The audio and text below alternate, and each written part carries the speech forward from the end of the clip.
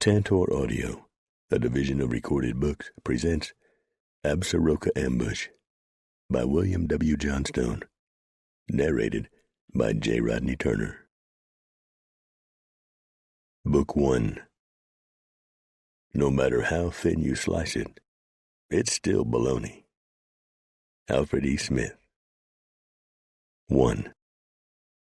It was still winter in the high country when the man called Preacher packed up his few possessions and stood for a moment before pulling out.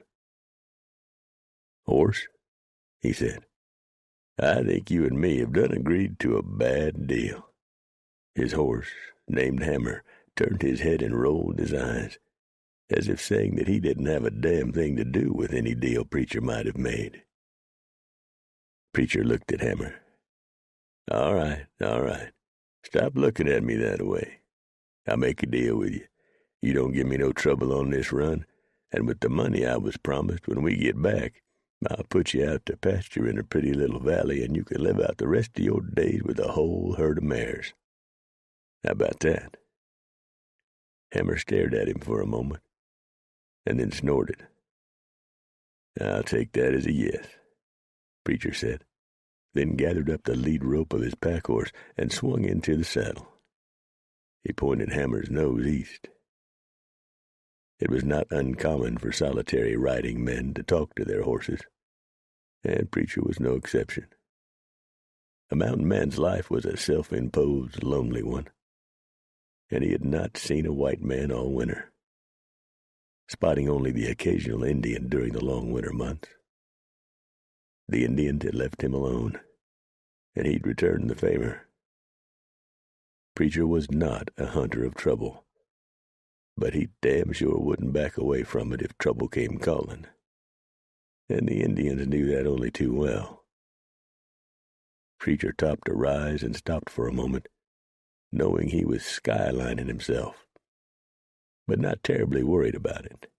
Hammer was relaxed, and Hammer was a better watchdog than any canine that Preacher had ever seen, and if there had been any Injuns about, Hammer would have let him know.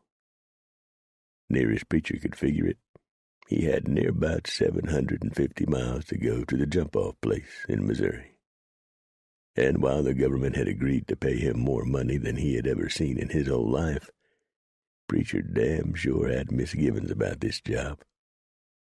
If them men out yonder in the Northwest had such a craving for women folk to marry up with, seemed to Preacher like they could do their own fetching. But they hadn't, and the government man had handed the job to him. Preacher figured he might just retire after this job was over and done, providing he got it done, that is. He walked Hammer on down the slope to the valley below. The government man had said there would be between 125 and 150 women ready to move west across the mountains. Preacher shuddered at the thought. He'd spent all winter trying to figure out a way to hand the job to someone else, but he hadn't come up with anybody he'd felt was dumb enough to take it. Besides, he'd given his word, and Preacher had never broken his word to anybody in his life. The government man had also said there'd be 50 wagons. Preacher would make a bet it would be more like 75 or 80 wagons. First thing he'd have to do is dress up about half of them women in men's breeches to fool the Injuns. If the Injuns ever found out there wasn't no more than a handful of men folks with the wagons, they'd attack. And before they pulled out, Preacher would have to find out how many of the women knew how to shoot and how well.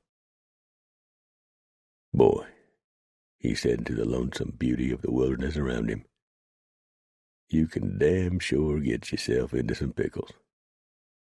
And this is about the sourest barrel you ever dropped into." As soon as the other mountain men within 200-mile radius had learned of the agreement Preacher had made with the government, they had immediately left the area, knowing that Preacher would be sure to ask them to help him out, and not wanting any part of it. "Cowards," Preacher muttered for the 1,000th time that winter, "leaving me to do this by myself. but he knew there wasn't none of them that were cowards. They was just showing a whole lot of uncommon good sense. Probably a lot more than I got, Preacher muttered. Come on, Hammer, let's make tracks. A very uneventful week later, Preacher had put the high lonesome of the Rockies behind him and was on the flats. He had not seen a living human soul, and that suited him just fine. He angled south for a day and then once more cut east toward Missouri. As he rode, he tried to figure out what year it was. He thought it must be 1839. Someone had told him it was 38 last year, so it stood to reason, providing the person who told him it was 1838 knew what the hell he was talking about, that is. In his mind, Preacher was going over the trail that lay behind him, the trail that some folks had taken to calling the Oregon Trail. But that was not official yet. Since there was no way to talk the women out of this fool's mission, Preacher was working out in his head the best way to lead these female types with Marion on the mind to the coast. The Injuns were getting some worked up about all the people with a sudden urge to move west, and for sure there was going to be trouble with them. All in all, Preacher thought glumly, I have got myself into a mess. Then he saw the smoke and reined up short. He hopped off Hammer. Ground reined him, and with hawk and rifle in hand, edged up closer for a look-see. Preacher grinned. It was Black Jack Perkins live and in the flesh. If there was a surlier man anywheres to be found than Black Jack, Preacher didn't know him. But Black Jack was a man to ride the river with, and if he give his word, it was same as chiseled in stone. Preacher knew Hammer and the pack-horse would stay right where he left them, come hell or high winds, so he wasn't worried about them. He began engining up on Black Jack, the devilment fairly popping out of his eyes. Black Jack was humming to himself as he was boiling coffee and frying bacon and stirring up a pot of beans. Black Jack had himself a regular feast a-going. Preacher had worked in close, and Black Jack's horses were beginning to get a little skittish. Black Jack cut his eyes toward them and, without giving anything away, reached for his rifle with one hand and kept on stirring the beans with the other. Preacher grinned and decided the game was up. Black Jack's horses was nearabouts as good at watching as his own. Steady now, Black Jack, Preacher called, still on his belly in case Black Jack wanted to shoot first and feel sorry about it later. It's me, Preacher. The big buckskin-clad and bearded man relaxed and said, Show yourself, you damn reprobate. I'd recognize you anywhere. You be so ugly you frighten the flight right out of birds. I believe the last time I caught a glimpse of you was back in 35 on Horse Creek. You be right on one point, Black Jack, Preacher said, rising to his feet in one fluid movement. But if I was you, I wouldn't be talking none about ugly. Even your dogs run away from home. I'll fetch my horses and then partake of your grub. You got any salt, Preacher? I do for a fact. I run out. I found me a lick a few days ago, but I didn't feel like fighting no puma over it. He'd nailed him a deer, and I never like to disturb no man nor beast while they's feasting. That's right considerate of you. But I'm fixin' to disturb you. You ain't gonna get me to help you lead them petticoats to the coast, Black Jack called. You can put that slap out of what good sense you got left. It never entered my mind, Preacher said, leading his horses into camp. How'd you hear about that anyways? Everybody from the Missouri to the Pacific knows about that, Black Jack said, pointing to the coffee pot. That's why you ain't seen nobody for the past week. And you hadn't seen nobody, has you? For a fact, it's been sort of lonesome, Preacher admitted. Black Jack grunted. It's gonna get worser, too. He shook his shaggy head. 150 or so women heading into the big lonesome. I never heard of such a thing in all my born days. Foolish is what it is. Yeah, It's going to be a real challenge," Preacher said with a straight face. "That's for a fact. It's going to take a real special kind of man to get this done. Most men I know just don't have the sand to do it." Blackjack's eyes cut to Preacher. "What the hell do you mean by that, Preacher?" Preacher poured him a tin cup of coffee and shrugged his muscular shoulders. "Just what I said, Blackjack." "Are you suggesting that I ain't got the wherewithal to see it done?" Preacher looked hurt. "Now, Blackjack, did you hear me say that? You better not say it neither." He tossed Preacher a plate. "Eat. Grub's done." While Preacher was filling his plate, Blackjack eyeballed the pistol strapped around Preacher's waist. "What the hell fires them things? I ain't never seen nothing like that in my life." "They take some getting used to, but once a body gets the hang of them, they give you 8 times the firepower. And I've been practicing, too. I can shuck these out of leather faster than you can blink." "So I heard. You might be on to something with them terrible-looking pistols, Preacher. I heard old Duckworth call you a gunfighter. He was at the fort when you plugged them 3 men last year." "Gunfighter." He tasted the word. "Has a ring to it, don't it?" Preacher nodded his head and chewed for a time. "I best be heading out, Blackjack. I gotta head past the Mississippi to find me some men with the backbone to help me take them women west." Blackjack threw his fork to the ground and glared at Preacher. "Easterners," he shouted. "No damn Easterner could find his butt with both hands in a trained dog." Preacher sopped out the juice in his plate with a hunk of pan bread.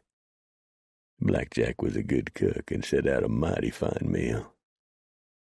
"I ain't got no choice in the matter, Blackjack. 'Pears to me like the men I've been knowing all these years just ain't got the stomach for it. The way they've been running and hiding." "Do you see me running and hiding?" Blackjack roared, rattling the leaves of the trees along the little creek. "No," Preacher said carefully, ducking his head to hide his smile. "But you done said you wasn't going to help me."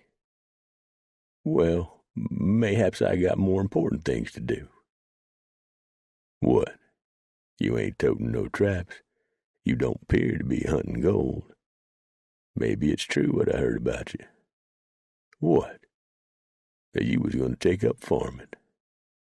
Blackjack dropped his plate to the ground and his mouth fell open. "Farming?" "Yep, that's what I heard," Preacher said sorrowfully. "Man that told me said, 'Poor old Blackjack, done gone and lost his nerve.' That's what he said." Blackjack was approximately the size of a grizzly bear, but very agile for his bulk. He jumped to his feet. "I ain't lost nothing," he shouted. "And, by God, you don't have to look no further for a man to help you with them wagons. I'll show you, by God, a man who can get them wagons through." "Why, Blackjack, that's plumb kindly of you. I knowed all them rumors wasn't true. But Ned now, I reckon what I heard about him was true." "Ned Mason?" "That's him. I ain't heard nothing about him." Blackjack sat back down and filled his coffee cup. "Hell, his camp ain't 30 miles from here, over on the Badger. Are you telling me that Ned has lost his nerve?" "Yep, that's what I heard. We can be there this time tomorrow if we leave now. Are you ready?" "I will be in 5 minutes." After Ned Mason heard the rumor about his supposed loss of courage, he jumped up and down and roared and cussed. He uprooted a small tree and threw it into the creek. Then he picked up a boulder that would have herniated a lesser man, and it followed the tree. He faced Preacher and Blackjack. "I just been a-waiting for you to ask me to help you with them wagons, Preacher." It was a lie, and Preacher knew it. "I didn't know how to get in touch with you." Another lie. "And Charlie Burke is supposed to meet me here. He's overdue now. He'll come along." "Don't you think Charlie's a little long in the tooth?" Preacher asked innocently. "Long in the tooth?" Ned bellowed. "Yeah, this is going to be a right arduous journey." What do arduous mean? Difficult. This is going to be a lot of work, and Charlie ain't no young man, you know. That started Ned off on another round of hollering and cussing and jumping around. He and Charlie had been friends for years. Ned finally settled down and glared at Preacher. "I double-D-damn dare you to say that to Charlie's face." Preacher held up his hands and shook his head. "Don't get mad at me now, Hoss. I'm just repeating what I heard is all, Ned." "Well, there ain't none of it true. It's a damn lie. Come on." He kicked dirt over the fire and began grabbing up a few possessions, tossing them into a pile. "Let's go find Charlie. I know where he is." Standing by Hammer, out of earshot of the others, Preacher grinned, stroked Hammer's nose, and whispered, "It's working out better than I thought, Hammer. Time them boys figure out that I suckered 'em, it'll be too late to turn back. And they ain't even asked me how much the job pays." He laughed softly, and Hammer rolled his eyes. "If you all through talking to your horse," Blackjack hollered, let's go find Charlie. Time's a-wasting." Preacher swung into the saddle. "Lead on, Blackjack," he called, again hiding a smile. "I want to get there before Charlie falls over from old age." 2. Charlie Burke was no spring chicken, but neither was he likely to fall over from old age any time soon. Preacher just wanted to play the game as long as possible. He might be able to come up with several more if he kept this sham up long enough. "Old age?" Charlie fumed at him. "If I didn't like you so much, I'd flatten your snoot, you damn whippersnapper. Let's go lead these poor pilgrims across the plains and the mountains." Preacher grinned at him. "Don't get all worked up, Charlie. You're liable to have a seizure or something." Charlie glared at the younger man, and then a slow grin creased his lips. "These others," he said, jerking a thumb toward Blackjack and Ned. "They don't know what you're up to. But I do, you conniving horse thief." "What's he up to?" Ned demanded. "What's he talking about, Preacher?" "I ain't got no idea," Preacher said innocently. "Say," Blackjack said, "how about old Snake?" "I thought he was dead," Preacher blurted. "No, he just looks dead. He's about as old as dirt." "You know where he is?" "Sure. He's got him a cabin about 2 days south of here." "What's Preacher up to, Charlie?" "You boys try to figure it out," Charlie told the pair, "while we ride." The old mountain man known as Snake was ancient. He could have been anywhere between 70 and 90. Not even he knew. But what Snake did know was every trail between the Missouri River and the Pacific Ocean. And for his age, he was almighty spry and as tough as a boot. He still had enough of his teeth to gnaw with and was no man to try to push around. Snake would either cut you or shoot you faster than a striking rattler. Hence his name.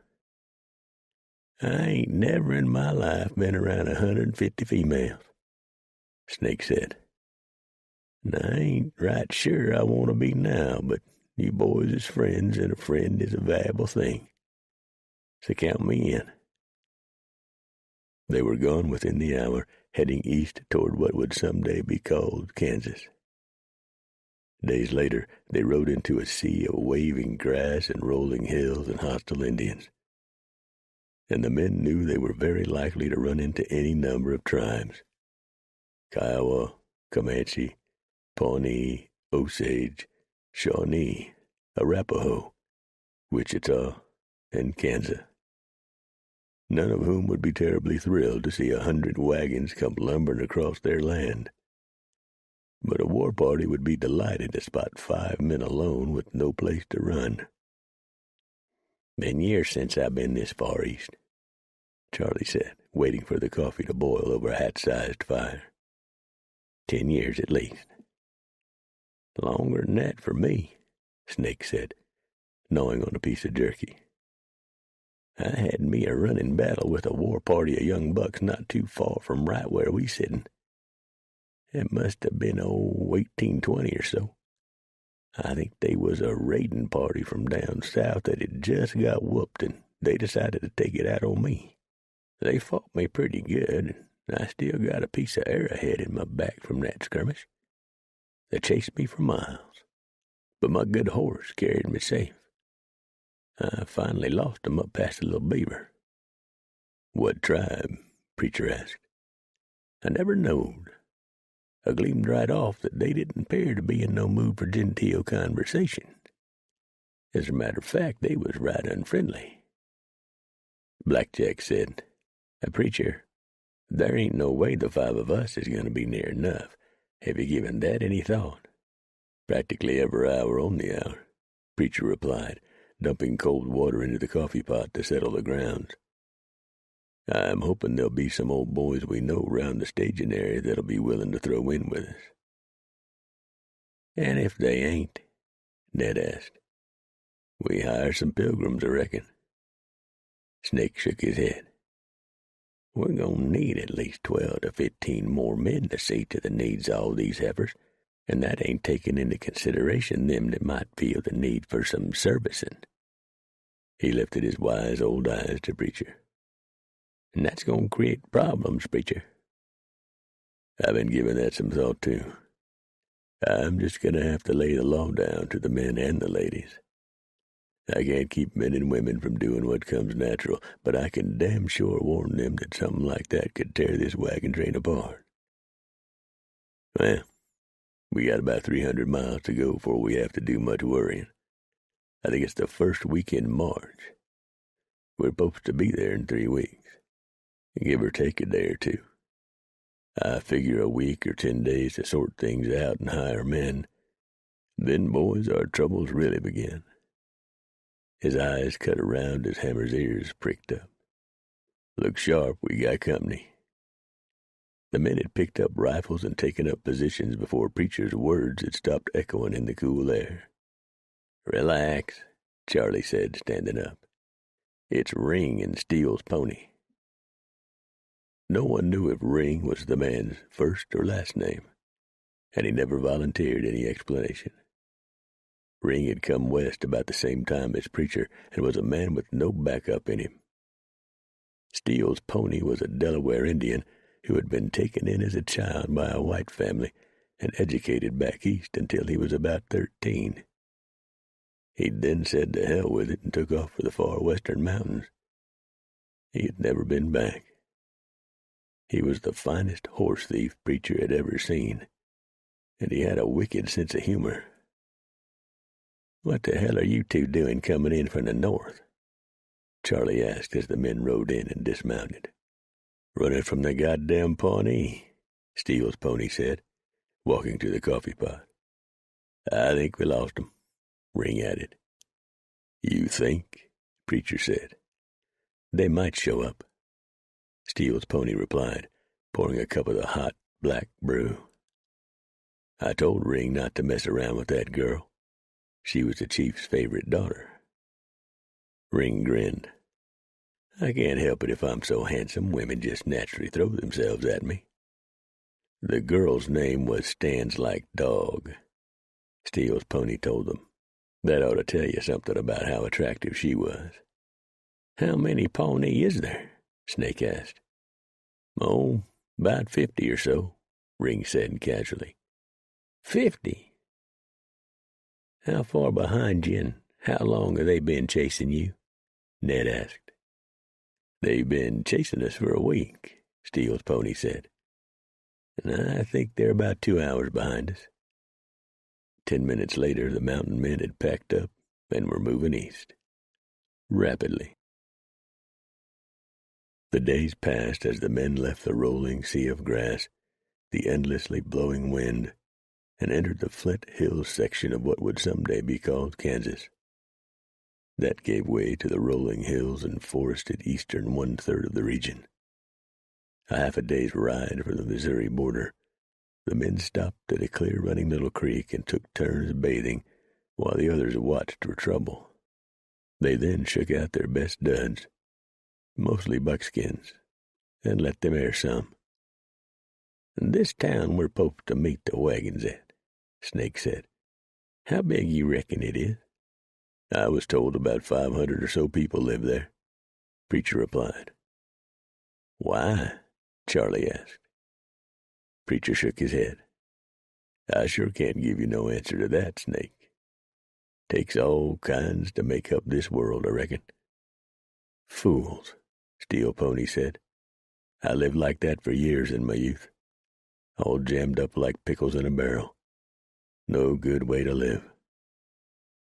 The same man who had approached Preacher with the envelope from President Van Buren last fall was waiting for them on the trail, accompanied by a half-dozen other men, who, while dressed in civilian clothing, all bore the stamp of cavalrymen. Those men stared open-mouthed at the 7 mountain men. Even though they had bathed and either shaved clean or trimmed their beards and mustaches, they were still a wild-looking bunch. Faces burned dark by years of sun and wind, hats that had lost their shape months back. All carried at least 2 pistols at their waists, and 4 or 5 more hung on their saddles, in addition to at least 1 rifle, which they carried across the saddle horn, and another rifle in a boot. Each man carried at least 1 war axe and a long-bladed knife, either in a sheath or jammed behind a waist sash. They all had bows and quivers of arrows on their pack animals. "Howdy, Mr. Government Man," the Preacher said, swinging down from the saddle. "I'm here like I said I'd be. Where's all the females?" In Missouri, just a few miles away. I take it these are to be your assistants?" He waved at the others. "No, they ain't my assistants," Preacher told him. "I brung 'em along 'cause they're first-class fighting men, hunters, scouts, trailblazers, liars, drunkards, card cheats, and for the moment, clean. Although I can't guarantee they'll stay that way for very long, I also trust 'em with my life, and a man can't say that about very many other folks. I told 'em what this here job would pay, and they agreed to that.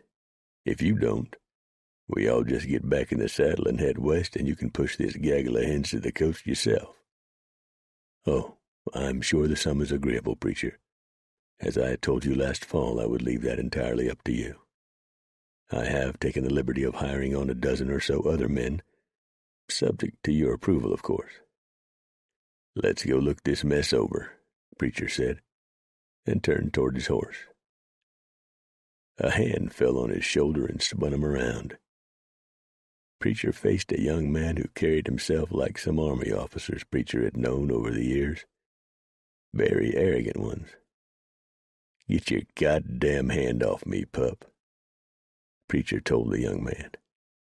"I take exception to your surly attitude and your very cavalier approach to this important historical undertaking, sir," the stuffed shirt said. Preacher smiled while his friends rolled their eyes and elbowed one another, all knowing that Preacher was about 2 heartbeats away from knocking the young man on his butt. "I'll tell you one more time, sonny boy," Preacher said. "Get your goddamn hand off me." The young man's hand tightened on Preacher's shoulder. "I am Lieutenant Rupert Worthington, sir. United States Army. I will be in command of the small detachment of troops accompanying this train, all in civilian clothing for obvious reasons, at least to those of us with some formal education. I might have to explain that to you and your assistants. But one thing we shall straighten out right now is this. You will take orders from me." Preacher hit him with a left that crossed the lieutenant's eyes and set him down on the ground, on his U.S. Army butt. Then Preacher turned and stepped into the saddle, the other mountain men following suit. The president's man's eyes were amused. Preacher looked down at the young officer, being helped to his feet by 2 of his men. "I figure, boy, that you just got out of some sort of highfalutin military school, and you're still pretty wet behind the ears." I also figure you ain't never heard a shot fired in anger. I figure, too, that you got all sorts of ideas about fair play and rules of war and that sort of crap. Leave them here. They don't work in the wilderness. And don't you ever speak down to me again, young feller. Not to me, not to none of us. Mayhaps we don't have no fancy degree from some university, but what we do have is about 300 years of experience in staying alive in hostile country. When one of us tells you the trail is wrong, you leave it. When we say don't drink the water, don't drink it. And when one of us tells you to get ready for an Injun attack, you damn well better get ready. And then you might stay alive out here. Preacher and the others swung their horses and rode off at a trot. "Savage," Rupert said, holding a dampened handkerchief handed to him by one of his men to his swollen jaw. "Son," the president's man said, "Preacher might be wild and woolly and uncurried, but he and those men with him opened up this country. Neither you nor I can even come close to understanding the hardships and mind-numbing deprivations they have stoically endured over the years. There is no law past this point, Lieutenant. None except what powder and shot the individual carries with him. There are no courts of law. Past this point, it is a hard and violent land where life is cheap, and death can be either quick or terribly long and painful. You don't know the breed of men called mountain men, and I scarcely know much about them. But I do know this. Crowd them, and they'll hurt you. The best advice I can give you all is to keep your mouths shut and your ears wide open." The president's man swung into the saddle and rode after Preacher and the others. "It's going to be a very interesting journey," a young soldier said. "Sergeant Scott," Lieutenant Worthington said, after withering the young man silent with a hard look. "Mount the men." 3. Preacher and his friends sat their horses in a line on a ridge and stared open-mouthed at the scene before them. None of them had ever seen anything like it, and had nothing with which to compare it. Before them, there were more women than any of the men had ever seen gathered in one place. And when the mountain men came into view, all the women fell silent and heads turned to look at the mountain men on the rise above them. "I think," Steele's pony broke the silence, his voice mirroring his inner shock at the sight of so many women, "that I should prefer to be elsewhere." "Well, you ain't," Preacher told him, "but I do know what you're talking about. There must be 1,000 females down yonder," Snake said. 135, the president's man said, riding up behind the mountain men, "with 15 more due in sometime today or tomorrow." "How many wagons?" Charlie Burke asked. 65. "God have mercy on us all," Blackjack muttered. "There is a female journalist among the ladies coming along to chronicle the event." "A journal-witchelist to do what?" Ned asked. "A writer to keep a diary." "Oh, why?" "It will be printed in newspapers back east." He smiled. "You gentlemen are about to be famous." Preacher grunted. "Stay here," he told his friends. He flipped the lead rope to his pack horse to Snake. "Hold on to that for me, Snake." "What are you going to do?" Snake asked. "I'm going to go down there." "You be careful, Preacher," Charlie told him. "Them females look man-hungry to me. They grab you, you'll disappear amongst all them petticoats and paint and powder, and they'll wear you down to a shadder. There won't be enough of you left to bury." "You want me to tie you into the saddle?" Steele's pony asked. "Now, gentlemen," the president's man said with a smile, "those are ladies down there. They were all carefully chosen from hundreds of applicants. Many of those ladies come from fine, old, respectable families. And some of 'em are bound to have come from whorehouses," Preacher added, "but that don't make no difference to me. I got to eyeball 'em all up close." I'll pray for you, Black Jack said. Snake looked at the huge mountain man. You pray? I prayed a plenty when the goddamn Utes had me back in 31, you can bet on that. Lieutenant Worthington and his detachment had ridden up. You probably antagonized them, Rupert said. I was taught that the Utes were very friendly toward the white man. You sure have a lot to learn, sonny boy, Snake told him. Utes is like any other Injun tribe. They're all notional. Some good, some bad. But an Injun don't think like so-called civilized white folks do. Snake looked at the young officer. You been around many Injuns, sonny? I have studied them extensively, Rupert said stiffly. Uh-huh, was Snake's reply. Preacher rode down the ridge and walked Hammer up to a group of women. The women stared at him, none of them ever having seen anything quite like Preacher. He's a savage, one whispered. I think he's cute, another said. Soon there were women of all descriptions, sizes, and shapes surrounding Preacher. Even Hammer got a little nervous. Some of the ladies were beautiful. Others were so ugly that they could stop a rampaging herd of buffalo with one look. There were ladies who were slim and trim, and others of more than considerable heft. But Preacher was looking for the boss lady, and he knew there had to be one, or two. You there, a woman's voice bellowed out from the crowd. Up there on that wild-eyed-looking horse. Preacher cut his eyes to a tall and full-figured female all decked out in a black dress. She was coming striding through the crowd of women, and they was parting away like Moses done the Red Sea. The woman wasn't no real looker, to Preacher's eye, but she had her a commanding manner that he liked, and he knew he'd found one of the ramrods of the petticoat train. Hammer turned his head to stare at the woman, and Preacher tightened up on the reins. If Hammer didn't like somebody, he didn't draw any distinctions about gender. He'd just as soon bite or kick a woman as he would a man. Are you the famous mountain man everybody's been bragging about? The woman demanded, staring up at him, hands on her hips. The one who is going to lead us across the wilderness. I don't know about famous, lady. Preacher matched her stare. But I'll get most of you across to the blue waters. My name is Eudora Hempstead. And what do you mean by most of us? I mean that not all of you ladies is going to make it. And the whole kit and caboodle of you damn well better understand that now. Now, gather around and hear what I got to say. But stay out of biting and kicking distance from Hammer here.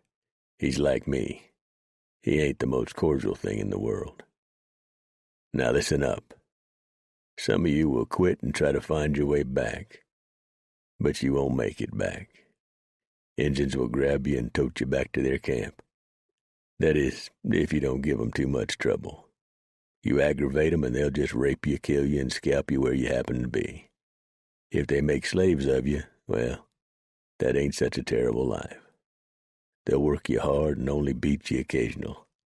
Some of you are going to die out yonder on the trail from stupid fool accidents, Injun attacks, snake bite, hydrophobic skunks, drowning. One or two will go crazy in the head and wander off and get ate up by a bear. And don't think I'm funning you, 'cause I ain't. I'm just telling you like it is.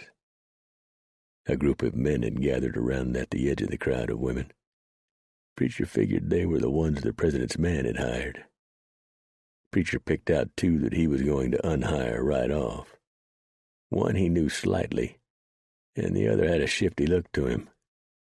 He pointed at the one he knew. You, Jack Hayes, get gone from here and take that ratty-eyed friend of yours with you. I wasn't hired by you, Preacher, Jack said. No, but you're getting fired by me. Now hit the trail.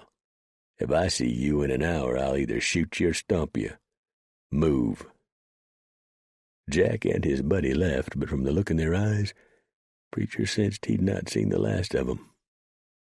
Jack Hayes is a murderer and a thief, he told the large group of women. He's wanted back in Virginia. He told us his name was Wilbert Dunlap, Eudora said. That proves he's a liar, too. We only have your word for that, Mr. Preacher, whatever your name is. A voice sprang from Preacher's other side. Preacher turned his head. Preacher'll do. Who you be? Faith Crump. I am a journalist. And a damn pretty one, too, Preacher thought. Red-headed and green-eyed. A shape that had caused young men to act silly and old men to weep in remembrance of better days. Them duds she had on was hand-sewn for her, and fine material they was, too. Preacher knew a little something about ladies and their clothes. Eudora stepped closer and whacked Preacher on the leg, startling him. Well, I like you, Mr. Mountain Man, she thundered. You don't priss around and honeycoat your words. I like that in a person. But don't you get the wrong idea about me. My man's waiting for me by the blue waters. You lead and we'll follow, right, ladies? She roared. The women gave Preacher a loud hip hip and a hooray, and Hammer just about came unhinged. Preacher had to fight to keep a hold on the reins. The president's man came riding to his rescue. There will be a meeting right after lunch tomorrow afternoon, ladies, he said. Any and all questions will be answered then. Shall we go, Preacher? With pleasure, Preacher muttered. The president's man tried to put Preacher and his friends up at an inn, but the mountain men would have no part of that. The feather ticks were always too soft and the rooms too small. The men preferred to sleep out under the skies and stars. Later that afternoon, Preacher went strolling amid the wagons and the women. There were some kids, but not many. Something that Preacher was profoundly grateful for. He smiled and spoke to the women as he walked, but did not stop to talk. That would come in a day or two. He wanted to personally talk with every female there, to spot the strong as well as the weak. Quick as a sneaky snake, Faith Crump was by his side, tablet and pencils at hand. So what do you think about this venture, Mr. Preacher? I ain't paid to think, lady. I'm paid to get you people through. Do you always carry that big gun wherever you go? Yes. Why? Because if I run into Jack Hayes, I might take a notion to shoot him. Why don't you leave Mr. Hayes to the proper authorities? What proper authorities, lady? He's been loose and free for years after all the bad he done back east. Don't seem to me like anybody's doing anything to grab him and string him up. And this is the last chance for anybody to do something legal-like. He stopped, turned, and pointed west. A dozen other women had stopped what they were doing and gathered around, listening. A few miles yonder, missy, the laws that you live under stop. For hundreds of miles the only law is that which a man carries in his heart and mind, and what comes out of the barrel of a gun. And missy, you ain't never seen nothing like what you're fixing to see in a few days. None of you. You're all a-thinking this is some sort of grand adventure. But I'll tell you what it is right now. It's dirt and sweat and pain and grief. It's being so tired you can't even think. It's pushing and tugging and heaving and jerking till your hands bleed. You ever seen a person die, missy? No? I thought so. You're going to. You're going to see painted-up Injuns who rightly or wrongly don't like people coming through lands they've been calling their own for hundreds of years. You folks back east now, you think the Injun is dumb and savage. He ain't dumb. Far from it. He's just got a way of life that suits him just fine, and he's prepared to fight and die to keep it that way. And who are we to say that he's wrong and we're right? Missy, you better stock up on writing tablets and quills and ink, 'cause you're going to have a lot to write about, and you all had better reach down deep inside you and find all the strength you can muster up, because you're damn sure going to need it. Preacher turned and walked away from the group. He's just trying to scare us off this journey. Faith finally broke the silence after Preacher had gone. No, he isn't, Eudora said. I think we finally found a person who's telling it straight, and I think we all had better remember every word. Nonsense, Faith scoffed. The man is no more than an uneducated lout and a bully. Eudora looked at the fast-fading back of Preacher, striding through the camp. She was thoughtful for a moment. She came from a long line of seafaring stock and was quite familiar with the type of man called adventurer. She knew that while they were among the best at spinning tall tales and great yarns, when they became serious, it behooved a body to listen and pay close attention, and she believed every word she'd heard from Preacher. "Gales are going to blow," she muttered, "and the seas will be running high before we finally make port." "Beg pardon?" the lady asked. "Nothing, Madeline," Eudora said. "Nothing at all." On the morning of the second day, Preacher eyeballed the 10 men who'd volunteered to accompany the wagon train to the coast. There had been 14 originally. Preacher had now kicked out Jack Hayes and 3 others. There would be 8 soldier boys, including Sergeant Scott and Lieutenant Worthington. Bad thing about it, Preacher thought, is that none of these men have ever been more than a few miles past the Missouri line. There ain't an Injun fighter in the lot. "Get 'em outfitted," Preacher said to Blackjack. "Plenty of powder and shot and spare molds. I done looked over their spare mounts. They'll do. You boys take a look at 'em, too. See what you think. I got to go see, what is that damn feller's name from Washington?" "Ain't never said," Snake replied. "Smart. This thing goes bad, nobody can blame him. I'll see you boys this afternoon at the meeting." Preacher went in search of the mysterious man from Washington and found him at a pub, having him a drink of whiskey. He was sitting alone at a corner table, just him and the jug. Preacher fetched a cup from the bar and joined him. "You lay in them breeches and shirts like I told you?" Preacher asked quietly, filling his cup. "That I did, and I approve of your plan, but whether the ladies will remains to be seen. They ain't gonna have nothing to say about it. After we pull out, am I gonna see you again?" "Doubtful." He pushed a wax-sealed envelope toward Preacher. "Your money will be waiting on the coast. This venture is backed by the government of the United States, and there are payment-on-demand vouchers in there. Open it and look for yourself if you doubt my word." "I don't have to do that, 'cause if I get out there and find that you've cheated me, I'll track you through the gates of hell and kill you personal." The man nodded his head. "I am fully aware of that, Arthur." Preacher cut his eyes to the man. First time he'd heard his Christian name spoke aloud in years. "Done some checking on me, did you?" "As much as we could. We had to be sure you were the right man for this assignment." "You are. Your parents are alive and very well and living comfortably in retirement. They have moved up into southern Ohio, near your mother's relatives. You have several brothers and sisters still living. They didn't seem to be particularly interested in your whereabouts or well-being." "I left home when I was about the size of a tadpole, mister. I wouldn't know none of them if they was to walk through that door right now. They went their ways, I went mine." "You haven't communicated with them at all over the long years?" "No. Well, that ain't rightly true. I posted a letter to Ma and Pa some years back. I never knowed if it got through to them. Then I heard they had died. I sort of lost interest in going back." "They know you are alive and doing well, and they've been reading about you. They are both very proud of you." "Mayhaps I'll go back east after this is over and visit with them some. Might be the last chance I'll ever get. They sure as hell ain't getting no younger. You gonna be here when we pull out?" "Oh, yes. I shall leave for the east as soon as I see you off." "I'm probably off all right for taking this job. Off in the head." The man from Washington smiled. "Oh, I think not." He splashed some more whiskey into Preacher's cup. He lifted his own cup.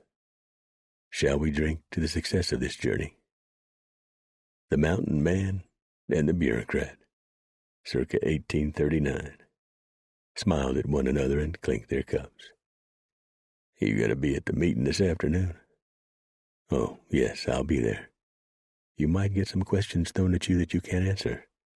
That'll be my job." Snake stuck his head inside the tavern.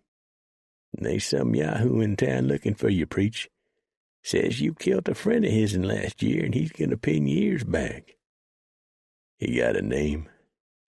Didn't say, but he's a sure enough big 'un. Preacher pushed back his chair and stood up, hitching at his pistols. You want to come along, mystery man? The man from Washington smiled. I hate violence. Preacher laughed. Somehow I doubt that, friend. I surely do. 4. Preacher stepped out of the tavern and almost knocked Faith Crump off the steps. He grabbed her just in time, or she would have landed on her bustle in the muddy street. Missy, what the hell are you doing hanging around a place like this? She struggled free of his grasp and said, I wanted a sip of whiskey, that's why. Woman, you can't go in no tavern. That ain't no fitting place for a lady. Who says I can't? Well, it's the law, I think. And who makes the laws? Men does. Men have no right to tell a woman what she can or cannot do. The hell you say? And a woman ain't supposed to partake of strong drink, neither. Who says so? I don't know who says so, it just ain't right. Well, I think it would be perfectly all right if I want to do it. Good Lord, lady, I ain't got the time to stand here and argue this silly stuff with you. I got to go hunt up a man and whoop up on his head some. What? You there, Preacher. The harsh shout came from across the muddy and rutted street. Preacher turned and faced the man across the muddy expanse. He didn't think he'd ever seen the fellow before. But Snake had sure been right. The guy was big, for a fact. You know him, Preach? Snake asked. I don't think so. What the hell do you want? Preacher shouted. To put some knots on your head, Preacher. Why? 'Cause you killed a friend of mine up the mountains last year. He was riding with the parties. He deserved killing then, Preacher replied. The man cussed Preacher loud and long, while a crowd began gathering on both sides of the street. A man with a large badge pinned to his shirt came running up. Here now, the badge toter shouted, I won't have any of this in my town. Shut your mouth and get out of the way before you get yourself hurt accidental. Preacher told him, this ain't none of your affair. And while the town marshal stood with his mouth hanging open at such an affront to his authority, Preacher yelled to the oaf across the mud. Do you have a name, or are you all mouth? Tom Cushing, you mangy bastard. Somebody call the police, Faith yelled. I am the police, the marshal told her. Well, stop them.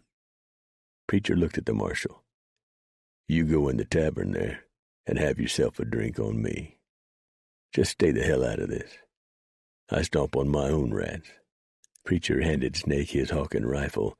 Then he and Tom Cushing started across the street. Guns are fists, Preacher, Tom said.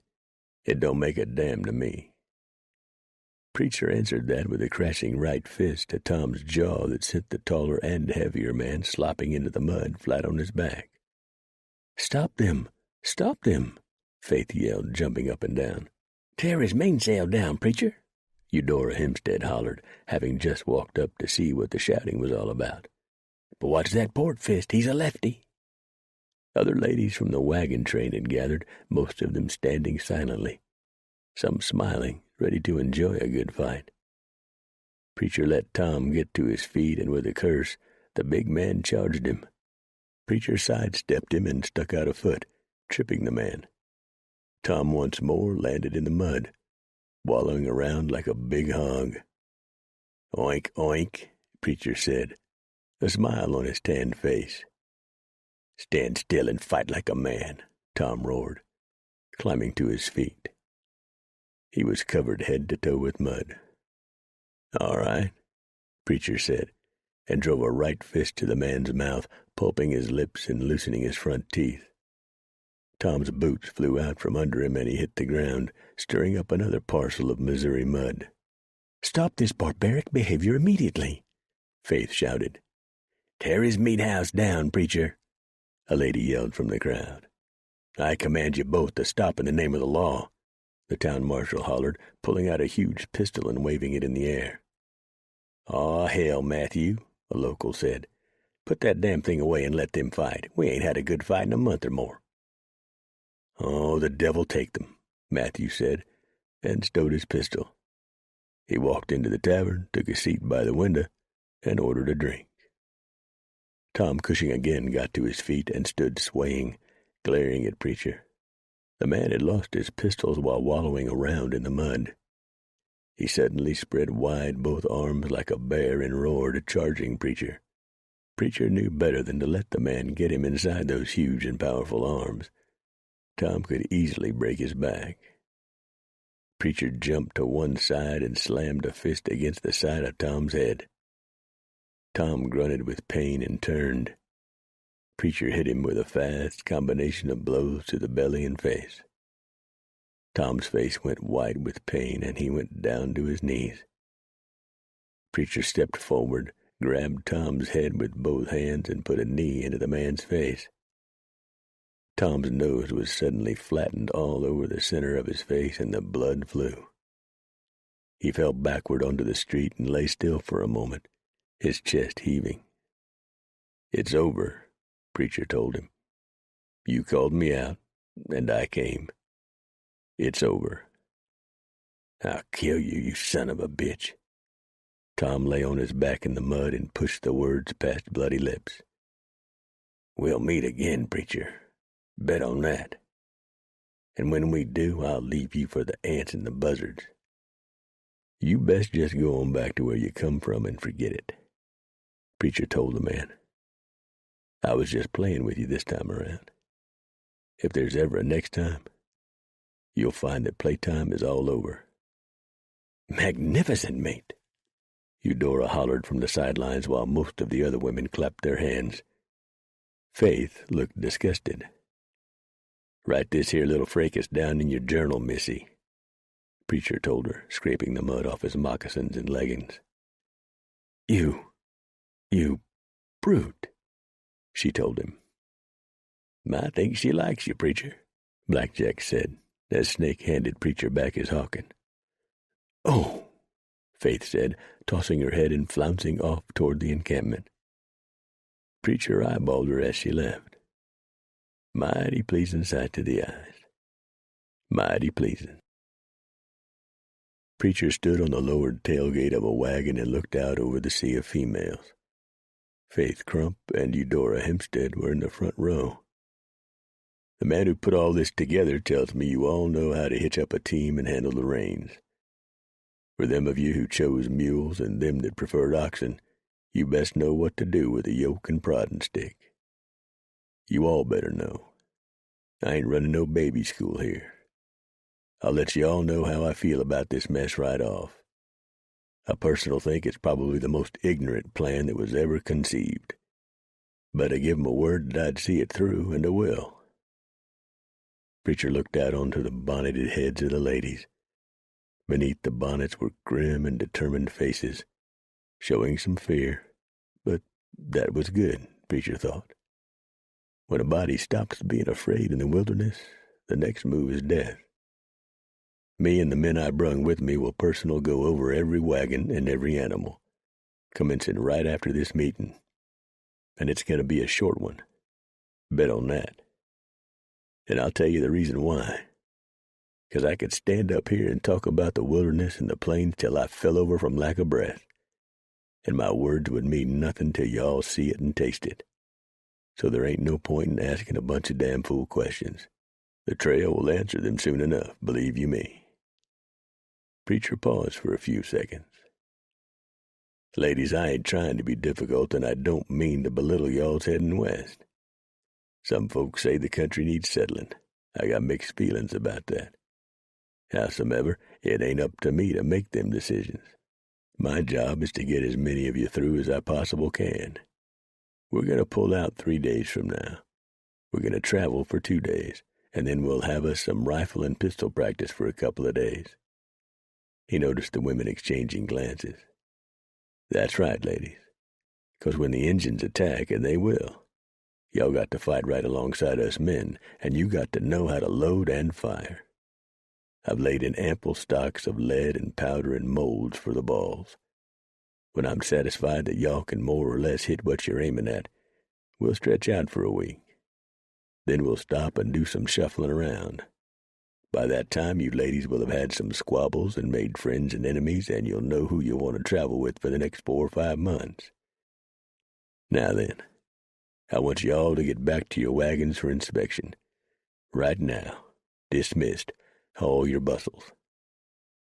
The ladies scampered back to their wagons, and Preacher hopped down and came face to face with Lieutenant Worthington. "I was trying to get your attention. I seen you out there hopping up and down like a bee-stung bear," Preacher said. "I figured you had to pee way you was acting. Now see here, Preacher, I represent the United States Army. I gotta go, boy. I got wagons to inspect.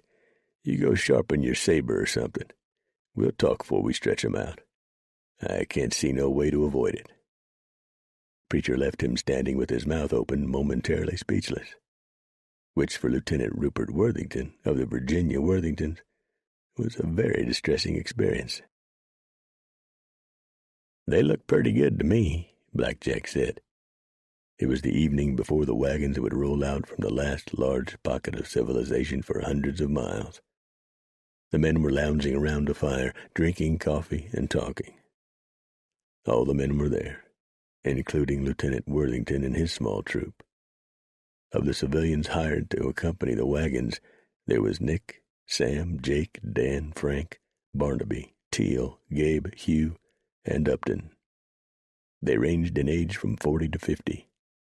Preacher had wanted no young studs along, not with this many females. There would have sure been trouble with young men along. "Yeah, they do," Upton said, then smiled. 25 men and 150-odd women setting out to do something that ain't never been done for.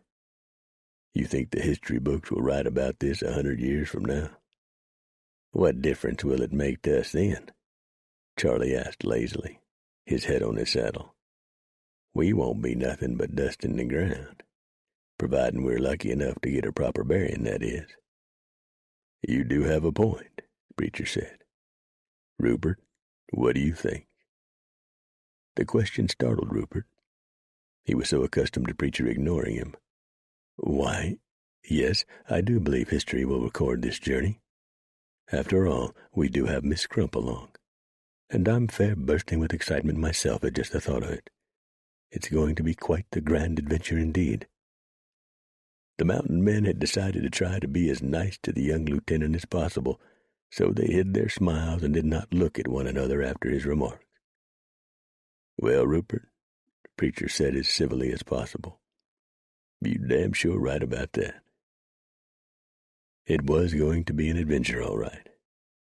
With mosquitoes in some places as big as bats, rattlesnakes and scorpions, swollen rivers, hostile Indians, gangs of thugs and murderers, heat and dust and boredom, mud and rock slides, and the seemingly never-ending western horizon that they all had seen drive some men into raving lunatics.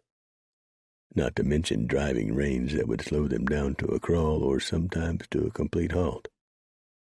For the next 300 or 400 miles, Pawnee, considered to be the best horse thieves in the world, would be slipping around trying to steal their livestock.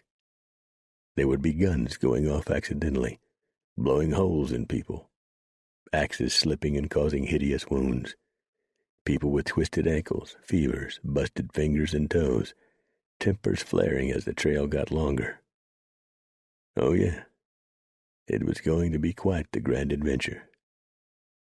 Rupert got up to go check on something or the other. He was always checking on something and writing things down in a book, and his men left with him. Ring cut his eyes to Preacher. A grand adventure, Preach. Preacher tossed the dregs of his coffee onto the ground. Yeah, he said with a sigh. Ain't that what they all say starting out? 5. In the years to come, the methods of pushing wagons west would change, little of it for the better. Wagon masters would have sentries firing guns at 4 in the morning to awaken the sleeping pioneers. A rather stupid practice in Indian country when in the very next minute every grain of powder and lead might be needed in a fight for life. They would have bugles blowing to form the line, and many wagon trains would stretch out for several miles. But Preacher and those few other mountain men who would agree to lead wagons west would have none of that nonsense. In the years ahead, the danger of Indian attacks would lessen to near zero. But for those first few movers west, about which little has been written until now, Indian attacks were the norm rather than the exception. Preacher had gone over the supplies, not just the list of what every wagon should contain, but personally checking over each wagon's contents. On foodstuffs, he checked everything from eggs and molasses to sugar and hardtack. He made certain the wagons contained extra augers, shovels, oxbows, linchpins, and gimlets.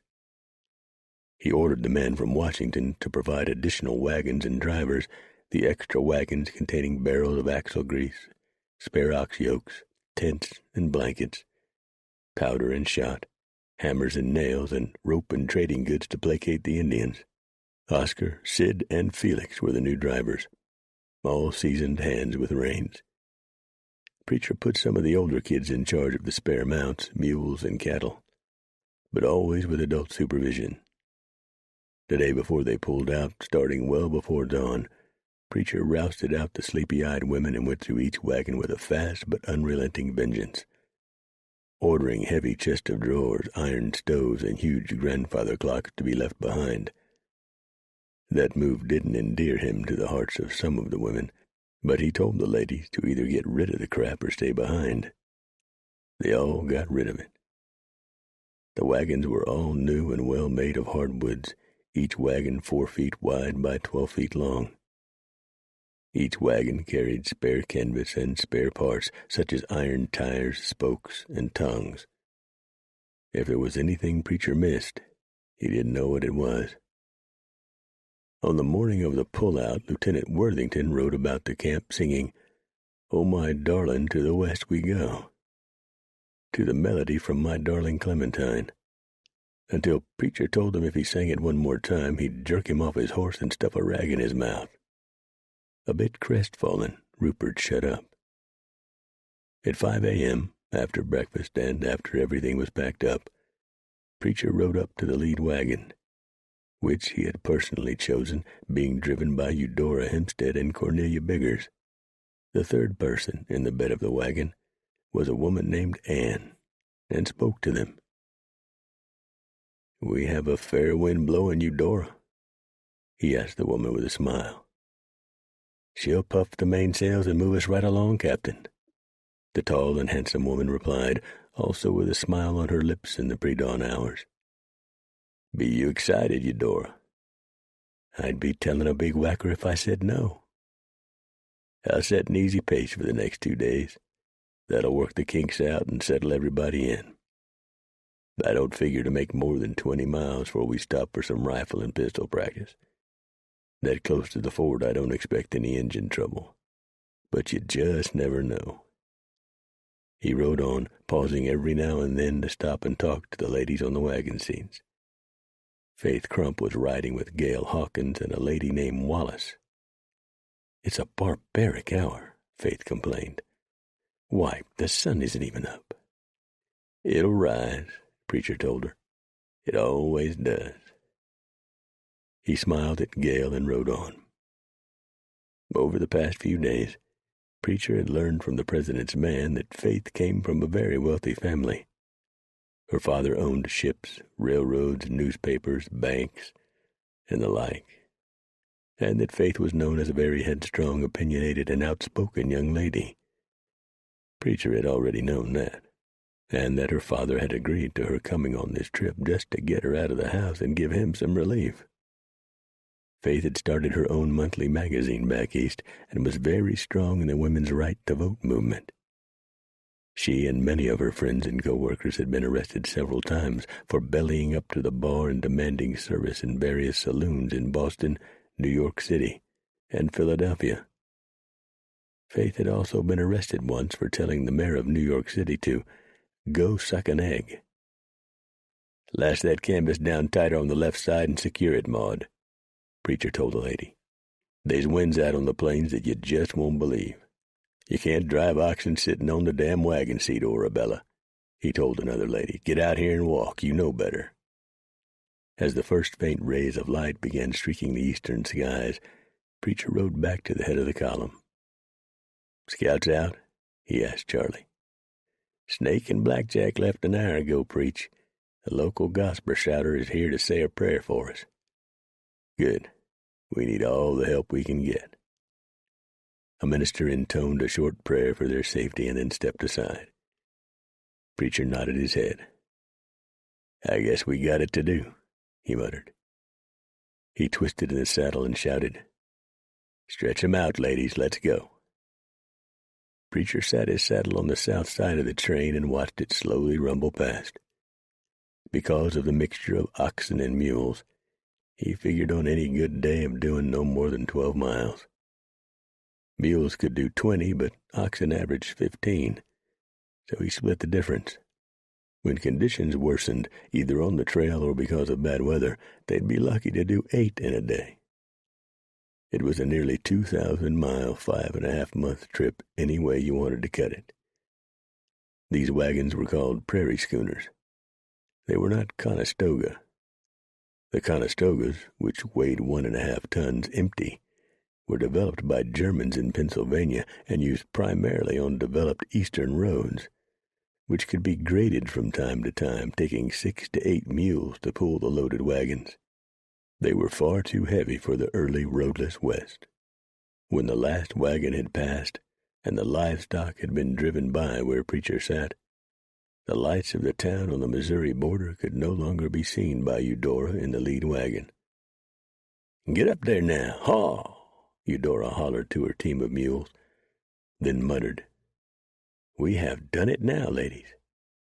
May God smile on this venture." For 2 days the wagons rolled, from first light to 1 hour before the sunset. Preacher set an easy pace, and at the end of the second day figured they had covered about 25 miles. They had seen no other human beings except their companions on the wagon train. He let the women sleep late the next morning, until 7 a.m., and then Preacher rolled them out. After breakfast, he pointed to a wagon he had pulled in close. "Men's breeches, men's shirts, and men's hats," he told them. "From this point on, half of you are going to be dressed like men." "Hot damn!" Eudora shouted. "We're throwing convention to the wind and to hell with what other people think." "That's for me," Faith said. Preacher had expected a tremendous hue and cry of outrage from the ladies. He got none. "Well, I'll just be damned," Preacher said to Snake. "How do a man ever figure a woman?" "You don't," Charlie told him. "Don't ever try to second-guess no female person. It can't be done. My daddy told me that right before I left home, and he sure was right." Eudora took charge and began assigning clothes to the ladies. None of them argued with her, and Preacher knew he'd made a wise choice in naming her wagon boss. "Captain," Eudora called to Preacher. She would call him nothing else for the moment. After a few months on the trail, they all would be calling him many things, usually under their breath. "Wagon boss," Preacher said, walking up to her. "We can't have the make-believe men having long curls. How about we whack them off? It'll all grow back time we get to the blue waters." "Good idea, but save the curls and tie them to the barrels of your rifle so the Injuns will think it's scalps." "I do like the way you think, Captain," Eudora said with a smile. "If I wasn't bespoken for, you'd be in trouble." "You right sure that feller a-waiting for you is man enough to handle you?" "If he isn't, you better keep a sharp eye out on the seas behind you, Captain." The women all roared at that, and Preacher laughed and walked away. It got deadly serious in a few hours, when Preacher lined them all up for weapons practice. It turned out that about half of the women had come from towns and cities and had no idea how to handle any type of weapon. I think we're going to be here longer than we first thought, Black Jack opined. Some of them gals don't even know which end the ball comes out of. But ain't they attractive in them men's breeches? Ned said. Well, we brung more than ample shot and powder, Preacher replied. Let's get to it. But for God's sake, let's don't have no one blowing somebody else's head off accidental. The wagon train stayed where it was for 3 days, the rolling, seemingly empty, and constantly wind-blown sea of grass reverberating with the roaring and cracking sounds of gunfire. Some of the ladies took to the guns like they was born to it. Others, even after 3 days of practice, couldn't hit a barn if they was standing inside it. Preacher and the other men decided that just about a third of the women would handle the guns. The rest would reload and stand by to put out fires caused by fire arrows and tend to the kids, livestock, and in case of Indian attack, the wounded, which the mountain men knew was going to happen somewhere up the line. Eudora, to no one's surprise, turned out to be a crack shot. Faith couldn't hit a bull in the ass with a bass fiddle. There ain't no point in wasting no more shot and powder, Preacher said. We pull out in the morning. A dozen or so women had gathered around him, and Preacher squatted down and brushed a grassless area clean with his hand. With a stick, he started a rough map. Looky here, ladies. A couple more days on the trail and we head northwest. We'll cross the Kansas and keep heading north by northwest until we reach the Platte. We'll follow that, on the south side of it, until we reach the South Platte. We'll cross that and follow the North Platte until we reach this trading post here. He jabbed at the earth. That some is taken to calling Fort Laramie. From there we follow the Sweetwater to South Pass, then south to another trading post. From there we cross the Tetons up to a Hudson's Bay Company post on the Snake. Next stop is a trading post up here on the Boise. Providing the Injuns ain't killed everybody and burned the damn place down, which they had done more than once. Then we head north through the Blues up to the Whitman Mission, then west following the Columbia over to the Dalles. Past that, we're home free and y'all can hitch up with your men and live happily ever after. He smiled up at them. Looks easy, don't it? The women, including Eudora and Faith, did not return his smile. Even after only 20 or so miles, most of the women had discovered that this journey was going to be rough. They had no idea how rough. The women got their first taste of river crossing at the Kansas. It was running slightly high due to spring rains, and the crossing was rough and for a few very wet. Some of the women fell off the wagons and into the drink. What the hell are you doing, Preacher? Steele's pony asked, riding up. There is fine crossing only a few miles south of here. I know it, Preacher replied. But I want any quitters to start hollering now whilst they can give it up and still get back to Missouri. But we'll have to cross the Soldier and the Vermilion on this route, Snake said. Damn sure will. Preacher's tone was firm. I want to shake down this train right off. If they all can stick it out over the next few days, we'll know what we got. You're a hard man, Preacher, one of the locals he had hired back in Missouri said. But I see why you're doing this. I better get over there and help at the ropes. No, you won't, Preacher stopped him. This crossing ain't nothing. The water ain't even hub deep. Let the women handle it. We showed 'em how. That's up to them. I want their muscles hardened up whilst we're still in more or less friendly country. You local boys ain't never seen no mountains like we're going to have to cross. I want these women tough before we hit 'em. The women began to toughen up, and many of them also got mad. They stood on the bank and watched the men sit in their saddles, staring at them, not lifting a finger to help. Those women who had been raised on farms or, in Eudora's case, on the coast, and were used to hard work, chuckled at the other ladies, smiled at each other, and simply went to work.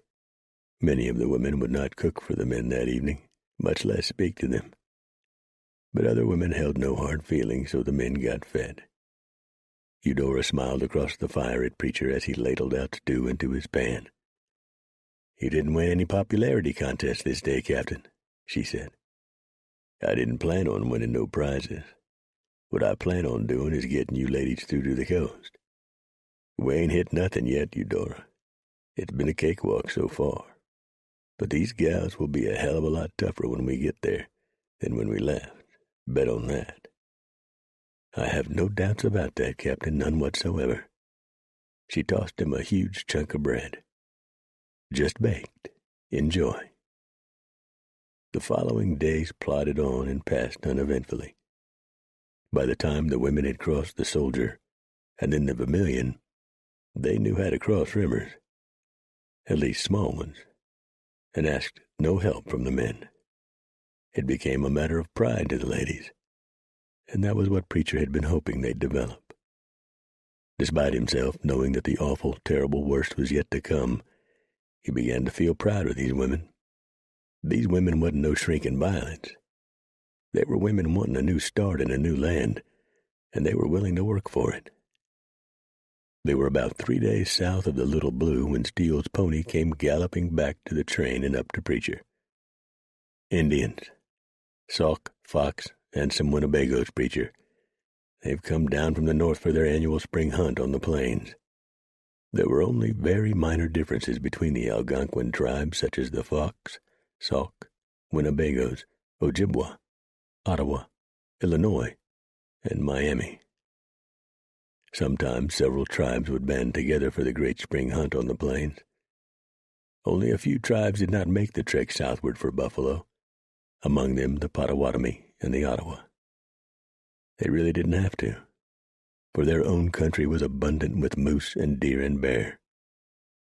Most of those northern tribes combined the planting of crops with hunting. "Are they friendly?" Preacher asked, not yet halting the wagons. "Well, they were not unfriendly, but we have to remember that this is their great religious time, too." "Yeah," Preacher agreed. "Manitou. And Manitou can make them unpredictable as a tornado." To many Indian tribes, Manitou was all the forces that were present in things: men, rocks, trees, the wind, everything. Manitou also was the controlling hand in their destinies, and if they felt the power of Manitou within them, the Indian's temperament could be violent. "Pass the word, Steele's pony. Tell the gals to haul out them rifles and shotguns. Make sure that hair is dangling. We're going to circle for the afternoon and put on a show of force for 'em." Preacher rode up to the lead wagon. "Savages, Captain?" Eudora asked calmly, no fear evident in her voice. "Yep, and a bunch of 'em, too. Begin the circle, Eudora." "Aye, aye, Captain. If the savages want a fight, we'll give them one." Preacher smiled. For a fact, he'd damn sure hate to tangle with Eudora. 6. Preacher sent scouts out to keep an eye on the Indians while he sat his saddle and watched the wagon slowly circle the driven livestock. He'd had the women practice this move, and they did it perfectly without panic. He rode up to the wagon with Faith, Gale, and Wallace. "Don't worry too much about this bunch," he told the women. "They're not going to risk getting killed and leaving their families without no means of food. If they do come close to us, Miss Faith, what you're going to see is all that's left of the Great Lakes tribes. And I mean this is it. They really ain't been a force to reckon with since Black Hawk and his Sauks and Foxes were cut down back in '32 as they tried to swim the Mississippi." "Then why are we doing this?" "'Cause you just don't ever know about an Indian. They don't think like we do. Their values ain't the same.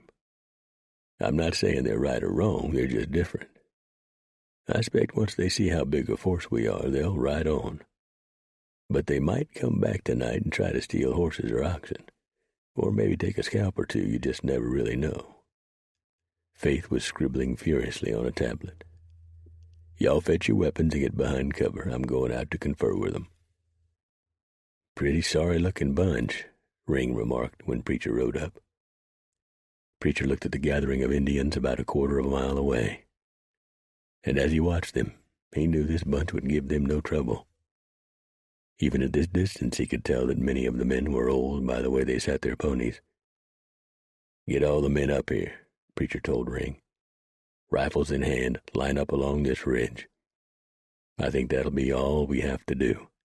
And put that damn Rupert Worthington right here next to me. I don't want him starting nothing." The 25 men, all carrying rifles, lined up in a single line on the ridge, each man about 5 feet from the next. "Are they hostile?" Lieutenant Worthington asked, his eagerness for battle obvious in the question. "No, boy," Preacher told him. "They ain't hostile. They're just old and tired and beat down in spirit and wore out. That's all. And I ain't going to take what pride they have left away from them. Stay here. Steele's pony, Snake, let's ride." The 3 mountain men rode up to the mixed band of Indians. Preacher lifted one hand, palm out, to a man who wore the headdress of a chief.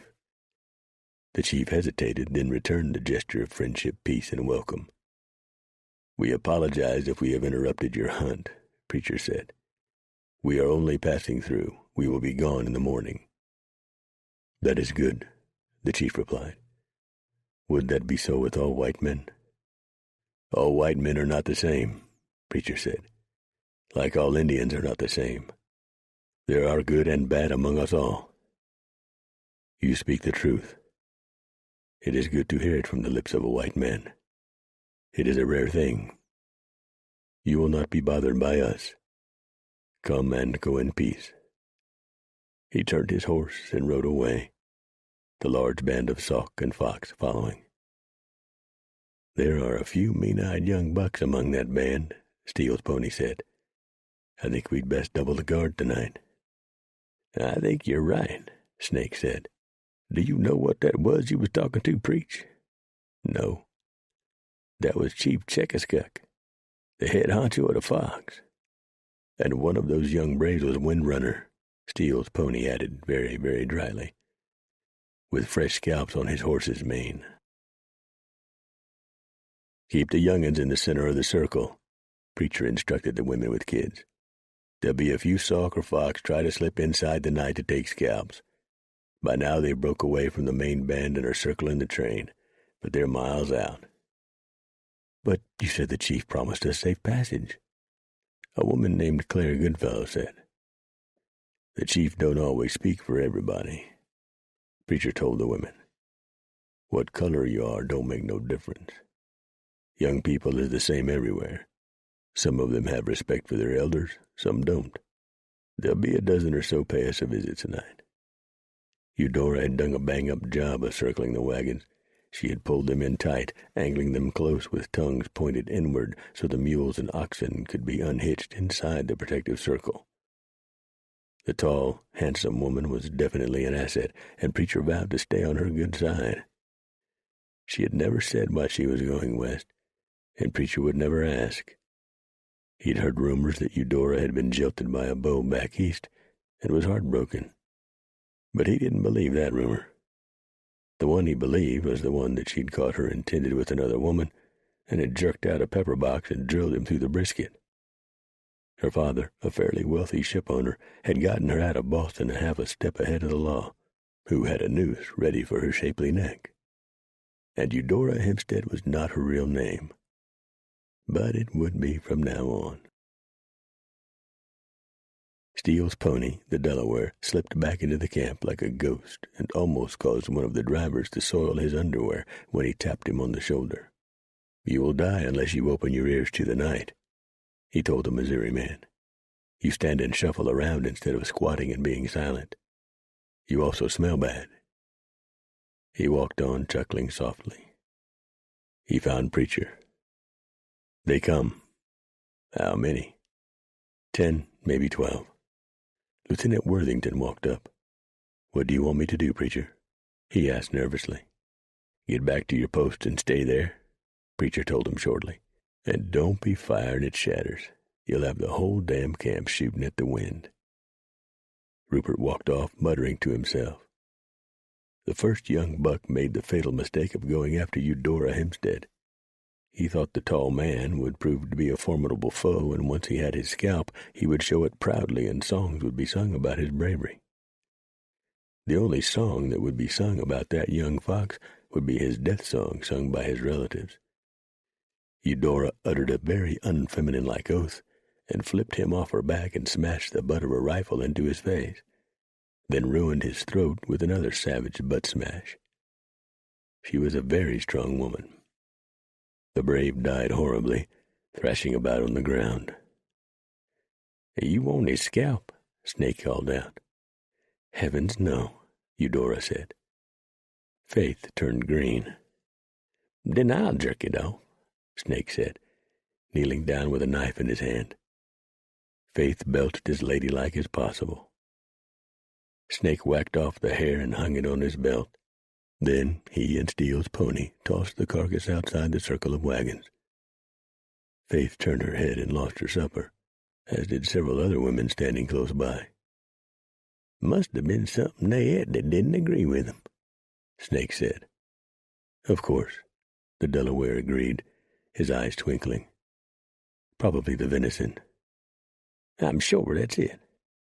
"Wipe your mouth," Eudora told Faith as she removed the blood from her rifle by rubbing the butt plate on the ground.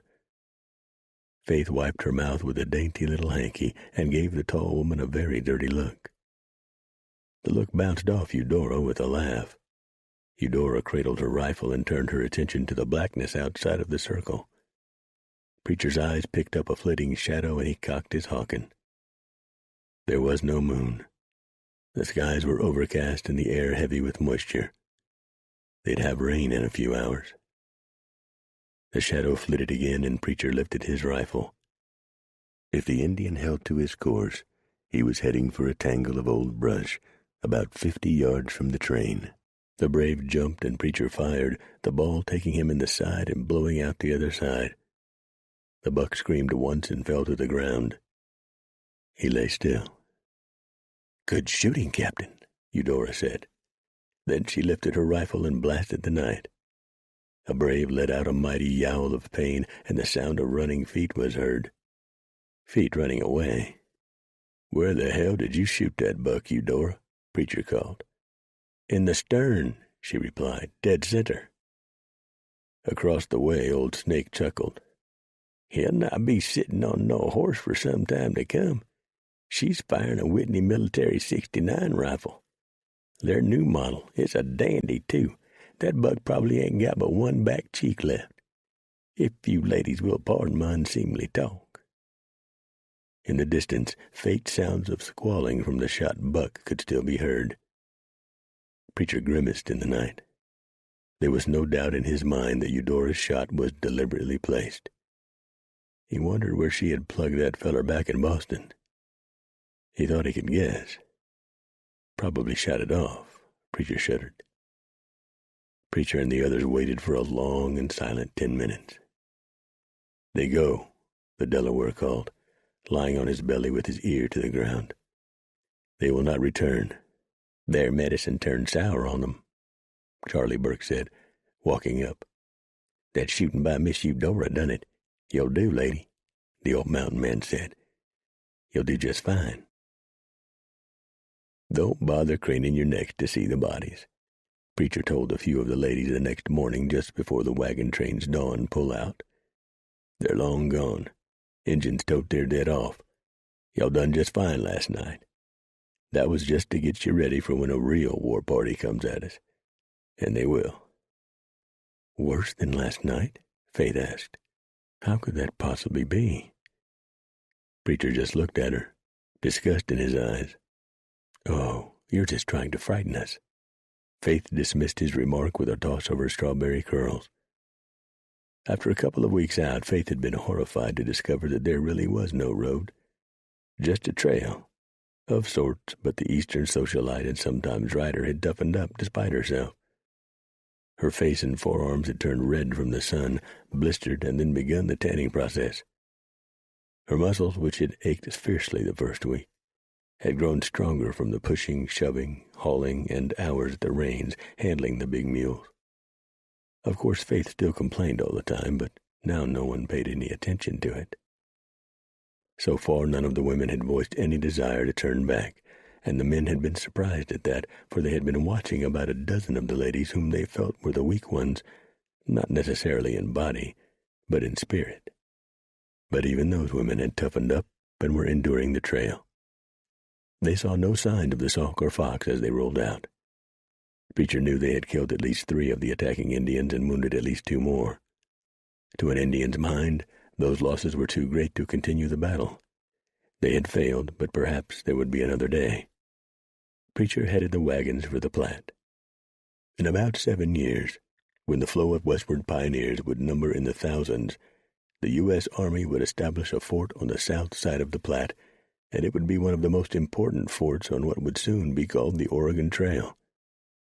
But for now, Preacher, his friends, and the ladies on the wagons were alone in hostile country. Should it be needed, there was no one they could turn to for help. If something were to happen to them, it might be months before a patrol was mounted to look for them, and by then it was doubtful any trace of them would be found.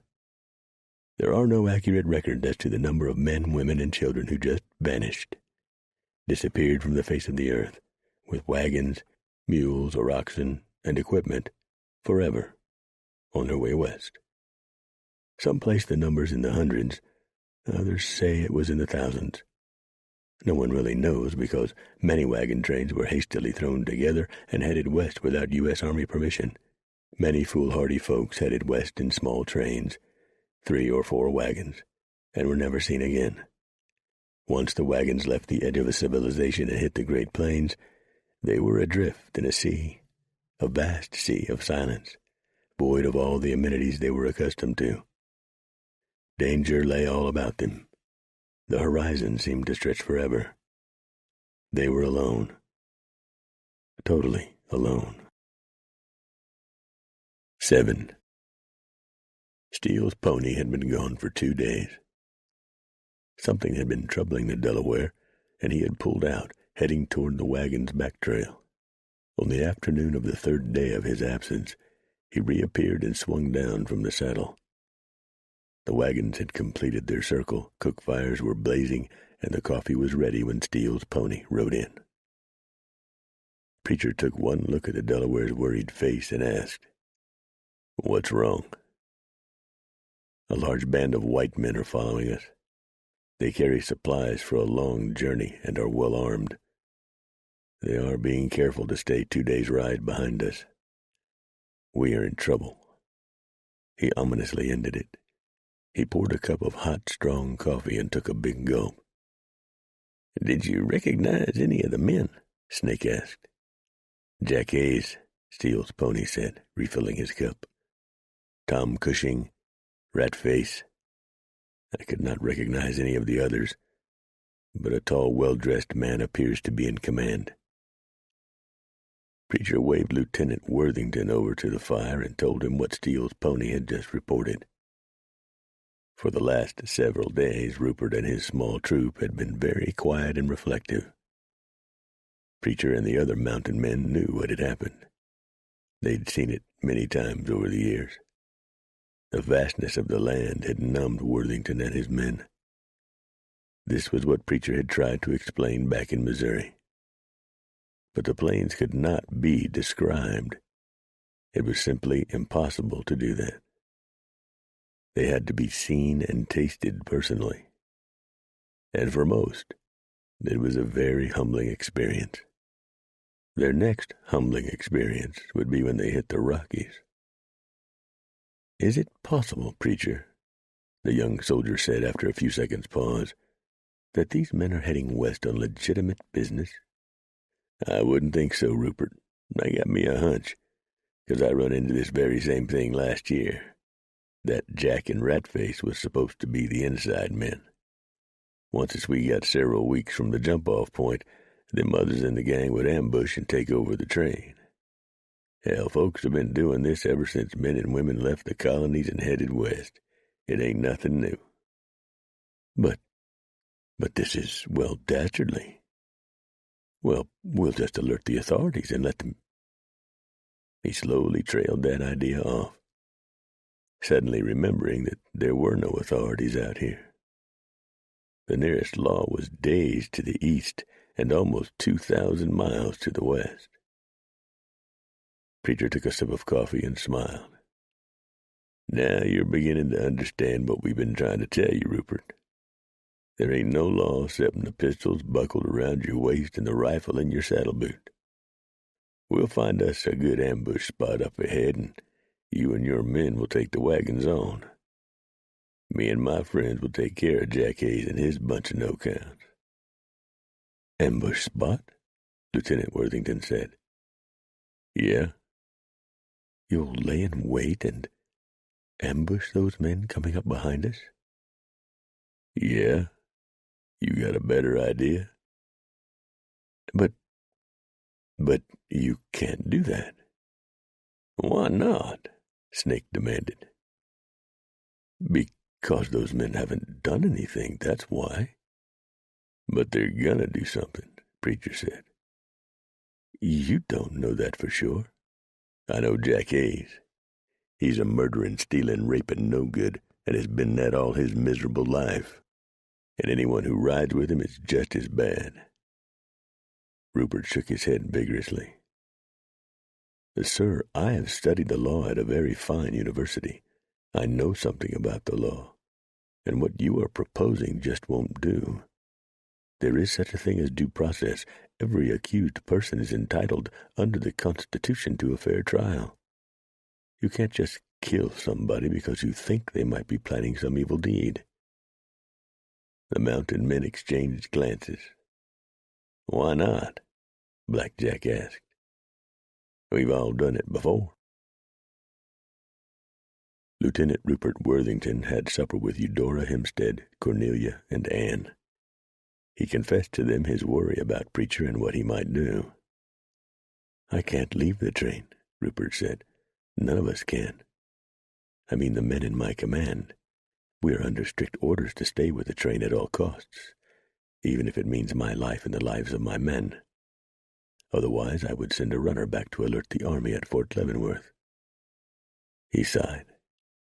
I am certainly impaled upon the horns of a dilemma. Eudora sopped out her plate with a hunk of bread. I agree with Preacher, she said. Ambush the murdering scum. She popped the bread into her mouth and chewed. Miss Hempstead, Rupert said, horrified. I cannot believe you said that. Why not? I come from seafaring stock, Lieutenant. For over 150 years my people have answered the siren song of the sea. Ship's captains all, and they work their way before the mast from cabin boy to master. Do you know much about the sea, Lieutenant? Rupert shook his head no. Ships signal with flags. They talk with flags. They have flags for every conceivable occasion and threat. Ships that sail under no flag do so at considerable risk to themselves. Many a ship has been blown out of the water for refusing to show their colors, or to strike them. She added without a smile. This is not the sea, Miss Hempstead, Rupert replied softly. Same as, she told him. It's a vast, ever-changing, constantly wind-swept landlocked sea. Those men behind us are deliberately staying behind us, out of sight. Like pirates until they make their move to shoot and board. We can't let them get ahead of us, Rupert. Preacher can't take that chance. They'll ambush us at their leisure. I see Preacher's methodology. What he is suggesting is murder, Miss Hempstead. When there is no one in the woods when a tree falls, does it make a sound? She asked with a smile. What? Oh, yes, I see your analogy. There is no law out here. Except for survival, Eudora said gently. Rupert thought about that for a moment. It comes down to whose life is more important, theirs or ours. I suppose it does, Eudora said. You should have studied for the law, Miss Hempstead. It might have altered your views. Women aren't allowed to do that, Lieutenant. She smiled. Yet. Across the wide inner circle formed by the wagons, the mountain men sat, drinking coffee and talking quietly. I'd forgot how strange the laws is back in the States, Ned said. Plumb goofy, I say. I sure hope that way of thinking never gets past Missouri, Ring offered. It will, Steele's pony said sourly. And in our lifetime, too. We've been out here too long, boys, Snake said, stretching out on his blankets with a contented sigh. We should have gone back from time to time to polish our manners, I reckon. Most of our kind did, you know. Most of our kind will be gone in a few more years, Preacher said. Quite a few has done hung up their buckskins and donned fancy pants and is making their way pretty good in California, rubbing elbows with the genteel and living in houses and working in stores and the like. No, thank you. What are we going to do about all that trash following us, Preacher? Blackjack asked. I don't know, Preacher admitted. Way Rupert acted to my suggestion, I reckon we're just going to have to let them attack us before we do anything. That's foolish, Charlie said. So is hauling 150 women across the damn wilderness, Preacher countered. I reckon we all done won the grand prize for foolish. So I'll apologize now for getting you boys in this mess. We came along because we wanted to, Preacher, Steele's pony said. Besides, what else did any of us have planned? Yeah, Blackjack said. He looked over at Preacher and smiled. I knowed what you was doing back yonder in my camp. I just played along with you. I think we all done earned the right to act foolish if we want to. I personal think we're doing the right thing, Snake said. Hell, I helped open up this country. It'll be fun to see it all again. He was thoughtful for a moment. 'Cause I ain't gonna get another chance, he added mysteriously. All this talk ain't giving us no answers about what to do with them following us, Charlie said. And I sure don't like the idea of waiting for them to attack us. That purely cuts against the grain as far as I'm concerned. Preacher drained his coffee cup and tossed the dregs to one side. Well, boys, I think I'm sort of in a jam. In one way, I'm in charge of this fool's parade, but on the other hand, the Army's in charge. Now we are in trouble, Blackjack grumbled. Preacher smiled. How old was you when you first come out to the wilderness, Blackjack? The big man grunted. You do have a point. A lot younger than Rupert, that's for sure. Surely he ain't as dumb as he sounds about half the time. You know, it sure seemed back then like we knew a lot more about living than he appears to. We did, Charlie agreed. These young folks nowadays, I don't know about 'em. Seems like they ain't got no respect for their elders. You can't tell 'em a damn thing. They know it all. Country's going to hell in a handbasket, way I see it. Why, I heard from my sister back home 2-3 years ago, and she told me the kids are a-sparking each other at a mighty young age nowadays. He shook his head sorrowfully. It's pitiful. Morals has gone to hell. You mighty right about that, Snake said. Blackjack grinned. I come out just 'fore you did, Preacher. Wasn't it grand? It was for a fact.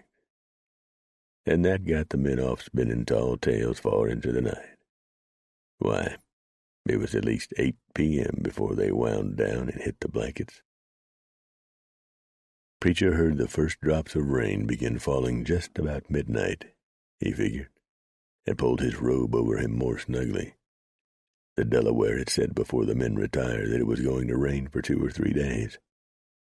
Up to this point, there had been only a few brief showers that didn't last too long. Now the ladies were going to see a mighty soggy trail. Walk, Faith said, standing in the downpour, hands on her shapely hips. Have you taken leave of your senses? Probably, Preacher told her. I'm here, ain't I? But you still gonna walk. Why? 'Cause I ain't gonna put no more strain on them mules and oxen than needs to be, that's why. Look at them ruts yonder, Missy. They're deep, and gonna be a lot deeper before the day's done.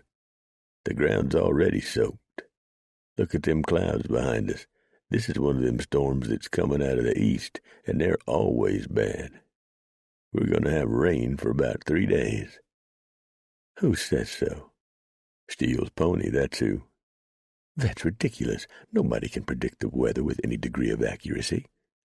The Delaware can. Poppycock and balderdash. She stamped her little booted foot, and it sank about ankle deep. It's raining, ain't it? You can't deny that, just like he said it would. We will all catch pneumonia and perish out here. Naw, it's unnatural warm for this time of year. You'll just get wet is all. You'll dry out. He grinned. Get a bar of soap and take a bath. I'll hold the canvas so nobody can see you. You are a vile and evil man, preacher. Faith flared at him. Your thoughts alone will surely guarantee you a place in the hellfires. Preacher laughed at her, and that made her madder than ever. She flounced around and tossed her strawberry curls and jumped up and down in the mud and sank a little deeper. She sure was cute when she was all flustered up. Pass the word, Eudora, Preacher called. Everybody who's driving oxen will walk, and only the driver will stay on the box behind the mules. The rest of you, walk. You are perfectly horrid, man. Walk, missy. Walk. He looked down at her feet, which were out of sight in the mud. Providing you can pull your boots out of that mess.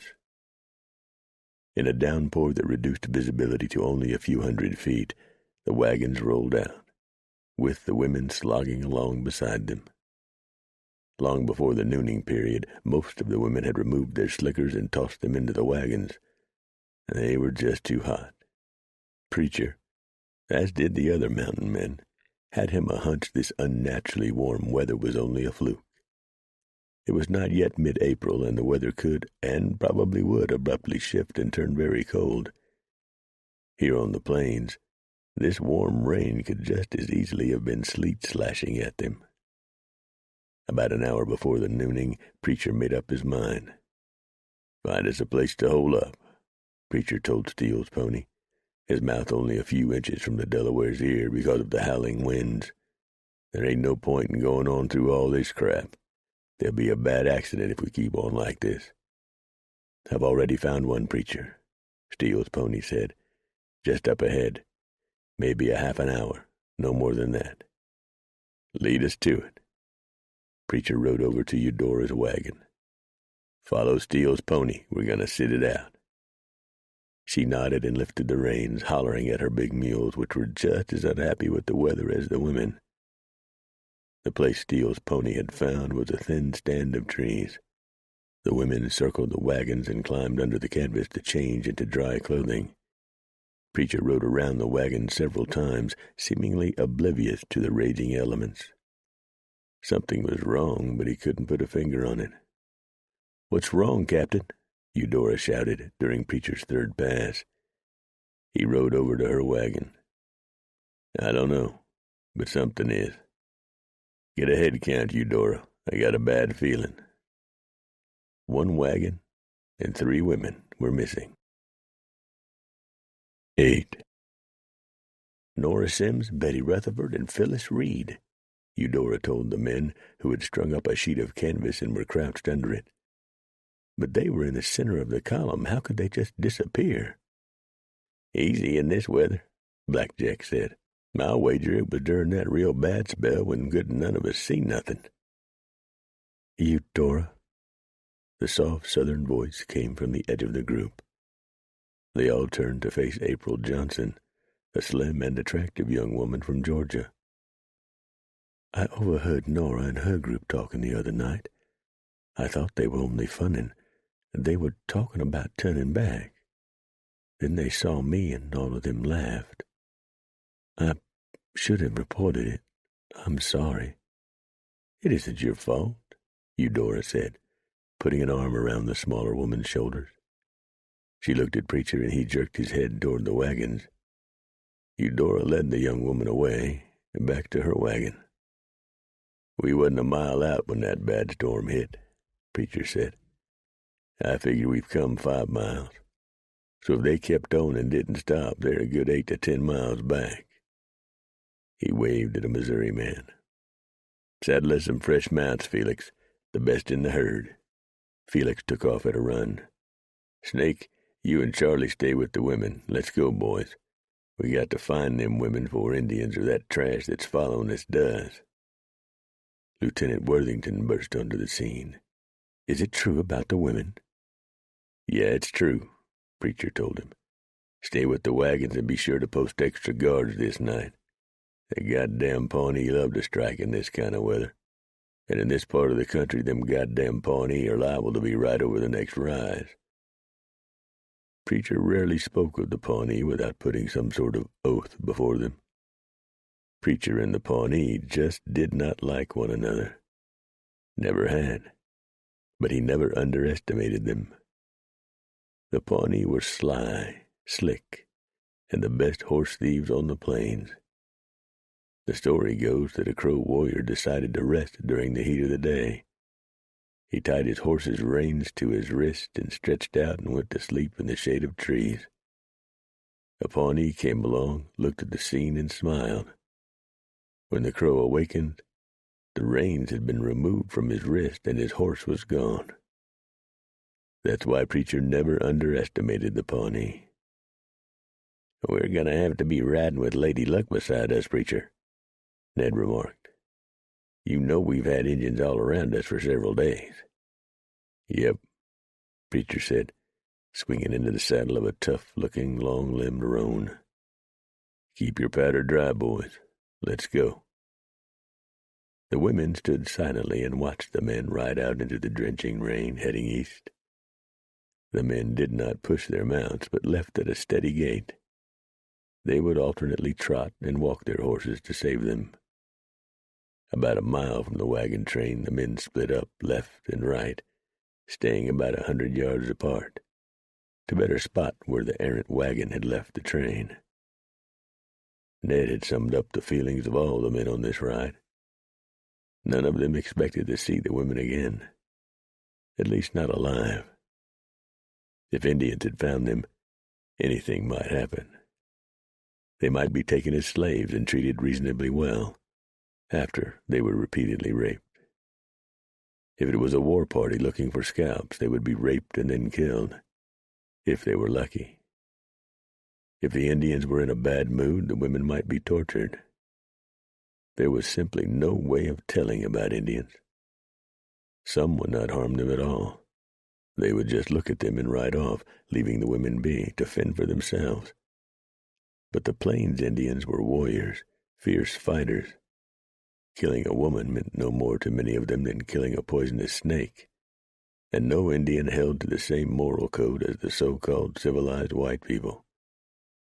The Indian was neither evil nor morally wrong, not to their way of thinking.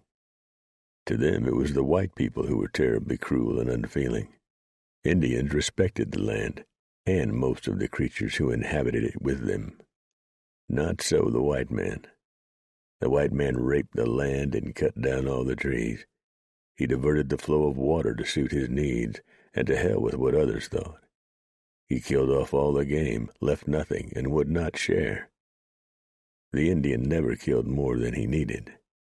White men would kill game for something they called sport, and take only the best cuts, leaving the rest to rot. That was a sin to an Indian. And the white man lied. Every time he opened his mouth, he told great lies. You just could not trust most white men to keep their promises. Many people believed the Western Indian knew nothing of how the Eastern Indians were treated by the whites. That was a ridiculous theory, and showed the arrogance and ignorance of the whites. As the tribes were pushed west, they brought their tales with them, and they were told over and over again. It was no wonder the Indians distrusted the white man, and the Indians knew that many whites believed that the only good Indian was a dead one. It was no wonder that many Indians soon believed the same to be true about whites. The Indians were not necessarily wrong in their beliefs and way of life. They were just different. After a few miles, the men reined up in a ragged group of trees to rest their horses and talk. "We got to be getting close now," Black Jack said, "and the hair on the back of my neck is standing up, boys." "They're all around us," Steele's pony said. "Pawnee, I sense them." He shook his head, and his eyes touched those looking at him. "And I think they are bearmen."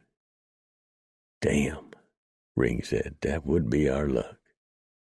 The Bear Society was a very elite one among the Omaha and the Pawnee, and they were feared by all.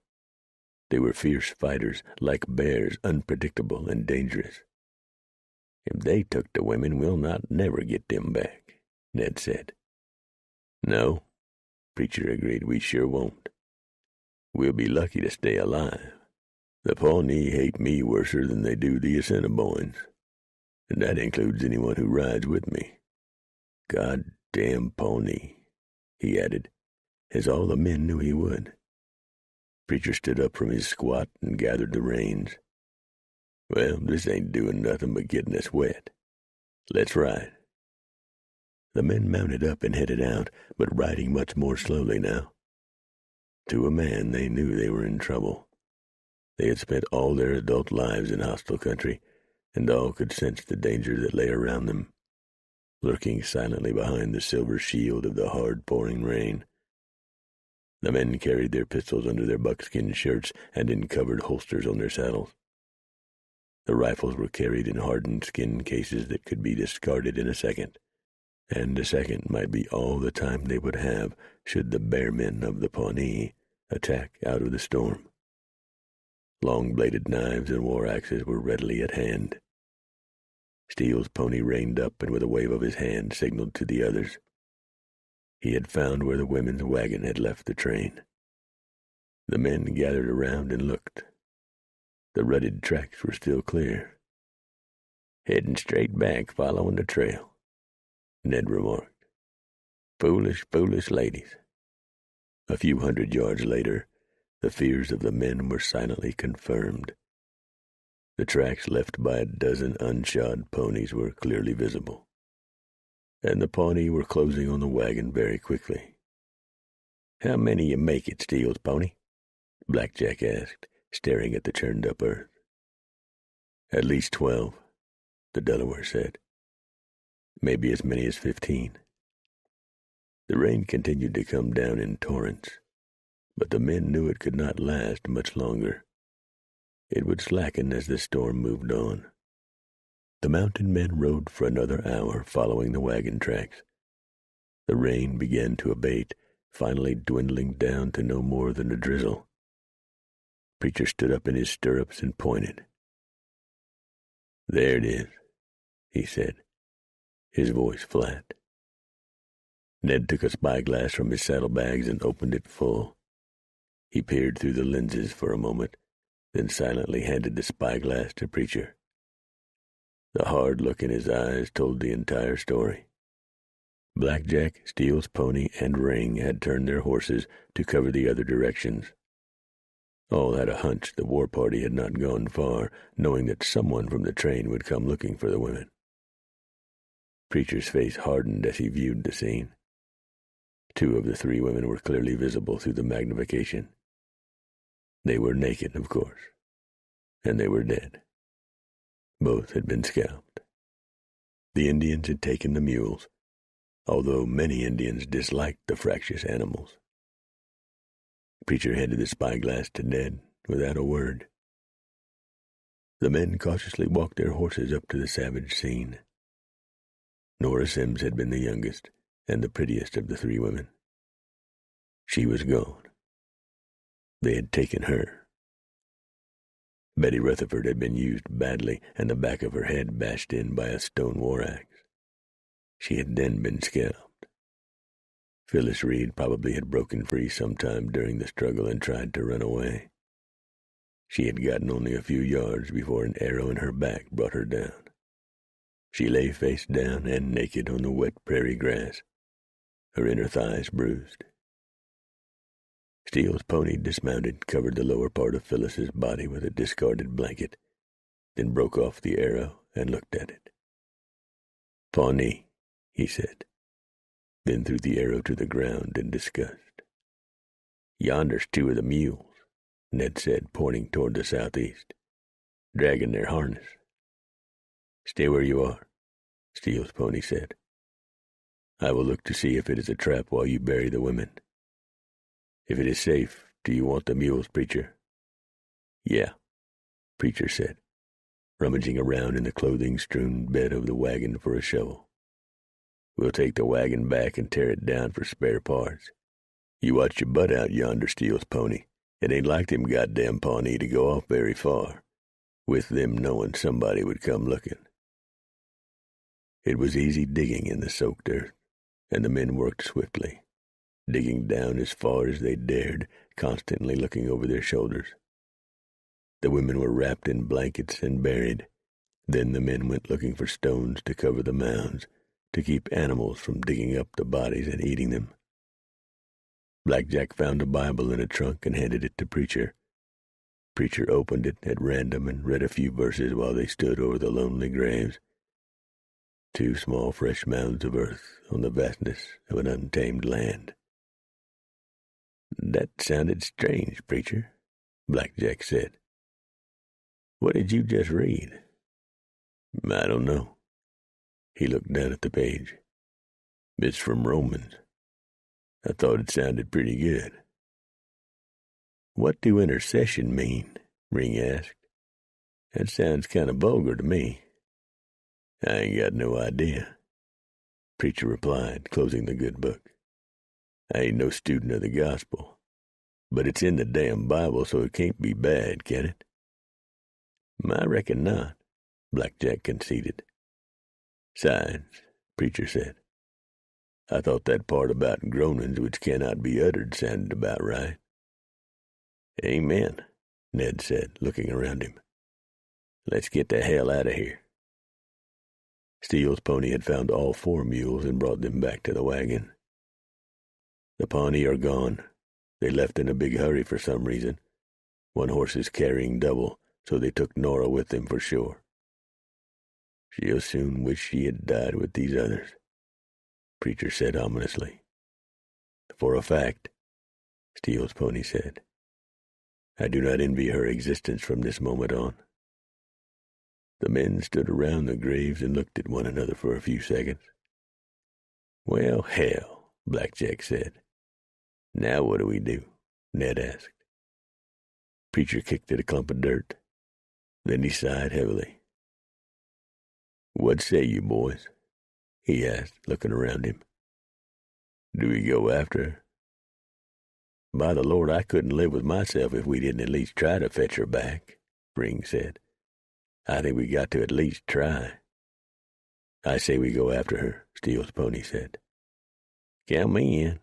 Black Jack and Ned spoke together. "All right, let's do it," Preacher said. "We'll brush corral the mules over yonder by that thicket and come back for them. If we don't, well, they'll bust out of it when they get hungry. Somebody take that shovel yonder with them. If Nora kicked up too much of a fuss, they'll just knock her in the head and dump her. Personal, I hope they do. We've all seen what a war party can do to a woman." "I'll bring along that Bible I found," Black Jack said, "just in case." "If we need it, let me read the passages," Steele's pony said, looking over at Preacher. "I know a more appropriate verse or two." "Which one?" Preacher demanded. "The 23rd Psalm," the Delaware said gently. "How did that go?" Ring asked. "It starts, 'The Lord is my shepherd, I shall not want.'" "Give him the good book, Black Jack. He's got me bested this time." 9. The mountain men found Nora Simms less than 3 miles from the new twin graves on the prairie. The Indians had bashed her head in, scalped her, and dumped her. She was a pitiful sight, lying naked and bloody on the ground. Ring had brought along a blanket, and he wrapped her up, and all together the men took the body back to where they had buried the others and laid Nora to rest beside Betty and Phyllis. Steele's pony read the 23rd Psalm, and the men stood for a moment over the graves. The initial storm had blown itself out, and for a brief moment, while the Delaware was reading from the Bible, the sun broke through. But already, dark storm clouds were beginning to gather, and the men knew they were in for a couple more days of terrible weather, just like Steele's pony had predicted. The mules were hitched up, and Ned tied the reins of his horse to the rear of the wagon and took the seat. The men started back for the wagon train. They were a silent bunch for most of the way, ever vigilant, for that was a way of life, but not talking much. It was not that they were unaccustomed to death. They'd been around violent death for all of their adult lives. Violent, and in this case, the needless death of innocence. Ring broke the silence. "We're being trailed, boys." "Yes," Steele's pony said. "Pawnee Bearmen, but they are holding back. I think they have bigger plans and don't want to waste them on us." "The wagon train?" Blackjack asked. "Probably," Preacher said. "But they're fools if they attack. We could hold off one hell of a war party. But did y'all notice the torture marks on the Rutherford woman? She might have broke and told them about the wagon train being mostly women. That might have got them all excited. That may be why they bashed in Nora's head and dumped her." "I never thought of that," Ned called from the wagon seat. "But you might be right. If that's the case, they've sent for more bucks." "That'd be my guess," Preacher said. "We're in for a long night," Ring opined. It was dark when the men arrived back at the wagon train. Preacher gathered the women around and leveled with them about the fate of Nora, Betty, and Phyllis. His words were brutally hard, deliberately so, for he wanted the women to know every detail. It just might save their lives in the future. He spared them nothing. Then he told them about the Pawnee war party trailing them. "We've got a good defensive spot here," Preacher said, speaking to the group. The other mountain men were standing guard with some of the Missouri men. "And before you ask, put everything you ever heard or read about Indians never attacking at night out of your heads. Sometimes they do, sometimes they don't. It all depends on how strong they believe their medicine is at the time. Now let's get supper cooked and eat and everybody in place. I think we're going to have us a wet and wild night." Faith sidled up to him when he was alone. "I have noticed, Mr. Preacher, that your quaint manner of speaking sometimes vanishes, and you do seem to be able to speak proper English. Why is that?" "I ain't got no idea, missy." "There you go again. Do you wish people to believe that you are nothing but an ignorant buffoon?" "I don't give a damn what people believe me to be, missy. What other folk think ain't no concern of mine. It's what they do that I pay heed to." "What are you running from, Mr. Preacher?" "Huh?" "It's obvious to me that you are hiding out here in this desolate place because of something terrible that occurred in your past." "Is that right?" "Yes, it is. Did some lady break your heart years back and you had to run away to ease the pain of love lost?" Preacher stood in the light rain and blinked. "What are you talking about, missy?" Old Snake had slipped up and was standing a few feet away behind Faith. He was listening and struggling to contain his laughter. "You can tell me, Preacher," Faith said, stepping closer. He could feel the heat from her body. "I want to be your friend. I really, really do." "Uh-huh." Preacher resisted an urge to grab her and run off under a wagon with her. Faith was ripe in all the right spots, and even with the dark floppy hat covering her cut-off strawberry curls, she was lovely to look at and quite desirable. Faith was pushing hard to get bedded down. However, with anywhere from 20 to 200 Pawnee or more prowling around the encirclement, Preacher concluded that this was a poor time to be thinking about romance. "Yes," she whispered, stepping closer still. Another 2 inches and she'd be crawling inside his buckskins. Steele's pony unknowingly saved Preacher from what was fast becoming a very awkward moment. "They come, Preacher," the Delaware called. "Get back to your wagon, Faith," Preacher said. "This night's about to blow up in our faces." Preacher turned and was gone, Old Snake right behind him. "How many?"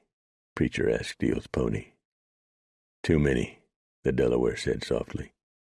"We're not that far from the Platte, and they must have just broken their winter camp there.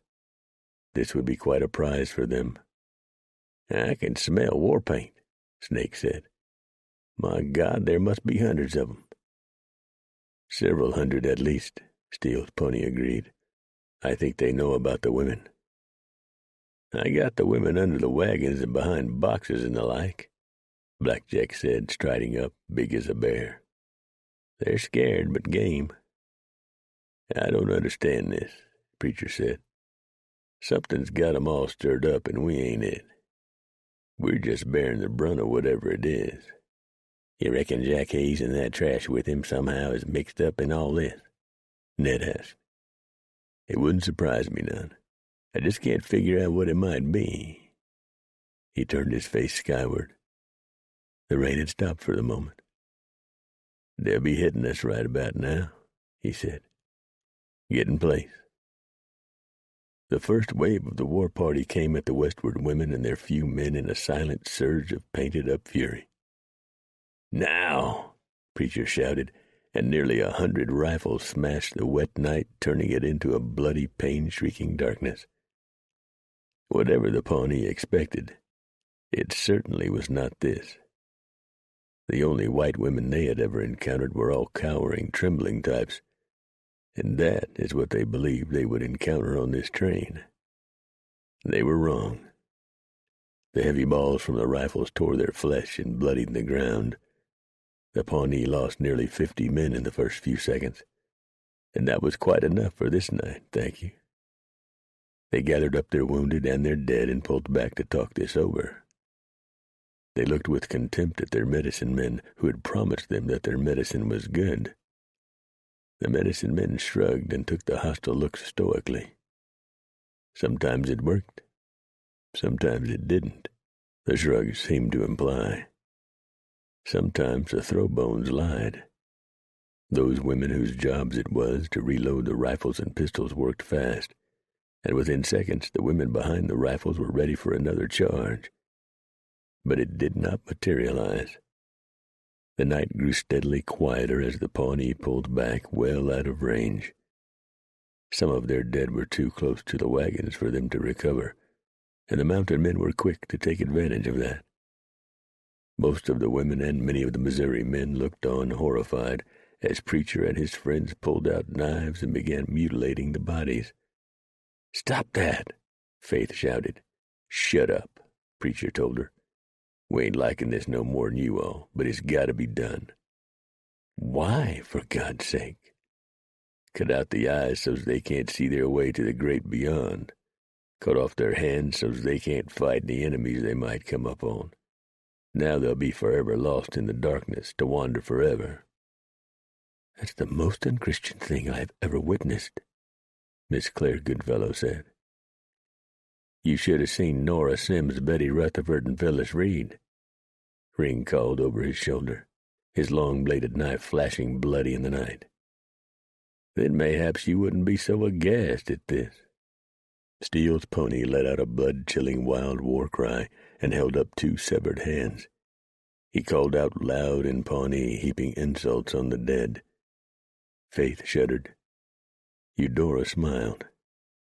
"Every other person gets some rest for a few hours, then take your partner's place," Preacher called. "Work it out, ladies. It's going to be a long night." "I thought you said they wouldn't return." Faith's voice cut into the damp night. "I said they probably wouldn't be back," Preacher replied. Under his breath he muttered, "I wish I hadn't said nothing." "What's that?" Faith called. "Nothing," Preacher said. "Just nothing at all." "Are you going to leave those disgusting bodies right there?" she called. "No, missy," Preacher replied wearily, for it had been a long day. "We're going to pick 'em up and tote 'em over to where the Pawnee have made camp and dump the bodies there." That shut her up for about 5 seconds. "Well, you don't have to be sarcastic about it." "Hush up," Preacher told her, wiping his hands on the wet grass to remove the Pawnee blood. It was the wrong thing to say to Faith. Whatever ardor they might have experienced a few moments past suddenly cooled and evaporated into the night air. She told him to absolutely, positively never again tell her to hush up. Of course, she was quite vocal about it, and it took considerably longer to express her thoughts, but that was the sum of it. Blackjack looked at her in awe. He shook his head. "That woman can sure string words together, can't she?" "If Preacher don't give her what she's a-craving pretty soon," Snake whispered, "we're in for a long trip." "Have mercy on us," Steele's pony replied. About that time, a lady named Madeline Hornbuckle found a very large rattlesnake curled up in her blankets, and she let out a war whoop that brought the whole camp running. The snake disappeared, but no one got into their blankets for the rest of the night. It poured from the skies the next day, and Preacher told the ladies to rest and shake out their blankets for the umpteenth time. "Go kill a rattler and bring it back here," he told Steele's pony. "That's the only thing that'll calm these women down. Damn bunch of city women anyways." "I have a better suggestion," Delaware said. "Oh?" "Yes, you go kill a rattlesnake and bring it back here. And good luck finding one in this rain." "And watch out for them Pawnee," Blackjack added with a smile. "Way I see it, most of 'em hightailed back to camp, but I figure there's maybe 50 or so who stayed behind with revenge on their minds, and they'd just love to find you riding out there alone." "What a bunch of friends I got," Preacher muttered, making another walk around of the circled wagons, slopping through the muddy and churned-up ground, the rain beating down on his hat. "Smart Alecs, all of 'em." Then he grinned, knowing that a man could not have better friends than those who accompanied him on this journey. He stopped by a wagon when he heard a hard, racking cough. Squatting down, he looked at the 3 women huddled on the ground under the wagon bed. "Get that woman inside the wagon and get her warm," Preacher ordered. "If you got any ginger root, make some tea. She's on the verge of pneumonia. Strip her down to the buff and rub her good. Get that blood to the surface and keep her warm. Pneumonia's a killer out here. Once you get her dry, warm, and full of ginger tea, add some clove to it and she'll go right to sleep. She's got to rest." When the men who were to be called mountain men had first arrived in the West, they had discovered that the poor, ignorant savages, as whites called the Indians, knew a hell of a lot about medicine and healing of the body. Perhaps one of the reasons the breed of men called mountain men were considered so tough is that they just simply would not succumb to illness. No matter how they felt, they just kept on going. Rain continued to pound the pioneers during all that wet and gray day. The only bright spot was that the Pawnee had chosen not to launch another attack. Charlie and Steele's pony rode out about noon and completed a wide circle around the area. The Pawnee were indeed gone. "They headed north," Charlie said, huddled under a canvas, his hands clutching a tin cup full of hot coffee. "Then they cut west. I reckon they figured the rain would cover their tracks, and it would have in another hour or so. That bunch of revenge seekers will be hitting us somewheres along the Platte." "I most certainly will not do that," a woman's voice carried across the muddy circle to the men. "Suit yourself, lady," Steele's pony said, and came walking over to the small group of men. "What was all that about?" Preacher asked, as the Delaware poured a cup of coffee. "The woman said her child had gotten into poison ivy and asked me what to do about it. I told her to strip the child and dunk her into a mud puddle. That would help relieve the irritation. She refused." "It works," Snake said. "Of course it does," Steele's pony said. But I will find some golden seal when the rain ends, and that works better. Even though I was raised by whites back east, I have always felt that whites are sadly lacking in basic knowledge. It's amazing to me that the white people have progressed as far as they have. Present company not included, of course. Folks got things too easy back east, Snake opined. I was told about something called a train. Runs on steel tracks, carries people at fantastic speeds. Ain't no horse in the world can keep up with it. Makes my mind boggle to think about going that fast. What's the point in it? If it goes that fast, how do they stop the damn thing? Charlie asked. I ain't got no idea, Snake replied. Drag something behind it, I reckon.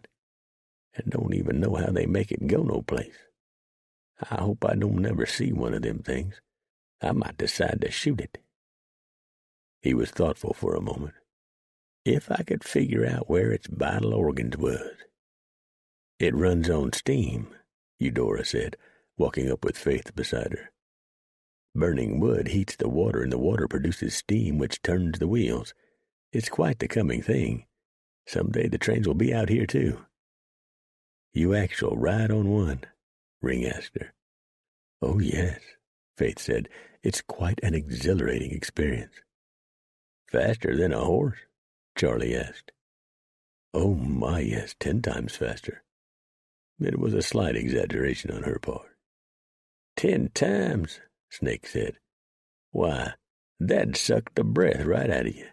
It is a thrilling ride, Eudora said. Then the ladies walked away. Do you believe all that? Charlie asked. Yeah, Preacher said. Woman told me about it a couple years ago. He didn't bring up the story about a man over in France who flew through the air hanging in a basket under a balloon. That would have been just a bit too much for anybody to believe. Preacher wasn't even so sure he believed that one himself. 10. Preacher awakened long before the others and looked up into a brilliant, star-filled sky. He lay in his blankets and smiled. The storms were past and they could move on. Under the hot sun, the planes would drive faster than a man unfamiliar with it would believe. In 2 days, they'd be choking with dust and bitching about the heat. Preacher had no way of knowing it, but in the spring of 1839, back in Peoria, Illinois, Thomas Farnham and 13 other men were just leaving with a pack train, heading for the Willamette Valley in Oregon Territory. Both Preacher and Farnham were riding into destiny. That spring, the population of the United States was 16 million people. 99% of it was east of the Mississippi River. The people had to move west. The east was getting too crowded, and the Indians would be caught up in the middle. Later in the year of 1839, the horrible Trail of Tears would take place, when the U.S. government would force many thousands of Indians from their homes in Alabama, Georgia, Florida, and Tennessee to the Indian country in what would someday be called Oklahoma. Several thousand men, women, and children of the Cherokee, Choctaw, Chickasaw, Creek, and Seminole, the 5 civilized tribes, would die on the forced march. The women are up to something, Steele's pony whispered the caution to Preacher at the cook fire. Preacher got a plate of food and a cup of coffee, and he and the Delaware sat down on a log to eat. What? Don't know, but I think it has something to do with the dead women. Charlie Burke and Snake came up, both carrying plates piled high with food. One thing could be said with absolute certainty about the mountain men. They could all eat enough for 2 or 3 men. The women is putting together a choir, Snake said, then filled his mouth with food. A choir? Preacher looked up. What the hell for? Ring, Blackjack, and Ned strolled up, their plates filled to overflowing. At first light, Blackjack said, the women is going to have a tribute to them 3 dead ladies, singing and reading from the Bible. Damn it, I already read from the good book. Preacher said me and Steele's pony both done it. You tell them they can't do it. Blackjack settled that point quick. Preacher grunted, ignoring the smile on the big mountain man's face. Oh, hell, I ain't gonna interfere with no Bible thumping and praising the Lord in song. I ain't no heathen. But whilst that's going on, I'll saddle up and scout ahead for a few miles. You want to come along, Steele's pony? Actually, I find the sound of feminine voices blending together in song quite moving. I shall stay and perhaps join in song with them. Snake looked at him. I know you got you a hellacious good education. 7th grade, I think I heard. But I wish just once you'd talk like a damn dumb Injun. Steele's pony nodded his head and grunted. Grub heap good, he smiled. Are you satisfied now, Snake? Snake took his plate of food and his coffee and walked off, muttering about smart aleck Injuns. 15 minutes later, he had his horse and Preacher's horse saddled and was ready to go. 4 of them females started singing and preaching and got all emotional and started blubbering all over the place.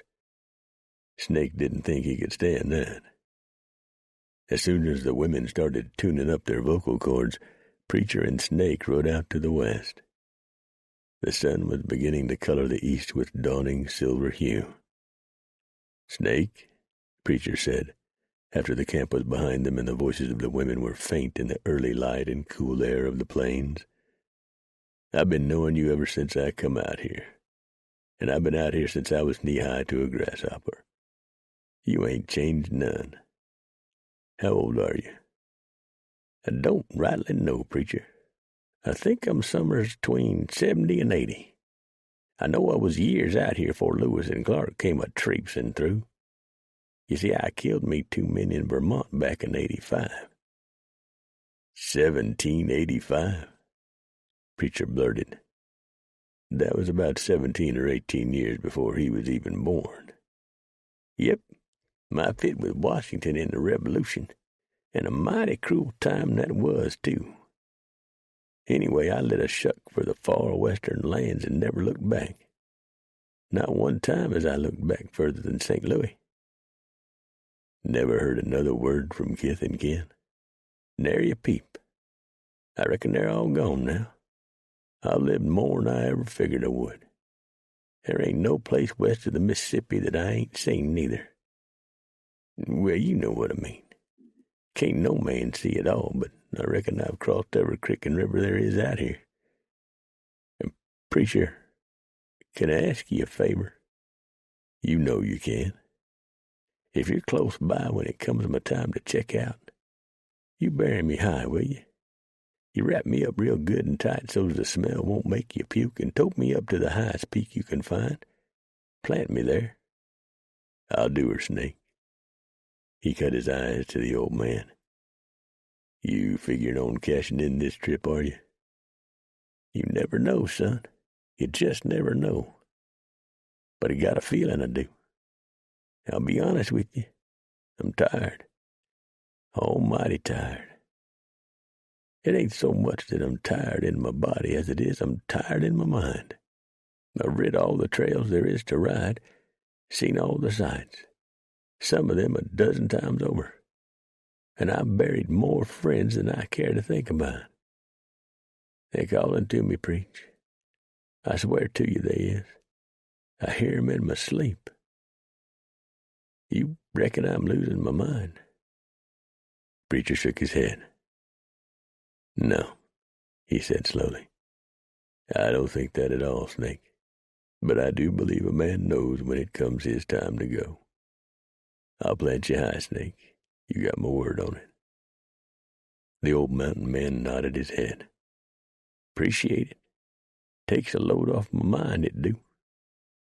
The voices of the ladies could no longer be heard, and with 147 of them shouting to the heavens, that meant the men had ridden about 2 miles, more or less. You want to stop? Snake asked. Hell no. I want to put some distance between us and them females. Blackjack knows the way. I want to see what the Platte looks like. It's wet, Snake said with a straight face. Thank you. I remember that much about it. We gonna cross it just north of here. I ain't made up my mind yet. What worries me is why Washington wanted us to leave Missouri so soon. Ain't no way they could have predicted this early spring with plenty of graze. That's why them extra wagons of feed was put on, Preach, at the last minute, he added. But why? So we stand a better chance of covering 2,000 miles where the snows fall. Maybe. You've got something stuck in your craw. Yeah, plenty. All of it worrisome.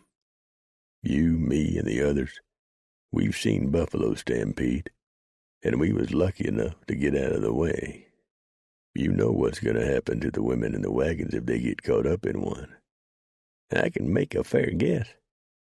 Yeah, and on top of that, we got alkali water and engines to worry about. We're going to lose livestock and lives crossing rivers and run off by engines. These women are going to have to boil water before they drink it to keep from getting sick. We was lucky back yonder that no lightning was with that storm, but we'll face it in the months ahead. We're going to be humping it to keep this train in fresh meat. We're going to have to windlash these wagons down the grades up ahead, and I mean we. Them ladies won't be able to do it alone. You notice these big bastard wagons don't have no brakes. That's why I raised so much hell back yonder about additional heavy rope. Snake cut his eyes to Preacher. You're just a barrel of laughs today, ain't you, Preach? Hell, Snake, I ain't even got going good yet. I was afraid of that. I laid in a good stock of dried apples, but it won't last the trip. Scurvy? You bet. And the last of it? Snake pressed. I hope. We're going to face dust storms, windstorms, busting wagon wheels, and the lonelies. We can deal with all them things except the last, Snake said, his eyes never stopping their scanning of the countryside. Over the last 50-odd years, I've seen big, strong men fall under the vastness of it all. I mean, go stark raving mad. You've seen it, too. Preacher nodded in silent agreement. He'd seen men succumb to the silent horizon that seemed to have no end, to the enormity of it all, that reduced man to a tiny nothing. Most men just shrugged it away and accepted it. A few others lost their minds. One or two or more of these women would not be able to cope with it, and then they'd have a raving lunatic on their hands. Preacher had seen that, too. And let's don't forget them men on our back trail, Snake said. They sure ain't up to no good. Again, Preacher nodded. The past night, alone under one of the supply wagons, Preacher had carefully gone over the documents given him by the government man back in Missouri. Preacher was convinced the papers were genuine and that the man from Washington was up to no skullduggery. He did not believe the government man was in any way mixed up with that band of scallywags who were following them. So what were they up to? He didn't know. Who was the tall, well-dressed man who appeared to be leading the group? He didn't know that either. But Preacher had him a hunch he'd know the answers to his questions pretty damn quick. The going was slow that first day after the torrential rains, and the train made only a few miles. But under the blistering sun, the land dried out quickly, and on the second day after the passage of the storm, the wagons made a good 15 miles. The westward women had said and sung their goodbyes to the three ladies who had become discouraged, and no more was said about them. At least not to Preacher. Preacher told Black Jack and the other mountain men to take over for a few days. He was going to lag behind and get him an eyeball full of the men following them. He had him a place all picked out, and he had his good spyglass. Then Preacher decided he'd best tell Lieutenant Worthington of his plan. "You're not going to ambush them, are you?" Rupert asked, a worried look on his face. "Me? Against 40 or 50 armed men? Hell no. I had to ask, Preacher. Your exploits of daring do are well known. Uh-huh. Preacher had no intention of telling the young lieutenant that he did plan, if possible, to grab one of the bunch and get the truth from him. In case you are not back when we reach the Platte, do we cross it when we come to it? No, stay on the south side of it.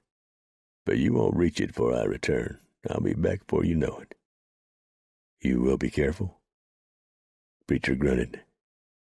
Careful? Every time Preacher thought Rupert might be showing some sense, the lieutenant had to go and mouth some stupid remark. Out here, a body best be careful 25 hours a day. Preacher left within the hour. Hammer was getting on in years, but he was still twice the horse of anything that could be found in the train's herd. And Hammer loved the trail and loved to run. But Preacher had made a promise to Hammer, and when this journey was over, he planned to keep that promise. He'd turn the big horse loose with a bunch of mares and let him enjoy the rest of his life. He knew just the valley, too. Isolated and lonely. Preacher had staked that valley out for himself. He had him a young Appaloosa horse there that he'd been training, as big as Hammer and just as mean and strong. And that animal was as loyal to Preacher as a good watchdog, too. Probably because Preacher broke a horse in gentle ways. He had no use for a man who would mistreat a dog or a horse. Preacher headed for a series of bluffs he'd checked out a few days past, an upthrusting of rocky-faced cliffs that had torn out of the earth hundreds of thousands of years back. Sandstone, Preacher thought, but they had a good stand of timber on top which would offer plenty of cover. From up top he could see for miles, and there were plenty of spots where water gathered and held. He gave Hammer his head and let him set his own pace. The big horse would trot for a while, then slow to a walk. Hammer could sense no urgency in his master, so when he tired, he stopped and rested. Had his master wanted it, Hammer would have run until his heart burst. Preacher reached the bluffs about an hour before dark and quickly found the trail up to the top. He wiped the tracks clean and scattered handfuls of dirt over his work. It would not fool anyone who knew tracking and was carefully looking, but it would be dark soon, and Preacher would go back over his work come the morning. He picketed Hammer and then spent a full 20 minutes on the bluffs with his spyglass, carefully scanning in all directions. He could see no smoke, no movement other than animals, and could detect no danger within miles of his location. That didn't, of course, mean there were not Indians about, just that Preacher could not see them. When you couldn't see an Injun, Preacher had always opined, that was when you best start worrying and see to your powder and shot. There was no way Preacher was going to risk a fire this night, so he ate a cold supper of bread and meat he'd taken from the wagon train, took him a long drink of cold water that had gathered in the rocks, then rolled up in his blankets and went to sleep. He was up long before dark, once more on the bluffs with his spyglass. He still could see no glow of fires anywhere. He went back to a rock depression where he had gathered up and laid out twigs and dry wood the night before, and built a tiny fire for coffee. When his coffee had boiled and his bacon cooked, he put out the fire and ate his bacon, sopped out the grease in the pan with a hunk of bread, lit up his pipe, and enjoyed his coffee, the whole potful. At first light he was again on the bluffs, carefully hidden in brush, with his spyglass. He used the glass north, south, and west, but not east. The rays of sun might reflect off the lens. He saw no signs of Indians nor of the large party of heavily armed white men he was expecting. When the sun was overhead, he began using the glass toward the east. After an hour had passed, he caught the first sight of the men. When they drew nearer, he began his count. And when he had finished, he was really worried. 50 men, all heavily armed, with plenty of pack horses and provisions, and Preacher knew the man out in front of the loose column. Personally. Victor Bedell. Victor had been a very successful merchant in St. Louis up until a few years back. He had dealt in furs and in gold and precious gems. He had owned saloons and sporting houses and other businesses, and he had also loaned money and grub-staked trappers.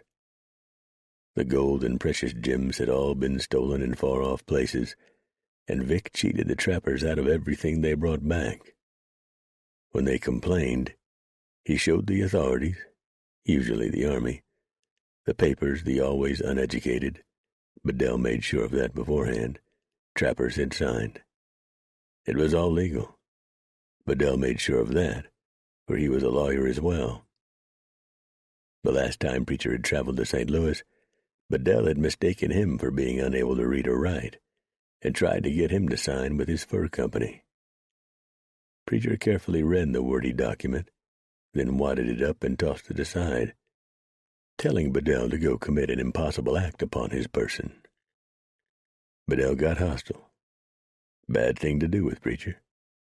Preacher whipped him up one side of a street and then down the other side, thoroughly humiliating the fancy-pants liar, cheat, whoremaster, and all-around scoundrel.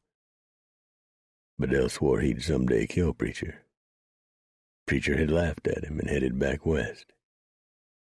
The very next year, so Preacher had heard, the law caught up with Bedell and he barely escaped the hangman's noose, fleeing St. Louis with his gang. He'd shown up in New Orleans, and Preacher had thought he was still down there with his whores and dirty deals. Now here he was, big and bold as brass.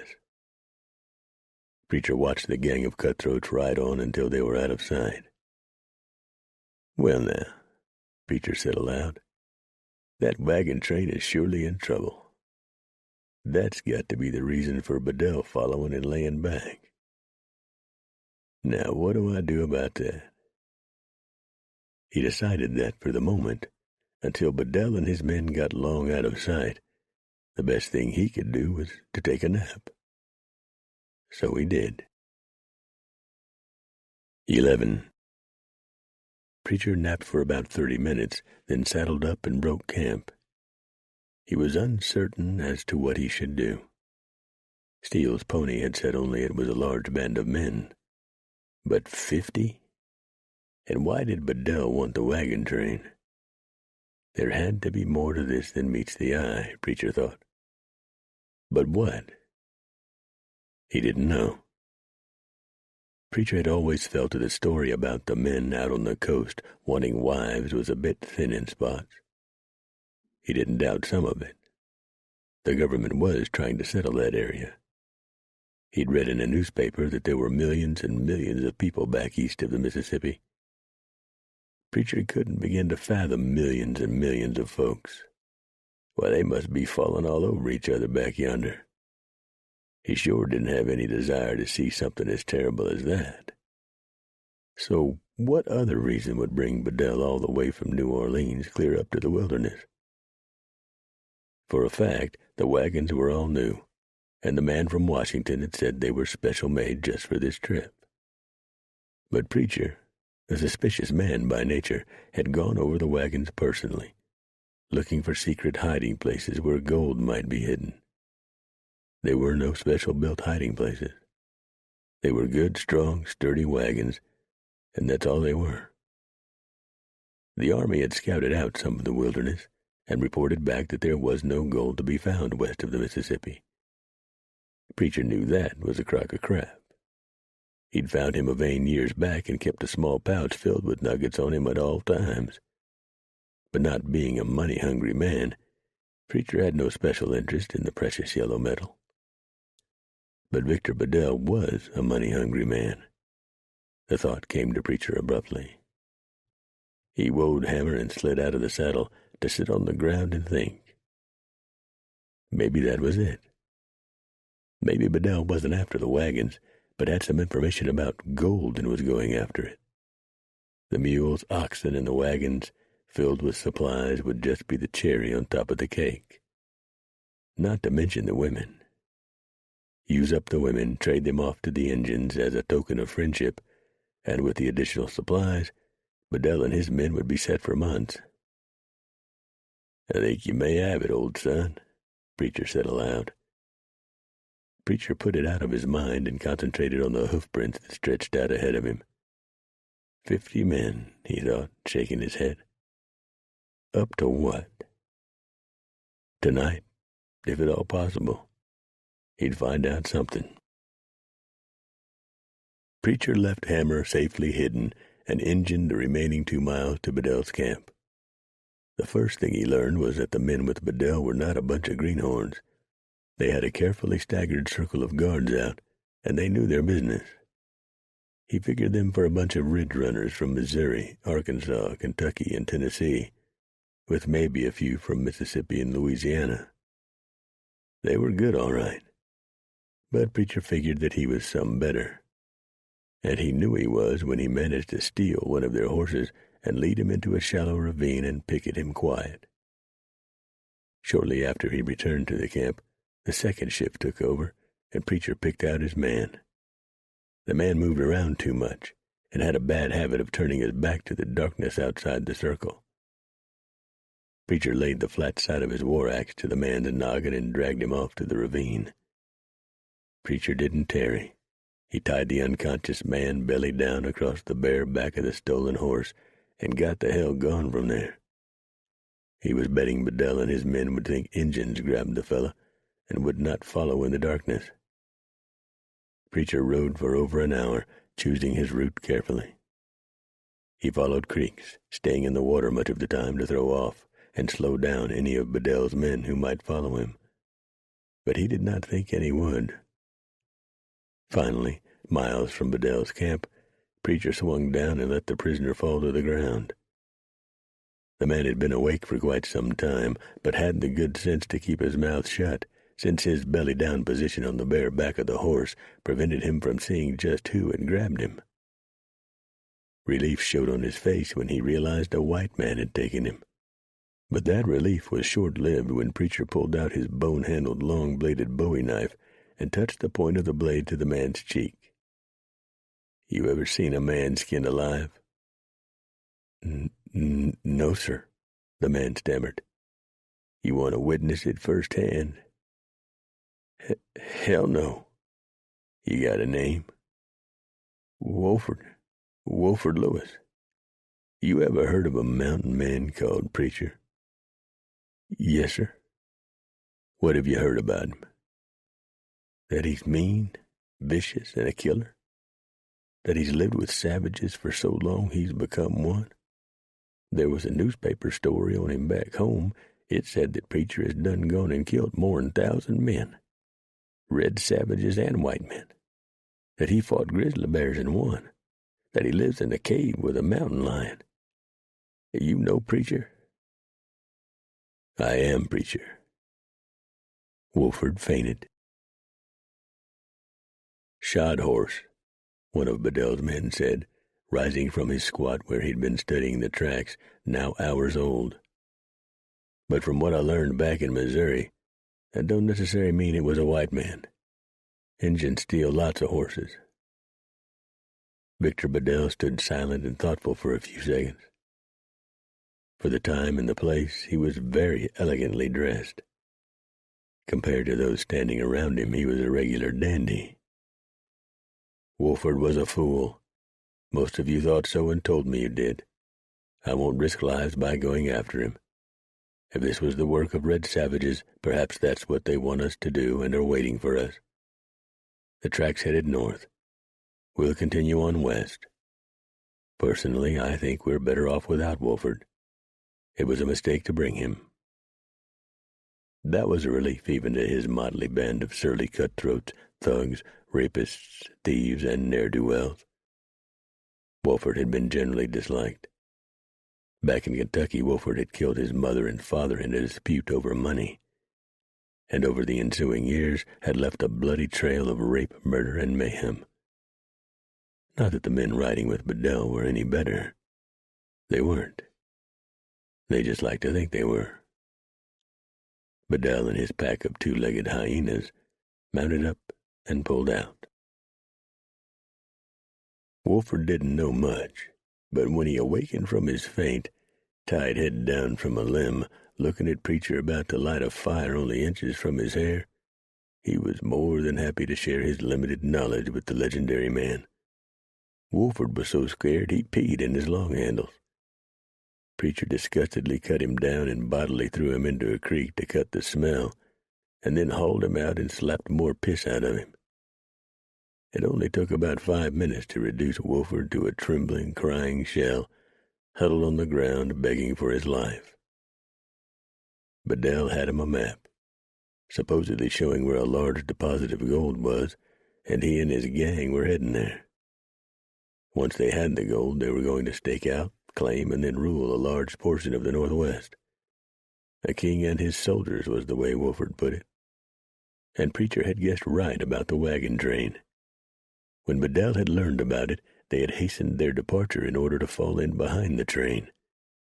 Later on up the trail, they planned to attack the train, have their way with the women, then kill or trade them to the red savages, and take the supplies. The men with Bedell were terrible people, Wolford said, a sly look in his eyes. Me, I was surely duped, he said.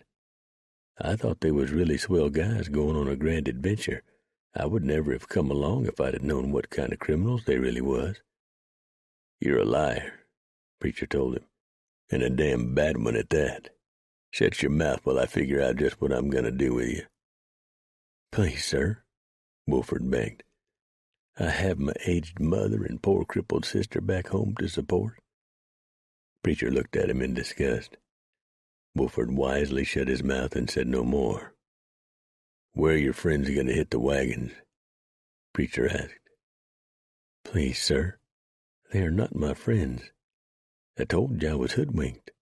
I'm a good man, Preacher popped him in the mouth with a hard fist that bloodied Wolford's lips. Liar. What are you going to do with me? Wolford whined. I ain't made up my mind about that yet. Now shut up. At first light, Preacher tossed the unlucky hooligan onto his horse and stood glaring up at him. I ought to kill you, I know that. But I can't kill no unarmed man, especially one that's as yellow as you. But hear me well, Wolford Lewis. If I ever see you again, no matter where it is, I'll kill you on the spot. Do you understand that? Yes, sir, Mr. Preacher. Are you going to give me a gun? No. Dear God in the heavens, Wolford wailed. I'm surrounded by red savages, and unarmed. I won't stand a chance out here. Preacher had had enough. He slapped Wolford's horse sharply on the rump, and the animal jumped out into a run with bareback riding Wolford hanging on to the mane, his butt bouncing up and down, and hollering for dear life. On his return trip, Preacher stayed north of Bedell and his men, and swung wide, hooking up with the wagon train just as they were making camp for the evening. Preacher said not a word to anybody until he poured him a cup of coffee and grabbed up a hunk of bread and some bacon from the pan.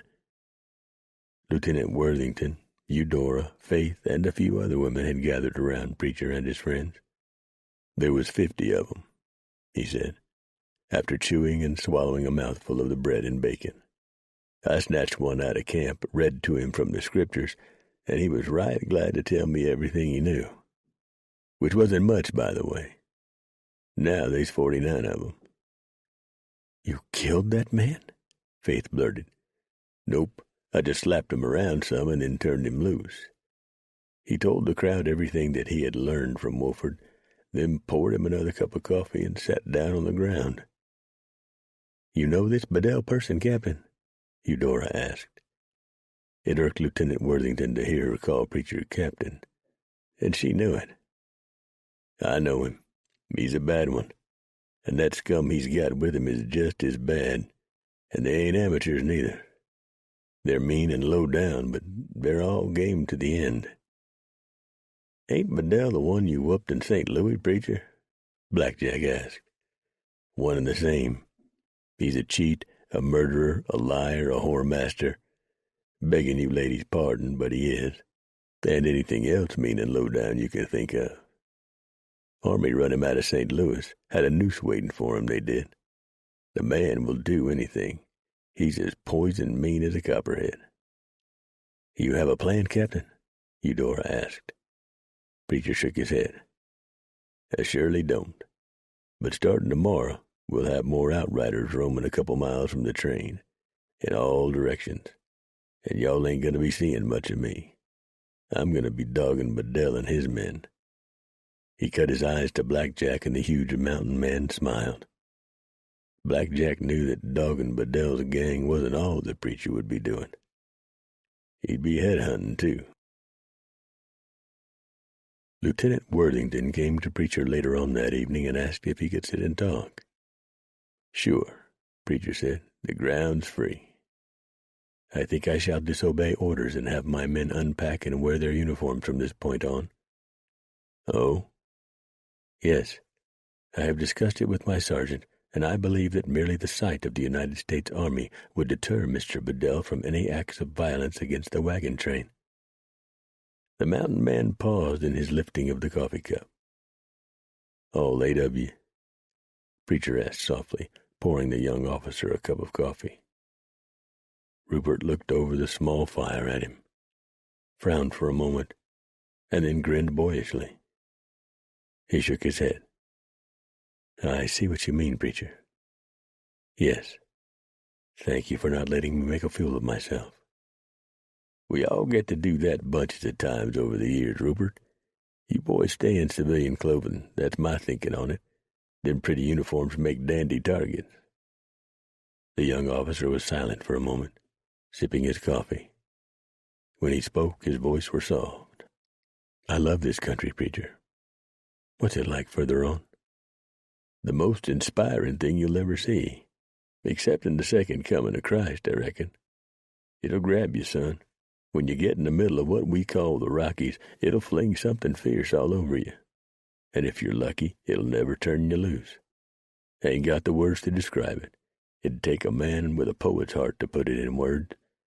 You'll feel like you're so close to God you can just reach right out and touch his face. That is lovely, Preacher, Faith said. Neither man had heard her walk up. Rupert immediately sprang to his feet and whipped off his hat. Preacher sat where he was and grunted his greeting.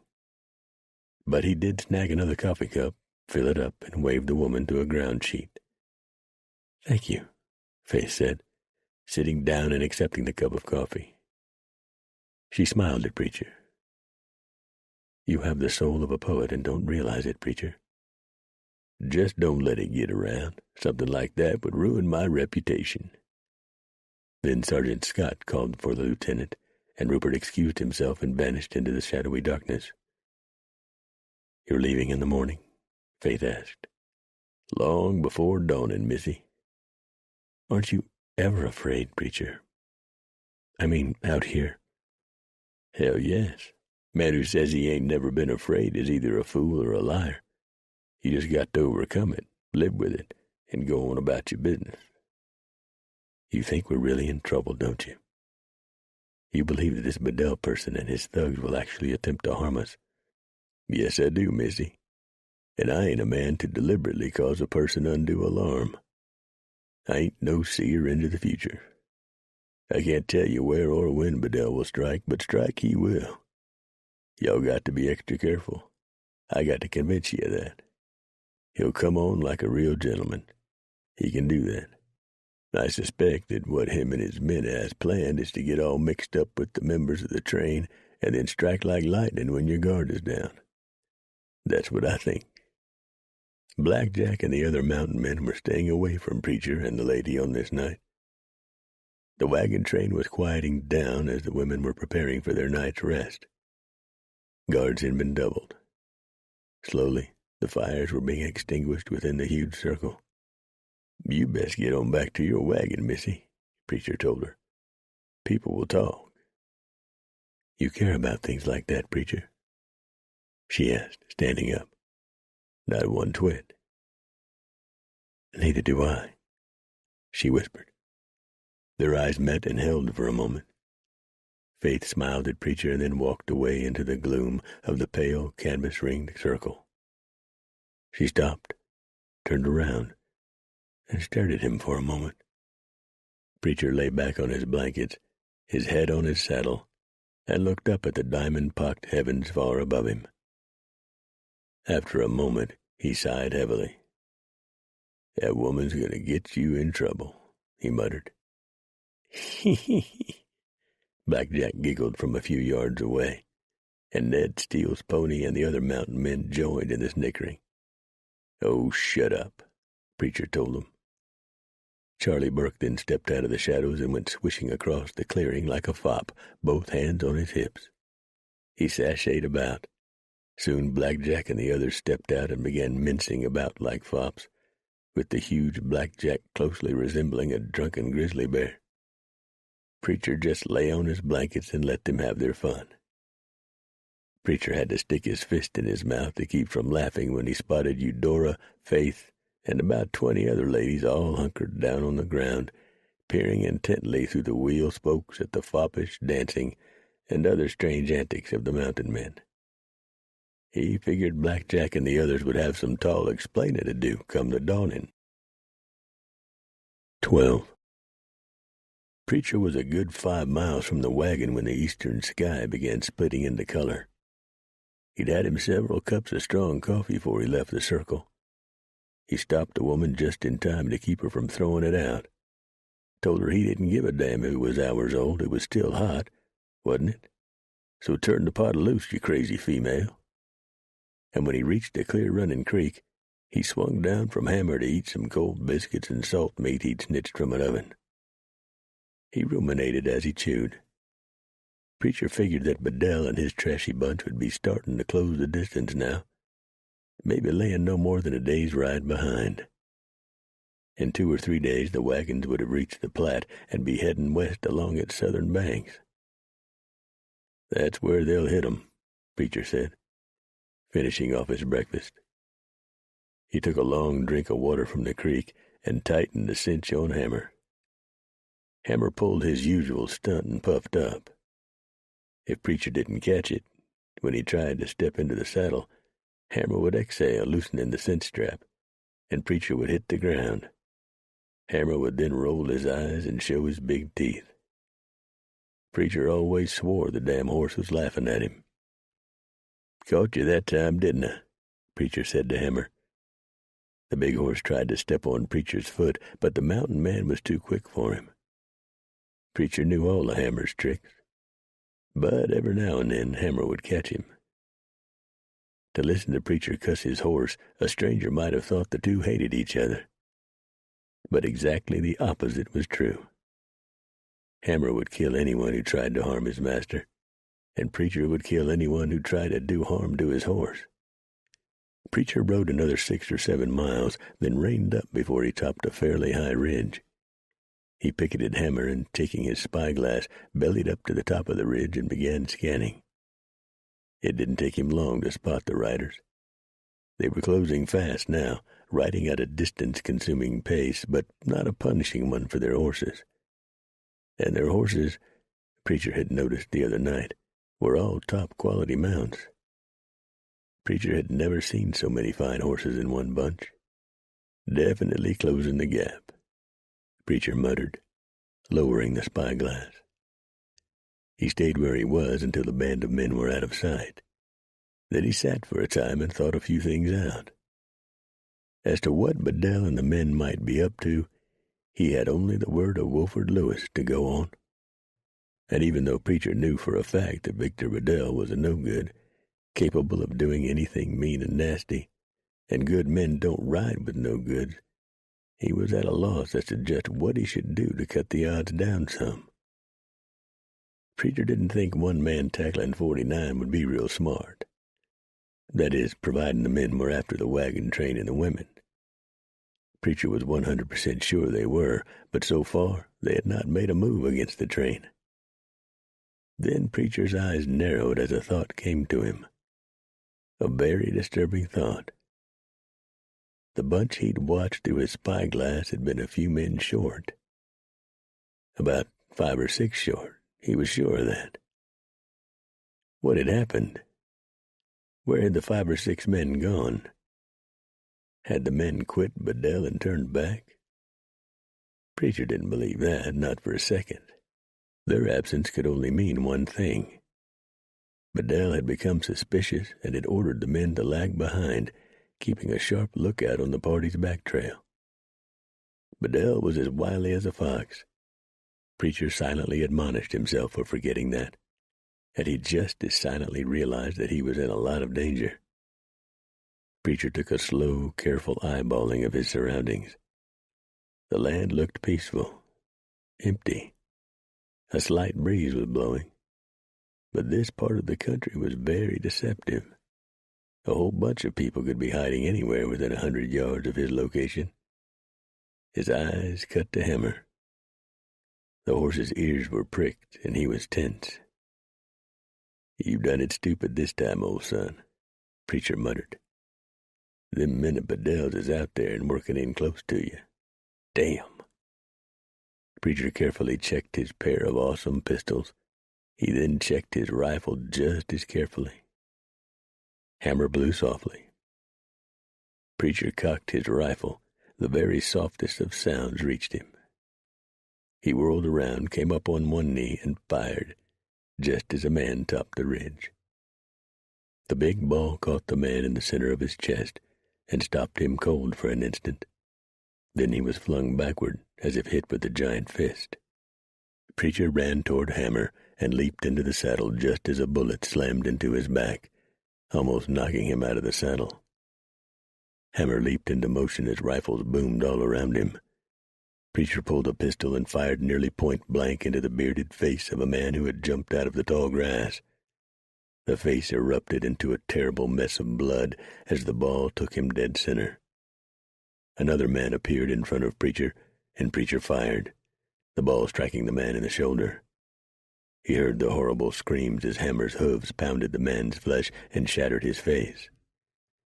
Hammer was running all out now, and there was not a horse around that could outdistance Hammer in a flat-out run.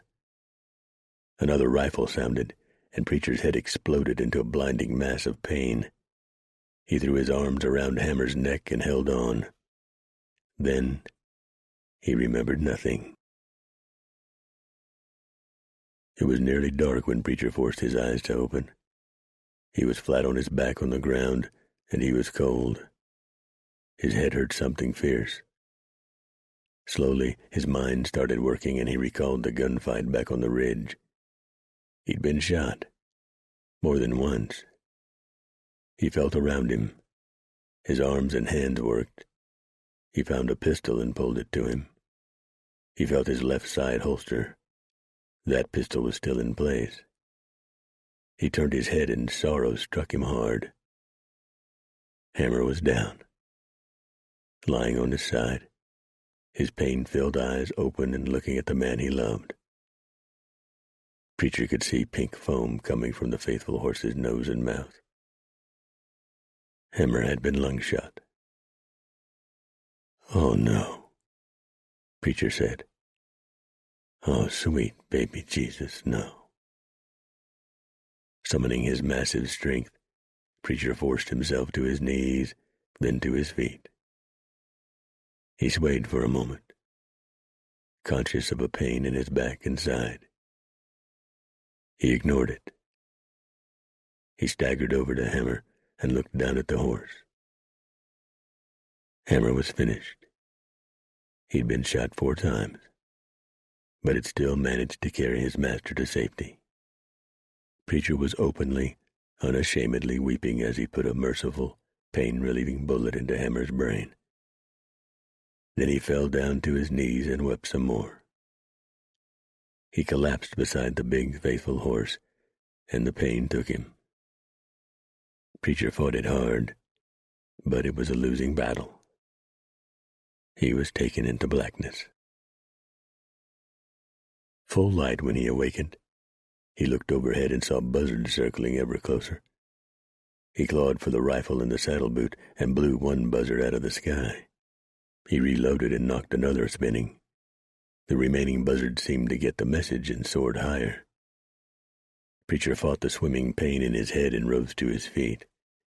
He found his other rifle and reloaded both, then checked his pistols, reloading them full. One buzzard made a bad mistake by landing and staring with his evil eyes at Preacher.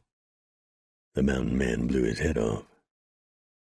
He stripped saddle and saddlebags from Hammer's stiffening carcass, having to dig under the horse with his big knife to finally get the saddle free.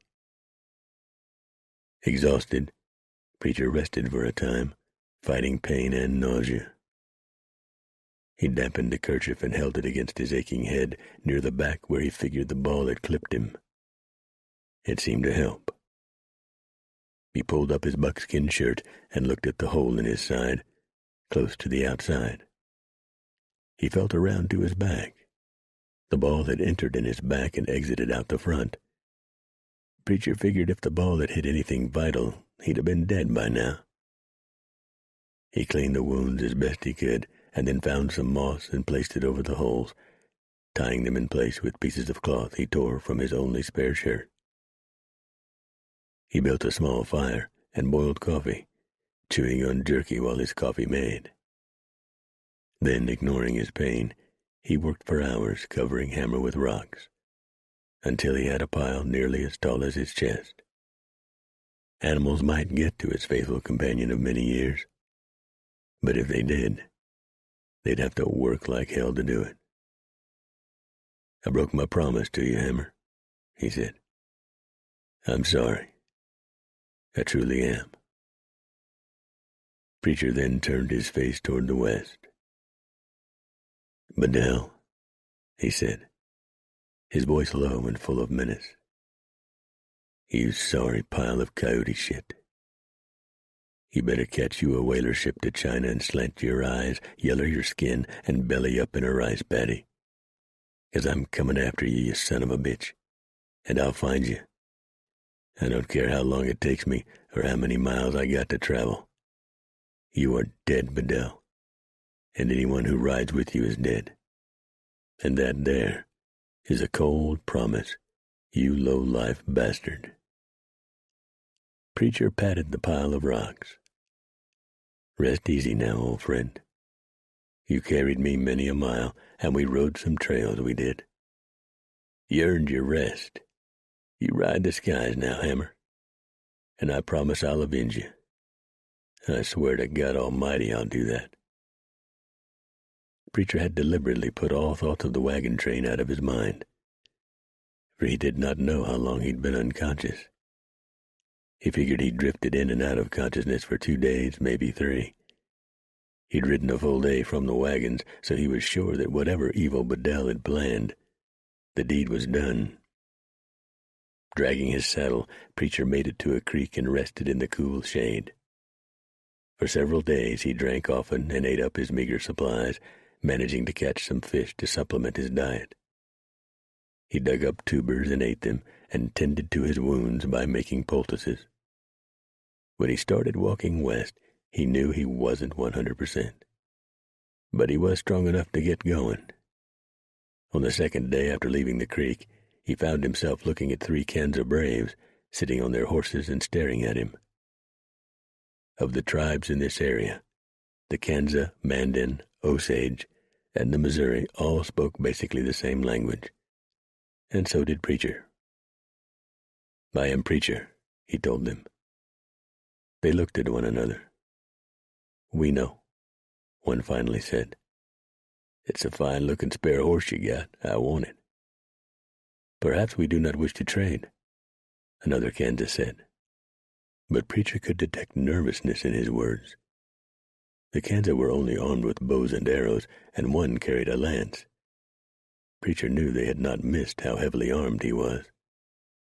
And the ferocity of the man called Ghost Walker, White Wolf, and other names was known from the Pacific to the Mississippi. The Kansa clearly did not wish to tangle with Preacher. "I think you'll change your mind. How was the horse called?" "We just caught him. He has no name." The horse was shod, and Preacher figured it had belonged to one of Bedell's group who ambushed him. Preacher pulled his spare Hawken from the boot and tossed it to the Kansa holding the reins of the horse. As soon as he caught up with Bedell's group, he'd have him another rifle right quick. He tossed a bag of shot and a powder horn to the Indian. "Fair trade?" Preacher asked. The Kansa nodded and dropped the reins. "Fair," he said, and he and his companions were gone.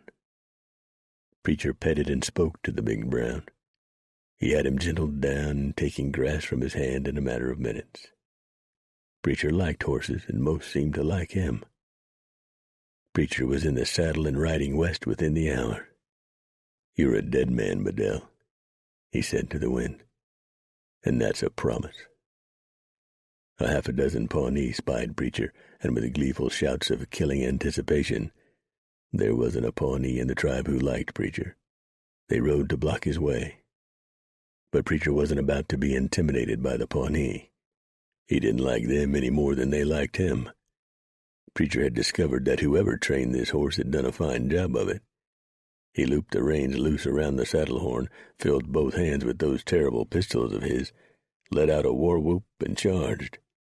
Scared the hell out of those Pawnee. Preacher rode right in amongst them and blew 3 of them straight to the arms of whatever or whoever they believed in after death. The other 3 took off like their asses was on fire and didn't look back. Preacher watched them until they were nothing but dark dots on the vastness of the land. They'd be back, for sure, and Preacher knew that. But he had him a little time to inspect the dead before they returned. With more warriors, he was sure of that, too. He first reloaded his pistols, then began the grisly job of checking out the dead. One of the dead Pawnee had a rifle beside his body that Preacher recognized. Ring had carried it. With a sigh, Preacher picked up the Plains rifle and checked it, then tore shot pouch, powder horn, and Cap's bag from the dead Indian. He tried at first not to look at the hair on the Pawnee's war axe. It was Ring's. But something else about the scalp troubled Preacher. He jerked the scalp loose and felt it. It was dry. Even the underside was nearly dry. No Pawnee had killed Ring. They'd just come along after the bodies had stiffened and done their knife work. Preacher did some fancy cussing for a time, made him feel a little bit better. He took all the powder, shot, and caps. The percussion caps told him the Pawnee had more than likely taken the rifles from the train, for every rifle there had been of the latest model, and left the bodies where they lay. He swung into the saddle and headed out. When he made camp that evening, he buried Ring's hair. He found where the battle had taken place. Bedell had split his people. One group had swung wide and gotten in front of the wagons, and another had hit them from the rear while the wagons were strung out and on the move. It had been one hell of a running battle, and the last wagon had been halted some 5 miles from the ambush site. Preacher found lots of signs of dried blood, but he could not find one body. So where the hell had the Pawnee come up on Ring? He'd probably never know. Some animals may have dragged off the body or bodies by now. He backtracked. There was no point in getting into a hurry now. The deed was done, and he couldn't undo it.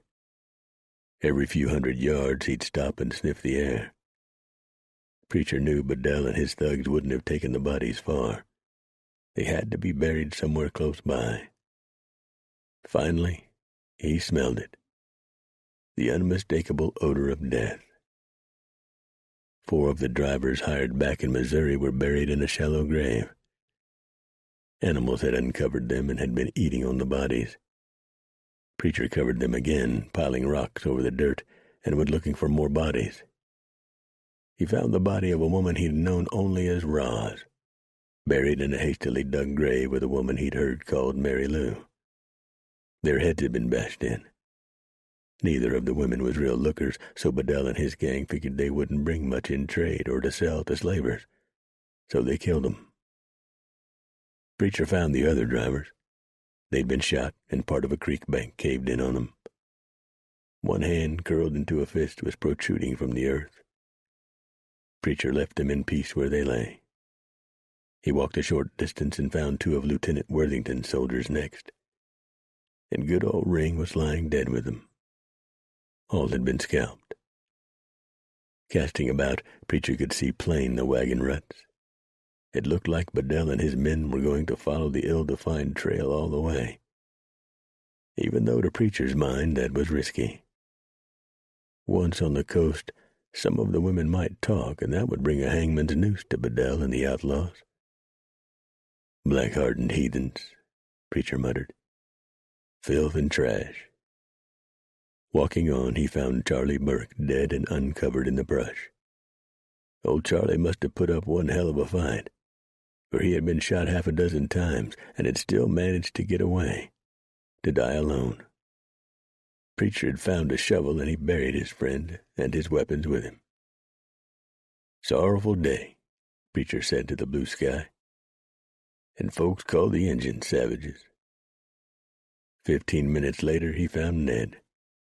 The mountain man had been shot about as many times as Charlie, but had still gotten away from the terrible fight, and he had propped himself up against a tree and was smoking his pipe for the last time when he died. His pipe was still in his cold hand. Preacher buried him. Then he found some of the young children, and was taken by a savage, terrible rage that was almost blinding in its fury. The boys had been tortured, and the girls used horribly. Preacher choked back his outrage and carefully buried the young'uns, boys with boys and girls with girls. He couldn't find enough of their clothing to cover them proper, and that seemed like a sin to Preacher. Then he found Sergeant Scott and the rest of Rupert's soldiers. They had sought cover in a short ravine and had died like soldiers, fighting to the last man. Preacher laid them out in the shallow ravine and caved earth and rocks over them. Bedell's men had gone through their pockets, removing all papers and money. When he could find no more bodies, Preacher began casting about for bloodstains that might have been left by any wounded. He found plenty of that. It looked like Steele's pony, Snake, and Blackjack had taken lead, but had managed to get away. It was getting too dark to track, so Preacher made camp and cooked a rabbit he'd caught in a snare. His thoughts were as dark as the night as he rolled up in his blankets. Old Satan himself would have tiptoed light around what Preacher was thinking. 13. At first light, Preacher was tracking with the skill and tenacity of a bloodhound. He soon found what he hoped to find. A small group of women had gotten away, and they had done so on horseback. Eudora had her a foot size that was equal to her height, and she had led the group of females out and away from the attack. Obviously, Bedell and his men had decided not to pursue the women, thinking they'd probably die out here anyway. It took Preacher most of the day to find them. He spotted them through his spyglass, and he noted with satisfaction that they had picked good cover in which to light and rest. He didn't want to spook them, and as jumpy as he knowed they was, he might get shot right off the mark if he showed himself plain, so he commenced to hollering while he was out of rifle range. "My stars and garters, Captain," Eudora exclaimed. "It's good to see you." There were 7 women: Eudora, Faith, Cornelia, April, Lisette, Madeline, and Claire. They all hugged him, with Faith doing a bit of rubbing, too.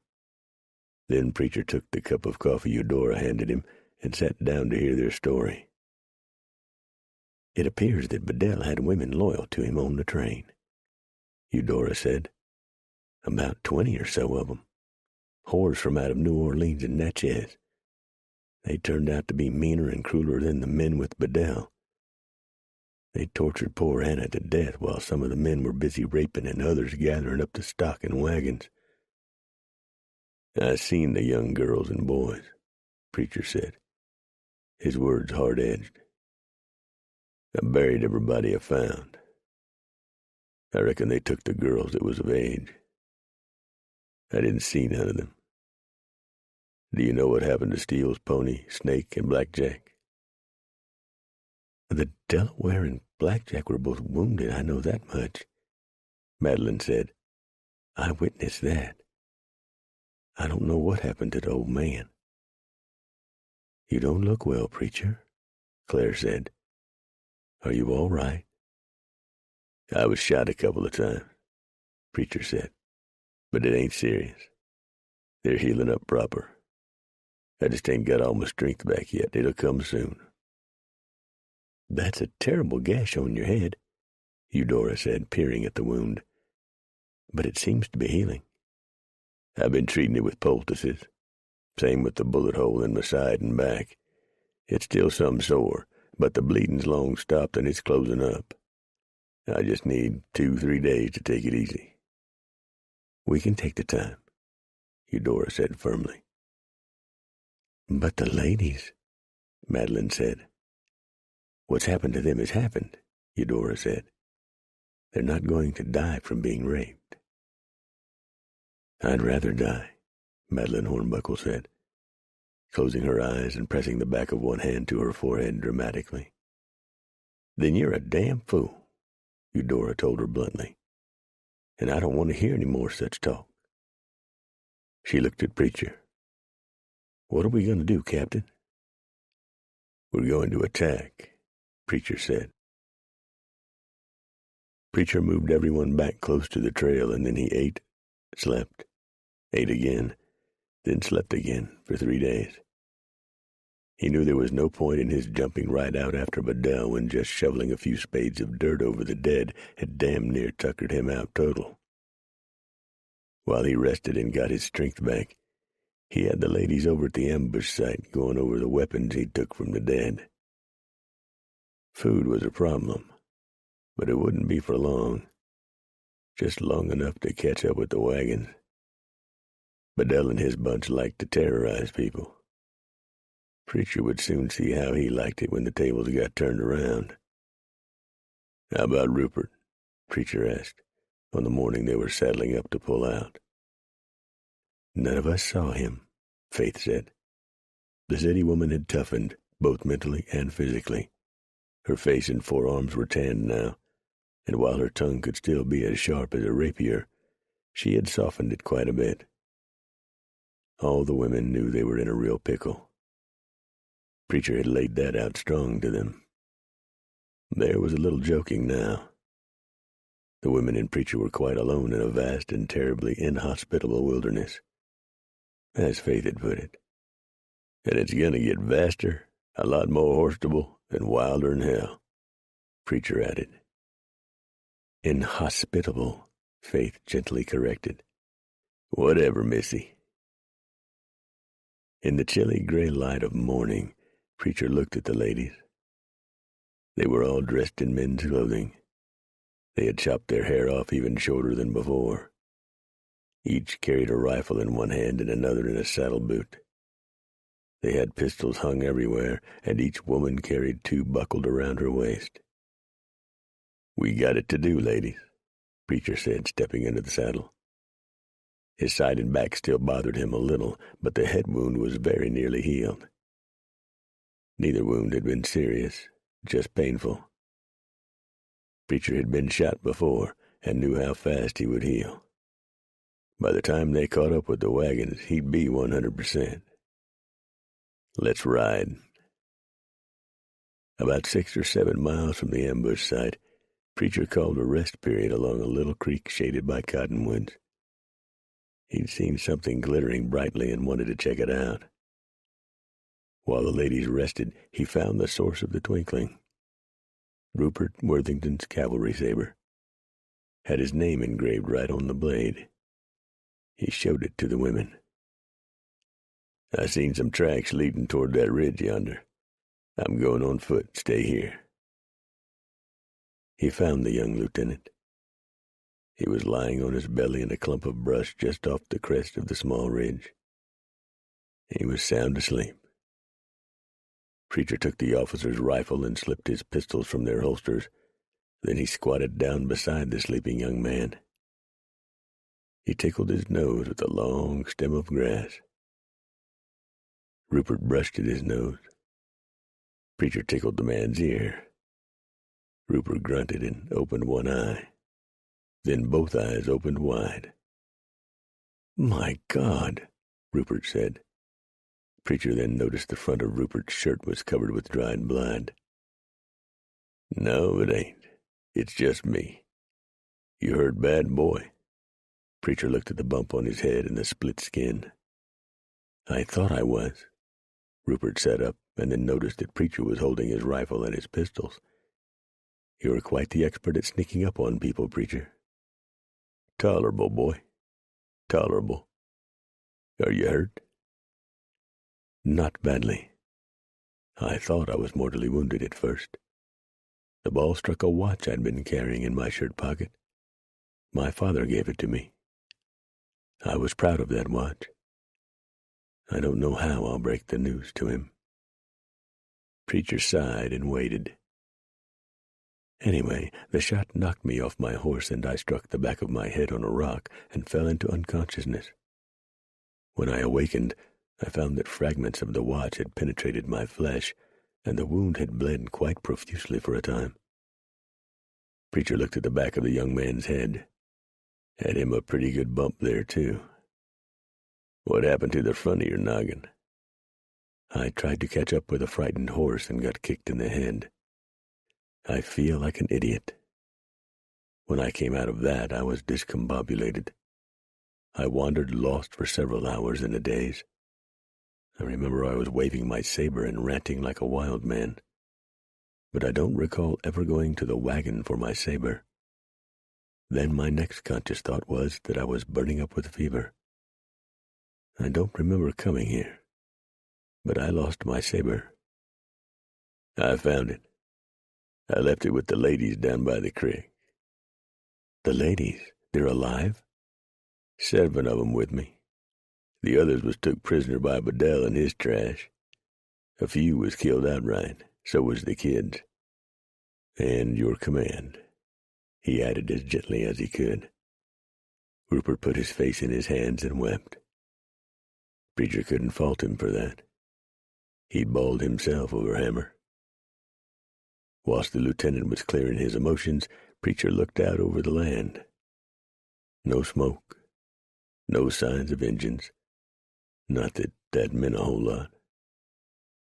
He stepped to the crest and called down to the ladies. "Build a fire and boil some water, and save some to clean up Rupert's wounds. He ain't hurt terrible bad. We'll be down directly."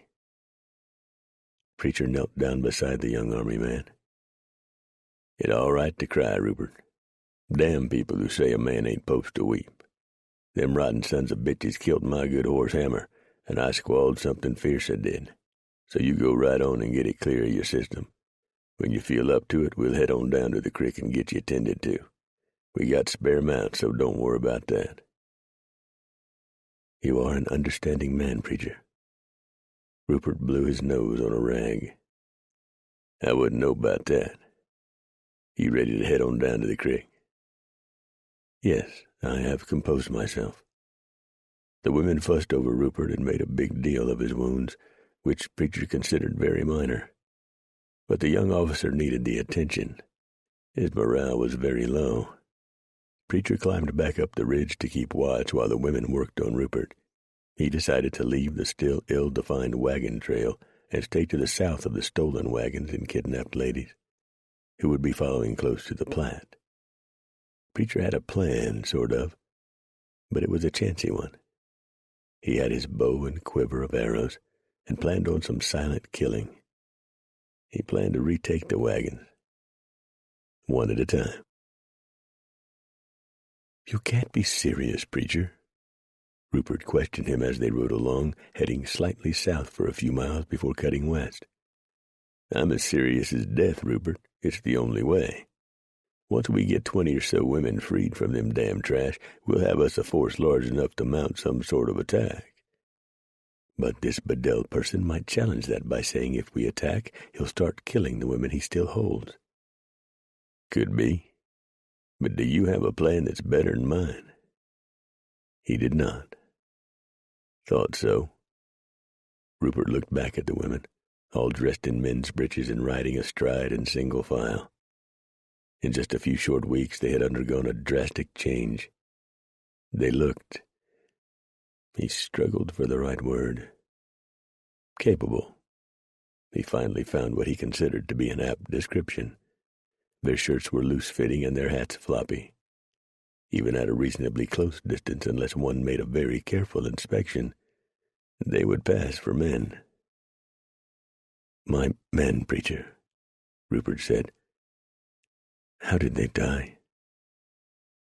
"I mean—" "I know what you mean. They died like soldiers, boy. They dug in and fought to the finish. When you make your report, you can say that." Rupert gave the mountain man an odd look. He shook his head and tried a small smile. "You really believe that we'll come out of this alive, don't you?" "Hell, yes, I do. This time tomorrow I'll start cutting down the odds some."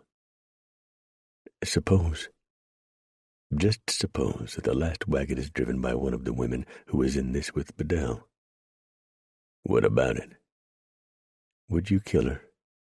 As fast as I would a man. Trash is trash."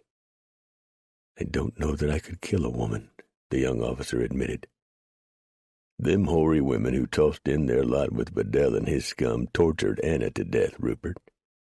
They laughed and helped the trashy bastards to do unnatural things to the boys before they killed them. I seen what was left of them young boys, and I ain't going into no details about it. Use your imagination. Them with Bedell is twisted, boy, in the head. And don't give me no Eastern crap about due process and feeling sorry for scum. I don't want to hear it. And get this straight, Rupert, I ain't taking no prisoners. And I ain't gonna let a damn one of Bedell's people reach the coast, male or female. Them sorry white trash killed my friends and killed my good horse Hammer. This is personal now, and it ought to be for you too. They're cold-blooded murderers all. They killed your command. You better make up your mind whether you're with me all the way, 'cause in this situation, halfway won't do it." "Amen to that," Eudora called, riding just behind the two men. "You just let me get that damn Ruby in gun sights. I'll gut-shoot her so fast it'll billow your mainsail." "My word," Rupert muttered. "I want that damn Sandy Lou," Cornelia Biggers called out. "I never did trust her." "I got my mind set on Eileen," Claire said, her words containing a hard, bitter edge. "I saw what she did. I see it every night in my dreams, and I'll not rest easy until she's rotting in the grave. Not that she deserves the grave." "Hate is not a good thing," Rupert said. "Vengeance is mine, saith the Lord." "Stick your platitudes where the sun doesn't shine," Faith told him. That widened Rupert's eyes. "There is no need to be coarse, Miss Faith.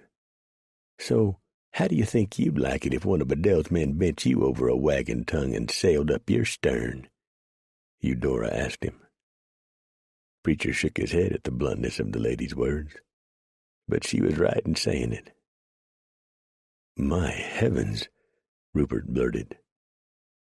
"Now you know what they done to some of them young boys, Rupert," Preacher told him. "So shut up and get your mind set for killing. We got to be just as cold-blooded and hard as them we fight. If we're not, then we'll lose. And that's all there is to it, boy. That's the sum total." "I think my overall education has been sadly lacking in some respects," Rupert admitted. "Before this is all over," Preacher told him, "I figure you'll have earned several more diplomas." "I'm very afraid you are going to be correct," Rupert said, his tone quite dry, although the subject matter might be a bit suspect. "The Army's liable to make you one of them highfalutin generals after all this is over, Rupert." "What I'll probably get is a courts-martial," Rupert muttered. "Cheer up, Rupert," Eudora called. "You can always transfer over to the Navy after the Army lets you out of jail." 14. "Just like I figured," Preacher muttered. He had left the others well hidden about 2 miles south while he headed for the Platte, staying right on the trail. He had not been too worried about Bedell putting outriders very far from the wagons. With the supplies on hand, they really didn't have to hunt, except occasionally, when they wanted a taste of fresh meat. Preacher waited until the last wagon had passed. Then he hightailed it back to the others. "Let's go, people. This time tomorrow, we'll have spilled some of their blood. For a change." He added a grim note to the words. The party took off, heading west for some 10 miles, then cutting straight north. They reached the Platte River, which would later be dubbed as too thick to drink and too thin to plow by the westward bound flow of settlers. And Preacher selected his ambush site.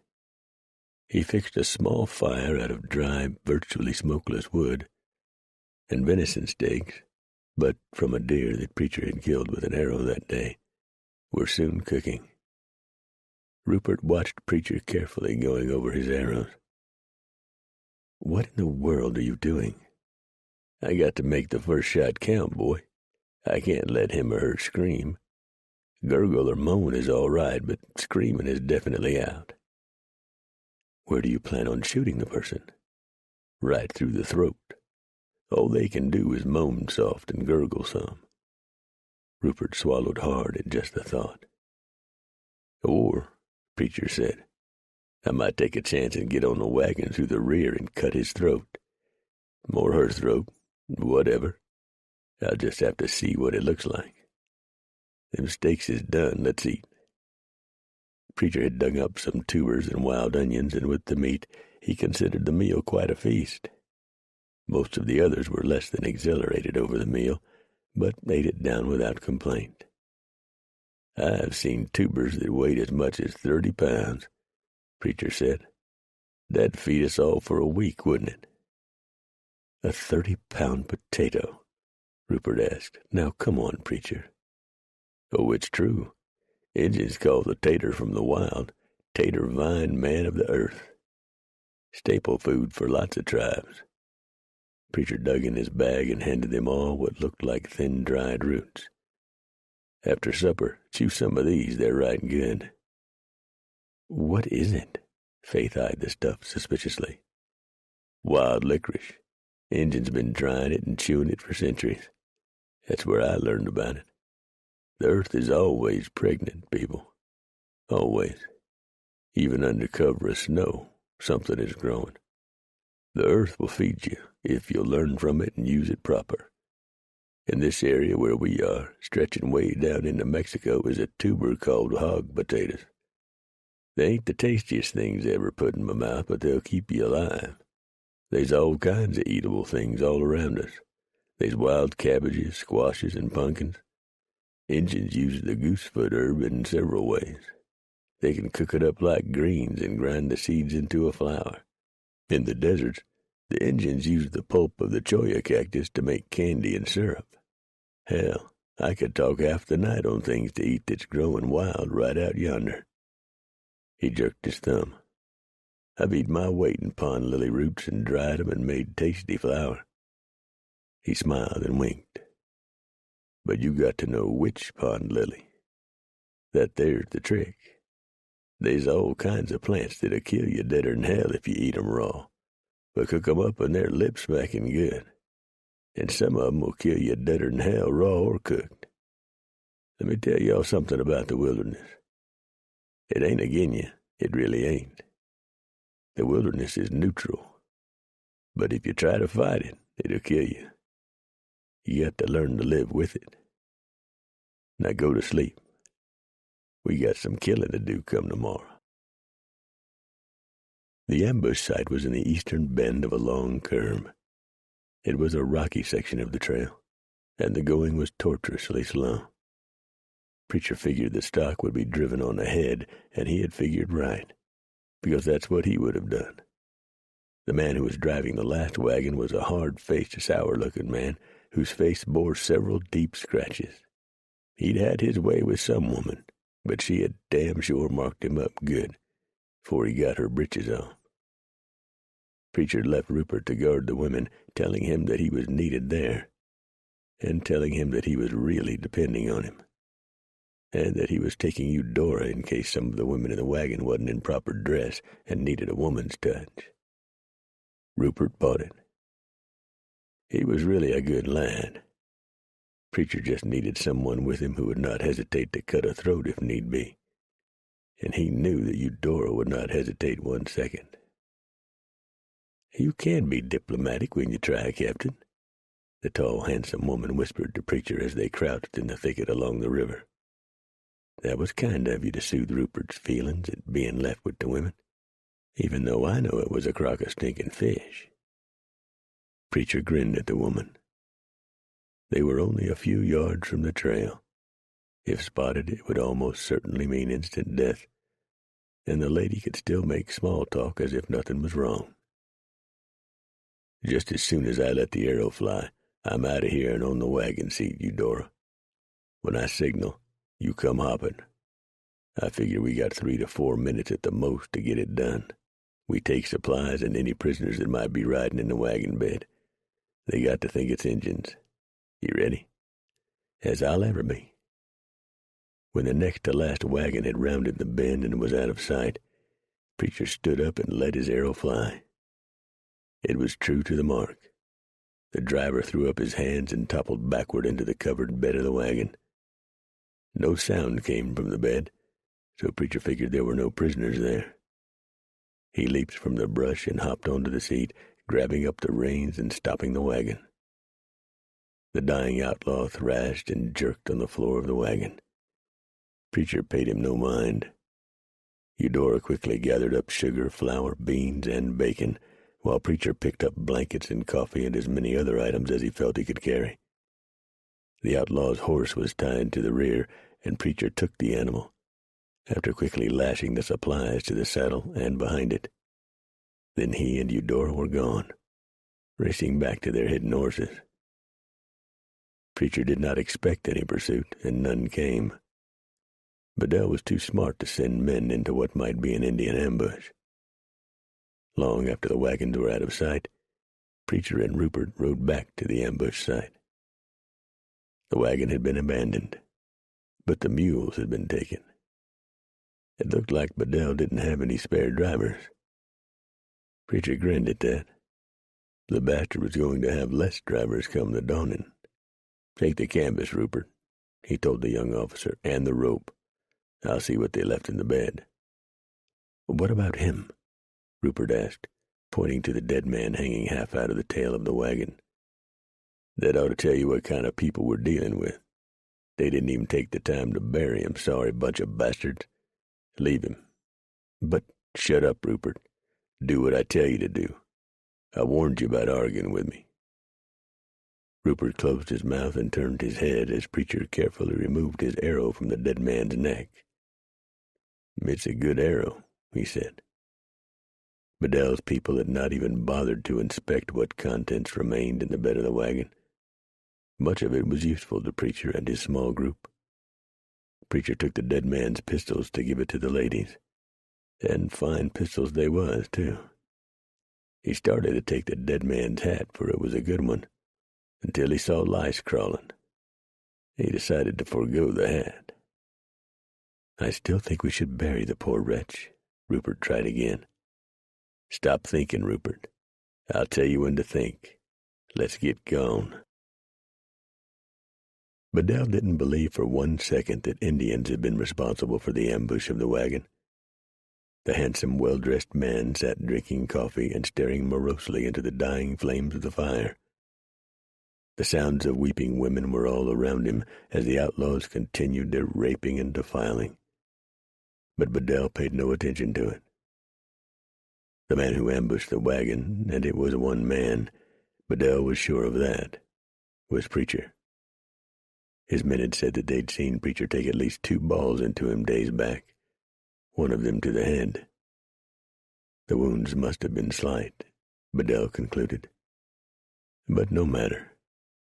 Preacher would be dealt with in due time. He had more men waiting to join up with the group when the wagons cut north some days ahead. They would more than make up for the men Preacher had killed thus far. But Preacher was still the fly in the ointment. He had to be killed, and so did those who were with him. Damn the luck, Bedell thought. Faith Crump had gotten away, and that was the card Bedell had counted on to play. Old man Crump would have paid a fortune to get his daughter back. With that money, plus the money the gold brought, and the gold was there all right, Bedell knew that, he could live like a king for the rest of his life. Damn Preacher's eyes, Bedell thought. God damn the man to hell. When the wagons linked up with the men from California, Bedell would assign all the new men to kill Preacher and grab Faith Crump. It had to be.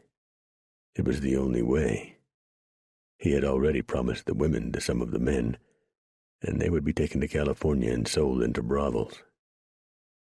Oh, God, no more, a woman pleaded with an outlaw. Please, God, no. Her pleadings ended with a scream of pain, and several other women laughed in the night. Bedell paid no attention to it. Neither did one of the guards stationed around the protective circle. He couldn't, because he was dead, his throat cut from one side to the other. Preacher had then lashed him to a wagon wheel so he'd look like he was standing up, and then made his way to the horses. He moved quietly, whispering to the animals and petting them. Preacher had a way with horses, and none of them so much as blew. He led several away from the wagons and picketed them. Then he returned to the wagons. He passed up several wagons, for the outlaws were busying themselves with the ladies in them, until he came to a wagon that was silent. He peeped in. Gail Hawkins, Bridget Wilson, and Bertha Macklin were all trussed up like hogs, with gags in their mouths. Preacher slipped into the darkened wagon. "Don't make a sound, ladies," he whispered. "Not one sound, or we're all dead." The women, wide-eyed in shock, surprise, and relief, nodded their heads in understanding. Even in the darkened bed of the wagon, Preacher could see that the women had been savagely beaten. They were all naked and had been used badly. Preacher cursed silently at the brutality of the outlaws and tried to keep his eyes from the bareness of breasts and the whiteness of bruised thighs. He slashed the ropes, and the women quickly slipped into breeches and shirts and boots. "One at a time, gals," Preacher whispered. "It gets real chancy from here on. Follow me, and don't trip on nothing. Don't make a sound." They almost made it without incident. They had just reached the horses when a guard found the dead man and sounded the alarm. The camp was instantly alert.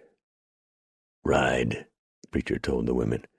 "Ride like the devil and his demons is after you." "They are," Bridget said bitterly, and bit her lips against the pain as she settled into the saddle. Shots were fired from the circle, but Bedell would not allow pursuit. "No," Bedell shouted the camp into silence. "We stay right where we are for the night, and we'll mount a party come the dawn. Blundering around in the dark in unfamiliar country will just get more of our people killed. Stand down for the night, but double the guards." After a moment of hugging and rejoicing among the women, Preacher put a halt to it. "Back it up and let's get gone. Bedell will have men out come the morning looking for us. We'll swing wide around the wagons, then follow the river for a time." "For how long a time?" Gail asked, fatigue in her voice. "Till I say we stop. Let's go." Preacher pushed the tired group hard for several hours. Then he let them sleep for a few hours, and then rolled them out and pushed them hard for several more hours. Just at dawn, he finally allowed them to stop and make camp. "Fix something to eat and get some rest," Preacher told the exhausted group. "I'll stand first watch and then wake you up, Rupert. It's not only Bedell and his people we got to look out for, it's the Injuns as well. We've been real lucky so far, but the further west we travel, the more likely that is to change. At any moment. Eat and rest." Preacher let them rest for 4 hours. A slight noise made him quickly turn around. Eudora was up and pouring a cup of hot black coffee. "Get some rest, Captain," she told him, picking up her rifle. "I'll stand the next watch." Preacher smiled at her and nodded. So complete was his trust in the New Englander that he went right off to sleep and didn't wake up until the middle of the afternoon.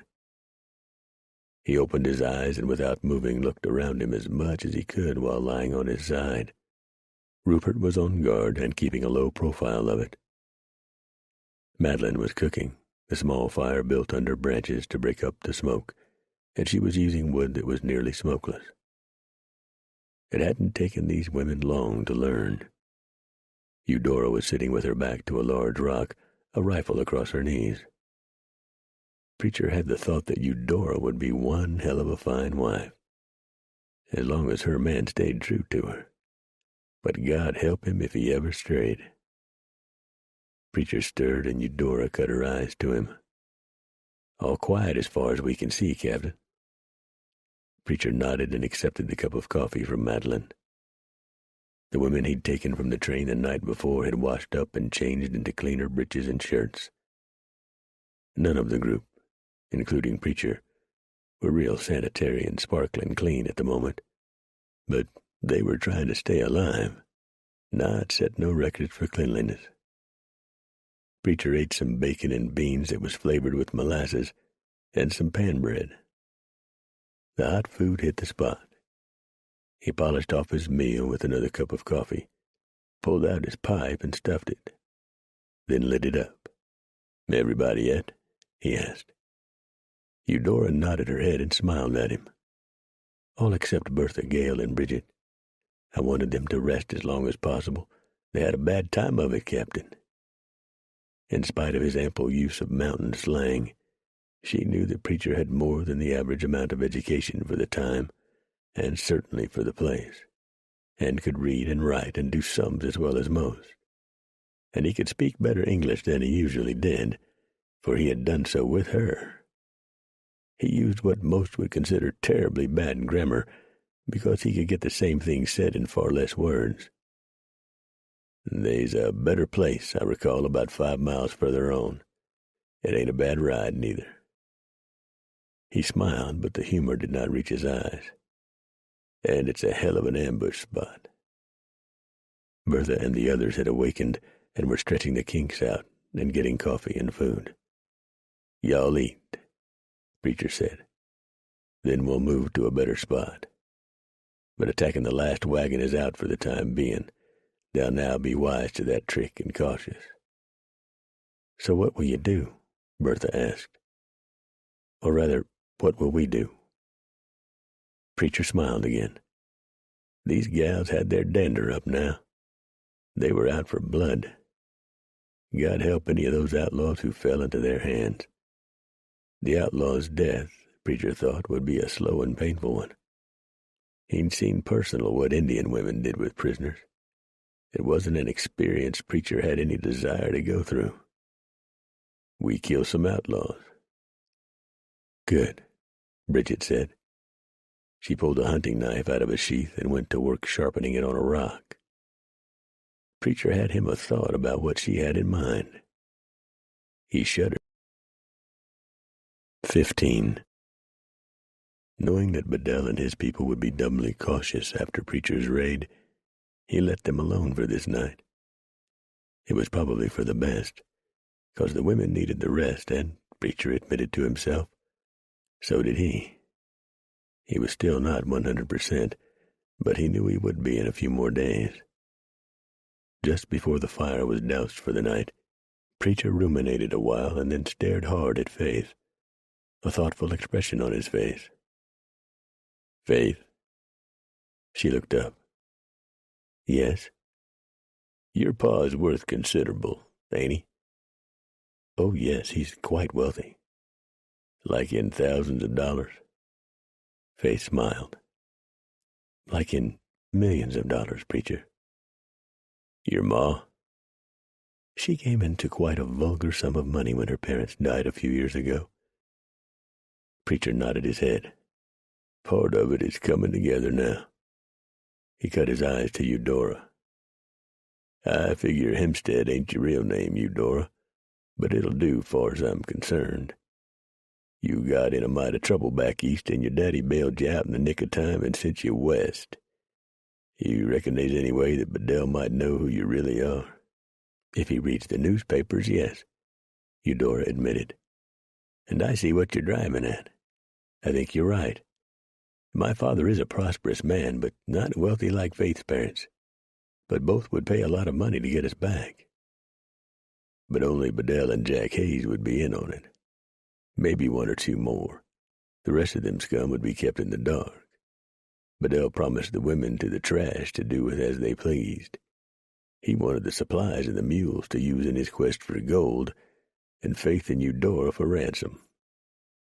The men would be more likely to stay with him for the long haul if they had women to use along the way. Bedell planned this out long and hard, and it has damn near worked. So in his mind, we all got to die. Bertha, ladies, did any of you see what happened to Steele's pony, Snake, and Blackjack? The new trio all shook their heads. Bridget said, No, it was all so confusing and it happened so fast. I got to think they made it out, Preacher said. I have to keep thinking that. Preacher rolled up in his blankets and lay for a time before drifting off to sleep. There probably would be no more chances to grab any women from the train. If they had any sense, the outlaws would be placing the women in the center of the circle now. Of course, Preacher thought, if they had any sense, they wouldn't be outlaws. He had to keep cutting down the odds, had to keep nibbling away at Bedell's men, and Preacher knew that he was the only one to do that.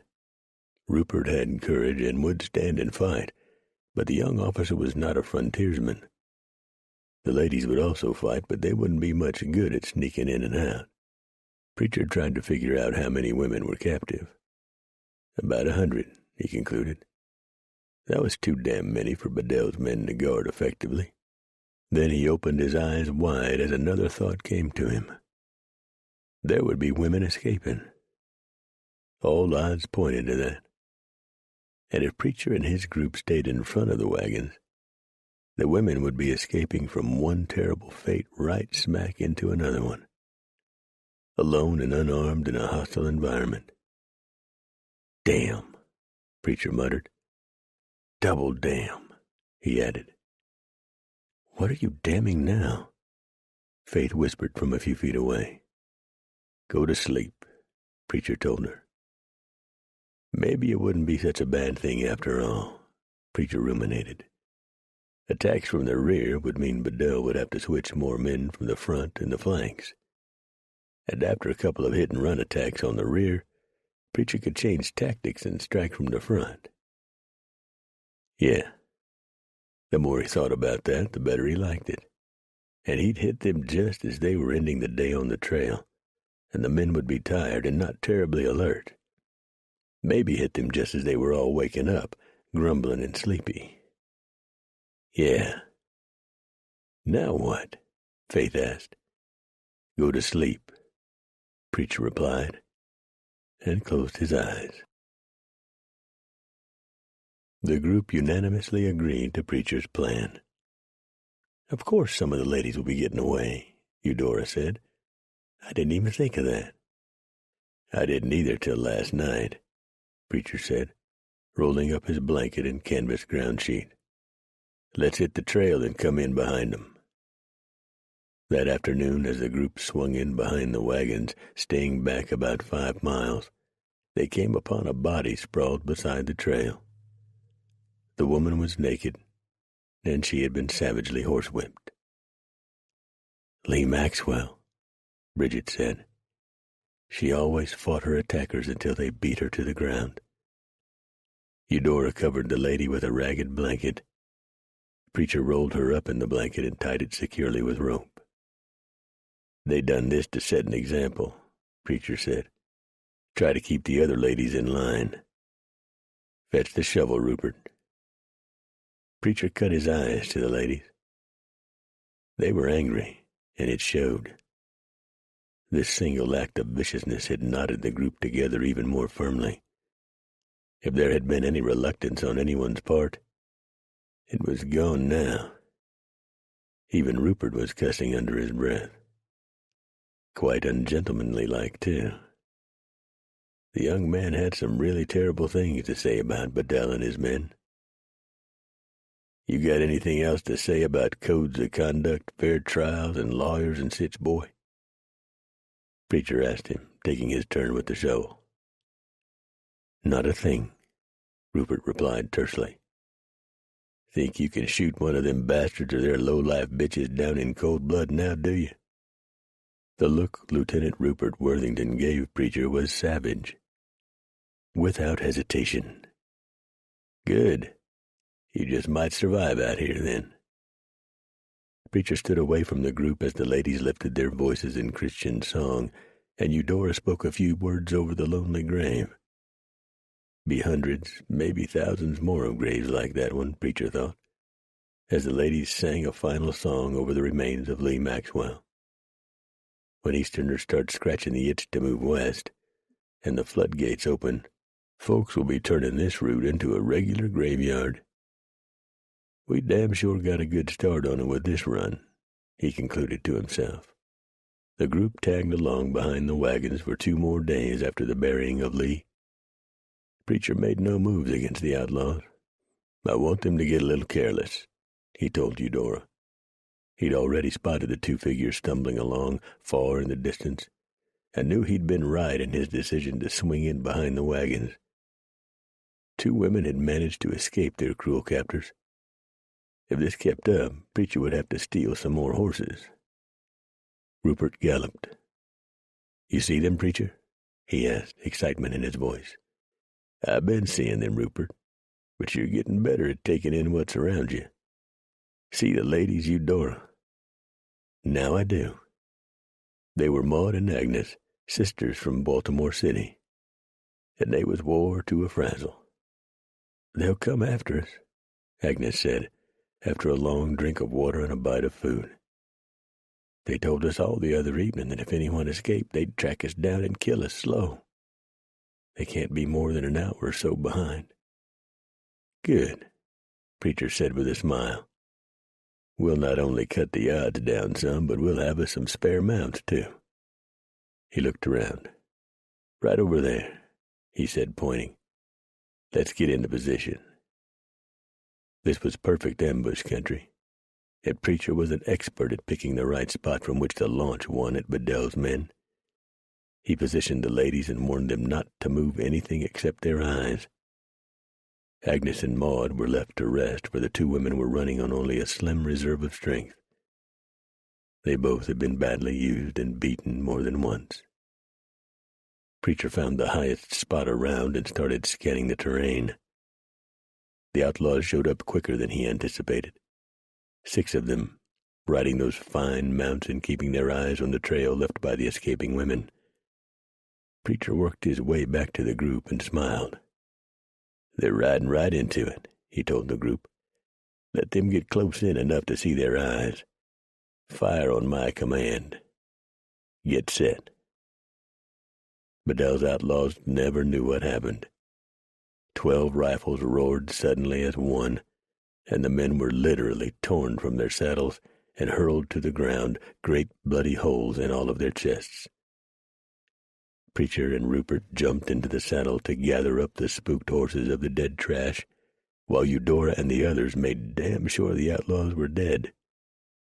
One wasn't quite dead. Bridget cut his throat with no more emotion than scaling a fish. "Son of a bitch." She spoke the only eulogy the man would ever get. The ambush netted the group 6 fine horses and more supplies, blankets, and ground sheets. They had powder, shot, lead, and molds. They also now had more weapons than they could possibly use. Preacher checked them all carefully and used part of the canvas taken from the abandoned wagon to wrap them and lash the guns on a pack horse.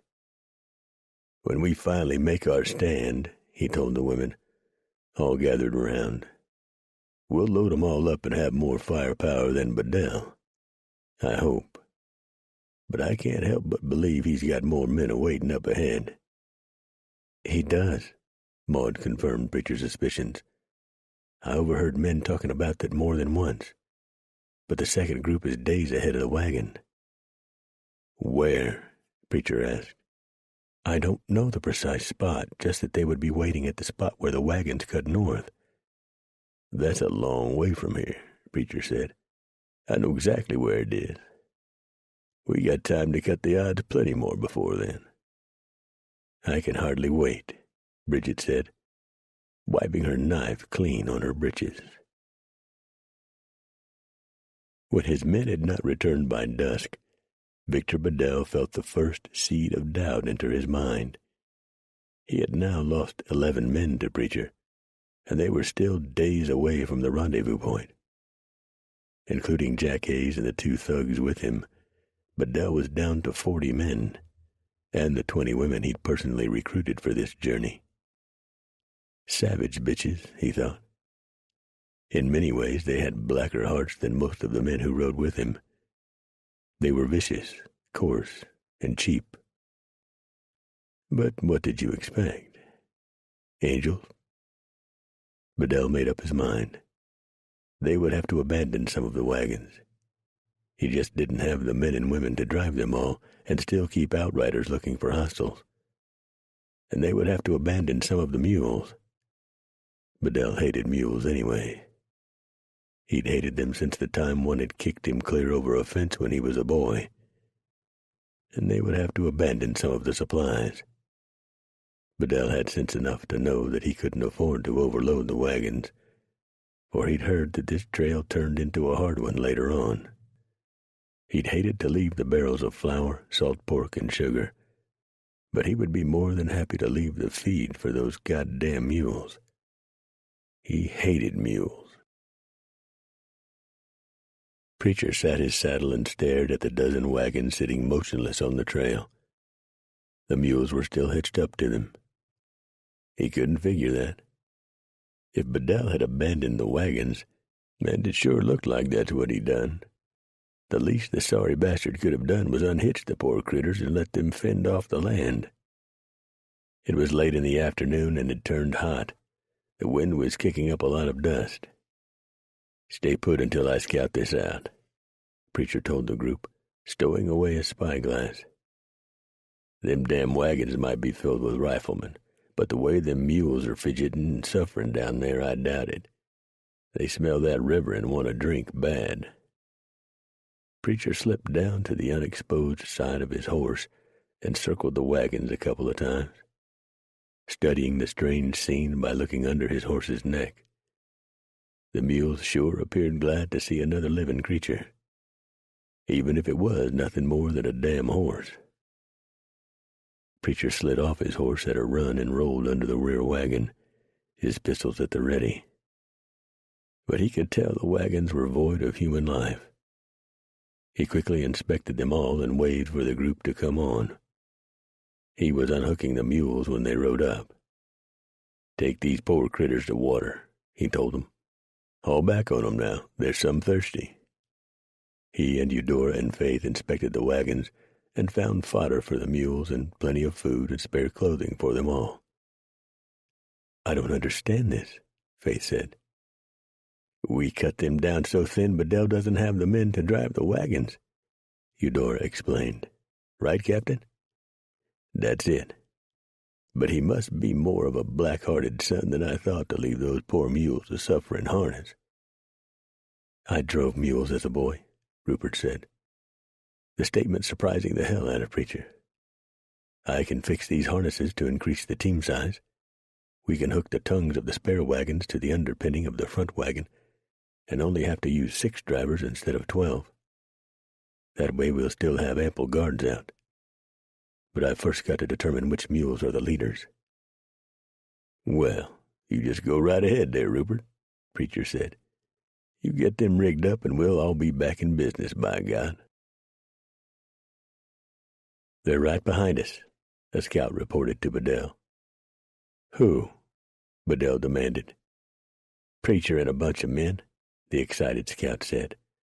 I seen 'em with my own eyes. They've hitched up the wagons we left behind and are coming on. The wagons are double-teamed." "You saw a preacher, probably," Bedell replied. "But the others are women dressed as men. Preacher double-teamed those goddamn mules because he didn't have enough people to drive single wagons, just like us." "What are we going to do?" Ratface asked. Preacher had accurately pegged the name back in Missouri. Everyone called the man Ratface. He looked like a two-legged rat, and was just as vicious and sneaky. "We'll not ambush Preacher again," Jack Hayes said, riding up. "I say we attack." "Yeah," a thug called Tater said. "Just ride right over 'em. We can do it." Bedell looked at Tater. The man was not known for his intelligence.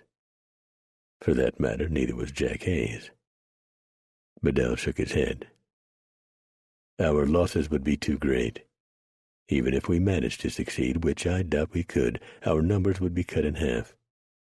And then where would we be?" Before anyone else could answer, he said, "I'll tell you where we'd be, in the middle of hostile country with not enough men to fight off an Indian attack. You want that?" No one did. Bedell sat his saddle in silence. He really didn't know what to do about Preacher. To launch an attack against those behind would be folly. Bedell guessed, and guessed accurately, that Preacher had armed the women well. Each one of them would have 6 or 7 or more loaded weapons available. To charge into that would be the end of Bedell's plans. No. They would have to hold out until the rendezvous point. Then they could deal with Preacher and the women. Bedell twisted in the saddle and looked behind him. He'd be doing a lot of that before his game was played out. "Why don't they attack?" Faith asked. Supper was over and the fire put out before darkness fell. This close to Bedell, there would be no night fires. "I would." "I think," Rupert said, "Bedell has calculated the odds of conducting a successful attack and found them not to his liking." "You're learning, Rupert," Preacher said, lying on his blankets, his head on his saddle. "I took a terrible chance about pulling up this close to that trash, but it looks like it worked. Bedell's worried, and I intend to keep him that way for a few days." He drank the last of his coffee and tossed out the grounds that remained at the bottom of his cup. "It would still be too risky for me to try anything for a few days. Them outlaws will be shooting at the wind." "What do we do now?" Bridget asked. Preacher rolled up in his blankets. "Go to sleep." And he did. 16. At the end of the second day, after learning that Preacher and the others were tagging along behind them, a thoroughly disgusted Bedell stared at the scout for that day. "Well?" "They still back yonder," the man reported. "Just a-plodding along." "Did you let yourself be seen as I told you?" "Yes, sir, Mr. Bedell. I showed myself up no more'n 500 yards from the wagons." "What did Preacher do?" "He waved at me." "He did what?" "Waved at me." Bedell cussed loud and long. He'd been doing quite a lot of that the past couple of days. He'd also been toying with the idea of meeting with Preacher and trying to work something out between them. He kept vacillating on the thought, finally giving it up and putting it out of his mind. Having first-hand and quite painful knowledge of Preacher's volatile temper, Bedell reached the conclusion that even if he called for a gentleman's agreement and met the mountain man unarmed, Preacher would probably just shoot him on the spot. Preacher was little better than a damn savage himself, Bedell thought. Breeding always tells.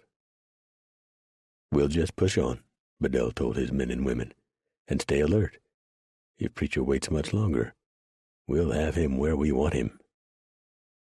Just after dusk, Preacher was belly down in the grass, not 100 yards from Bedell's circle of wagons. He had not come to attack, although he would if the opportunity presented itself, but to observe. Just as he had guessed, Bedell had put the women in the center of the camp. No way in hell he could help them while they were located there. Preacher sensed more than he heard movement behind him and to his right. He moved only his eyes. Indians. Kiowa or Cheyenne, probably, and they were moving in closer. "Preacher," he said to himself, "now you have really gotten your butt in the pickle barrel." Preacher waited, motionless.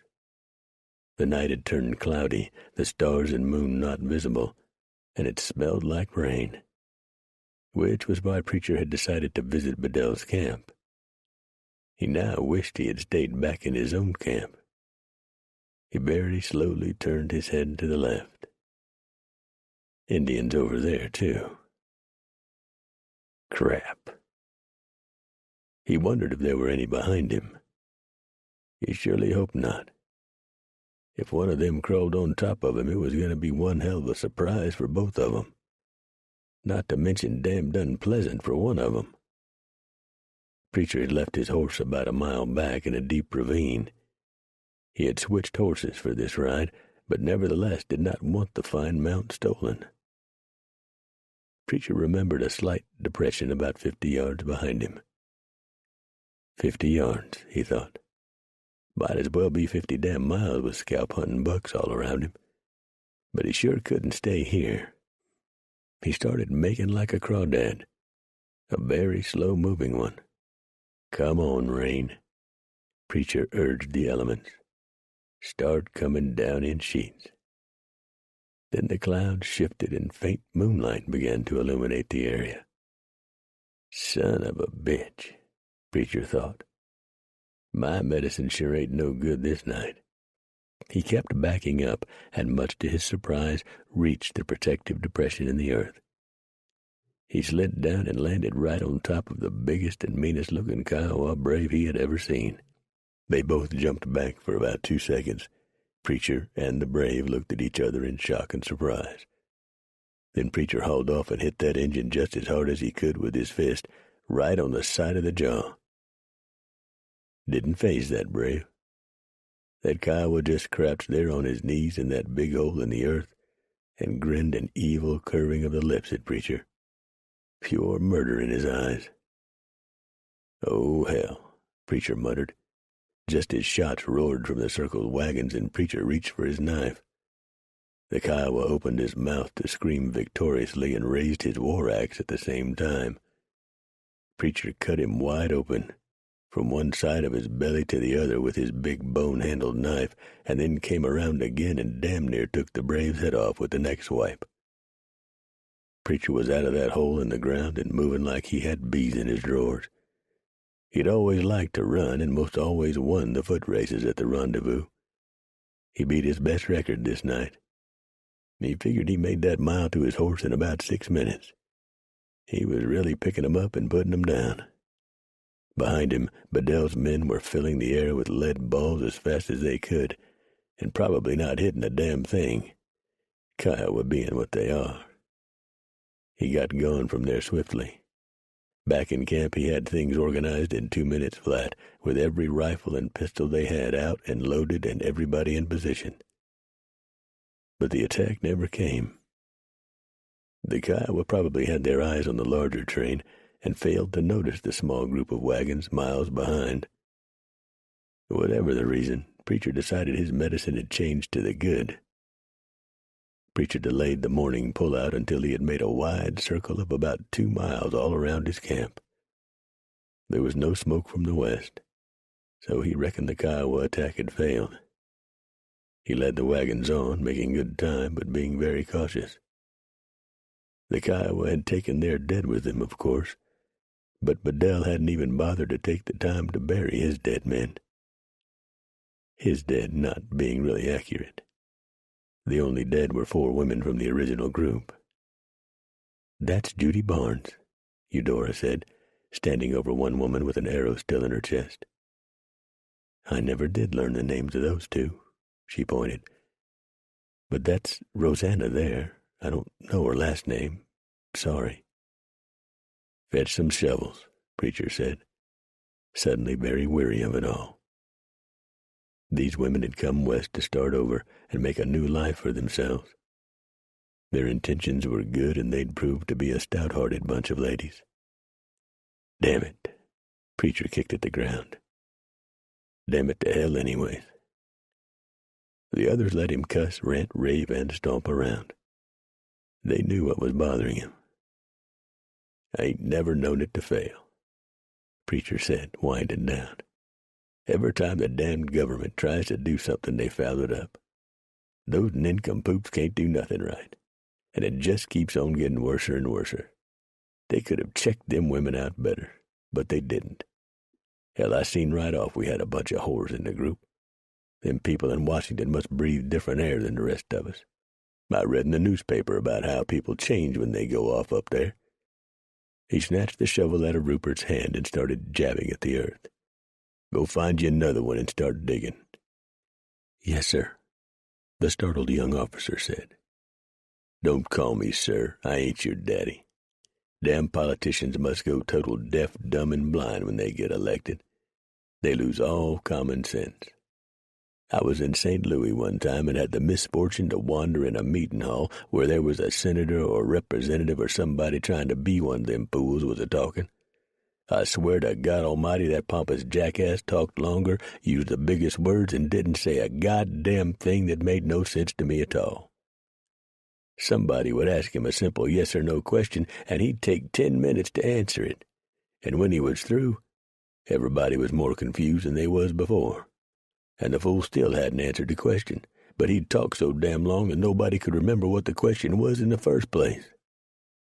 The women had busied themselves digging graves, and even though it was a solemn time, most could not hide the smiles on their lips. For having just come from the settled East, they knew far better than Preacher just how accurate his words really were. "Goddamn politicians," Preacher said, flinging dirt every which way. I started to go for my gun to shoot that loudmouth. Wish I had now. Preacher paused in his digging. Come to think of it, I believe that fool was elected president and somebody did shoot him. Or shot at him. Maybe it was a duel, I disremember. News is usually 2-3 years old time it gets out here. Who the hell is this Martin Van Buren anyways? He's a good man, Eudora said. For a lawyer. A lawyer? Preacher looked up horrified. A damn lawyer is president? That's disgusting. He is responsible for creating the true and separate Democratic Party, Rupert said. The what? Preacher asked. It's a political party, like the Whigs. As a matter of fact, William Henry Harrison is a Whig, and he'll probably be the next president. Van Buren is becoming increasingly unpopular among the people. Why? Preacher asked. Why are you so interested, Preacher? Cornelia asked. Do you vote? Kinda hard to find a place to vote out here, Missy. But I have voted a time or two when I was in a village here or there. And then I've had other opportunities to vote, but when I seen the caliber of men running for office, I opted not to. Be right interesting to see what Congress is like 100 or so years from now. Be more brain jackasses running around there than a body could count. Every one of 'em talking out of both sides of their mouth of trying to please everybody, and even a damn fool knows that's impossible. So they all end up pleasing nobody. No one offered to argue that because they all felt it was a valid statement. For the rest of the time, the group worked in silence, burying the dead. When that was done, Eudora read from the Bible, and the ladies sang a sad song. Group sure is getting thinner and thinner, Preacher said to his horse. Bedell sent 3 men out to scout their back trail. But since Preacher had decided on a late start and then stopped to bury the women, the scouts did not ride far enough to spot Preacher in the wagons. Instead, they mistook a dust cloud for smoke and raced back to Bedell with the erroneous news. "You're sure it was smoke?" Bedell asked, his spirits lifting. "Positive. Them savages must have hit them after we run 'em off. Preacher and them women is buzzard bait now." Bedell smiled. "Excellent. Very good, boys." Bedell happily put Preacher out of his thoughts. He gathered the prisoners and told them what his scouts had found. So there is no point in trying to escape, he warned them. You'd be committing suicide. So my advice to you all is just settle down and accept your fate. You cannot change it. The shoulders of the women sagged in defeat. That evening, Bedell selected a very young and very pretty woman to satisfy his perverse desires. Her screaming shattered the night for hours. Book 2. One man with courage makes a majority. Popular saying. 1. Lieutenant Rupert Worthington lost his breakfast, and only Eudora Hempstead and Faith Crump had the iron in them to stand with Preacher and look upon the body of the young woman. The other ladies fled the scene and returned to the wagons. Bedell's work, Preacher said, covering the battered body with a blanket. Doing things like this pleases him. He's a twisted man. There was all kinds of talk around St. Louis about him. Somebody get a shovel. Eudora's face was pale and her eyes were furious. It would take a madman to do something this hideous, she said. No, Preacher disagreed. Just a man who won't control himself. Any man that can function, speak proper, dress themselves, work and step out of the way of carriages and so forth, ain't crazy. And I don't give a damn what these so-called smart people say. Men like Bedell, and anyone who rides with him and stands by and watches while something like what was done to this poor child and don't do nothing about it, deserve a bullet or a rope. They sure as hell don't deserve no sympathy. This journey has changed me considerably, Faith said. I shall never be the same. I used to deplore the conditions of prisons and jails and the treatment of criminals. I will never again editorialize on that subject. Then you'd be wrong, Preacher surprised her. They's innocent men in prison, missy. They'd be men behind bars who couldn't pay their debts because of one good reason or another. Just because a man falls on hard times don't mean that man should be locked up like a murderer, a horse thief, or the like. They's men in prison for defending hearth and home, and that's wrong.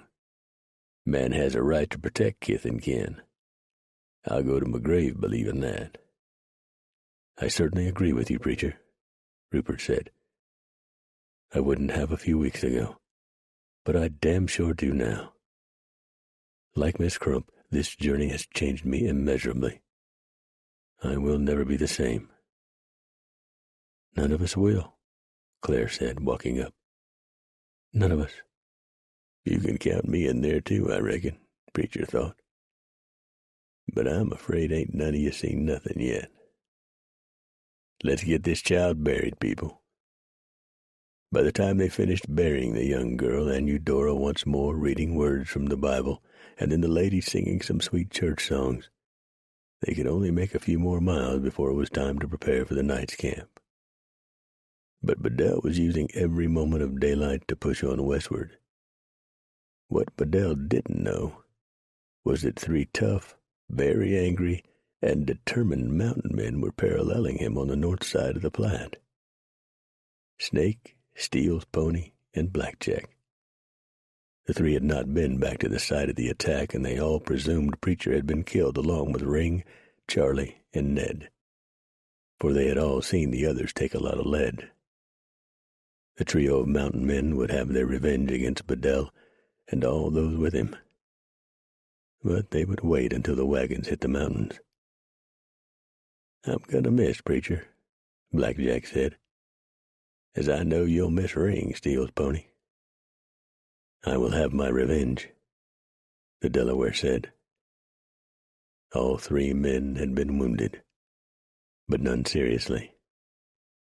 By the time they had found each other, the fight was over and there was nothing they could do except save themselves and see to their wounds. I'm glad we're going back to the high country, Snake said, and got me a feeling this is going to be my last ride. Steele's pony glanced at him. The Delaware did not make light of such predictions. He had seen too many of his own kind predict nearly to the minute when they were going to leave this world to walk over to the other side. Black Jack said nothing about it. The mountain man had lived with Indians and knew when it was a man's time to go, a lot of men could predict it. Or will it to happen, he silently added.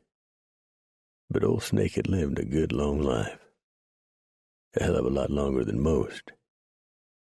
Snake told them the agreement he'd had with Preacher, and both Steele's pony and Black Jack agreed that they'd bury him high up. "We got company," Snake said. "Ponca. They're not looking for trouble. They got their families and belongings with them." The three men rode over to the small band of migrating Indians and greeted them as friends. An old man peered closely at Snake. "I know you," he said. "You shared my teepee many, many winters ago. My wife and family were sick, and you hunted meat for us. I have never forgotten you. I have news that might interest you. My old friend Preacher has taken up the blood hunt for those who attacked him. I do not know what happened, but it must have been terrible for Preacher to swear such vengeance." "When did you hear this?" Steele's pony asked. 2 days ago. Preacher is leading a small band of womanless people through to the shining waters across the mountains. I always wanted to see the shining waters," he added wistfully. "Did you learn where Preacher is?" Snake asked. "South of the river," the Ponca said, pointing in the direction of the Platte. "On the trail, east of a huge line of wagons that are driven by very unfriendly men. Stay away from them." After the Ponca had moved on, Black Jack looked at his friends.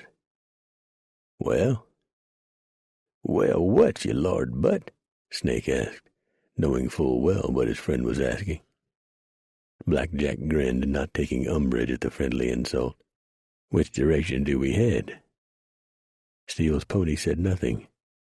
He just turned his horse south and rode off.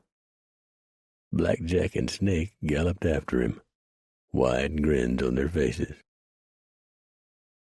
"Riders coming," Rupert called out. 3 men coming from the north. The boy is getting good, Preacher thought. He seen them before I did. Preacher squinted his eyes and immediately grinned. That elephant in the middle couldn't be nobody except Black Jack. "Hell, Preacher," Black Jack boomed as the trio drew near. "We done sang death songs for you, flung praises to the Lord about you, and made up hilacious lies to tell about you. Now here you show up alive. Ain't you got no consideration for your friends at all?" "I purely am sorry you found me alive, Black Jack," Preacher called. "I do apologize for not dying, but on the other hand, I done buried you 3 in my mind. Now I got to adjust myself to look upon your ugly faces again. At least, you and Steele's pony, that is. Snake's looked dead for years. It's gotta be kinda hard to tell when he do pass." "If and I don't move nor eat for several hours," Snake said, "you come over and take a long sniff. If and I'm ripe, then you can plant me, you heathen." Steele's pony looked at the old man. "If that is the case, we should have buried you years ago. You haven't taken a bath in all the time I've known you." The men dismounted and hugged each other and danced around, whooping, hollering, and filling the air with profane insults. While the mountain men sated their appetites of jubilation, Eudora halted the wagons and started a fire for coffee and food. Preacher told his friends what had transpired. "That's about it, I reckon," Preacher said. "Them no-count trash killed Hammer, and I aim to avenge my good horse." The men nodded solemnly.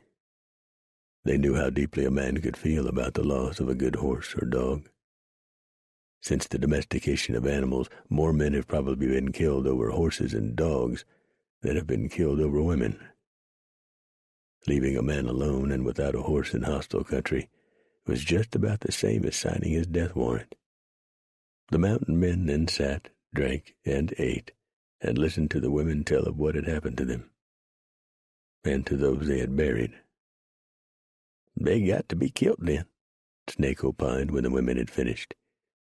"It offends me to have to breathe the same air as men who've done things like that." The women then sat wide-eyed and open-mouthed, Rupert included, and listened to the suggestions the mountain men had as to what should be done to Bedell and his followers. Some of the suggestions were quite inventive. The women were learning quickly that the mountain men, while oftentimes unshaven and shaggy, and certainly hard, crude, and lewd to the eyes and ears of so-called civilized Easterners, operated under a strict code of conduct. Step across their invisible line, and one faced death at their hands. "So they're linking up with another party of outlaws up the trail, eh, preacher?" Blackjack asked. "Yep." "How many?" Steele's pony asked. "I don't know. 25 or so, I'd guess. And I don't know whether Bedell's heading for California or the Northwest. Mayhaps he had plans to split up, but now I'd take me a guess that he's going to stay together and head for the gold he claims he's found." "Then we got to hit them before he links up with them others," Snake said. "We let him get too strong and we ain't going to be able to do nothing." Preacher nodded his head in agreement. "That's right. But I don't see no way of getting ahead of Bedell. We can't leave the wagons. They'd be looted and burned before we got 10 miles. "Then he must be slowed down or stopped for a day or so," Rupert said, "allowing us time to catch up." "Good thought, boy," Snake said. "You got a plan?" "Unfortunately, no." "Just below where the river split," Steele's pony said, "there is a place where 3 men could stall the wagons for as long as need be. You have dozens of weapons here, preacher. You give us extra rifles and caps, shot and powder, and we'll ride on ahead and buy you the time to close the gap." "Sounds good to me," Preacher said. "When do we leave?" Snake asked. Blackjack stood up. "Right now?" Bedell sat on the ground drinking a cup of coffee. He still had trouble believing Preacher was really dead. He wanted desperately to believe it, but try as he might, something deep within him would not let the doubts fade. Later on, after he'd had time to think over what his scouts had reported, he'd wanted to scream at them, asking them why they had not worked their way closer to the smoke and made certain that the damn meddling mountain man was dead. But it was too late now. After that one successful attack by the savages, the wagons had encountered no trouble at all. This trip could now be called monotonous. And hot, Bedell thought, looking up at the sun, now just beginning its westward dip. It was time to end the rest and food break and get moving. Tom Cushing approached him. "The women have requested they be allowed to bathe, sir, and to tell the truth, we all need a good wash and scrub. Ain't a one of us that ain't getting right gamey." "Except me, you oaf," Bedell thought. Well, why not? They certainly weren't in any imminent danger. "Very well, post the guards and take your baths." Several thousand miles away, in the nation's capital, the man who had recruited Preacher, and seen to the gathering of the women who wanted to move west and start a new life, sat in his office and stared out at the rain. He took a sip of coffee and spat it out. The coffee had turned cold.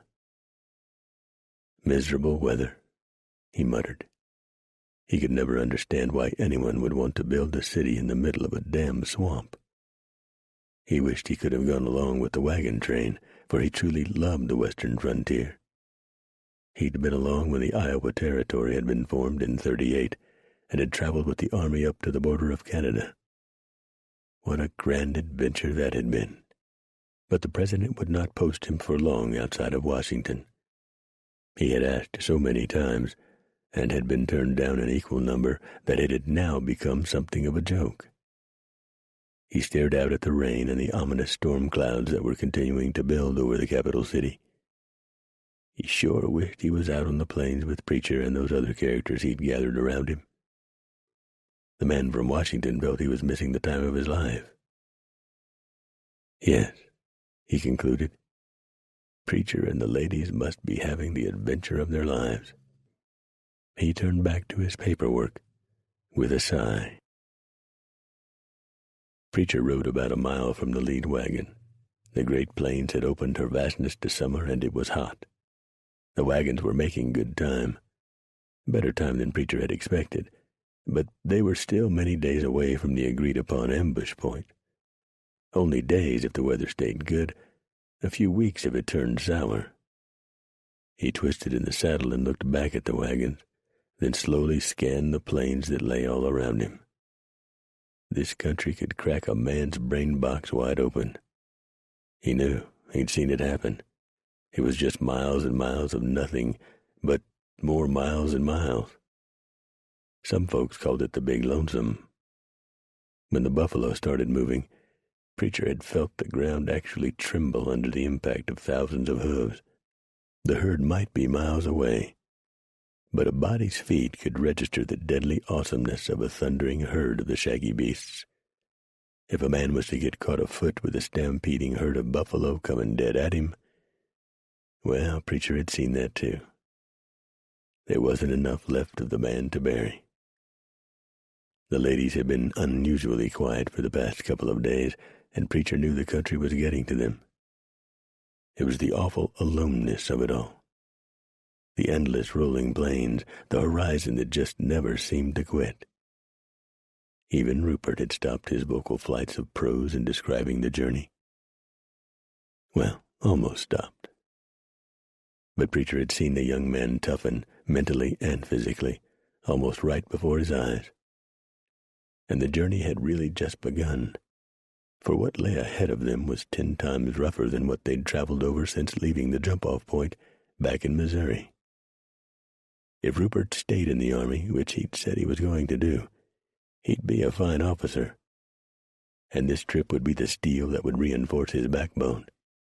He had courage aplenty. Preacher had seen that. The young man would do to ride the river with, and there wasn't no finer compliment a mountain man could give than that one. Preacher dismounted and let the lead wagon catch up with him. "Trouble, Captain?" Eudora asked, pulling up beside where he stood. "Nah, just taking a rest. We're making good time. You handle this long team of mules like you was born to it, Eudora." "We understand each other," the New Englander said with a smile. "I knew to get their attention right off, and I did. They know I won't take any guff from them." Preacher swung back into the saddle. He was beginning to feel the hair on the back of his neck bristle. Something was wrong. "Just keep heading west, lady." He rode back to the last wagon where the sisters Maud and Agnes were handling the double teams. Maud held the reins. Agnes cradled the rifle. "We're all right, Preacher," Agnes assured him. "We're just fairly aching to get Bedell and his men in rifle sights." "Aching in more ways than one," Maud added dryly. Preacher smiled at that. Many a prim and proper Eastern lady would have hid her face in shame and disgrace after enduring what these ladies had been through. They'd have been to bed for weeks or months, considered themselves soiled for life, and some might have actually killed themselves. But these women were made of sterner stuff. They'd faced assault, rape, and degradation at the hands of white trash and overcome it. Preacher was just as proud of them as could be. These gals were pioneers, by God, and they'd made a man the right kind of wife. The kind of wife who'd stand by her man shoulder to shoulder, and God help the husband who tried to demean them, or worse yet, slap these women around. That husband just might find himself gilded come the morning, or stone dead. Preacher nodded at the sisters just as goosebumps were beginning to rise on his flesh. He rode back to the drag where Rupert was. "It's too quiet, Preacher," Rupert said. "I may be overreacting, but it's too quiet to suit me." I know what you mean. You're learning fast. Yeah, I started feeling the same thing about 15 minutes ago. It's doubtful the attack will come from the north, but with Indians you never know. I think they're up here on a raiding party. The Kiowa again? I'd bet on it, but it could be Cheyenne or even Comanche or Dakota. Might even be Pawnee. Doubtful it'll be northern Cheyenne. I get on well with them. Of course, that don't make no difference if it's a bunch of young bucks looking for hair to impress the gals. He tensed. Get ready, boy. It ain't long in coming. Preacher slowly rode up to the lead wagon, and as he passed each wagon, telling the driver to get ready to circle, and telling the other woman on the seat to get in the back and start loading rifles. When he reached Eudora, he slowed and said, Get ready to circle at my holler, lady. We are about to be set upon. Cornelia, get in the back and start loading up them spare rifles. Savages, Captain? Eudora asked, her strong hands filled with reins. I imagine. I expect it's the same bunch that hit Bedell the other night. They was plenty sore about that, and it was our bad luck they found our tracks and know we're a hell of a lot smaller bunch. I'm ready at your signal, Captain, Eudora replied calmly. Preacher spotted just the faintest of movement to his left and shouted out, Circle. The Indians came on foot at first, the second wave on horseback, rising out of the deceptive country. Jesus, Preacher said. A second's look was all it took to tell him they were in big trouble. This was no small war party. This looked to Preacher like the whole goddamn tribe. 2. A big, screaming brave came straight at Preacher. Preacher stopped him cold by firing his Hawken one-handed into the Kiowa's chest at almost point-blank range. The big ball slammed the Indian backward and into another brave. Both of them hit the ground, and Preacher whirled his horse and jumped him into the circle of wagons. He left the saddle and jerked out both pistols, running to the side of Faith and Gale. Then he began firing his pistols just as fast as he could cock and work the complicated triggers. That first thunderous volley and how quickly the second and third volleys followed must have frightened the Indians, for they broke and ran for cover. Preacher, his pistols empty, grabbed up a rifle and very nearly took the head off of a brave just as he was heading for cover, a good 200 yards away. Good shooting, sir, Rupert said. Not really, Preacher replied without looking up, as he was quickly reloading. I was aiming for the middle of his back, not his head. What tribe, Preacher? Faith asked, looking at the dead through cool eyes. She had toughened just like the rest of the ladies. Kiowa, and they're just a tad off of where they usually hunt and fight. Something's got them stirred up. See that dead brave there? That long, thin mustache? I had been told the Kiowa of a long time ago wore face hair like that. So he's probably a chief or sub-chief or some other important man in the tribe. That's good for us. For a time. Now they got to mourn, dance, and sing, and elect a new man to replace him. Well, we're here for a spell, so break out the food and coffee. We might as well be full and comfortable. We're going to have a wait. Preacher took that time to have half the women start unhooking the mules and getting them into the center of the small circle, while the other women stayed on guard. The animals were watered and fed. Preacher made sure that every available rifle and pistol was loaded, and he double-shotted many of the pistols, for he knew that it was a certainty some of the Kiowa would get inside the circle of wagons, and by using double shot, he increased the chances of a killing shot. Preacher also knew that there was no way such a small band could withstand a determined charge by the Indians. They were outnumbered 10 or 12 to 1, and they only had one thing going for them: lots of weapons. Preacher took a look around him. The circle of wagons was so small in area, the backs of the people were only a few yards from pushing up against the butts of the mules, "It's bad, isn't it, Captain?" Eudora asked softly. "I won't kid you, lady," he replied. "It's real bad. We was damn lucky the first time around. We got ample weapons agin their arrows, and that's about the only good thing about this whole shebang, excepting our location, which couldn't be much better. At this point on the trail, we're practically sitting in the river, so they can't come at us from the rear. The country's wide open all around us. Our water barrels is full, and there ain't nobody hurt. Yet," he added sourly. "I've heard the savages use fire arrows." "For a fact, and they'll do it, too. That's why I had y'all doing all that practicing weeks back. We hurt them during that first charge. They'll have to think about that for a time. If we can hurt them that bad the next time, they just might say to hell with it and pull out. An Injun is not going to fight no losing battle." "We are too few in number to fight both the savages and a burning wagon," Eudora pointed out. "For a fact," was all Preacher had to say. The air was suddenly filled with arrows, seemingly coming out of nowhere, for not a single Kiowa could be seen. 2 mules were hit, one seriously, and the other hurt only slightly. When the barrage of arrows stopped, Preacher put the badly wounded mule out of its pain while Eudora applied salve to the other mule's slight wound. "You make war against defenseless animals," Preacher shouted out in Kiowa. "You are nothing but cowards, fops, and old trembly women. You are not braves. You sleep with boys. No woman would have anything to do with you." He shouted out insult after insult on the warriors. When he had finished, a voice called out from the prairie. "Who are you who knows our language?"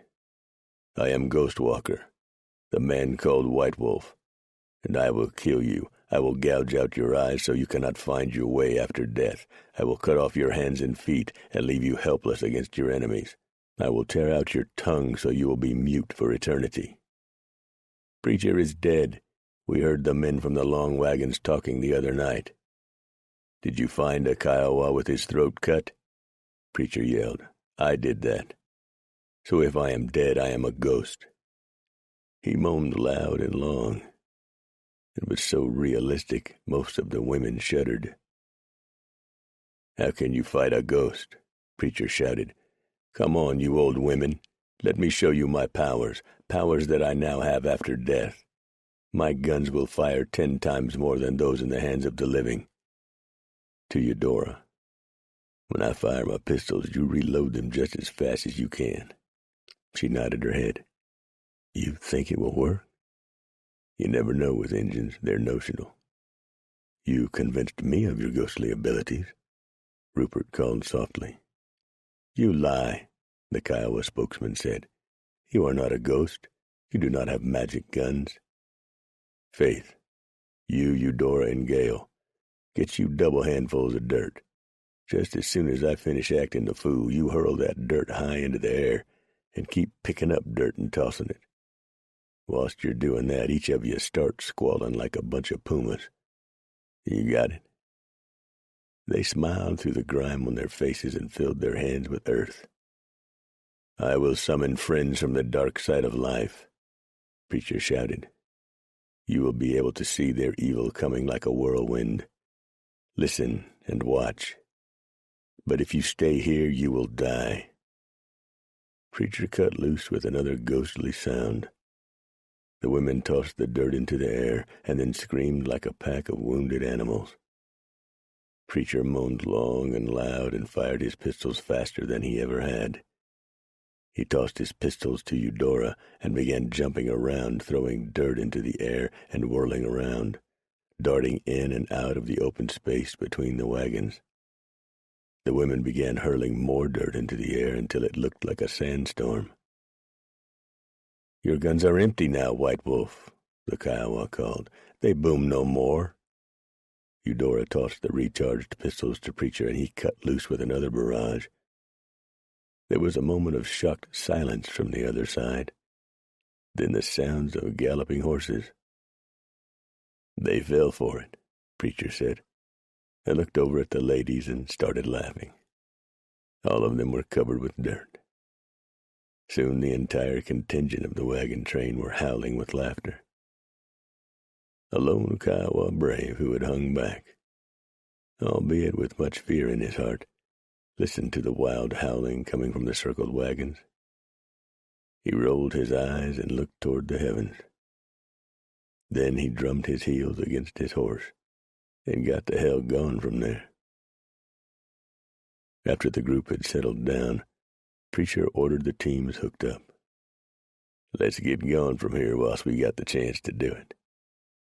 The ladies didn't need a second urging.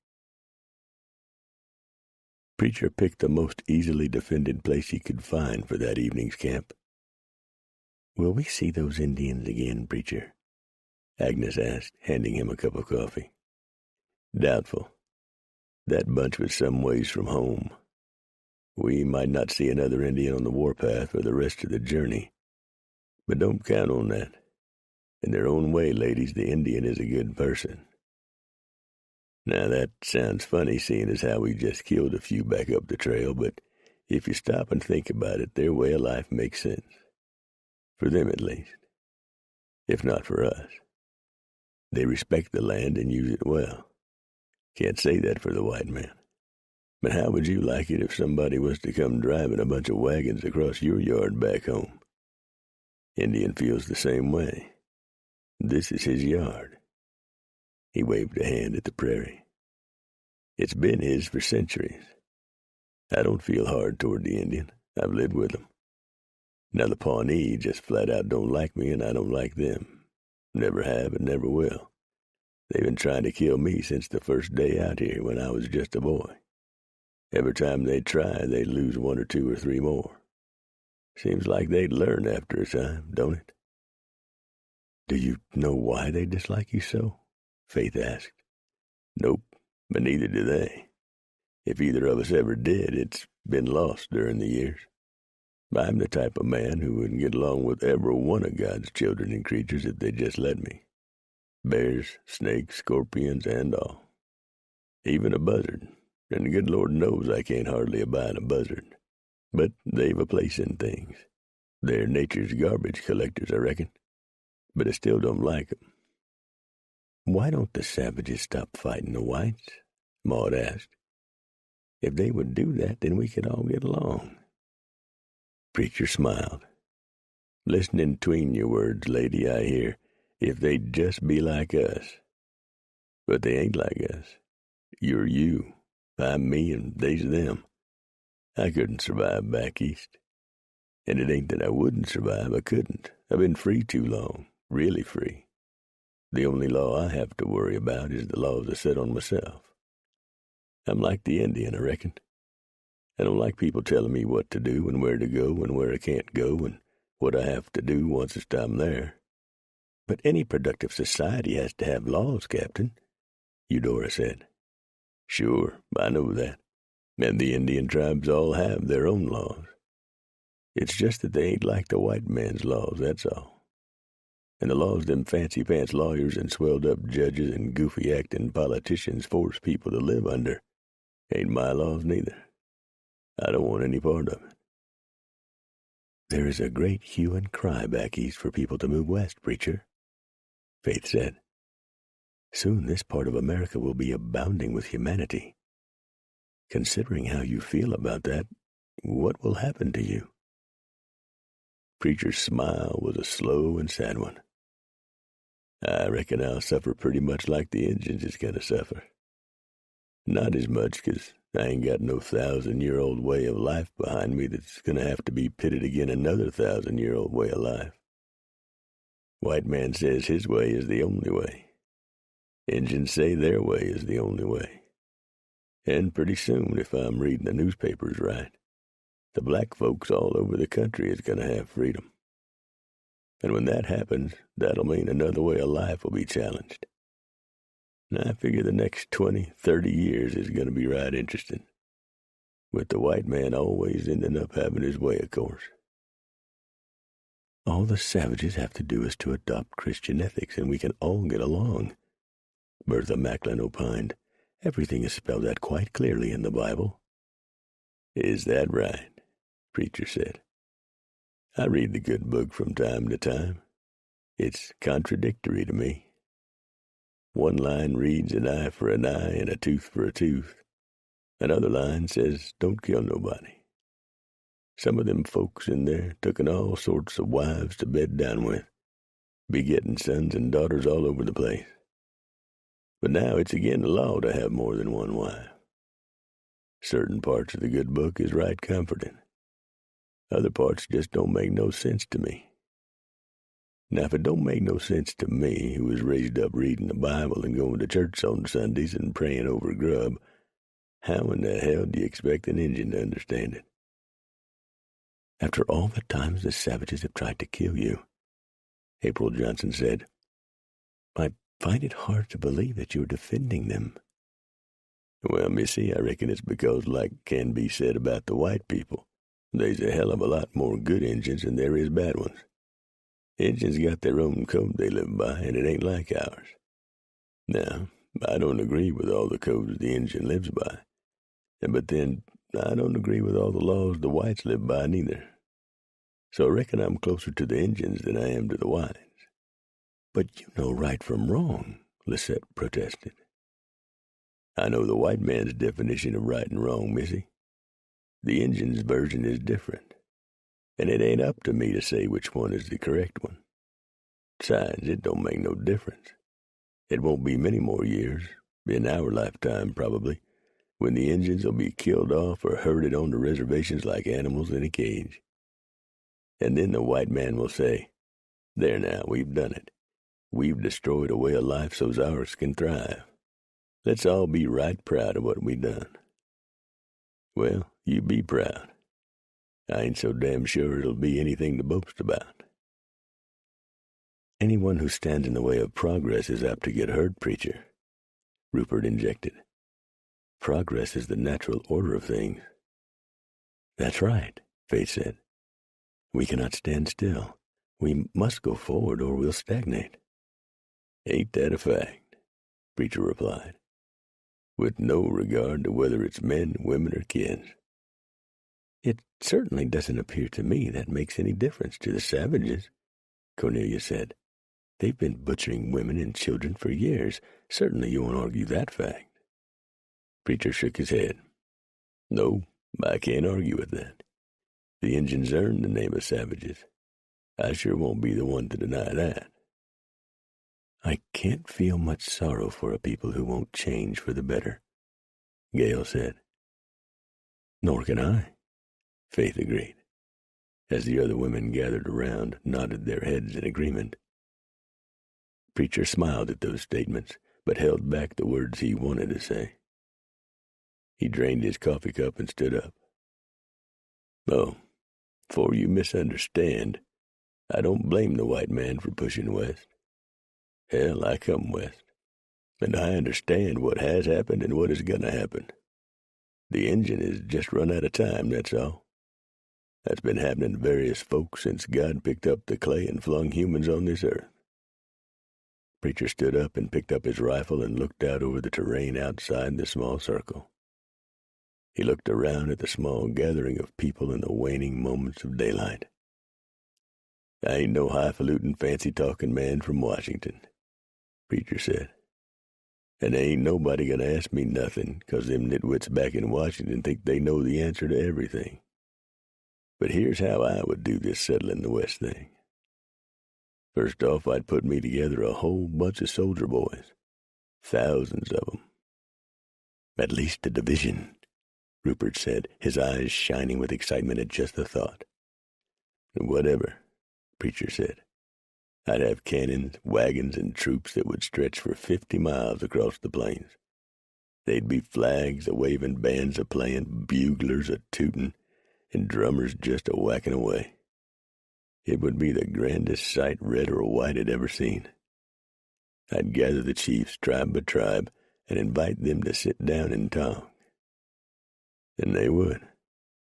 Once they seen that many fighting men and seen the cannon boom and the rifles roar, they'd talk. Injuns is far from stupid.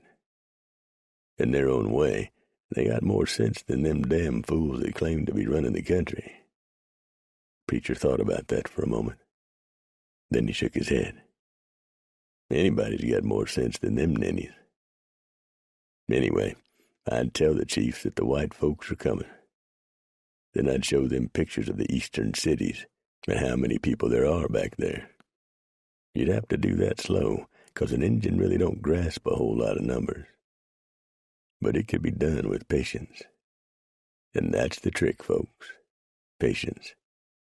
And I ain't putting down the Injun when I say that. They're just different from us, that's all. Then I'd tell the chiefs that the white people who are coming through don't want no trouble. They're just going to be traveling a few of the trails on their way west and doing some hunting for food along the way. Some of them are going to be staying, but they ain't going to bother no one, and if they do, the government soldiers will come and punish them, just like the government soldiers will punish the Indians if they bother the white settlers. Then I'd seal the borders from Canada down to the Gulf of Mexico. Nobody would move west across the Red River or the Missouri or the Mississippi without permission of the government. Now, this wouldn't be no sudden thing, folks. This would take years. Years of educating the Injuns to the white man's ways and of lining out boundaries as to who belongs to what. This is their land, people. There ain't no markers or signposts or the like, but it's theirs. And we ain't got the right to come in here like lords and kings and push them off of it or get mad when they fight to keep what they consider to be theirs. Any promises made have to be kept. You can't tell the Injuns one thing and then turn around and do the other. People, the Plains Injun's life depends on the buffalo. Their whole being revolves around the buffalo. Most of them are hunters, not farmers. The buffalo herd is their life, and they've got to be kept strictly for them. Preacher paused and shook his head. "Ah," he said disgustedly. "Why am I flapping my mouth anyways? It ain't gonna happen that way nohow. The white man is too impatient to give the red man time to get ready for the flood. They're just gonna come busting through here, tearing up everything and killing off the buffalo and calling everything they do progress. And the Injuns will fight. What else can they do? I've seen what our diseases have done to whole tribes already. Damn near wiped them out. I've seen that with my own eyes. Pitiful sight." He leaned up against a wagon wheel, cradling his Hawken. The women looked at him, rugged and handsome, his face burned dark by the sun and the wind. Standing there in his buckskins, a pensive look on his face. Although Preacher wouldn't have known what that word meant. "Why don't you go to Washington and make that speech to a joint gathering of the House and Senate?" Faith asked. It was very eloquent. "'Cause them Peckerwoods wouldn't hear the real meaning, Faith. They'd hear the words, but they wouldn't know what they meant. Oh, they'd pat their soft-powdered hands together in applause, but it would all come to naught. Common man can't tell a politician nothing. You say good morning to one, and they'll look out the window to see." Preacher walked off to make his rounds, muttering to himself about politicians. "I am very hesitant to tell him that my father has been very active in politics for years, and is thinking about running for governor back home," Rupert said. "Keep that knowledge to yourself," Eudora told him. "Preacher might recall that apples don't fall far from the tree and shoot you." 3. Each day became as the day just passed as the wagons rolled and rumbled westward. Preacher had left the trail that morning and had found a place that would be perfect for the wagons and the mules. It had plenty of concealment and good water and graves aplenty for no longer than he'd be gone. He had to leave the wagons and go on ahead to be sure that Steele's pony, Blackjack, and Snake had made it and were in place for their ambushing and holding up of Bedell and his men. Their plans had been very loosely laid and discussed, subject to sudden change. Preacher rode back to the wagons and halted the train. "Cut south here, Eudora. I found y'all a place to hide, rest up, and take baths and all that whilst I'm gone." Eudora nodded, lifted the reins, and called out to the leader mule. Preacher rode back to Rupert. "I got to go, Rupert. Just as soon as I get the lady settled in. You're in charge." "I won't fail you, Preacher." "I know it." Preacher grinned at the young officer. "I seen the way Bridget is a-batting them blues at you, boy. You best be careful. She's liable to snatch you under a wagon some dark night and show you something that'll put a curl in your hair and pep in your step." Rupert blushed a deep crimson from his neck to his forehead. Even his ears were red. Preacher laughed and rode back to the head of the column. Getting to the place he'd found was tricky, for it wound through a short series of ravines and was protected on 3 sides by high broken bluffs. "What a marvelous place," Eudora explained, when the valley suddenly sprang into view. "And looky yonder at that creek," Preacher said, pointing. "Plenty of cover for you gals to bathe and hide from Rupert whilst you're in the raw." "Preacher," Rupert said, riding up, "I'll have you know I'm a Virginia gentleman." "Men and women still spark back there, don't they?" "Well, of course they do." Preacher grinned at him. "'Nough said." He waited until the mules were unhitched and put to pasture, and Rupert and the ladies fully understood what they could and could not do. Then Preacher pulled out. He rode until just before dark and made a cold camp. He rolled out of his blankets before dawn. The morning was chilly, so Preacher warmed the bit under his jacket before he bridled the horse. He rinsed out his mouth with water and chewed some jerky for his morning's meal. Then the mountain man checked his guns and rode out before the first rays of sun reached the plains. That afternoon he topped a rise and grinned when he saw the canvas of Bedell's wagons stretching out a couple of miles away. They would reach the ambush point just in time to make camp, Preacher guessed. Bedell's scouts would have already seen the spot, and if they had any sense at all, would see it as a natural campground. Preacher stayed well back and was both amazed and amused that Bedell did not have men trailing the wagons. Showed how arrogant the man was, he thought. There was no way Preacher could be sure that his 3 friends were in place in the rocks. He wouldn't know that until they opened fire. When Bedell reached the natural campgrounds and halted the wagons, Preacher quickly stripped saddle and bridle from his horse and filled his hat full of water to let him have a long drink before picketing him on good grass. He took both rifles and began working his way toward the camp. The terrain was perfect for concealment and creeping up on a body, and Preacher had spent years perfecting that deadly art. He was just getting into position when 3 rifles barked out death from the rocks just west and slightly above the almost circled wagons, and 3 men on horseback tumbled to the ground. 2 of the fallen did not move. The 3rd man crawled a short distance and then collapsed in the dirt, leaving a trail of blood behind him. Bedell's men panicked, just like Preacher figured they would do. The rifles in the hands of the mounted men roared again, and 3 more men went down. Preacher lined up an outlaw and squeezed the trigger. The Hawken thundered, and the man went down like a rag doll, the big ball splitting his spine. Preacher snatched up his other rifle and drilled the man clean through the brisket, doubling him over and sending him to the grass. He lay kicking and hollering and squalling for the Lord Jesus to come help him out of his pain. "You're a little late to be asking him for help, you rotten turd," Preacher grimaced and muttered, quickly reloading both rifles. Within the span of a minute, Bedell had lost 8 men. 3 or 4 more, and the backbone of his strength would be broken. Preacher was only about 150 yards from the wagons, just about the same distance as his friends up in the rocks. He watched as a man with a rifle knelt by the rear of a wagon and took a look all around him, trying to spot the ambushers. Preacher grinned as he saw a woman lean out of the wagon and bash the top of the man's head flat as the bottom of an iron with a heavy skillet. Then she hopped out and grabbed up the man's rifle and pistols and jumped back into the wagon. Blood was streaming from the top of the outlaw's mushed-in head, so if anyone did notice him, they'd think first that he'd been shot.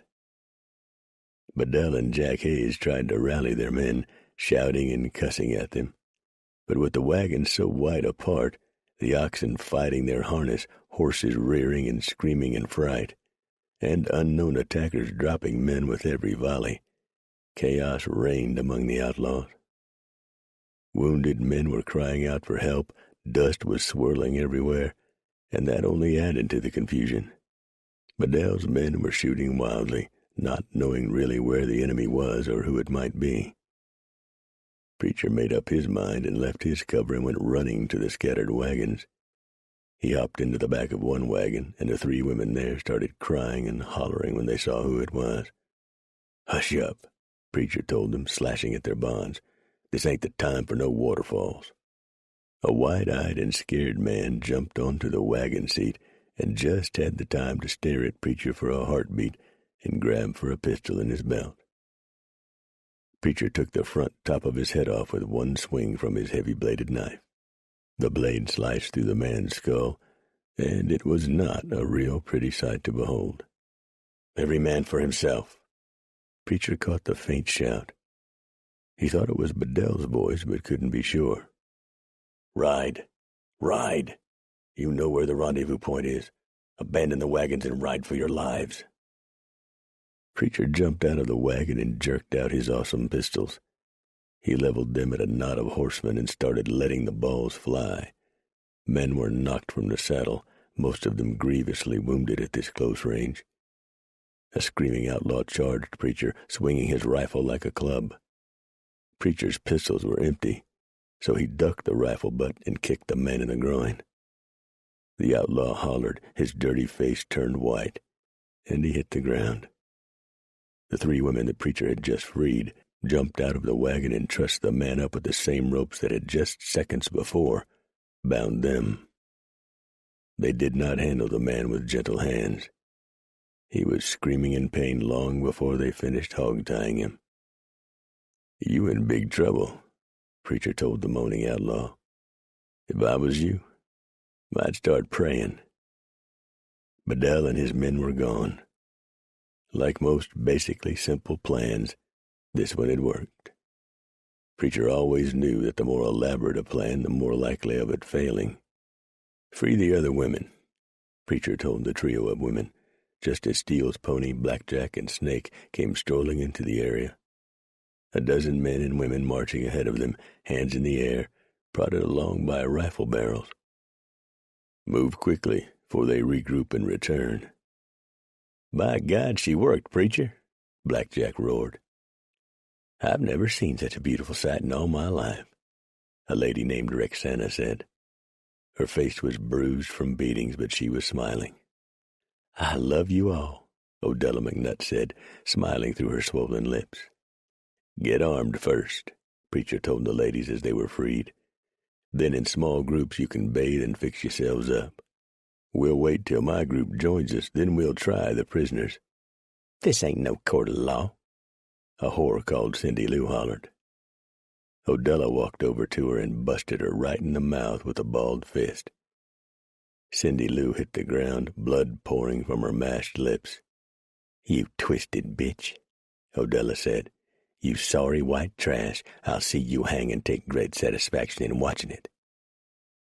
"Punish them in the ways of my people," Steele's pony said. "Lasts much longer than hanging." "Truss 'em up tight," Preacher told the group. "I'll be back tomorrow afternoon with the others. See you folks." It was a grand reunion between the ladies. Fewer in number now, but ever so much stronger and wiser to the ways of the world, especially of a certain type who inhabited the said planet. "Lord, Lord," one rescued lady said, after hugging Eudora. "Heaven could not be any more beautiful than the sight of Preacher and his friends yesterday." The women had all bathed, most several times, and fixed themselves up as much as they could. They had spent hours washing shirts and breeches and undergarments, and seeing to their various injuries. On the morning of the 3rd day following their rescue, The women's greatest fears had narrowed down to only one. Were any of them with child? Preacher and the other mountain men, Rupert right along with them, ran off and hid in the rocks when the ladies started talking about that. What a disgusting thought, Rupert said, to be with a child fathered by one of those swine. What do you reckon they'll do if they is with child? Blackjack asked. Women are much smarter than men in such matters, Steele's pony said. They know what to do. I think we shall see a lot of walking, running, and other vigorous forms of behavior among the ladies. But that can't be, Rupert said. They must rest and... He stopped and nodded his head. Oh, he had got it. I got to talk to them men about something, Preacher said. I'll be back. He went to the trussed-up prisoners. Any of you boys diseased? And you all know what kind of diseases I'm talking about. Go to hell, a man called Vince said. Preacher laid the muzzle of his hawken on the man's forehead. If you think I won't kill you, think again. Now answer my question. Vince told him to go commit an impossible act upon his person. Bluntly. Preacher pulled the trigger. Afterward, there was not much left of the upper part of Vince's head. The whores all started squalling, and several of the men peed their already dirty drawers. Preacher moved to another man. He stood over him, reloading his rifle. You get the same question, Toadface. The women had gathered around, as did the other men. They stood silently after looking at the mess that was once Vince's head. There was not one note of pity in anyone's eye. Lord God, Jesus, and Mary, the bound man yelled. I'll answer it. Then answer it, Preacher said savagely. As far as I know, nobody was having no problems peeing. Did that answer your question? Probably as good as I'll get. What's your name? Lewis. Name them that killed the women. You son of a bitch, you keep your mouth shut up tight, one of the men hollered. Preacher lifted his hawken in one hand and shot that man between the eyes. He was one of them, Lewis said, his voice breaking with fear. His face was covered with sweat. It dripped off his chin and onto the ground. Handsome Dan over there was another one. Handsome Dan cussed Lewis, loud and long. Hang him, Preacher told Blackjack. Now see here, Rupert said. Preacher only gave him one look, and that was enough to make him decide to shut his mouth and to keep it shut for the duration. Preacher looked up at the sky. The sun was directly overhead. Now let's get this here trial over with, he said. We got more than 1,000 miles to go. 4. This ain't legal, you ugly bastard. One of the soiled doves yelled at Preacher. She's one of them who helped Bedell torture poor Caroline to death. A lady named Yvonne Knight called from the crowd.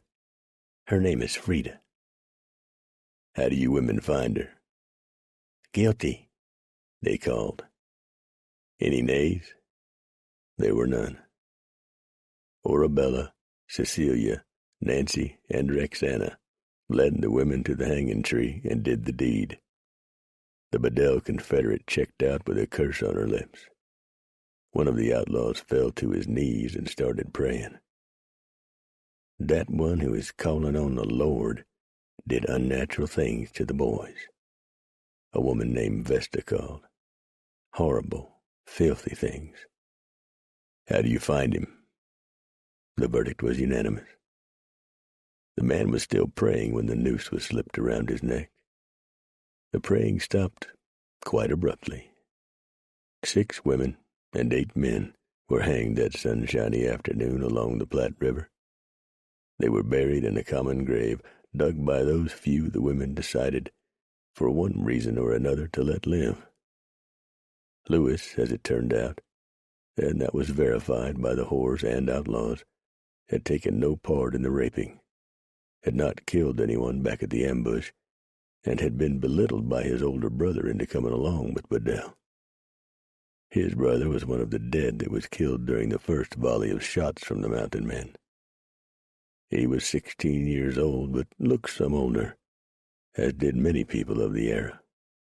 "You can come with us, Lewis," Eudora told him. "All you need is some mothering and salvation." She pursed her lips. "And maybe a lanyard laid across your stern every now and then for good measure." "Yes, ma'am," Lewis said meekly. "Whatever you say, ma'am." He was ever so grateful to be away from Bedell and what remained of his gang. Preacher turned to the few whom the women had let live. "I'd have hanged you right along with the rest of your friends, but the women ran this trial. Now I'm going to tell you how the cow ate the cabbage. A full report of everything that happened on the trail is going to be sent to Washington, D.C. when we reach the coast. That'll take some months. So's you all got time to change your names and live quiet-like for the rest of your lives. 'Cause you can bet the government is going to put federal arrest warrants out for all of you. Now, you each got a horse and some food. I put your weapons in the saddle boot and bags. You got shot and powder, lead in molds, and caps enough to get you back to wherever the hell it is you've decided to go. And it better be far, far away. And you better live real quiet and decent. Don't you ever let me cast my eyes upon you. Ever. If you follow us, or try to swing around to join up with Bedell, I'll know it. And I'll kill you personal. I won't say howdy or good evening or top of the morning to none of you. I'll just ambush you, and then I'll take your hair and leave you for the buzzards, the coyotes, and the wolves. Rupert?" "Yes, sir." "Start counting. Loud. When you get to 60, if any of this trash is still within range, me and the boys here is going to start shooting. Now, get." They got. Bedell looked at what remained of his gang. 9 men and 10 women. He knew that more had escaped the ambush, but they had gotten separated, and only the devil knew where they were now. But Bedell knew, too, that the 9 men and 10 women were the foulest, most evil and ruthless of the lot. There was nothing they had not done or would not do. To Bedell's twisted mind, that was a very big plus. So they had lost a battle. That did not in any way mean the war was lost. Bedell had 20 out of the hardest men he could find waiting up the trail, with supplies, guns, and everything else they would need. And the wagons had a long way to go before they reached the coast. Bedell had lots and lots of time and country to once more seize the wagons and the women. He smiled, sighed, and stretched out on the ground. He needed a bath, a shave, and a change of clothing. But all that could wait. He fell asleep and dreamed of torturing Preacher to death. In his mind he could hear the men screaming as his life ebbed away. Just the thought of Bedell making Preacher scream out in pain under torture was something that would have given many an Indian a good laugh. Some of them had tried it. None had succeeded. The teams were rearranged, the supplies redistributed among the wagons, and on a gray morning, the skies threatening rain, the wagon train, minus a good many of its original passengers, rolled westward. Some of the wagons were left behind due to the sudden decline of occupants. The women took turns driving and walking alongside the wagons. They wanted a great deal of exercise and absolutely no help in lifting heavy and bulky objects. Preacher sat his horse off to one side and watched the wagons roll by. Black Jack had taken the point, Snake and Rupert the flanks, and Steele's pony was far out in front scouting. The Preacher wanted to hang back a ways just to see who might be trying to sneak up or following from a distance. By mid-afternoon, he was fairly certain those they had set free were not following, and he'd bet that Bedell and his mangy crew had gone on west to link up with his other men. Preacher knew that he'd meet up with Bedell again, and he also knew that these women would never allow themselves to be taken alive. He had had more than one tell him they never really knew what the phrase, shoot first and ask questions later, meant. They did now. And any band of Indians who felt this train would be an easy mark were going to be in for a very brutal, and for many, a very fatal surprise. In a few days, the trail was going to get leaner and meaner, and in many spots the going would be slowed. Preacher sat his saddle for several minutes, just content to look at the land that rose and fell around him. A feeling, sort of a sadness, came over him that after this journey it would never be the same. Oh, the land would be here for thousands of years after his bones had turned to dust. He knew that. But, in a strange way, it would not. With the coming of the white man, it would all change. Already it was changing. Although Preacher did not know it, he was already fast becoming an anachronism, as was Steele's pony, Snake, and Blackjack. Their time had come, and it had gone. Preacher took off his hat and ran his fingers through his thick shock of hair. He wondered what this country would be like 50 years down the trail. Houses, farms, fences, probably. The buffalo would be gone, and so would the free-roaming Indians. Back east, they'd already been put in reservations and left to rot. Wait till the army tries to do that with the Plains Indians, he muttered. They'll find that's easier to say than do. He turned his horse and headed back to the wagons, reaching them just as they had finished circling for the night's camp and were seeing to the mules, horses, and oxen.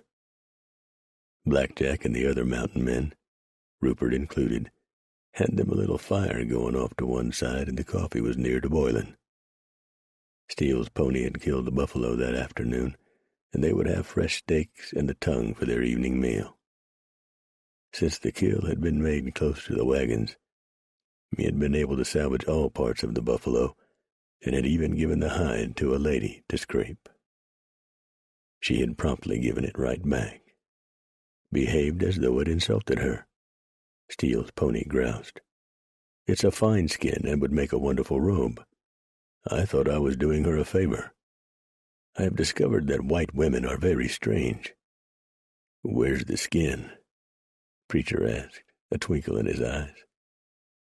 Right over there, Steele's pony pointed. Blackjack looked at him. What are you going to do, Preacher? You got a funny twink in your eyes. Have me some fun. Preacher got the dullest knife he had out of his pack and then shouldered the heavy skin and located Faith, sitting with Eudora and Wallace. He plopped the skin down beside her, and she immediately wrinkled her pretty little nose. And get that disgusting thing away from me. Scrape it, Preacher told her. I beg your pardon. I said scrape it for me. Make me a fine robe. It'll be cold time we get to the mountains. You might want to snuggle up in there with me. What? She shrieked. You heard me. He tossed the knife on the ground beside her. Use that and be careful. Don't punch through the hide. Eudora had to turn her head away to hide her laughter. She knew there was something building between Faith and Preacher. She'd seen that way back in Missouri. Scrape all the scraps of meat and fat off of that, and then I'll be back and show you what to do next. It'll take you about a week, I imagine. This thing still has fleas on it, Faith yelled, kicking at the robe. They'll leave. They just ain't realized their home is dead. Get to work, woman. I most certainly will not. Scrape your own damn buffalo hide. I thought you liked me. Preacher did his best to look hurt. Faith picked up the knife and slowly rose to her feet. She advanced menacingly toward Preacher. He beat a hasty retreat, calling over his shoulder, "I'll be back for my robe in about a week, dear." "Dear!" Faith shrieked. She threw the knife at him and just missed a laughing Steele's pony. Faith took a step backward, and her foot snagged on the buffalo hide. She sat down right in the middle of the hide and did a fairly respectable job of cussing. Back at their fire, Steele's pony speared himself a hunk of buffalo steak and said, "I say again, white women are very, very strange.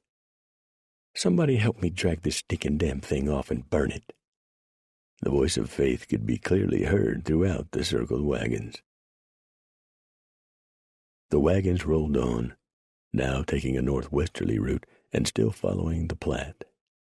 Indians were spotted several times, but they made no hostile moves, and the westward movers did the same. "Dakota," Black Jack said to the women driving the wagon beside which he was riding. "Sioux to you, all kinds of Sioux." "I've read they're fierce," Maud said. "You read right. The Sioux, the Cheyenne, the Blackfoot, the Arapaho, they can be right hostile if they take a mind to it." "Why don't they attack?" "That's a question that only an Injun could answer. There's been times when I rid right past an Injun village and they didn't do nothing except look at me. Other times they've chased me for miles, hollering and yelling and shooting arrows at me. They's a notional bunch for a fact. Them over yonder might be looking for Crow. They don't like each other much." "Why?" "Damned if I know. Probably goes back 500 years. I've heard a dozen different reasons for the feud. If the white would only treat them with respect, they could reason with and live with these plain Injuns. But the white man won't treat an Injun as equal. White man is arrogant. To a white man, if it's different, it's wrong.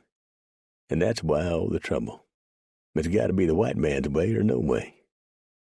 Black Jack rode on ahead and Steele's pony rode up. "Is it difficult being a part of two cultures, Steele's pony?" Agnes asked the Delaware. "Not for me," the Indian replied. "I just take the best of both worlds and reject what's left." "But you're educated. That makes a difference." "True, in many cases. But you would be surprised at the number of whites who don't even know me, but resent, fear, and reject me because I am Indian." "Well, you will have to admit there aren't that many Indians living in Boston or New York." Steele's pony smiled and cut his eyes to her. "You would be surprised how many are there, lady. They just cut their hair and adopt the language, dress, and customs of the white man. It is a white man's world. It doesn't make a bit of difference if, as in this situation, where you are few and the Indian is many, it is still a white man's world, and it always will be. Whether you be a red man or a black man or a yellow man, if you wish to get along, you must adopt the white man's ways, or there will always be trouble. That is something the Indian must accept, or the whites will destroy him." "You don't sound at all bitter about that." "Oh, I'm not. Often amused, but never bitter. One changes with the whims of the white man. That is the way it shall be. Resist that, and one becomes an outsider and is shunned." "Will the savages ever learn that?" Maud asked. The Delaware smiled at the term savages, but knew she meant no disrespect toward him. "No," he frowned. "Well, doubtful at best, and in an ever-changing climate, to cling to old ways that are suspicious, out of step, or seemingly hostile to those in power is a very stupid thing to do. One must constantly adapt. There will be much blood spilled before the white man settles the West." "The blood of both the Indians and the whites," Agnes said. "Yes, but much more red blood than white blood. One of the reasons so many tribes hate the Crow is because the Crow learned very quickly that to fight the white man was foolish. The Crow decided to work with the white man. A very smart move on their part. But you wait and see. The white man will still stick the Crow on reservations. They will not allow them to become a part of their society. My words will be truth. You wait and see. There is talk back east of freeing the slaves held in the South. They will be freed, someday. Slavery is wrong. No man has the right to own another human being. But unless the black people adopt the white man's ways, they will be like the Indians, free to a point, but never totally free, never totally accepted. You're quite the philosopher, Steele's pony, Agnes said. I am a realist, lady. I do not stand in a meadow and shout at the lightning or curse at the wind and the rain. If I chose to live back east, I would cut my hair, dress in a suit, speak the white man's language, and be polite to those around me. I would be accepted. I have done so before. That does not mean I would lose my heritage. That would be impossible. A red man is a red man, and a black man is a black man, and a white man is, well, who knows what a white man is? The whites don't even know who they are, but they know what they are. They make the laws and they rule. They always will. The Delaware smiled. I know how to sit properly and balance a teacup on my knee without spilling a drop, and eat little cakes and cookies, and wipe my mouth with a napkin. I also know how to stalk and kill a man, take scalps, skin a deer or a buffalo, and survive out here. I have not lost my heritage. I shall never lose my heritage. How can you lose what you are born to be? But I shall always adapt, and therefore I shall always be accepted by those whose opinions matter. When in Rome, do as the Romans do. Exactly, Steele's pony said. The alternative, as the Indians and any other racial group who chooses to violently confront the whites will discover, is being fed to the lions. 5. The wagons rolled 60 miles over the next 4 days with not a single mishap. When they bedded down for the night, many of the women were complaining of nausea, restlessness, and aching in their bones. Do you suppose? Rupert trailed that off. No, Preacher said. Some of the women who were not touched by the trash are sick too. I don't know what it is, but I got a bad feeling about this. Steele's pony walked up. Linda Parsons and Katie What's-Her-Name are burning up with fever. He squatted down and poured a cup of coffee. And both women have spots on their upper body. Oh, damn, Blackjack said. I don't think it's typhoid, the Delaware said. The spots are larger and look different. He shrugged. I don't know what it is. The whites have many diseases that are unknown to the Indian. The men looked at one another and then, without a word, quickly stripped down to the waist. Rupert could not help but notice that Preacher was a ruggedly built man, lean-hipped and with tremendous power in his arms and shoulders. They inspected each other. No spots. Whatever it is, Snake opined, I bet you Gold Eagle will be right here for a week or better. I won't argue that bet, Preacher said. The next morning most of the women were so sick they had trouble raising their heads. Eudora, Faith, April, Lisette, and a few others were not affected by the malady, and they gathered with the men in the coolness of dawn. Any of you women got any notion what this is? Preacher asked. They shook their heads. Eudora said, It looks like typhoid. It has many of the same symptoms, but I'm sure it isn't that. How, Miss Hempstead? Rupert asked. There are no signs of diarrhea, coughing, nosebleeds, or constipation. Some women have fever, some don't. This is not typhoid. But we have some awfully sick women on our hands, Faith said. We have one that isn't sick anymore, Claire Goodfellow said, walking up. They all looked up at her. Tessie Malone just died. Preacher took charge immediately. Strip her and burn her clothing and blankets. Wrap her in canvas and bury her away from this camp. Get moving, damn it. We got a plague on our hands. 4 more women died within the hour.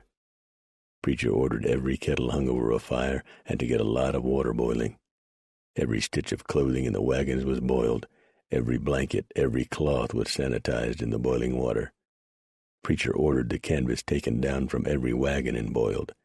Every wagon was emptied of its cargo and the beds scrubbed down. The mules and oxen were bathed with strong soap. They all seemed to enjoy the new attention. The men didn't like doing it, but there were so few women still able to stand that they had to strip many a woman that day, bathe her and wash her hair. Most of them soon found that they could detach themselves from their task and just get it done without undue embarrassment. If you get tired, stop and rest, Preacher told everybody.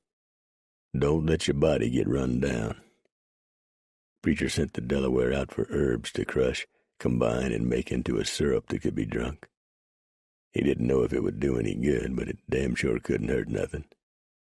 This has to be the cleanest bunch of trails peoples I ever seen, Blackjack observed much later on that day when the men were stretched out wearily on the ground, eating supper and drinking coffee. I know I'm damn sure cleaner than the day I was birthed. All the men were cleaner than they'd been since the trip began. They had scrubbed with strong soap, cut their hair and beards, and washed good, and then had boiled their clothing. They had discarded their buckskins and were now dressed in homespun. At least somebody spun it, Preacher reckoned. Faith came up and joined them, sitting down on the ground beside Preacher with a tired sigh. You get anything to eat? He asked. I'm too tired. No, you ain't. You got to eat. Go without victuals at a time like this, and your body gets weak, and then you'll get sick like them others over yonder. He dished up a tin plate of stew, tore off a hunk of frying pan bread, and handed it to her. Now, eat. Steele's pony made up an Injun pudding that's tasty, but eat this stew first. She took the plate and soon found that, to her surprise, she was famished. She ate another plateful and a goodly portion of Steele pony's pudding. This is delicious. What's in it?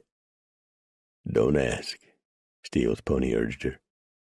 She took the warning to heart and didn't. But she ate all the pudding.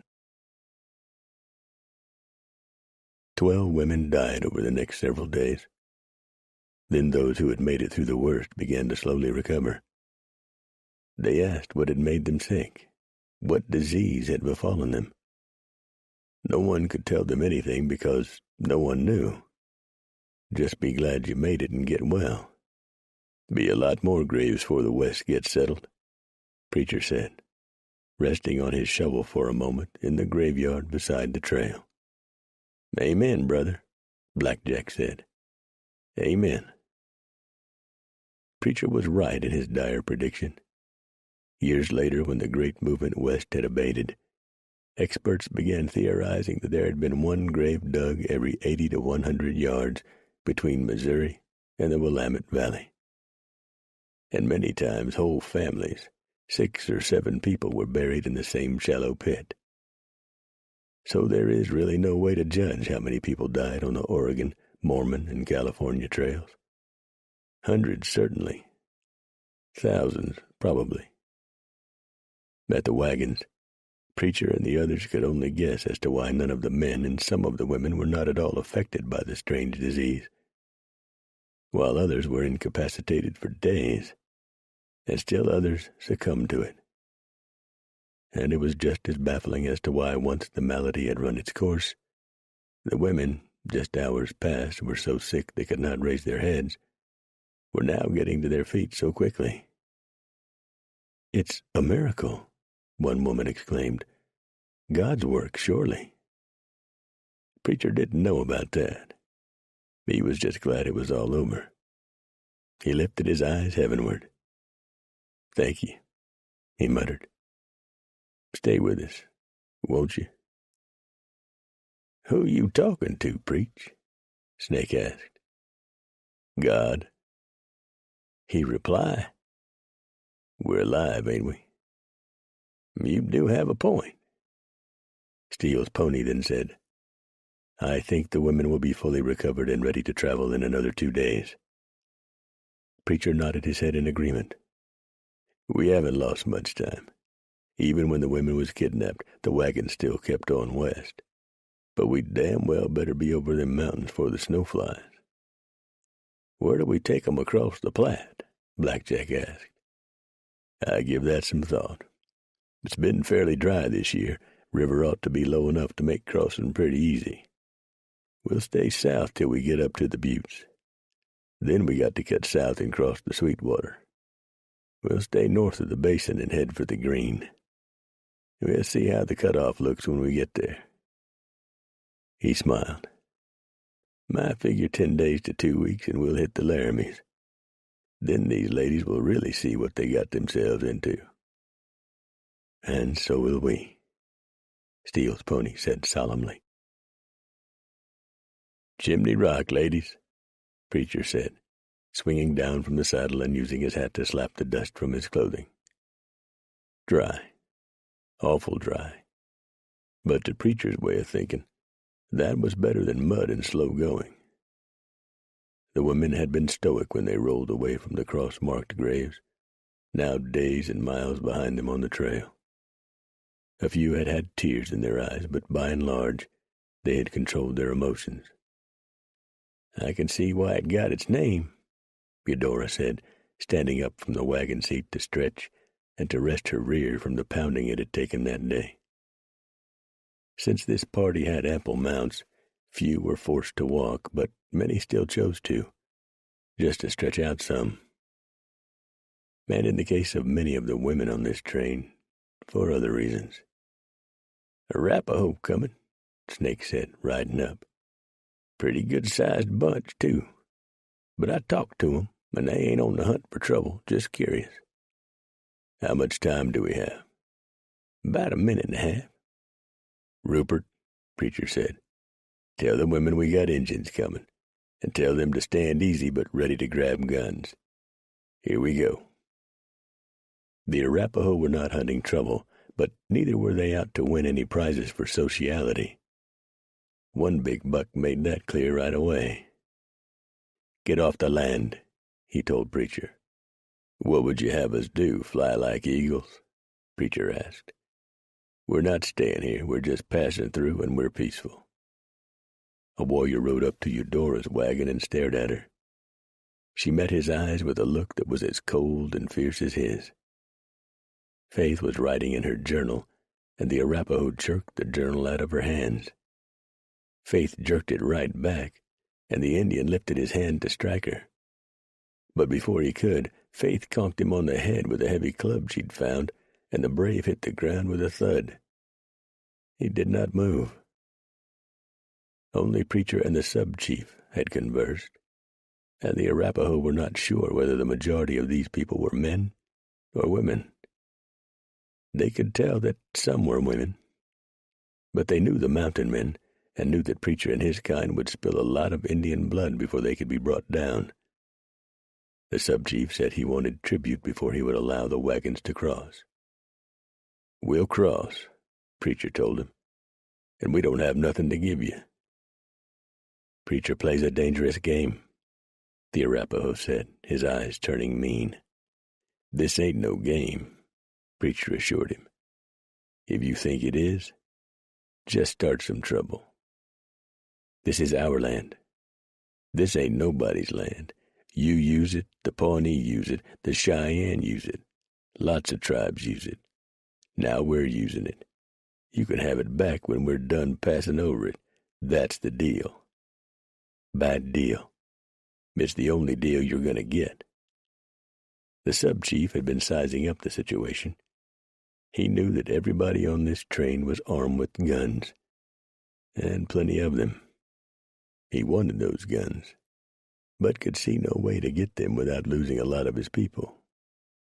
To his mind, it was a bad deal in more ways than one.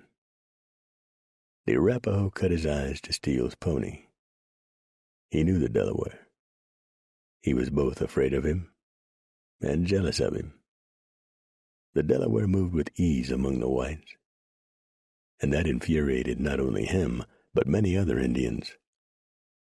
He hated the way Steele's pony sat his horse and smiled arrogantly at him. "I will kill you some day," he told Steele's pony. "It is a good day to die," Steele's pony told him. "You want to see which of us die this day?" The Arapaho glared at the Delaware for a moment. Slowly, reason began to overtake emotion in his mind. His body lost its tenseness. "It is not the time, and this is not the place, Steele's pony. But someday." "Surely," Steele's pony replied. The brave that Faith had conked on the head moaned and stirred on the ground. He had a knot on his head about the size of an egg. He sat up and put both hands to his head, his fingers feeling gingerly at the goose egg. When he spoke, it was in his own language and evident to all that he was cussing. One of his friends laughed at him and pointed at Faith. The buck with the sore head rose to his feet with as much dignity as possible and hopped on his pony. He sat there for a moment, staring hate at Faith. When he spoke, his words were hard and tinged with hate. The Arapaho sub-chief rode down his side of the wagon train for a couple of minutes, looking at the drivers and those mounted on horseback. When he returned, there was a different light in his eyes. "You will not go much further," he told Preacher. "What you will be is a lesson to any who might want to follow you." "Is that right?" Preacher replied in the sub-chief's own language. "I'd give it some thought, was I you." "Why?" "I know your secret now. You shall see us again." He wheeled his pony and left, the others galloping behind him. When they were gone, Eudora said, "He knows we're women. Right, Captain?" "That he do. There's a right nice creek just a few miles up ahead. It's got some graze for the animals. The attack won't come today. He's got to get back to the main camp and talk it over. When he returns, it's doubtful he'll have many Morelands with him now. Most of the Arapaho ain't much when it comes to war. They'd rather be friends with everybody. They're pretty easy to get along with. Some of the other tribes call them the Blue Cloud people because they're so peaceful. We'll make the creek and get ready for a visit." When the wagons were rolling, Blackjack rode up to Preacher. "You neglected to tell the ladies that bunch just might have some Kiowa or Southern Cheyenne friends that'd just love to come along on a raid." "That did slip my mind, Blackjack. I just plumb forgot it, I did." "You think you just might tell them after we make camp?" "I probably will. But it's doubtful the Southern Cheyenne and the Kiowa is this far north. But you never know, do you?" Blackjack smiled. "No, Preacher, you never do." Preacher walked the tight half-circle. The open end faced the creek, which had high bluffs behind it. The attack could only come from the front and sides, so the stock was safe and had water and some graze. "Load up every gun," Preacher told the ladies as he passed by the wagon. "Keep hatchets close by. A few of them are sure to get into the circle." Preacher sat down to eat only after he was satisfied that no more could be done. Steele's pony was absent. He had gone outside the circle to prowl. "Once this journey is concluded, I will be able to correct certain theories about Indians never attacking at night," Rupert said. "That's what we were taught." "Injuns will attack whenever they feel their medicine is good," Snake told the young officer. "I don't know who started that crap about Injuns being afraid to fight at night. What many of them is afeard of is getting killed at night and not being buried proper. If that happens, they believe they'll wander forever, never finding peace, never seeing family or friends. The Injuns is a tad more superstitious than most whites, although I have seen some mighty goosey white folks." The young officer leaned back on one elbow and smiled in the waning light. "Here we are, expecting an attack from the savages, and I am not afraid. Not apprehensive, just enjoying the company of friends and savoring the taste of coffee after a good meal of camp stew. It's, well, amazing." Black Jack smiled slowly at him. "Ain't no point in worrying about what might happen. You can't change it no matter how much you wool it around in your head. You see, an Injun don't worry about much, or so they claim. Personally, I think an Injun worries pretty much about the same things me, Preacher, Steele's Pony, and Snake do. Something to eat, a warm place to rest, a good horse, a good gun, a good woman." He smiled. "Forget about the woman on Snake's part. He's too damn old to do much except remember." Snake grunted, but he didn't dispute it. "On the other hand," Black Jack continued, "you folks east of the Mississippi, hell, you worry about all sorts of things. You worry about the rain and the wind and the heat and the cold. You worry about all sorts of things that can't none of you do a damn thing about. I don't know why you fret your head so much about things you can't change." Steele's Pony had returned and was standing, listening to the men talk. He looked at Rupert. "You recall Black Jack saying, in his quaint way, about there being a time to worry?" "Did I say that?" Black Jack asked. "In a manner of speaking," the Delaware replied. "Yes," Rupert said, "I do." "Now is the time," Steele's Pony said.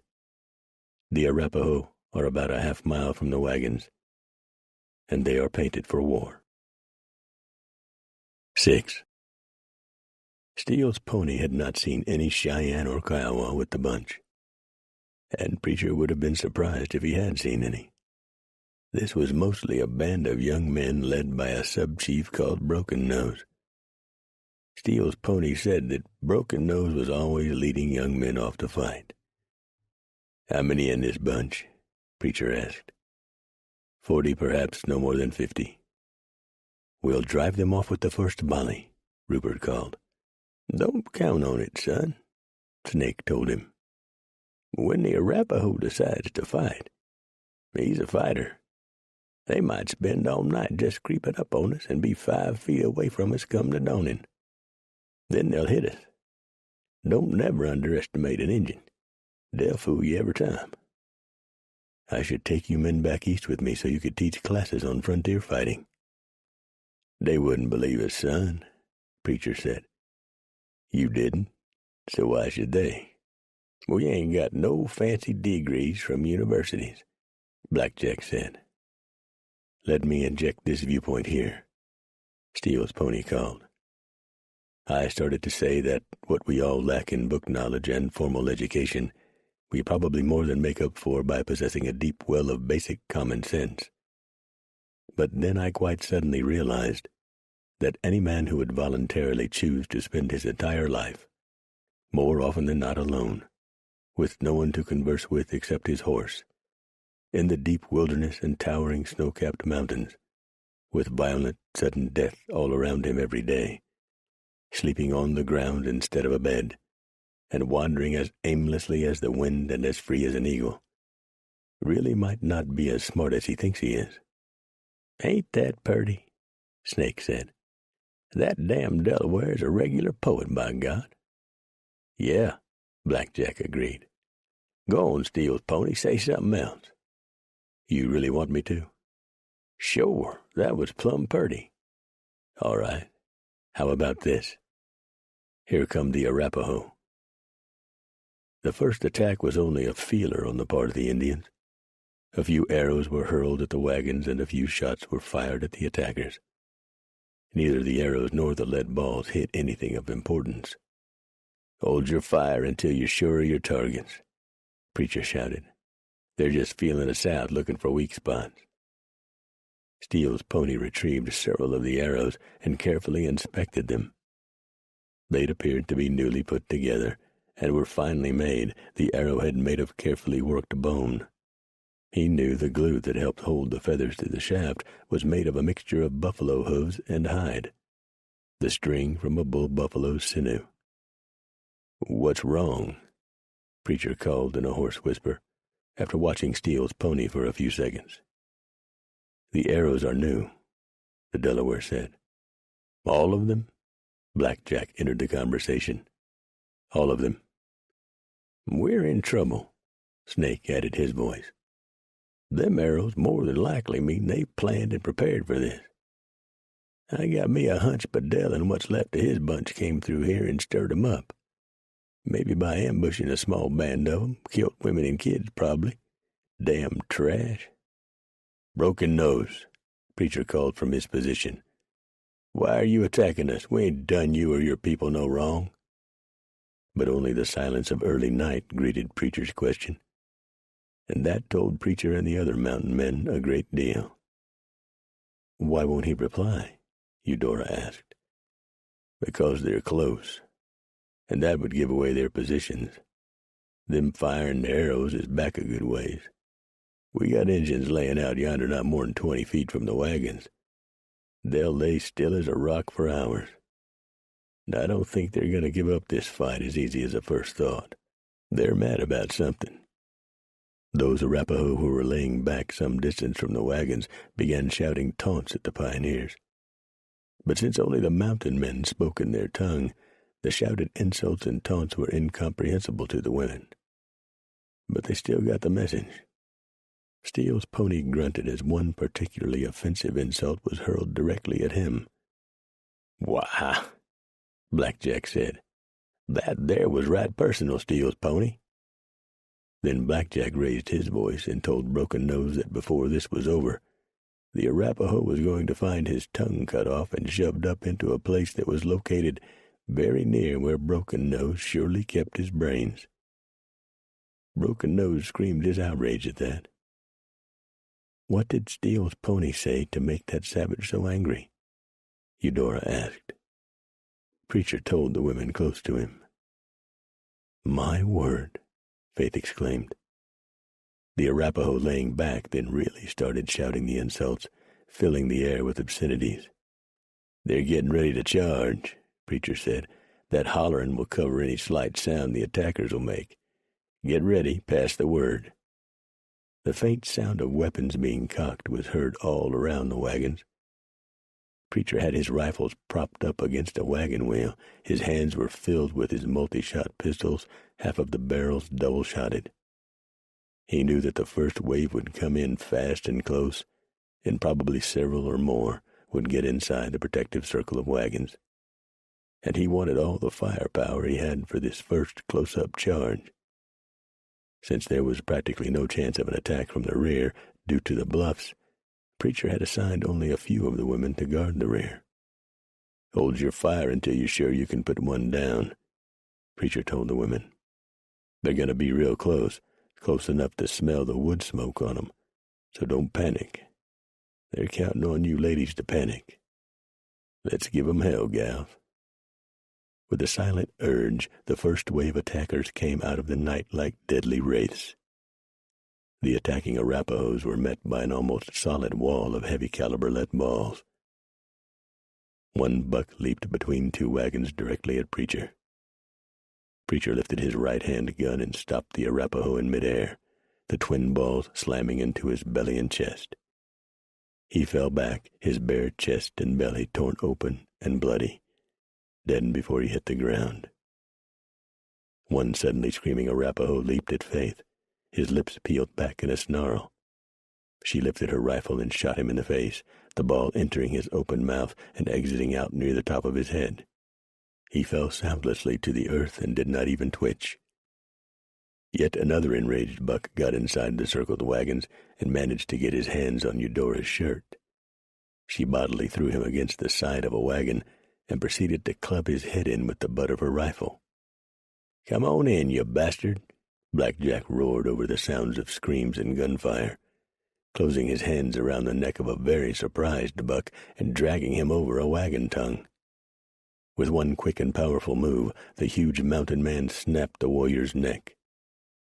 Black Jack then picked the man up effortlessly and tossed him back outside the wagons. Snake looked down to see a dusty hand closing around one of his spare rifles. The aged mountain man slashed down with his razor-sharp knife, and the Arapaho was suddenly one-handed. The Indian screamed in pain and rolled back out into the night, blood streaming from his mangled arm.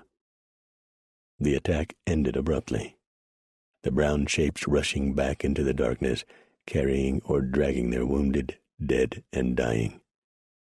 "Get a head count, Rupert," Preacher called. "Let's see what damage they done. Every other woman reload and face forward and keep your eyes sharp. The others tend to the wounded. And we got some, I heard 'em scream." One woman was dead, 4 were wounded. But the wounded were not hurt too bad. They were in some pain but would live. Preacher knelt down beside one woman with an arrow stuck in her shoulder. "Get some whiskey," he told Eudora, "and pour some down her throat." When the lady had taken several good slugs, Preacher took a taste himself, wiped his mouth, and grasped the shaft of the arrow. "This ain't going to be no fun, but I got to do it." "Do it," the woman said through gritted teeth. Eudora and Wallace held the woman's arms while Preacher pushed the point of the arrow all the way through.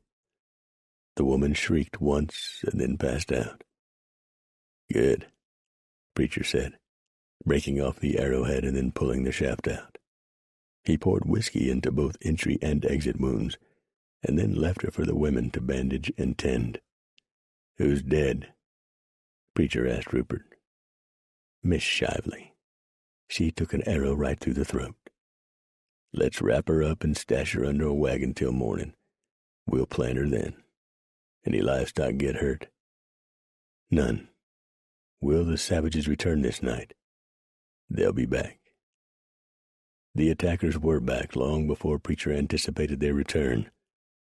Something was really eating at them, and he could not figure out what it was. But nevertheless, he had his people ready for the angered Arapaho. But this time they not only came slipping out of the night on foot, they came charging their ponies into the battle, with many of them leaping over the tongues and into the circle. "It's all up to you, ladies," Preacher yelled. "We're going to have our hands full out here." He was yelling as he ran to face a buck charging him in the semi-gloom, the only light coming from the moon.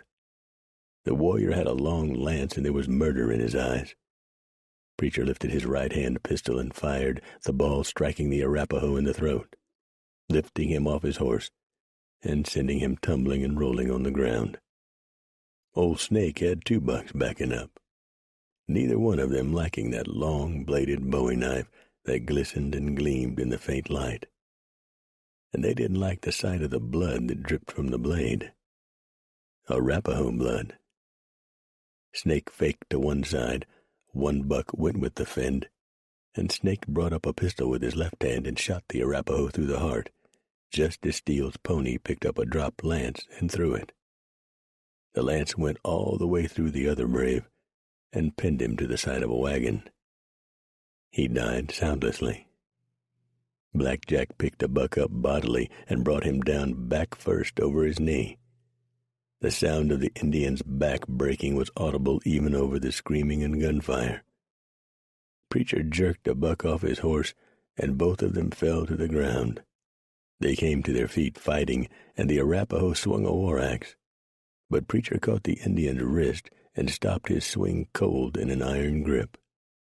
The brave tried to kick Preacher, and Preacher flipped him over one hip, bouncing him off the side of a wagon. The Arapaho lost his axe and jerked out a knife. Preacher jerked out a pistol and ended that brief argument with one ball through the heart. He looked around. The clearing held no more live hostiles. Preacher raced to the wagons and faced the attack from the night. But the attack was over. The Arapaho had taken quite a beating in the 2 charges, and they had had enough. Preacher had him a sudden thought. "Broken Nose," he shouted. "Wait!" Have you lost your mind? Faith demanded angrily. Hush up, woman. Broken Nose. You hear me? I hear you, preacher. What trick do you have now? No tricks, Broken Nose. You and your people fought bravely and well. I would not have such brave men to wander forever in the darkness. That would be wrong. We will carry them to the edge of the wagons. You and your people can pick them up there for proper burial. Is that fair? Good thinking, preacher, Snake whispered, walking up. He'll owe you for that and won't attack no more. It is a trick, Broken Nose called. No trick, Broken Nose. I give you my word. And you know I don't break my word. That is truth. The voice came out of the night. Think of the wives and mothers of your fallen men. If you bring them back home, the women won't have to slash themselves in grief. That is also truth, Broken Nose said, his voice calmer now. Preacher stepped into the space between two wagons, holding his rifle high. I'm putting down my rifle, Broken Nose, and my pistols. He laid his hawken down and his pistols beside it. I'm going back to fetch one of your brave men, Broken Nose. And the rest of us, too, Blackjack said, laying down his weapons. We'll tote them to the clearing, Snake called. I shall meet you at the wagons, Broken Nose said. And I, too, will be without weapons. Bring some of your people with you, Preacher called, with horses so you can take your dead back home. Put on some coffee and fix something to eat, Preacher told Eudora. I'm going to get to the bottom of why peace-loving Arapaho attacked us. Preacher and the mountain men handled the bodies with the respect due to the dead, and the Arapaho noticed this. When the dead had been carried off, Preacher invited Broken Nose and some of his people inside the circle. No tricks, Broken Nose. We fought us a fight, now it's over. I want to know why you wanted to fight us. Let's have coffee and food and talk some. Broken Nose stared at Preacher for a long moment. Then a very faint smile creased his mouth. Yes, that would be a good thing. There is no need for more blood to be spilled. Your women are warriors, Preacher. Ain't they, though? Broken Nose waved a few of his men forward and stepped over the tongue and into the clearing. Leave your weapons outside the wagons, he told them. When they hesitated, he again said, Leave your weapons. They dropped their weapons and followed him. The women had heated up a stew and made strong coffee. The men ate without speaking.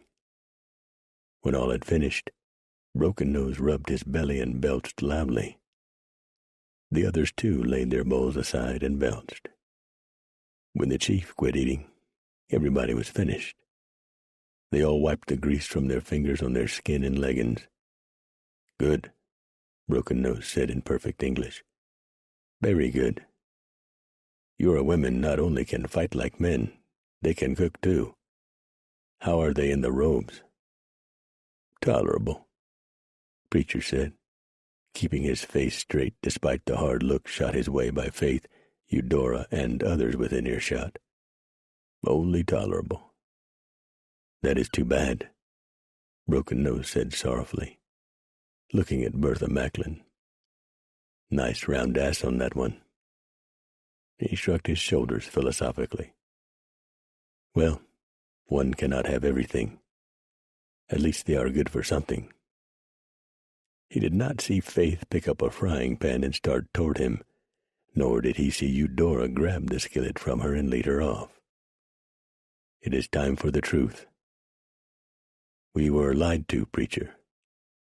A man by the name of Beebel passed by and told us of a wagon train with women dressed like men.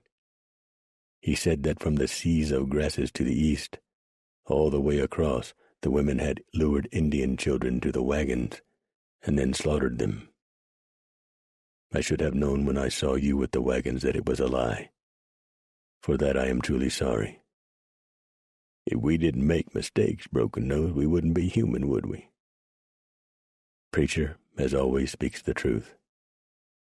I wonder if he's spreading that lie all the way across. Probably. But the closer he gets to the great mountains, the Ute, the Shoshone, the Cheyenne, and the Crow, they will know he speaks nothing but lies. They might cut his tongue out. No, I want to do that, Roxana said, walking up to collect the bowls. She added another part of Bedell's anatomy she wanted to cut off. When she had gone, Broken Nose shuddered. Sleep lightly, preacher. You are in the midst of savages, surely. 7. Lewis, the boy the group had taken from Bedell's outlaws, had suffered a slight wound during the Arapaho attacks. But the wound was not a serious one. The boy had done well and proved himself a person who would stand his ground and fight. The only casualty, Miss Shively, was buried the next morning just as dawning was lighting the sky. The ladies gathered around and sang, "Where is Death's Sting?" Eudora read from the Bible, and the wagon train pushed on. Broken Nose had taken his band of warriors and his dead, and left, after swearing that his people would not bother the wagons again. "Do you believe him?" Rupert asked. "Oh, yeah," Preacher said. He smiled. "At least for this trip." Preacher was keeping a good eye out on the building storm clouds in the west.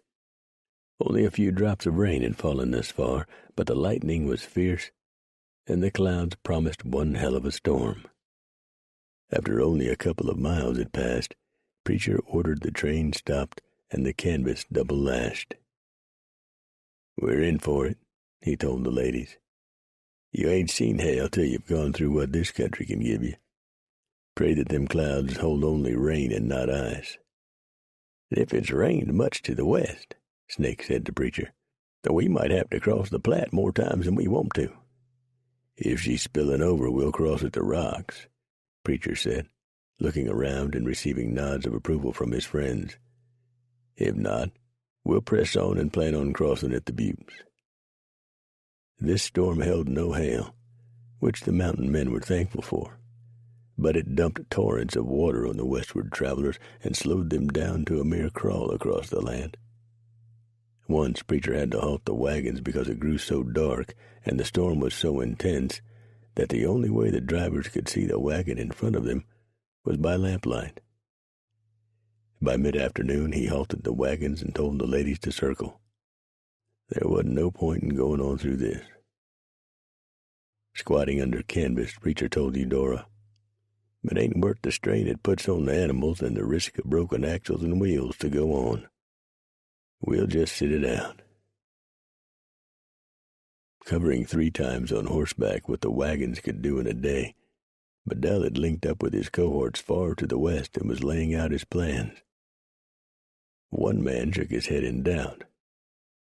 "I know, Preacher," Villiers said. "I've been in this country for years.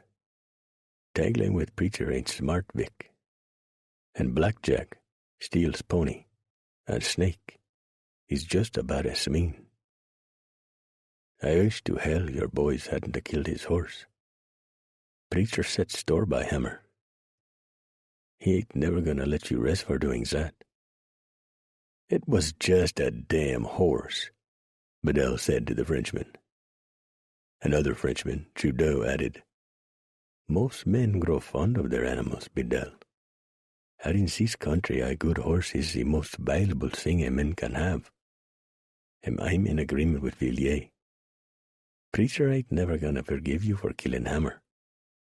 But I'm in agreement with you about the wagons. We can't let them reach no post and make a report. If that was to happen, we could never show our faces in no civilized place again. All them folks got to die. That's all there is to it." "Perhaps the Arapaho finished them off," Bedell said, a hopeful note to his words. "Don't count on that," a man called Tater said. "And don't be telling that big whopping lie to no more Injuns we come up on out here. They know Preacher. This is Preacher's stomping grounds. And while some of them might not like him much, they respect him a whole bunch, and they know Preacher wouldn't have no part in harming no woman or child, no matter what color of the skin. They'll cut your tongue out for lying, and they'll do it, too. I've seen them do it. It's right unpleasant. Right unpleasant, Big Bedell thought, with a hidden shudder. Interesting way of stating it. All right, he said. Let's get to work on planning this out. I want this done right the first time. Steele's pony had been gone for several days. When he returned, his horse was tired and so was he. He was covered with dust. They had left the rain far behind them, and he swung wearily down from the saddle. Preacher handed him a cup of coffee, and the Delaware took it with thanks. Bedell waits for us about 100 miles ahead, Steele's pony told them. I spoke with several Indians of different tribes. They all told me the same thing. Bedell's force was just too large for them to attack. The outlaws are well-mounted, well-supplied, and well-armed. Several trappers gone bad are among them, so they will know this country. Who? Snake asked. Trudeau, Villiers, Logan, and Tater. There are many more in the gang, but those are the only ones I could identify from their descriptions. Oh, well, that damn Tater a lead ball or two, Blackjack said. He shot me some years ago, from ambush. He's a no-count from way back. I know him, Preacher said, and Trudeau, too. They teamed up some years back and killed a friend of mine. Shot him in the back one evening for his furs. Left him to die alone and hard. But they're experienced men, and you're right about them knowing the country. And they ain't cowards neither. If Trudeau and Villiers is there, you can bet their partner Pierre ain't far away. Well, we sure can't go back. All we can do is push on and stay alert. It was a strange sense of relief for the men, but relief nonetheless, to know that Bedell was waiting for them, and to know approximately where he was waiting. It ended speculation. The mounted men knew now, and they had a fight waiting on them. The next morning, Preacher gathered the women around him. Steele's pony brought news yesterday evening, he told the group, and it ain't good, but it's what we all been expecting. Bedell's linked up with his gang, and they're waiting on us about 100 miles ahead. You've signed on to go west, and that's where we're going. Y'all done told me you wasn't going back, so we ain't even going to talk about that. Bedell wants the wagons and the supplies, and he wants us all dead. He has to kill us, all of us. If he don't, if just one of us gets through to tell our story, he'll be a wanted and hunted man the rest of his unnatural life. Y'all let that sink in your heads for a minute or so. Preacher then eyeballed each woman for a moment.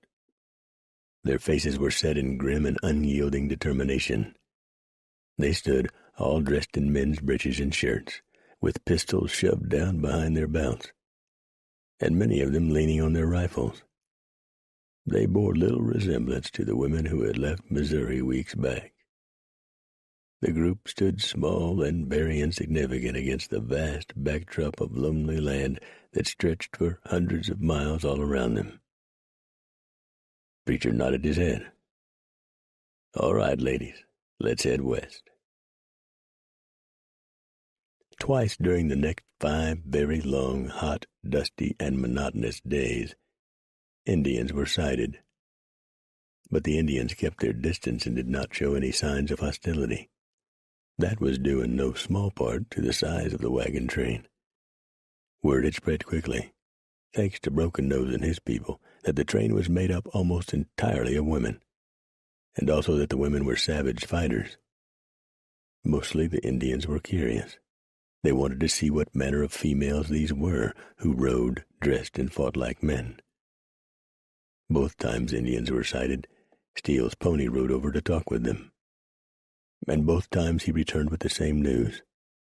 A large band of men waited just up the trail. They had some women with them, too. When the wagons were a day's distance from where Bedell and the men were supposed to be, Steele's pony left the train to scout ahead. "They sure picked a piss-poor place to ambush us," Preacher said to Blackjack. The two men were ranging about a mile ahead of the wagons.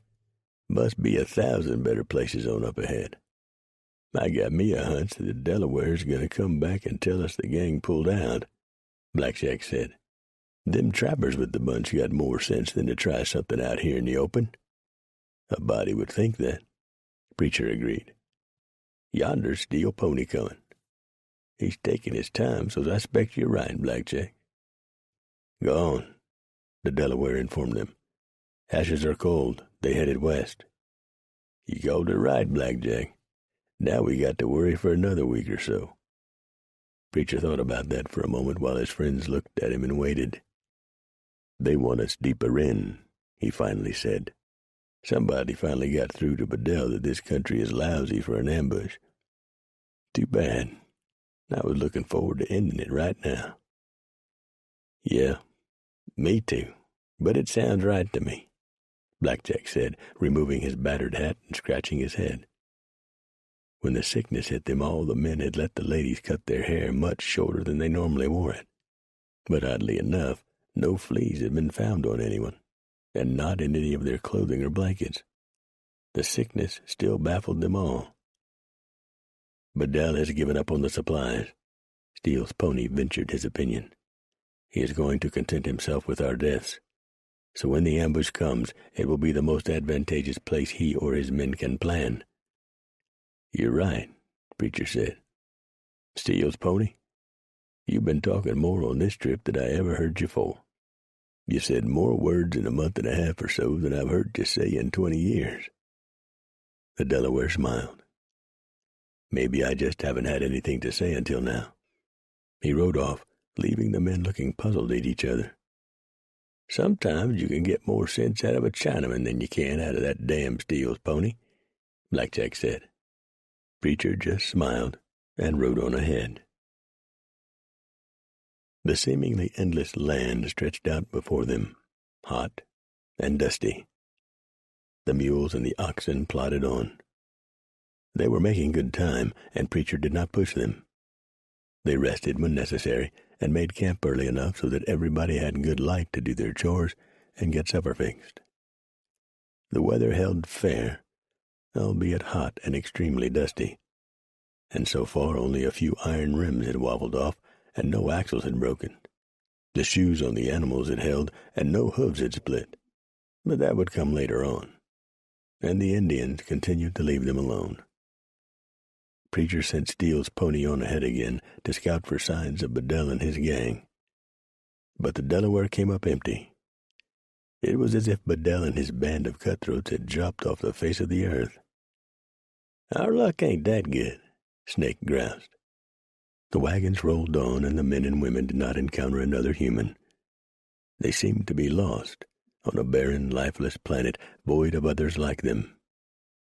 Many of the women began to wonder if they'd ever see a stand of trees again.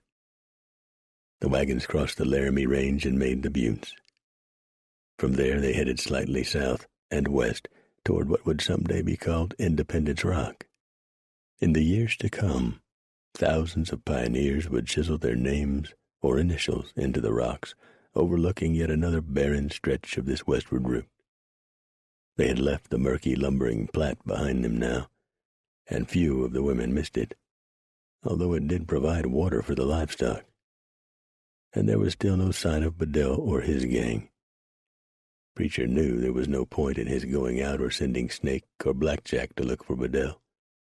If Steele's pony couldn't pick up a trail, no one could. A few days later, the snow-capped mountains began looming up in front of them.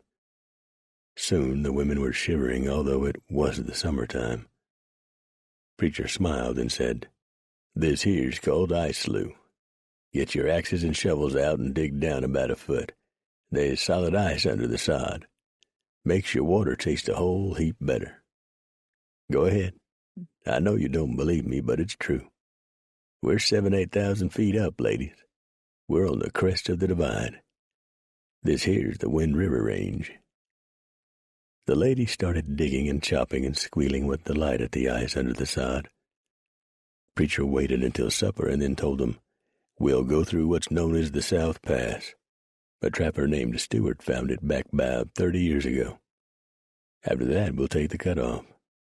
Preacher added, conscious of Snake, Blackjack, and Steele's pony looking at him. "Day or two past South Pass, we'll stop and fill every barrel and bucket we got. And I mean brimful." "Are you sure about this, Preacher?" Steele's pony asked. "Yeah, I'm sure. I don't see no point in pulling an extra 100 miles. "What's the problem with this cutoff?" Eudora asked. "No water," Preacher bluntly told her and the other ladies. "And I mean no water at all. It's a good 80-90 miles from the cutoff to the green. It's a hard pull, but we can do it. I warn you all now, it sure ain't no pretty route. Not much grass, lots of ravines, gravel, and dried-up lakes. Alkali lakes. A lot of it is flat as a tabletop and probably comes close to resembling hell, but we'll make up for a lot of the time we lost." He looked into the tanned and wind-burned faces of the women. They were all leaned down and toughened up. "Are you ladies all game for it?" "We're game," they said in unison. Snake smiled, then chuckled for a moment. "Wait till we get to Soda Springs.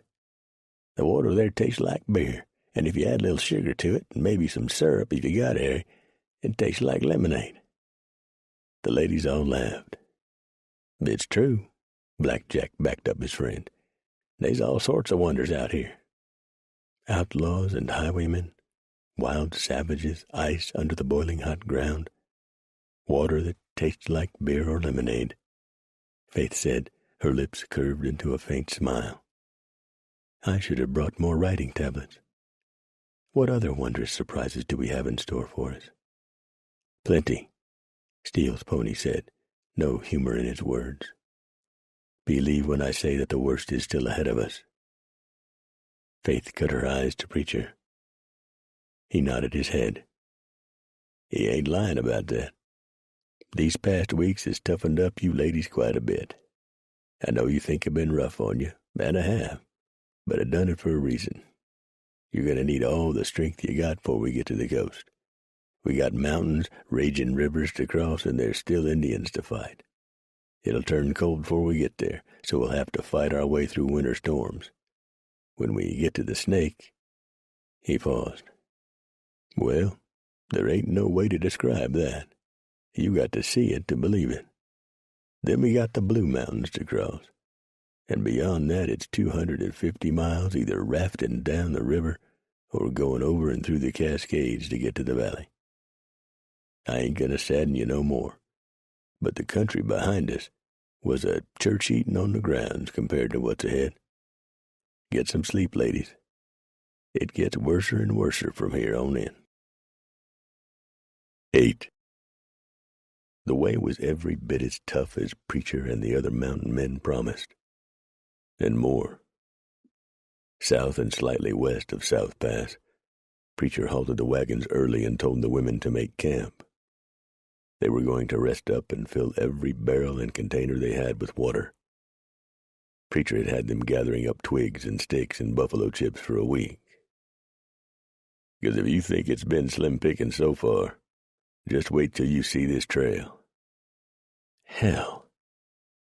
Faith summed it up the middle of the next day, fanning herself with her hat. It was a fairly apt description, for the sun was beating down mercilessly, and the powder-like dust whirled under the hooves of the animals and the wheels of the wagons.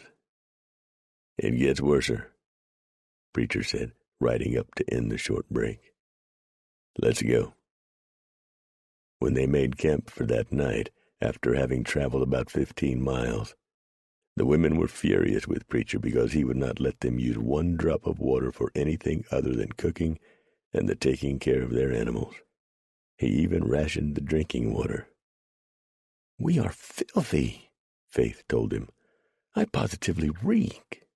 "You'll get reeker," Preacher informed the indignant lady.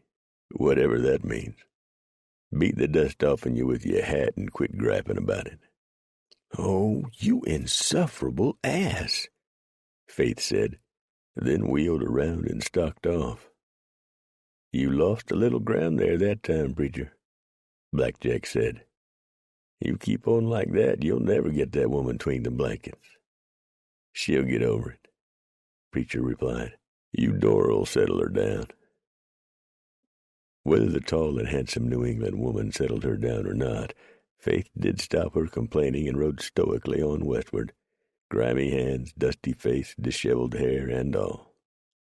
But she didn't speak to Preacher for the next 4 days, which was sort of a relief for Preacher. Faith Crump could be a real pain in the butt when she took a mind to be. Green, about 5 miles ahead. Steele's pony informed the Preacher, reining up in a cloud of fine dust. Preacher rode back to Eudora. Keep a firm hand on them reins, ladies. The mules and oxen will be smelling that cold, clear water in a minute, and they'll try to run. I certainly wouldn't blame them, Faith said, more ice in her voice than it took to cool off a barrel of beer. The other men were riding up and down the wagons, warning the drivers to keep a tight rein on the mules and for the drivers and prodders to grab a hold of the oxen and try to hold them back when they smelled the water. The Greens fed from the snow up yonder in the mountains, Preacher said, Faith's words not fazing him one bit. She's cold and sweet, and once as you've drunk your fill, y'all can move upstream a bit and take shifts of bathing, but wait a time so's you can wash down the livestock. They deserve a good bath, too. They sure earned it. I certainly concur, Eudora said. They have performed magnificently. We bathe the animals before we bathe ourselves? Faith questioned.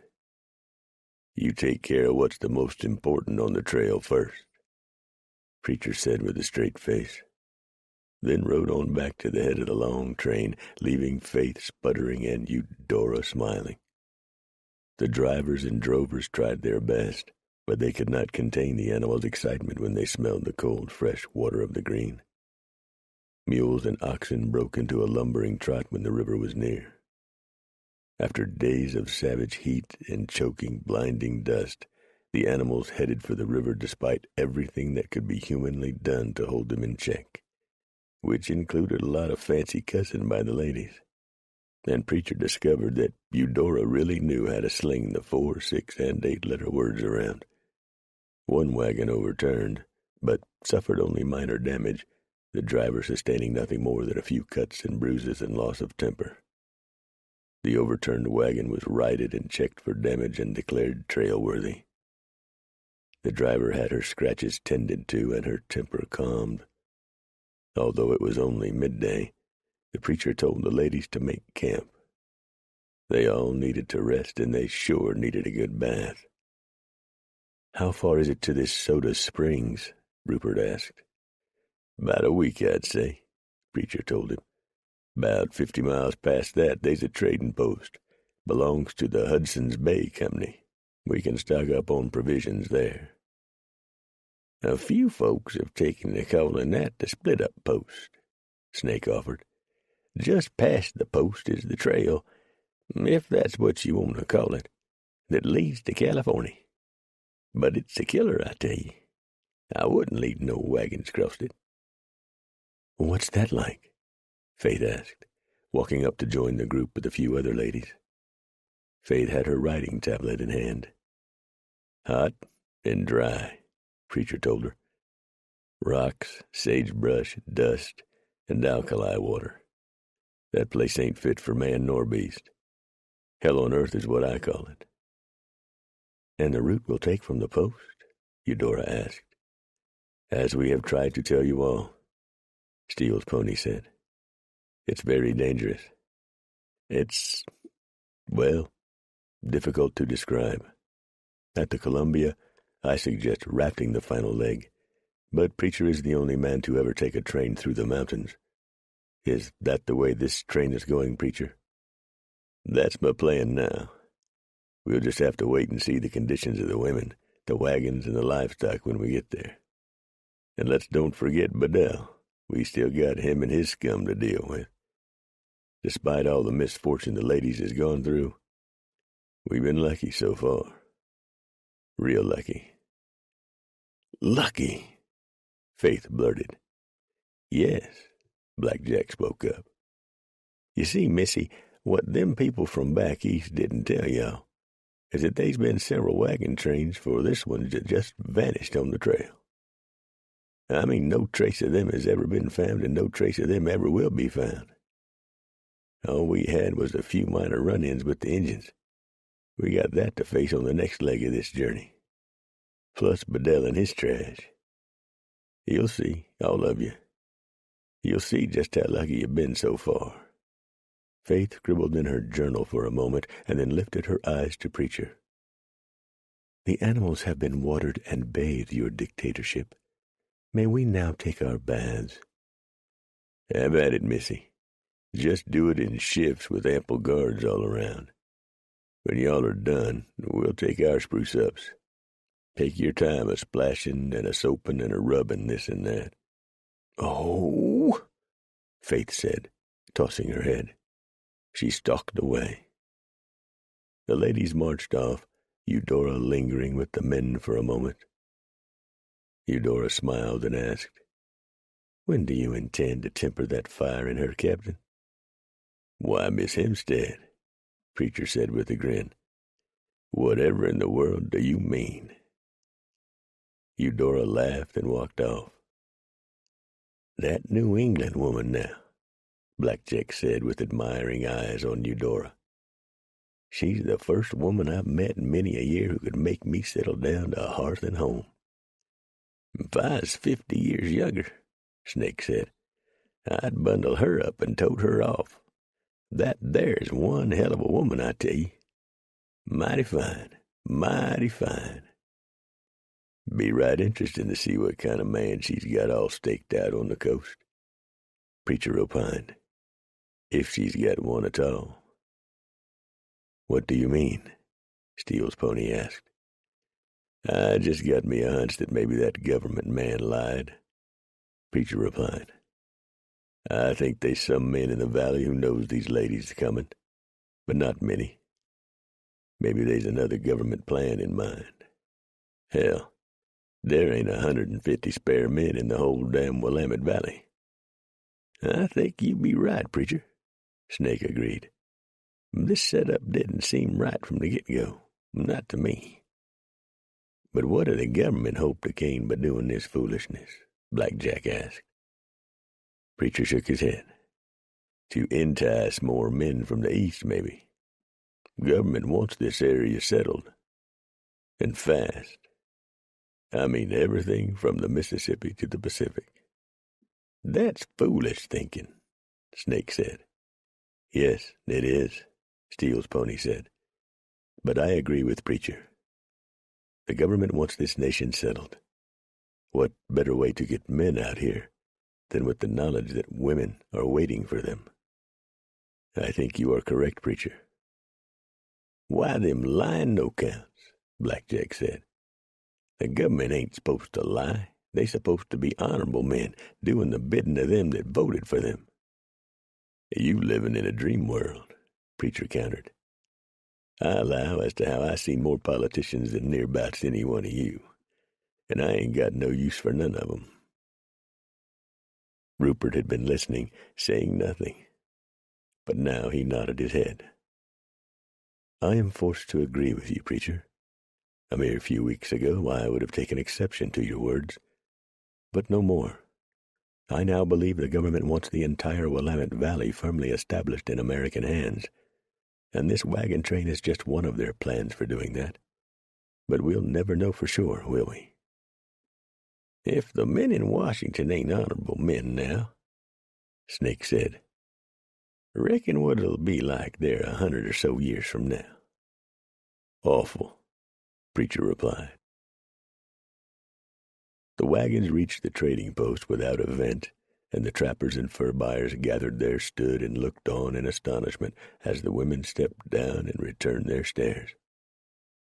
Women, one man said, awe in his voice. I ain't never seen so many women in one place in all my life. That there's Preacher, another said. Preacher, What the hellfire's going on, you old warhoss? I'm leading these ladies to the promised land, Preacher said. You get any whiskey round here. What's wrong with right here?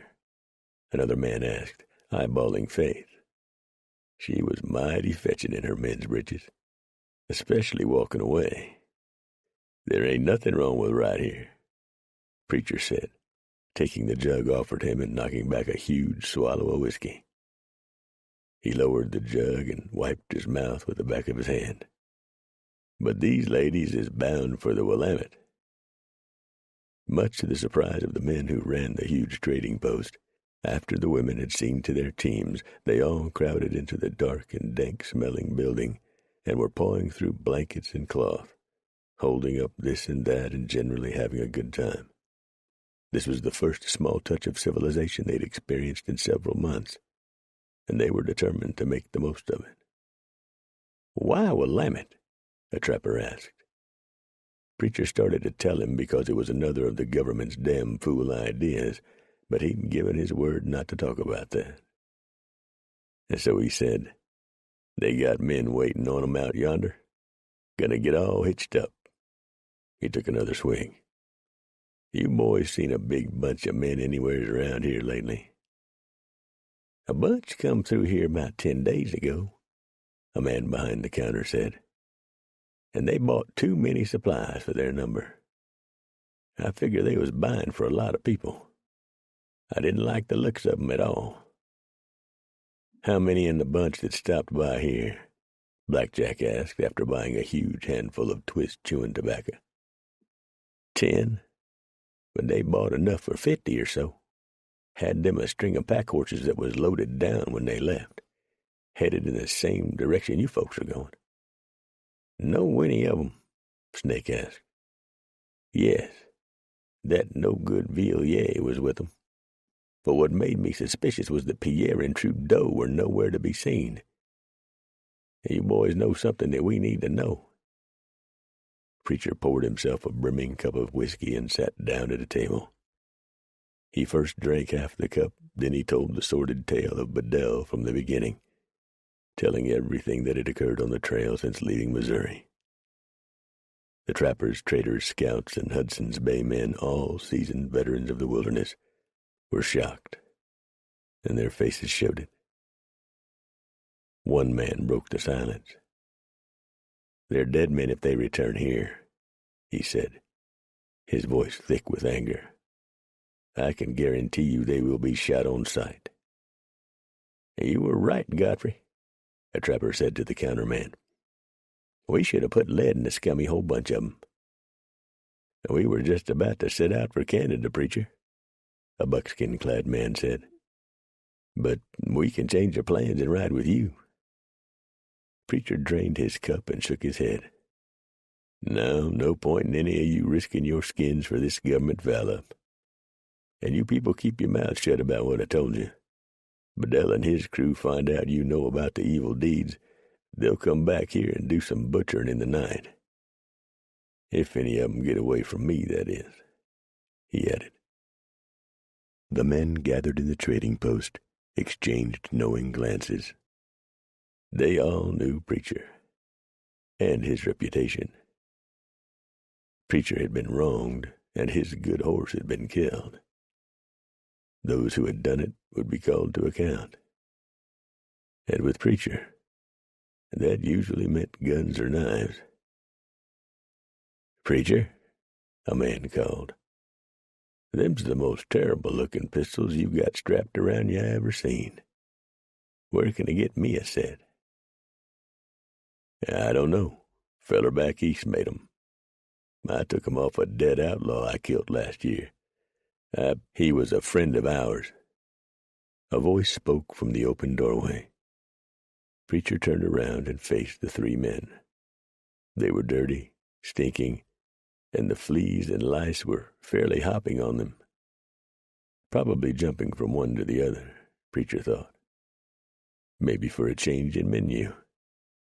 Preacher grinned at the thought. "What are you grinning about, you ugly bastard?" one of the trio asked. Several of the men who knew Preacher well and could guess what was about to happen hustled the women out a side door. Eudora and Faith were standing off to one side, in the shadows, and did not move. Preacher smiled slow and easy. "Why, I'm laughing 'cause in my mind I just told myself a joke that I never had heard before. It was right funny." The trio of brigands looked at one another, all of them attempting to figure out what Preacher had just said. "He's making fun of us," the original loudmouth said. "What he just said just ain't possible." "What did he say?" another asked. Preacher laughed at him. "That ain't possible, I say," the spokesman insisted. "It just ain't." "Are you calling me a liar, you bare-butt ugly son of a bitch?" Preacher asked, his voice suddenly hard and all traces of the smile gone from his lips. "Take your troubles outside," Godfrey said from behind the counter. "Shut up," one of the men told him. He cut his eyes back to Preacher. "Yeah, I reckon I am calling you a liar. Now let's see what you intend to do about it." "Well, I reckon I'll just have to kill you," Preacher replied. And the huge room became as quiet as a tomb. 9. Faith and Eudora stood mesmerized. The counterman stood with both hands palms down on a blanket Claire Goodfellow had started to purchase. Snake and Blackjack were over near the bar, holding cups of whiskey. Steele's pony was outside, talking with several Indians. Rupert stepped to one side, quickly getting out of the line of fire. "You got it to do," the lout told Preacher. "I reckon I can do it," Preacher replied. "Make your play." The brigand grabbed for his pistol, which was tucked behind his belt.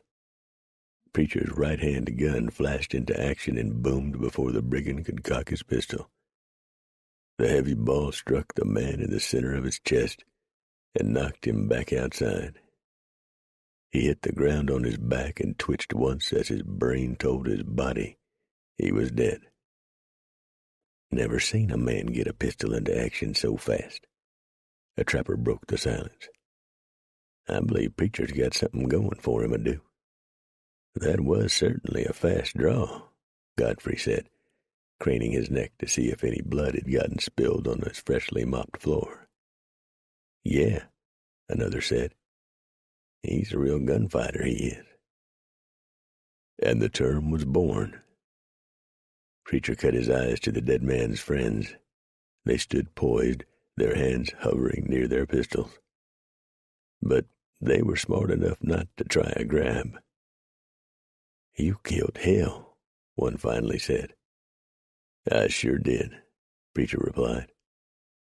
As soon as he had fired the first ball, he had cocked the hammer on another barrel of the awkward-looking pistol.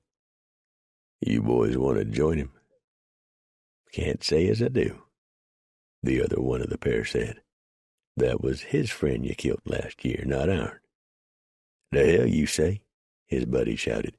"You just stand aside." He glared at Preacher. "I ain't no fast hand at pistols, but I'll fight you fair with a blade, Preacher." Godfrey lifted a double-barreled shotgun out from under the counter and pointed it at the mouthy brigand. "Outside," he ordered. "I'll not have blood all over my merchandise." "Suits me," Preacher said. "You best think about this, Jackson," the other friend of the dead Hill said. "Shut your mouth, Cecil," Jackson told him. "I ain't afeard of this ignorant bastard." "Your funeral," Cecil replied. He looked at Preacher. "I'm out of this." "Good enough," Preacher said, easing the hammer down on his pistol and holstering the weapon. "Outside, Jackson." "Oh, sure.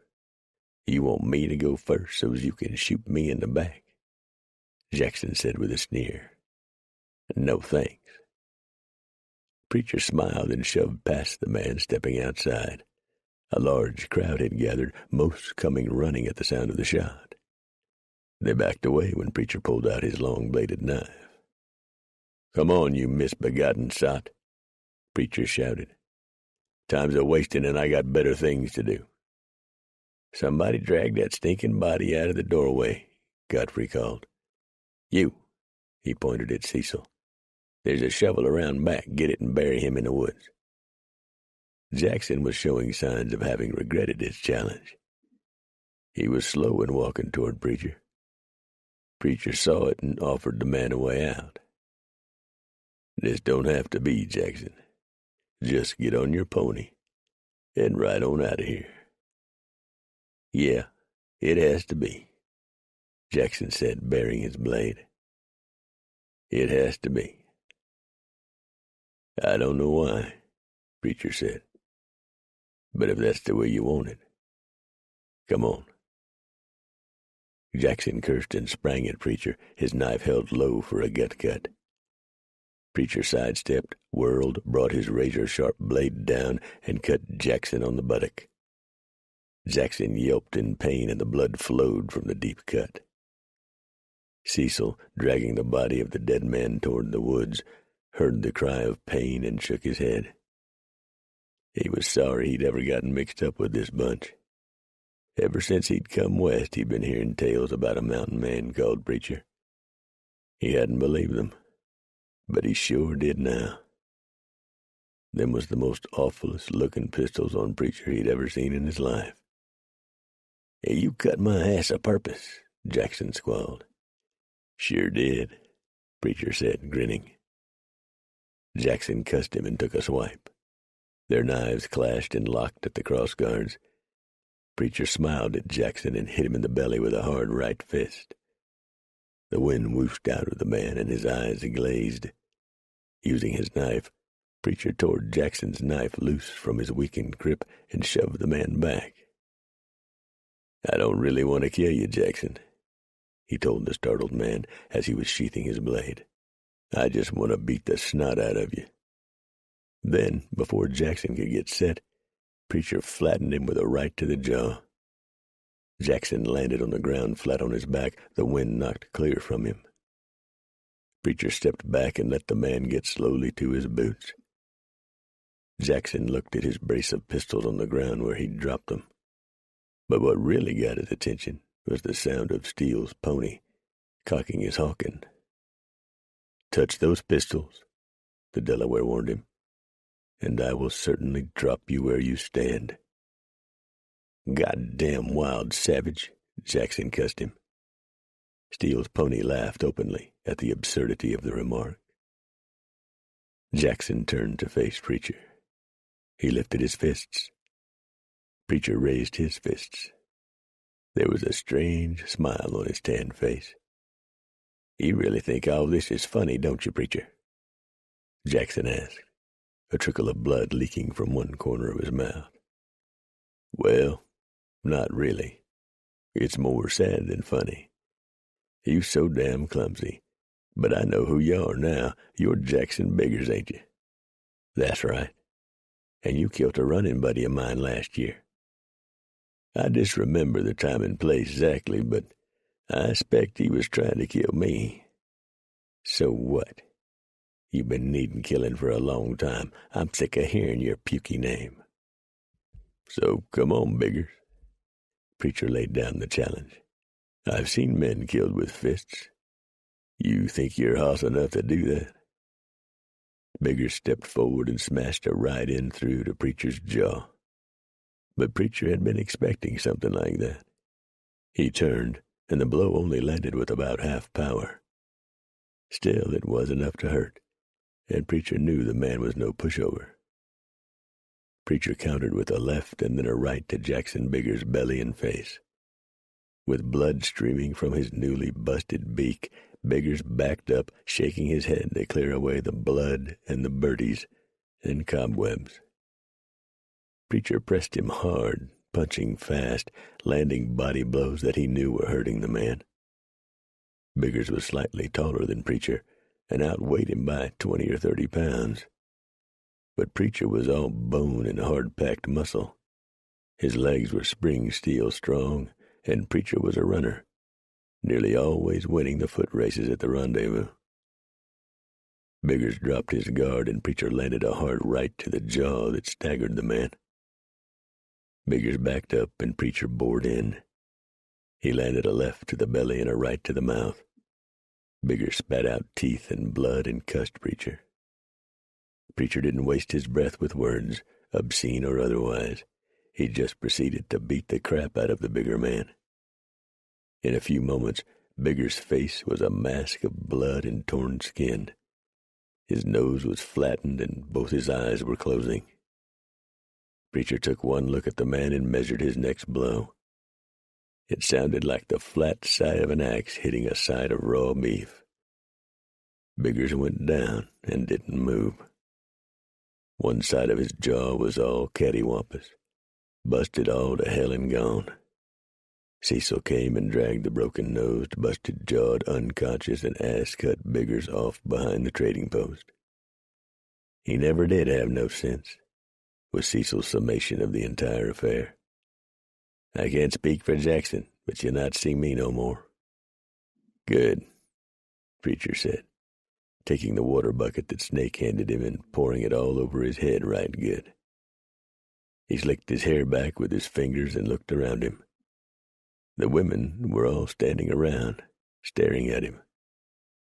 All right, let's get this circus on the move, people, Preacher said, plopping his hat on his head. We got mountains to cross. And cross them they did.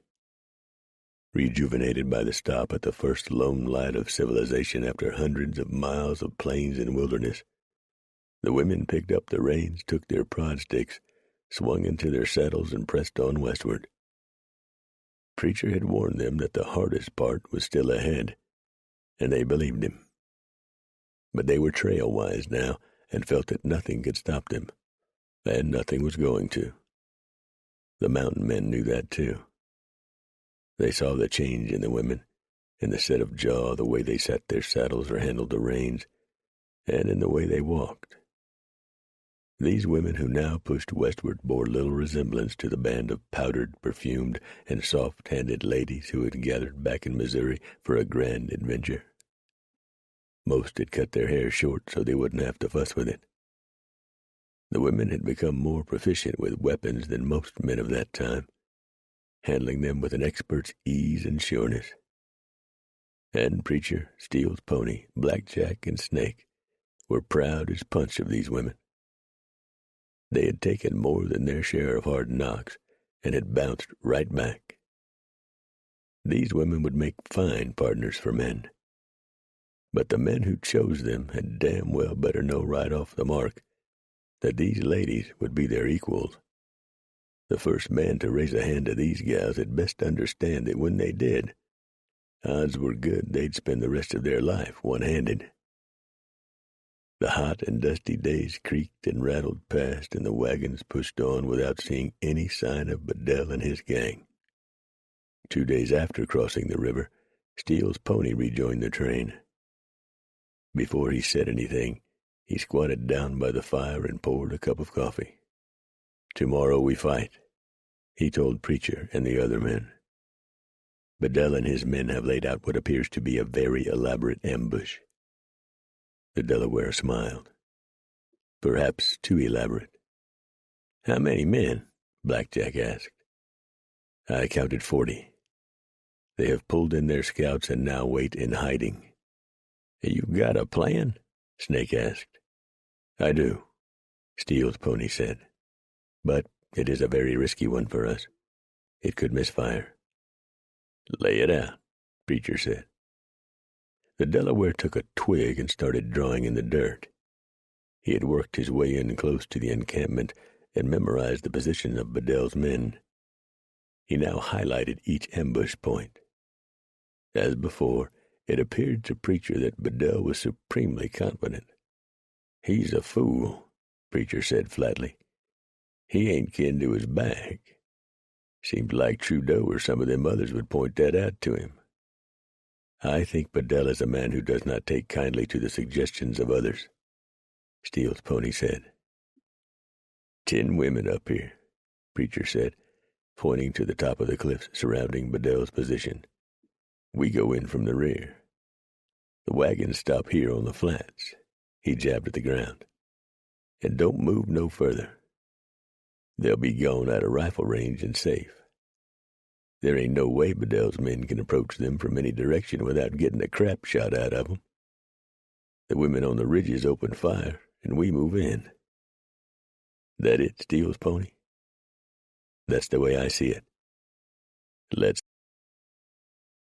10. Preacher chose the women carefully and moved them into position that night.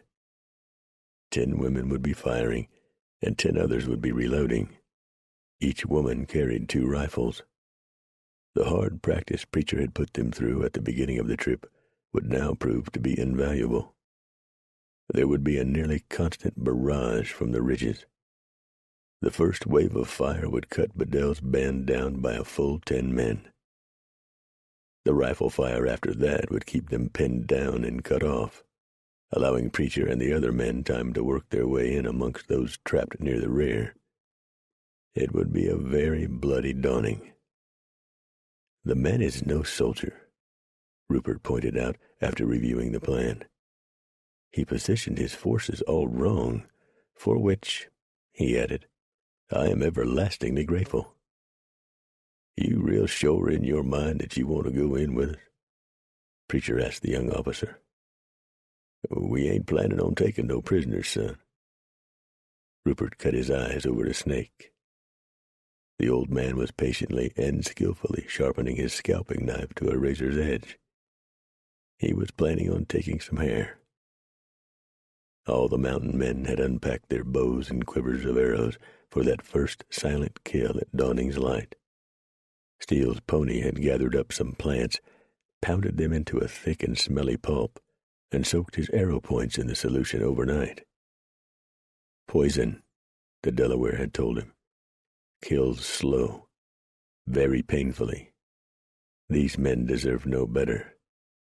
I would not use it on an animal. I have too much respect for them." "Oh, yes," Rupert said, a steely edge to his voice. "I'm going in." Preacher looked hard at the young man. He saw a very different person from just a few months ago. Rupert Worthington would never again fit entirely into genteel Virginia society. The West and the wilderness had left its mark on the career army man, and like a deep tattoo, it could never be removed. There was finely tempered steel in the man now. Many of his past illusions about right and wrong and the treatment of career criminals had been blown away like smoke in a high wind. "You'll never leave the West again, will you, boy?" Snake asked softly. "I don't plan to, sir. I will ask that I be posted to the wilderness. You see, I happen to know a new fort is to be built in the Dakota Territory. I shall ask to be sent there. I have some experience in construction and engineering." "I wish you luck," Snake said, sheathing his blade and getting up and walking away. "Is he ill?" Rupert asked. "No," Steele's pony said. "He goes off to quietly sing his death song." "His death song?" "He does not believe he will live to see another nooning, he told me." "But leave it alone," Preacher told him. "We know what to do. I done promised him I'd bury him high. Get some rest. Tomorrow's going to be right busy."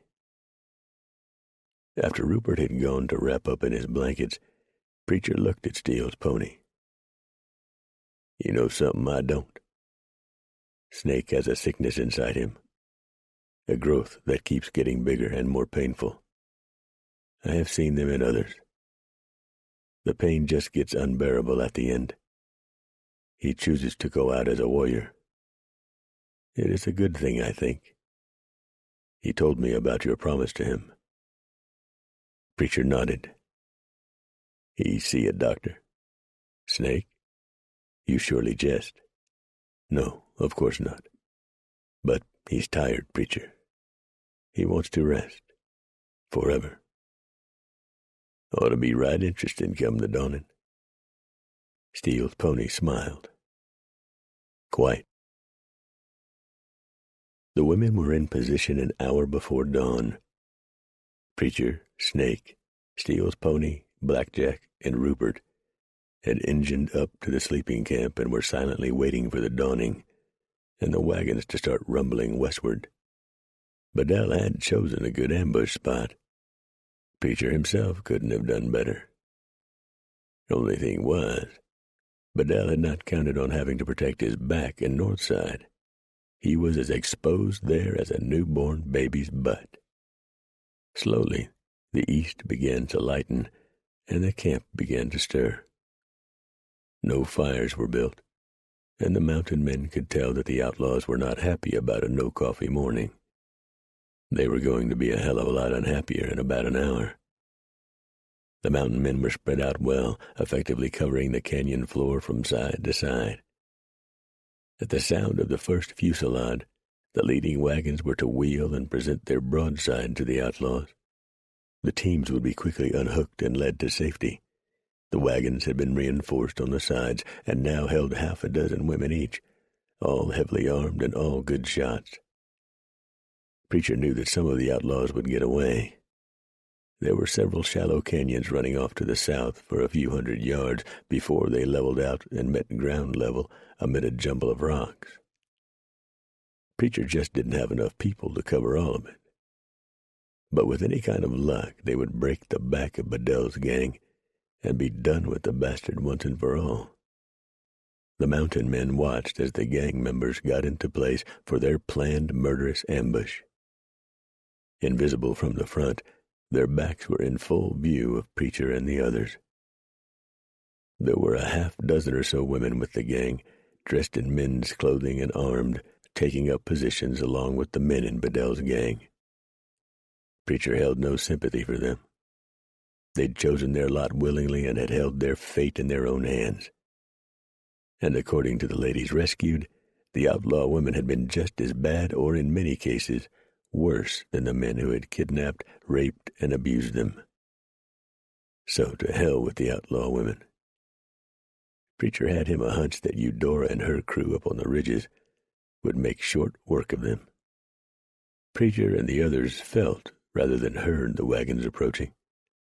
The mountain men saw the outlaws tense as they, too, felt the ground rumbling.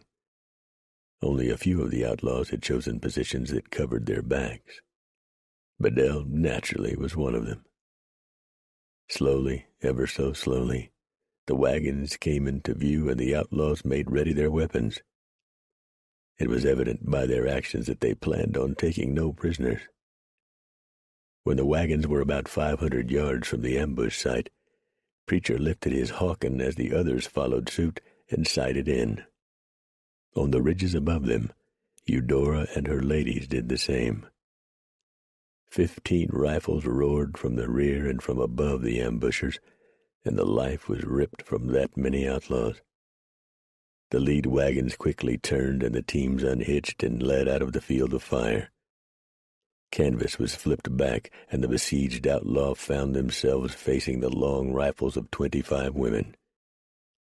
Eudora and her ladies on the ridges kept up a savage fire, so savage that Preacher and the others chose not to close in and mix it up with Bedell and his scum. All but one. Snake. The old mountain man left his position to tangle hand-to-hand with several of Bedell's men. Preacher lost sight of the old man as Snake jumped into a jumble of rocks, his knife blade flashing in the early morning sunlight. Through the confusion of smoke and dust, Preacher watched helplessly as half a dozen or so made it to their horses and raced down the canyons to the south. "That's it," Preacher shouted, standing up and waving his arms. "Stop shooting." Eudora and her sharpshooters ceased firing. The women in the wagons had not had to fire a shot, and Preacher and the men worked their way into the rocks. It was carnage. Many of the dead had taken the heavy rifle balls through the head or neck. Several had been shot half a dozen times or more. A few were still alive, but their wounds were grievous, and none of the mountain men, Rupert included, felt any great compulsion to offer any comfort or aid. Snake had gone in cutting and slashing, and he lay among the dead, shot several times. The old man had sliced the life out of 3 outlaws before his soul had left his body to meet the man above. Snake lay on his back with a smile on his lips, his right hand still gripping his knife. One of the wounded outlaws that the rescued women had said had been particularly cruel, savage, and twisted, both to the kidnapped women and the boys, let out a fearful shriek as Steele's pony took his scalp. The Delaware left the pervert flopping around on the rocky ground. Rupert's eyes took in the scene with no emotion showing on his face. A dying outlaw, his chest and belly covered with blood, gasped to the young officer, "You a white man, but you as bad as that damn Injun." "Thank you," Rupert said. "I consider that quite a nice compliment." He walked on. "How many dead?" Preacher called. 34, Rupert said, completing his body count. "Well, when the 6 still alive do expire, there will be 34 dead." "Help me," one gut-shot outlaw called out weakly. One of the women from the train helped him. She remembered him as one of those who had raped her repeatedly. She shot him between the eyes. After that, the 5 outlaws still alive did not call out for help. Preacher gently wrapped up Snake's body in his blankets and tied the old mountain man across his saddle. He sighed and then turned to face the others. "Y'all go on. I'll catch up with you in a week. Maybe less than that, maybe more than that. All depends. You won't have no more problems. Injuns witnessed this here fight, such as it was. They pulled out when the shooting stopped. They'll pass the word. The train won't have no more trouble from Injuns. They ain't never seen so much firepower as we showed today. They won't want to come up against that." "You wish us to bury the dead, Captain?" Eudora asked. "Hell no. Leave 'em for the buzzards and the varmints. Take their horses, guns, and supplies and head on west." He looked at Steele's pony. "How many you figure got clear?" 12 or so, I think. Not many more than that. Bedell, of course, was one of them. We get these women to the Willamette, then I'll take care of Bedell and what's left of his gang. I'll do it if I have to track that bastard clear to New York City." Preacher swung into the saddle and took up the lead rope to Snake's pony. "I'll catch up with you. Move 'em out, Blackjack." Preacher headed for a place that he knew the Indians called the Silent Rocks. On a hill there, he buried Snake and covered the grave with rocks. He buried Snake facing west, for the old man had requested that. Said he always liked to sit and smoke his pipe and watch the sun going down. Gave him a right peaceful feeling. Preacher took off his hat and held it by his side while he pondered on what he might say. "You done good, Snake." He spoke softly in the waning light of day. "You was a man to ride the rivers with. And we sure enough rode a many of 'em, didn't we? We seen some country and had some fights. But it's your time to rest now. He sure earned that right. If any man did, you did. There ain't a whole hell of a lot of us left, Snake. And every time I plan another, I feel like I'm losing a part of myself." He sighed heavily. "I'm going to turn your pony loose. You caught him wild, and he's a good 'un. He'll hang around here for a day or two, doing his grieving for you in his own way. And then he'll find him some mares and sire some fine offspring.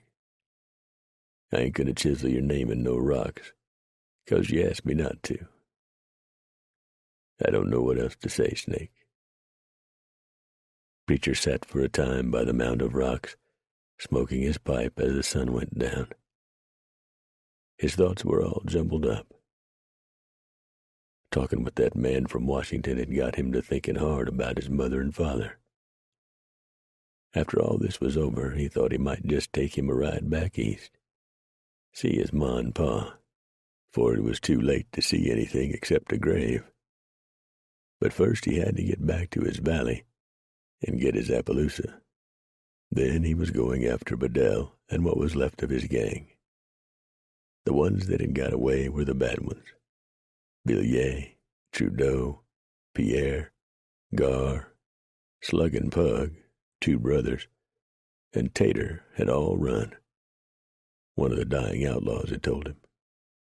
He had also begged for forgiveness, but Preacher had told him he was sort of short on that at the time.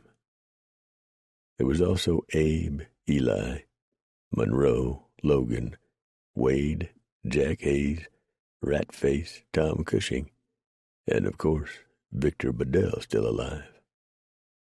Preacher knew some of them, but some of them were completely unknown to him, excepting, of course, the knowledge that there wasn't a single one in the bunch worth a bucket of scummed-over stinking buzzard puke.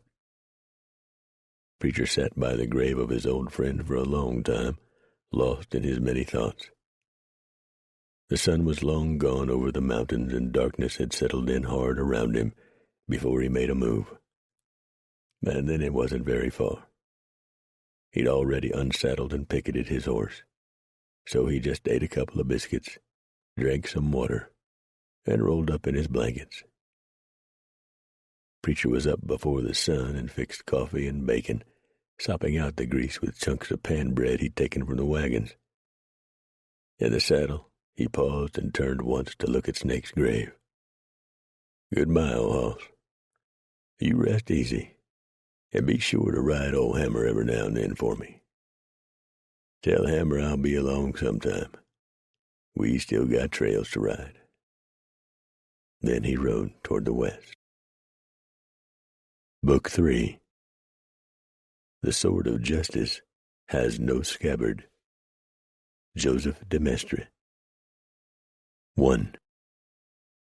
It was several weeks before Preacher caught up with the wagons, and all could sense the change in him.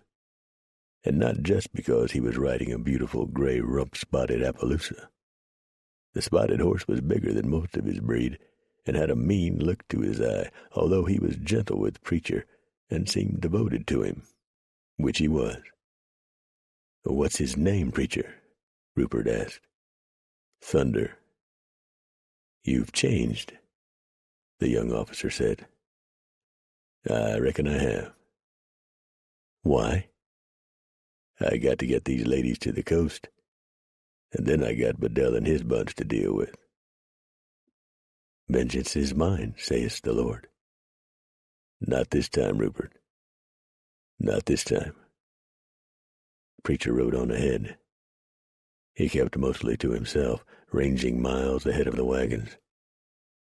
"I can't believe a man would love an animal so much that he would be obsessed with revenge over it," Faith remarked to Steele's pony one evening. "There have been more men killed over horses and dogs than over women, lady," the Delaware replied. "Long years ago, Preacher found a little wolf pup whose mother had been killed. Preacher raised that wolf. Some whites say a wolf cannot be tamed. Whites say many foolish things. A wolf cannot be tamed like a dog, but if you gain that wolf's trust, in that respect, the wildness within can be tempered. Preacher and that wolf were inseparable for several years. Then a man named Ben Parsons killed the wolf. Killed it because he didn't like Preacher. This was back in, I just don't remember. Preacher finally caught up with Parsons at their rendezvous of 28, on the south end of Bear Lake. Walked up to him, called him out, leveled a pistol, and shot the man dead. Preacher is not a man you want to cross. Preacher killed a man over his wolf? Steele's pony shook his head. No. Preacher didn't own the wolf. You can't own another living thing. You can take care of it, love it, be a friend, but you can't own it. Preacher and the wolf were friends, like that young man who lives down in the Colorado Rockies with a cougar and a wolf, Jamie Ian McAllister. "What do you mean he lives with them?" Eudora asked. "You mean they stay in the house with him?" "If they want to, yes. His wife doesn't seem to mind. His young son sleeps with the puma. Rest assured no one is going to bother the child when that puma is near." Steele's pony added very dryly, "That cat weighs about 150 pounds. Very impressive animal." Faith shook her head, sensing a story here for her father's paper and for her own fledgling publication. "Where have I heard the name McAllister?" "The lone survivor of the Alamo," Black Jack said. "Jamie came out here right after the Alamo fell. He married up with the gal who helped nurse his wounds, and they come west soon as they could. I understand it took her a few months to get used to the way certain dangerous animals flock to Jamie, but she soon settled right in. She don't allow bears in the cabin, though. She do draw the line there." "Imagine that," Faith said, the sarcasm thick in her voice. "What happened after Preacher shot that man?" April asked. "Nothing," Steele's pony said. "Nobody liked Ben much anyway." "It's finally getting through to me," Rupert said, refilling his coffee cup. "And I don't mean any ugliness or criticism in what I'm about to say. You people have brought it all back to the basics. Your laws are so simple that they are difficult to understand.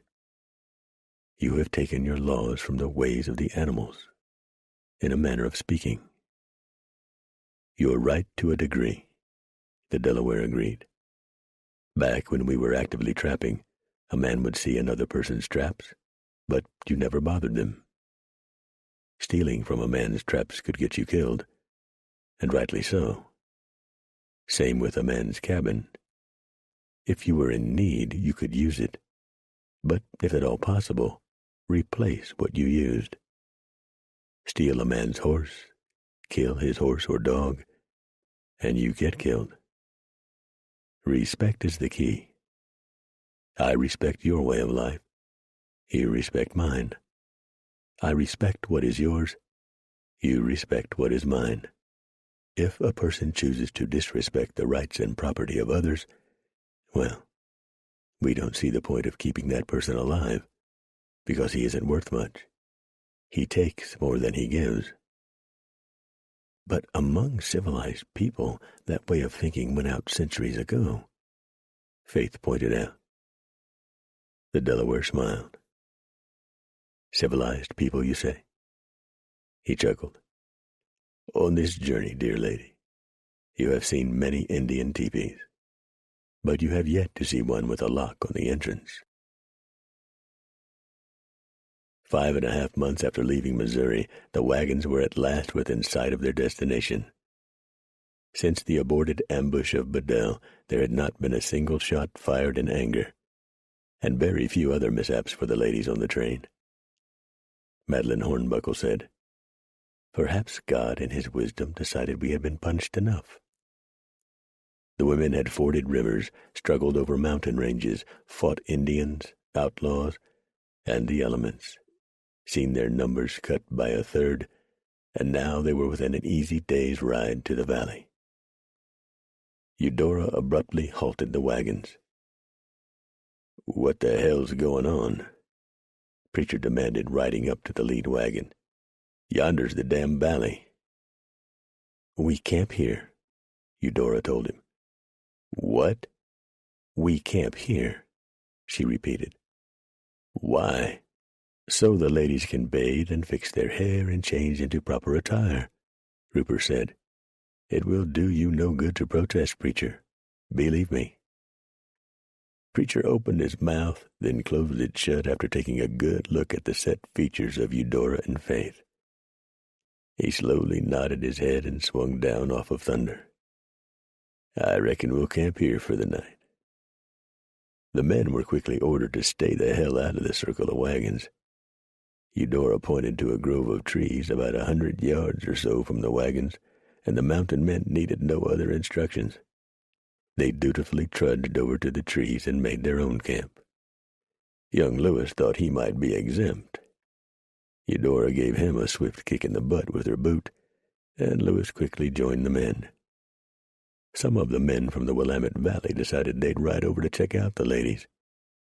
It took them about 15 seconds to realize they had made a ghastly mistake. Looking at the muzzles of 50 rifles will do that to a man. They joined the other men under the trees. And it was then that Preacher realized he had been wrong about the man from Washington. The ladies were expected, and they were spoken for. It made him feel some better about politicians, but not much. "This is becoming a regular yearly visit for you, Preacher," the chief banker of the Post said to him, accepting a cup of coffee. "Not no more," Preacher told him. "This is my last run. Somebody else can look out after them poor pilgrims from here on in. You got my money?" The banker handed Preacher a thick envelope.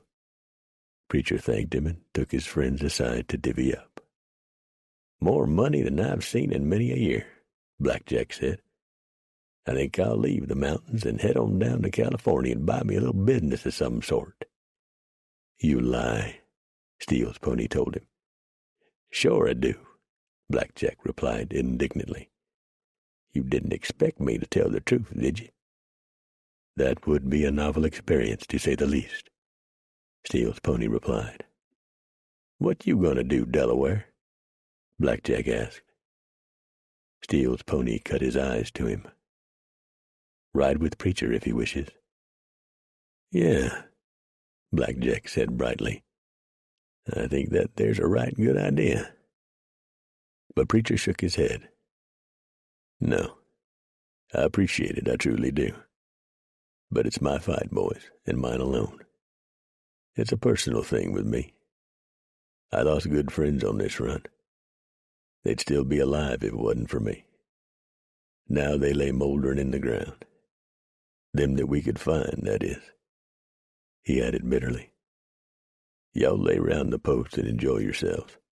After I say my goodbyes, I'll be pulling out for the dawning." Preacher walked away. "I don't feel a bit sorry for Bedell and them scum that ride with him," Blackjack said. "But I'd sure hate to have Preacher on my trail."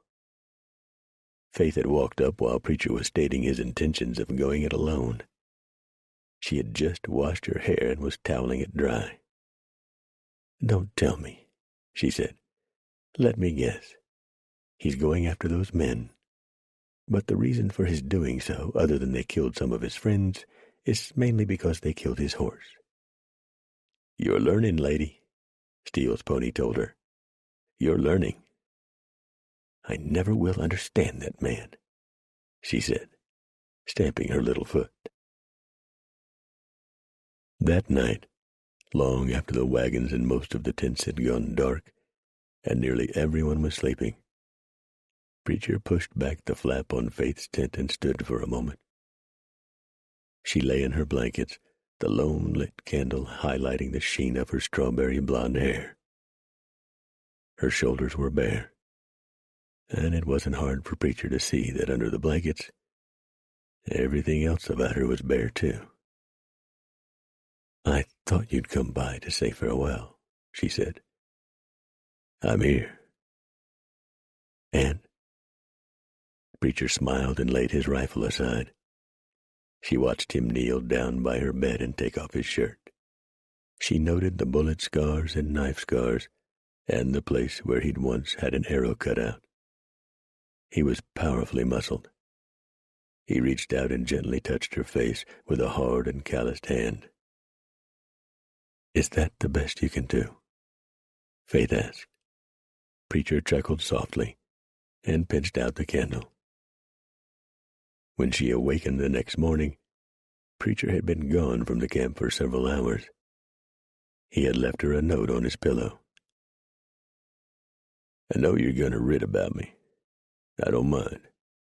Just tell the truth." "I shall, Preacher," Faith whispered. "Oh, I shall." 2.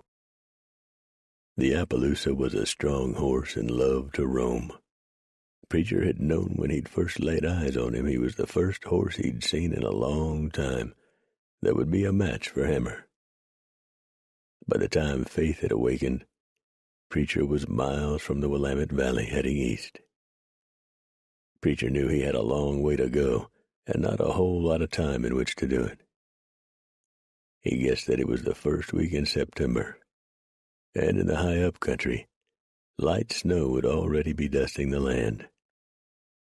What he had to do was talk to some Indians, and they'd spread the word about Bedell.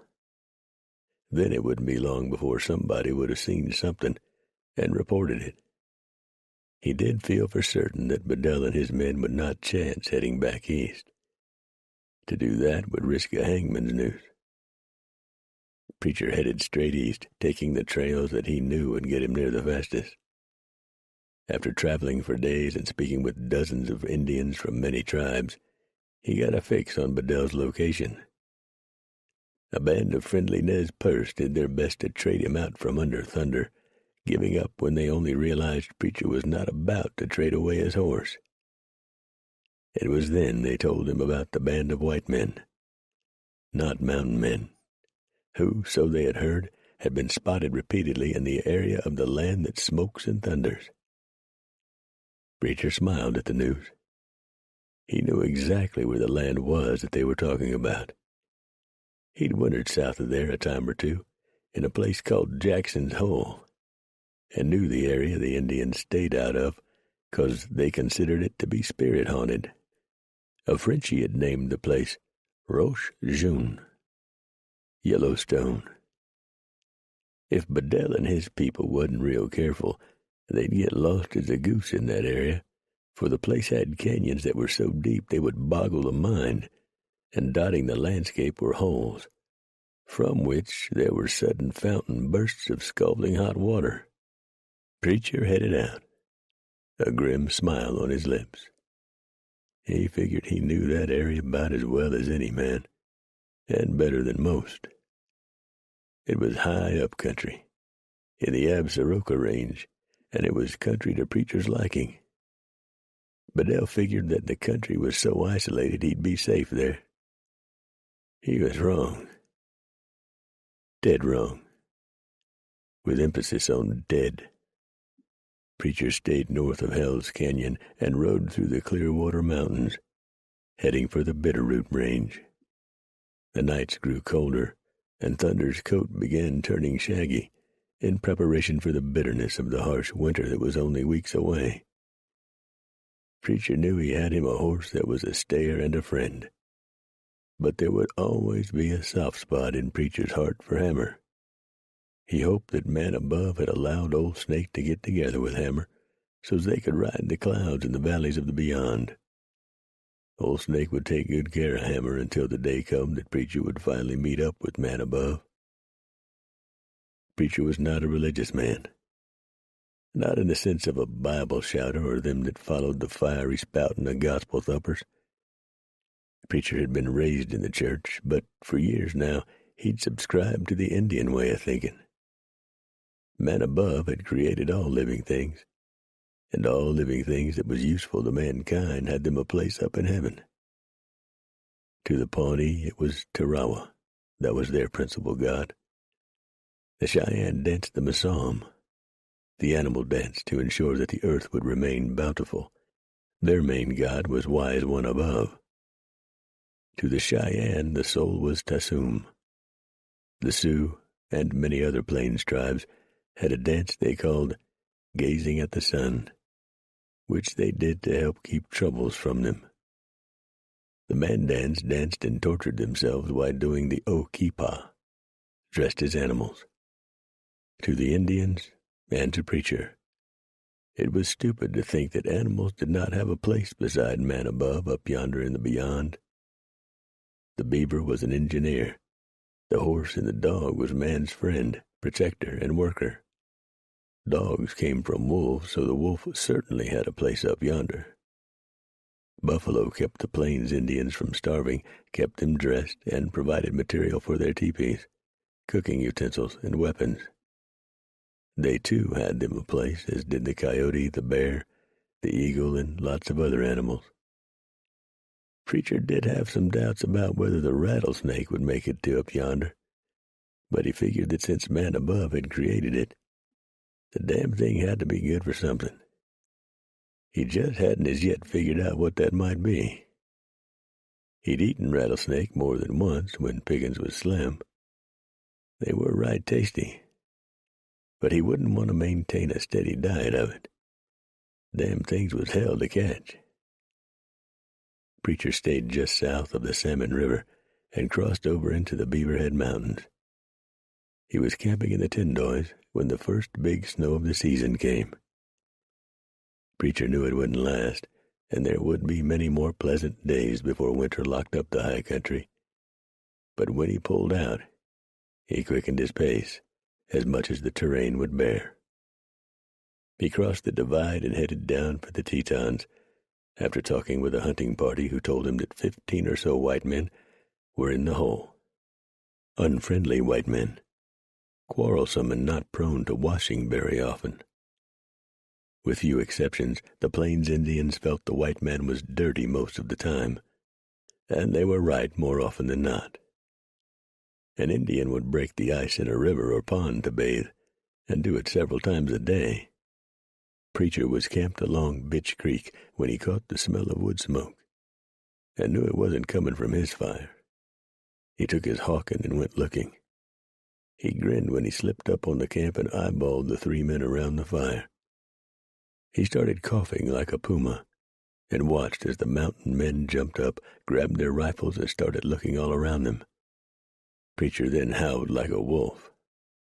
A man known only as Clapper narrowed his eyes as Preacher attempted, unsuccessfully, to contain his laughter. Clapper lowered his rifle in disgust. "Preacher," he shouted, "damn your eyes, come on in here and sit and eat." Clapper's companions were Joe Morris and Dave Nolan. After swapping some highly profane insults about each other's character, the men sat down to drink coffee and eat.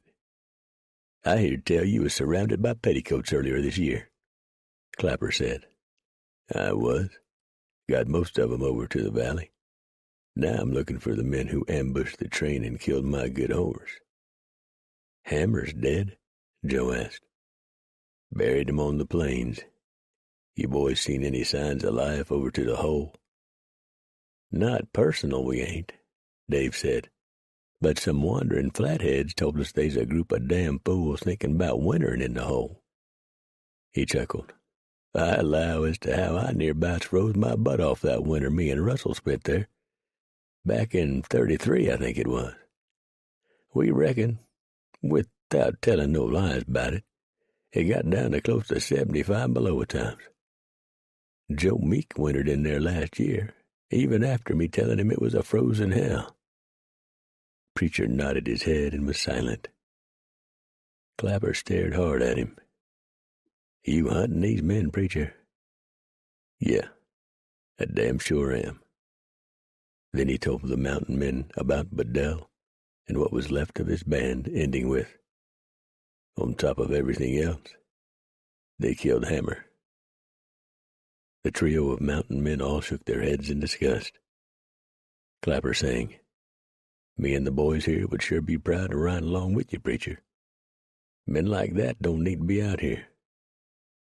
Preacher shook his head. "No, but I thank you, boys. This is my show."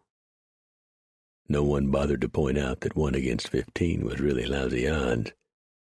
Mountain men had been fighting against odds like that from the first moment a white trapper set foot in the wilderness, sometimes winning, sometimes losing. Preacher stood up. "I'll go get my gear and bring it over here.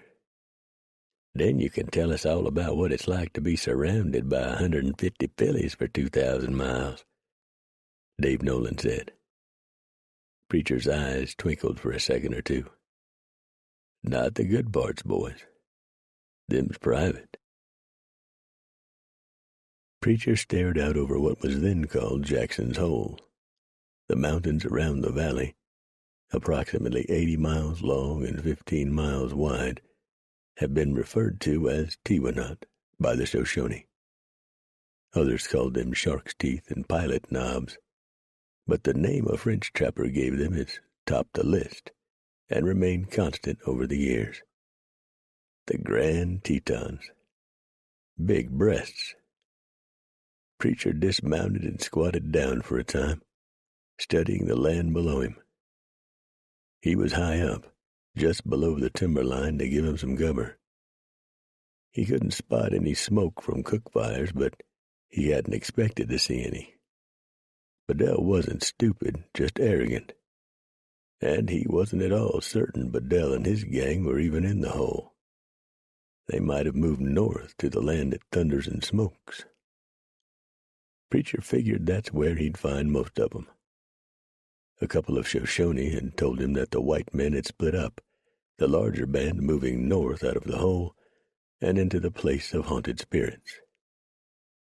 If Preacher had his way, and he figured he damn sure would, he'd leave some more spirits up yonder to haunt the place.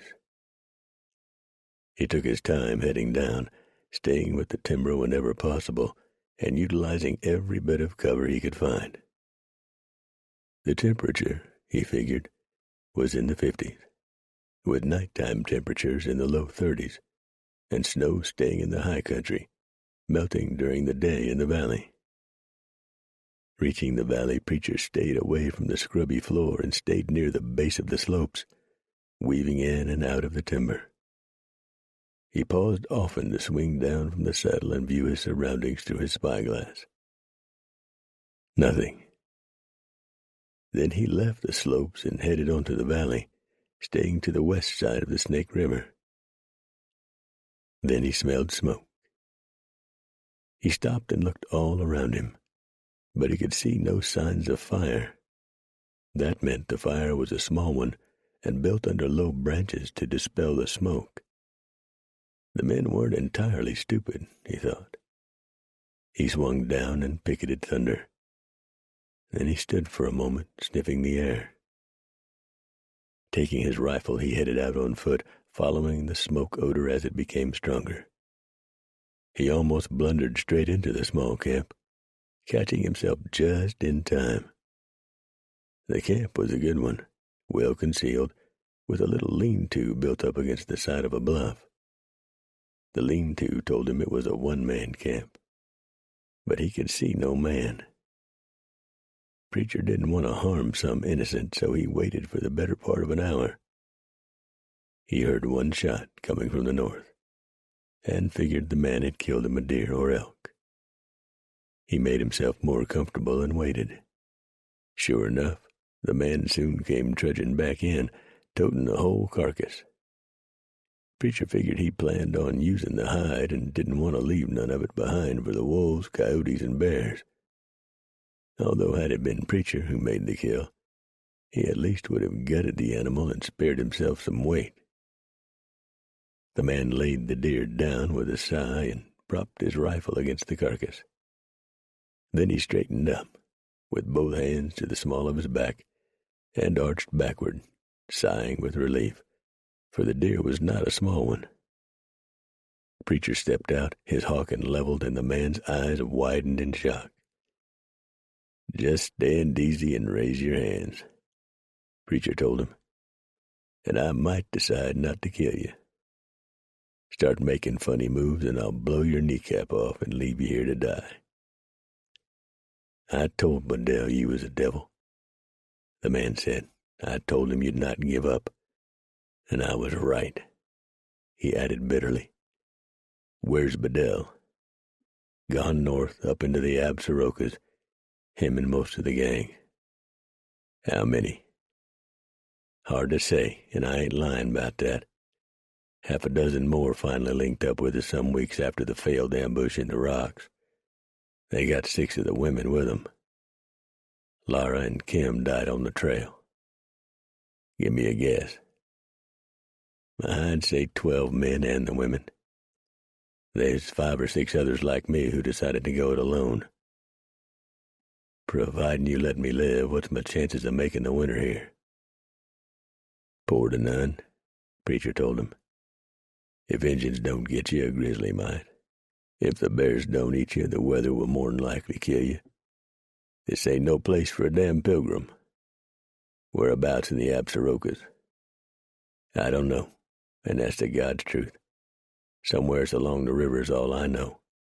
Them Frenchies with Bedell said they know the place. Preacher stared at the man for a moment. When did you join up with Bedell? I didn't leave out from Missouri with him, if that's what you mean. And I didn't have nothing to do with the ambushing of the train and the using of the women. I ride the dark trails, I'll admit that, but I ain't no rapist. But I only got your word for that. That's true.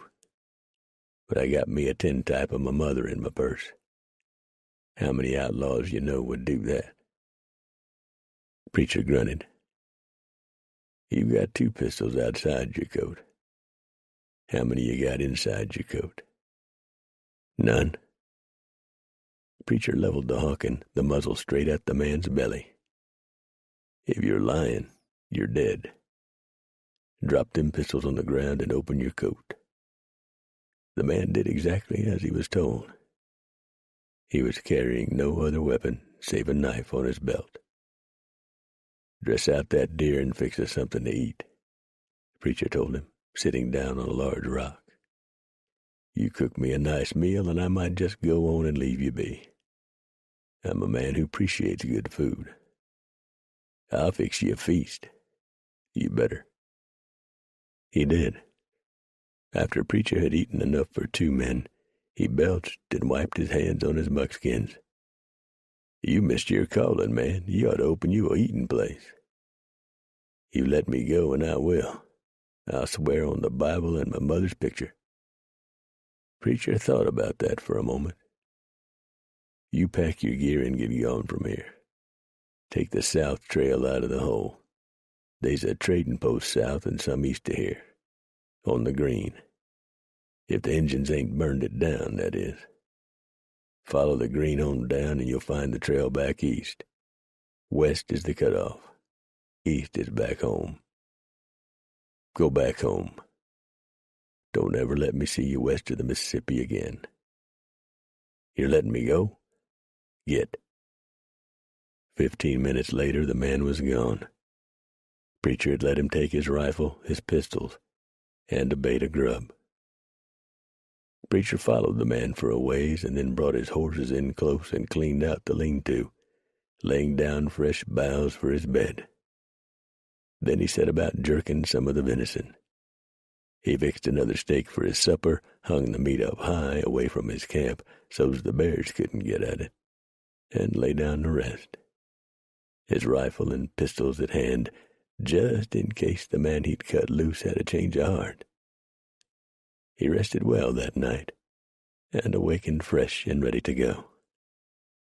A light snow had dusted the hole during the night, but Preacher knew it would be gone by mid-morning. The sky was blue and nearly cloudless, and the sun was bright. He had him another venison steak for his breakfast and stowed his smoked meat, leaving the deer carcass for the animals. They had to eat, too.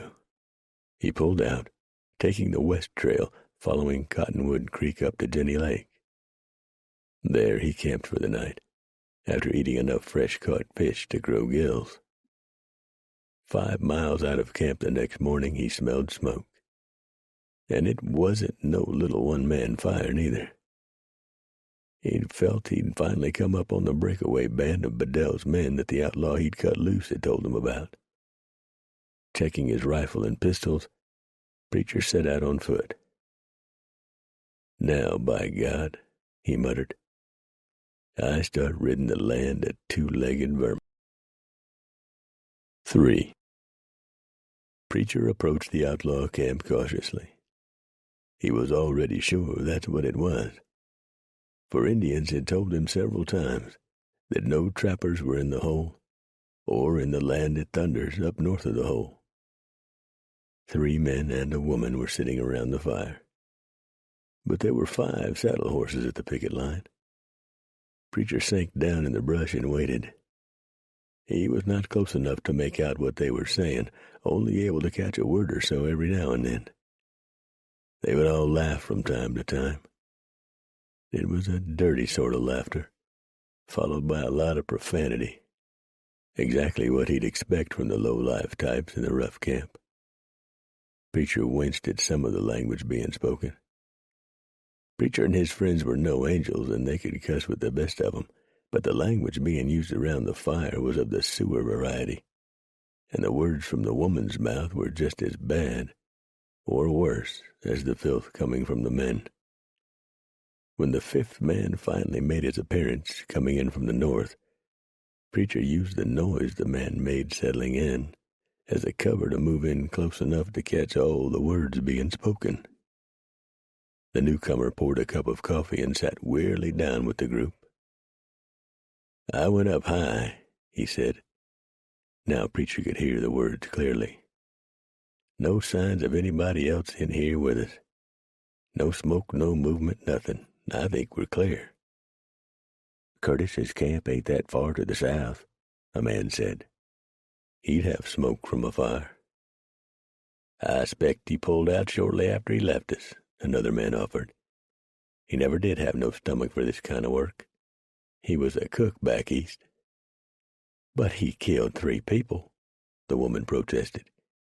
"He poisoned them," yet another man spoke. Oh, wonderful, Preacher thought, and I ate up his cooking like a starving hog.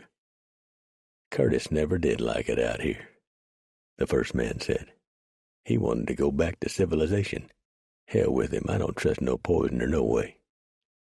"You reckon Preacher give up the hunt?" the woman asked. "I expect he did, Nellie. There ain't no one man gonna take out after no 20 men alone. I just wish we'd have brung along some of them women we had. I liked to hear 'em holler when all of us started humping 'em." Then the men and the woman started mouthing and laughing about some of the most perverse and vulgar remembrances of the kidnapping, and the days and nights that followed. It made Preacher's stomach churn. He lifted his rifle and ended the foul discussion by putting a ball between the eyes of one of the men. The outlaw's head snapped back, and for a moment he had a very odd expression on his face, before his heart told his brain he was dead. Then the man fell forward face first into the fire. Preacher jerked out his pistols and let them roar just as the outlaw's hair caught on fire with a flaming whooshing sound. Preacher was now standing up, a pistol in each hand, and he was cocking and firing the complicated weapons as fast as he could. When the pistols had emptied, Preacher stood completely enveloped in a thick cloud of gun smoke, and the campsite was littered with the dead, the screaming, and the dying. Preacher shifted positions and reloaded, paying no attention to the howling of the badly wounded. The woman was screaming vile curses at him, the worst language he had ever heard come out of a woman's mouth. He reloaded his rifle last and then stepped into the clearing. 2 were left alive, the man and the woman, and they would not be long for this earth. The first dead man's head had cooked to steaming, and it was a dreadful smell. Preacher pulled him out of the fire and rolled the carcass off to one side. Nellie, screaming the vilest of curses at Preacher, reached for a gun and cocked it. Preacher quickly leveled a pistol and put an end to the profane shrieking. The camp was suddenly very silent. The one mortally wounded survivor lay on the ground, shot twice through the stomach, and stared in silence at Preacher. "You got anything to say?" Preacher told him. "I expect you better get it said quick-like, 'cause you sure ain't long for this world." The last words out of the man's mouth were horrible curses, all directed at Preacher. Then he gasped, closed his eyes, and died. "I sure wouldn't want to go meet my Maker with them words being my last," Preacher remarked. "But trash is trash, right to the end." Preacher put out the fire and packed up what supplies he felt he could use. He took powder, shot, caps, and lead, and secured his new supplies on a second pack horse. He'd be damned if he was going to waste his time and energy on burying such trash as these. He left them where they lay and pulled out, heading for the land that smokes and thunders. As he rode away, he did not look back at the dead. Overhead, the buzzards were already circling. Miles to the north, Villiers stared morosely into the fire. The grease from the meat on the spit cracked and popped as it hit the flames. To the east and north, a granite peak, almost 13,000 feet high, was clearly visible, the summit poking out from the clouds. "You reckon preachers are coming?" Logan asked him in a low voice. "Yeah," Villiers replied in a whisper. "You can damn well bet he's coming, and he'll keep on coming till we're all dead or gone to China or some goddamn place. I wish I'd never got mixed up in this mess." "Let's you, me, Trudeau, and Pierre slip out and get gone." Logan's voice was very low. "We'll head to Canada, change our names, and start over." "Man, can't you understand what I've been telling you people over and over?" Villiers replied. "We done a harm to preacher. He don't forgive, and he don't forget, not ever. He'll hunt us all to the grave, and then probably come back and haunt us. We got to stay together and stop him. Splitting up is the worst thing we could do." "Are you scared, Villiers?" Villiers slowly nodded his head. "Yeah, I'm scared, Logan. Preacher tracked a man from down near the Sangre de Cristos to clear up into Canada years back. He found him camped along the battle. Left him dead on the riverbank. Wouldn't even bury him. You know what that man done? Stole his pelts, that's all. Just stole his pelts. You understand what we've done? We've killed his friends and his horse, kidnapped women and girls and boys, and tortured them and raped them and worser. And you ask me if I'm scared? Man, I'm so scared I'm bound up so I can't even take a decent crap. Now go away and leave me alone." Sitting away from Villiers, Bedel's own thoughts were very much like those of the Frenchman. For the very first time in his long life of crime and mayhem, Victor Bedell was frightened. He had not been frightened of Preacher before. Yes, the man had thoroughly whipped him in a fight in St. Louis, but it had not been a fair fight. Preacher had fought like a savage, kicking, gouging, and biting, and otherwise engaging in pugilistic conduct unbecoming a gentleman. But now Bedell knew that Preacher was never going to give up. He was going to track them all down and kill them. Over a goddamn horse. Bedell had never heard of anything so ridiculous. A horse was just a damn dumb animal, like a stupid dog. You beat it until it minded you, or if it didn't, then you killed it. But no one tracks down and kills another human being over a goddamn horse. Bedell blurted out loud. Villiers turned his head to stare at the man. "That's what you think," he said sourly. "I have. You kill a man's horse out here, you damn near condemn him to death. Logan's killed a man over a horse."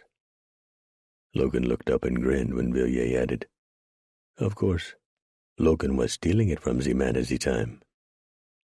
"Ridiculous," Bedell said, but all the men could detect the slight note of fear in his voice.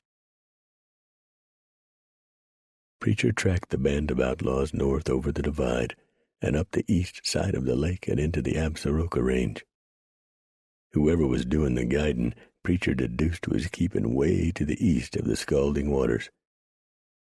Preacher had high hopes of sitting Bedell down on one of them big holes just about a minute before she blew. That blowhole would give his arrogant butt a cleaning the bastard would never forget. But Preacher concluded the chances of his being able to do that was slim to none. Preacher figured he'd just have to settle for shooting the no-count. Maybe he could find him some wandering Blackfeet and hand Bedell over to them. The Blackfeet could get real inventive when it came to ways of dealing with the likes of Bedell. They could make it last a long time. Preacher went to sleep thinking of how Bedell would look after the Blackfeet got done with him. He knew one thing for a fact. That way of getting rid of Bedell would damn sure please the ladies who survived the wagons west. Preacher spent the next 2 weeks scouring the land for some sign of Bedell and his bunch. He roamed from Avalanche Peak clear up to Slough Creek, looking for a sign of them. But Bedell and his pack of hyenas seemed to have just dropped off the face of the world. That would have been just fine with Preacher, but he knew that men like Bedell and them who rode with him seemed only to survive when the good and the decent died young. Preacher was determined to change that, at least for this go-round. When Preacher awakened the next morning, he stretched in his blankets and took him a lungful of high mountain air. With the cold air, he sucked in the strong smell of wood smoke and the faint odor of frying bacon. He smiled and came out of his blankets like a puma on the hunt. He dressed quickly, knowing that it was no bunch of Indians frying bacon. "Got you," he said. 4. Making certain that Thunder was safe in a brush corral, which he could easily break out of should Preacher not return, with plenty of graze and water available, Preacher took his rifles, his bow and quiver of arrows, his pistols and ample shot and powder, and struck out on foot, literally following his nose. Bedell and his gang had either been so close to him it was like that old saying about not seeing the trees for the woods, or the outlaws had shifted their camp and moved in close while Preacher was asleep. Either way it went, Preacher was about to end this show. The fact that he was going up against 15-1 odds never slowed his step. He figured the more people in the camp, the more confusion he could cause. Hell, some of them just might end up shooting each other before he got through. The smell got stronger and Preacher slowed his step, weaving through the thickening timber as he worked his way down near to the flat valley floor. He stopped, not believing his eyes. Bedell had picked the worst campsite Preacher had ever seen. The man was either a total fool or so arrogant that he believed he and his gang were all alone in the wilderness. They were camped smack in the middle of a clearing, with timber all around them. They had them a fire going that you could roast an ox over, and they were all huddled around it, cooking breakfast and boiling water for coffee. And there was Bedell, just as big as brass, with Jack Cushing and Ratface right beside him. That damn Villiers was standing beside Trudeau and 2 others that Preacher didn't know right off. Preacher carefully worked his way closer to the clearing. If he made the spot he'd chosen, he would be less than 75 yards from the group when he opened fire. My, but the smell of bacon and coffee was making his mouth water. After he did the deed, he just might sample some of that breakfast. Preacher lifted both rifles, holding them like pistols, and blew Eli and Abel straight to hell, the heavy balls doubling them over and sending them lurching to the ground. Preacher jerked out both pistols and charged up to the edge of the timber, screaming like an angry panther. 2 men jumped up from the ground and ran into the timber on the far side of the clearing just as Preacher opened up with his pistols. Trudeau and Logan went down next, both of them belly shot. A woman that Preacher recalled was named Ruby something or another, grabbed up a pistol and fired it at Preacher. The ball came so close, Preacher could hear the whiz and feel the heat. Preacher grabbed up a rifle and fired just as Ruby turned to charge up her pistol. Preacher's ball struck her at nearly point-blank range and took part of her head off. Preacher ducked back into the timber and frantically reloaded, looking up every few seconds to scan the scene in front of him. His guns just half loaded up, Preacher started shooting arrows into the clearing. He could not understand why the men and women did not run for the timber. After a man and woman went down from the arrows, the others seemed to realize that they were terribly exposed, and as one, they hit the air for the timber on foot, leaving everything behind them in their frantic retreat. Preacher shifted positions, bellied down in some brush, and quickly reloaded everything up full. Some of the horses had broken free from their ropes and had run off, out of the clearing, away from the noise of guns and the screaming and yelling of people. Preacher lay still as death in the brush and waited. Near as he could figure, there was 12 or 13 men still out yonder and 5 women. The woman who'd stepped into the path of an arrow meant for Bedell had taken it in the throat and was making all sorts of horrible noises as she thrashed around. The man had taken Preacher's arrow in the center of his chest, and he was not moving. The woman suddenly rolled onto the fire, and her dirty, greasy clothing burst into flames. She hollered and jerked and squalled a while longer, and then fell silent as the cold hand of death shut her evil mouth and stilled her vile oaths. Preacher had not moved anything except his eyes since he'd crawled under the brush. His eyes caught movement across the clearing. Ratface was slipping around, nearly as furtive as the rodent he was named after. Preacher let him slip. He was after bigger game.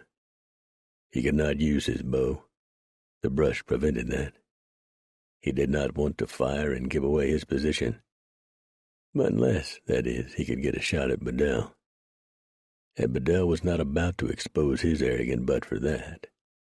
He'd probably crawled up inside a hollow log. Preacher hoped the bastard came nose to snout with a bear. "He's gone," someone yelled. "Don't you believe it," another voice said. "He ain't gone. He's waiting for some of us to show." "Somebody kill that son of a bitch," Bedell screamed from deep in the brush. "You can't kill something you can't see," Villiers said. "So stay put. He's got to move sometime." "What's that horrible smell?" a woman called. "Nina," Villiers said. "She rolled into the fire." And sure ruined my breakfast, Preacher thought. Damned inconsiderate of her. "That's disgusting," another horse said. "I'm sure she would have preferred not to do it," Villiers called. "She still stinks." "I think he really is gone," a man called, and Preacher almost jumped out of his skin. The man was not more than 5 feet from where he was hiding in the thick brush. "I worked all around the clearing and didn't see a thing." "You won't see anything of Preacher," Villiers said. "The Indians don't call him Ghost Walker for nothing." "He's gone," another voice came from Preacher's left. "I can see Gar from where I'm at, and no sign of Preacher." "Zin, if you're so sure, Wade," Villiers called, "you and Gar step out into the clearing." But neither man was that sure Preacher was gone. Preacher waited, as silent as the ghosts that were his namesake. "How many's down?" Bedell shouted from deep in the timber across the way. "Eli, Abel, Trudeau, Logan, Nina, Ruby, Pete, Dixon." Bedell cursed. "Everybody stay right where they are," Villiers called from his hiding place. "Nobody move. We got all the time in the world." No, you haven't, Preacher thought. The sands of time is running out fast for all of you. The minutes ticked past, and the outlaw men and women got restless, just as Preacher figured they would. Villiers and Pierre didn't, however, and Preacher had figured that too. Those were mountain men turned bad, and they had just about as much patience as Preacher. The man to Preacher's close right suddenly sprang out of the timber and into the clearing.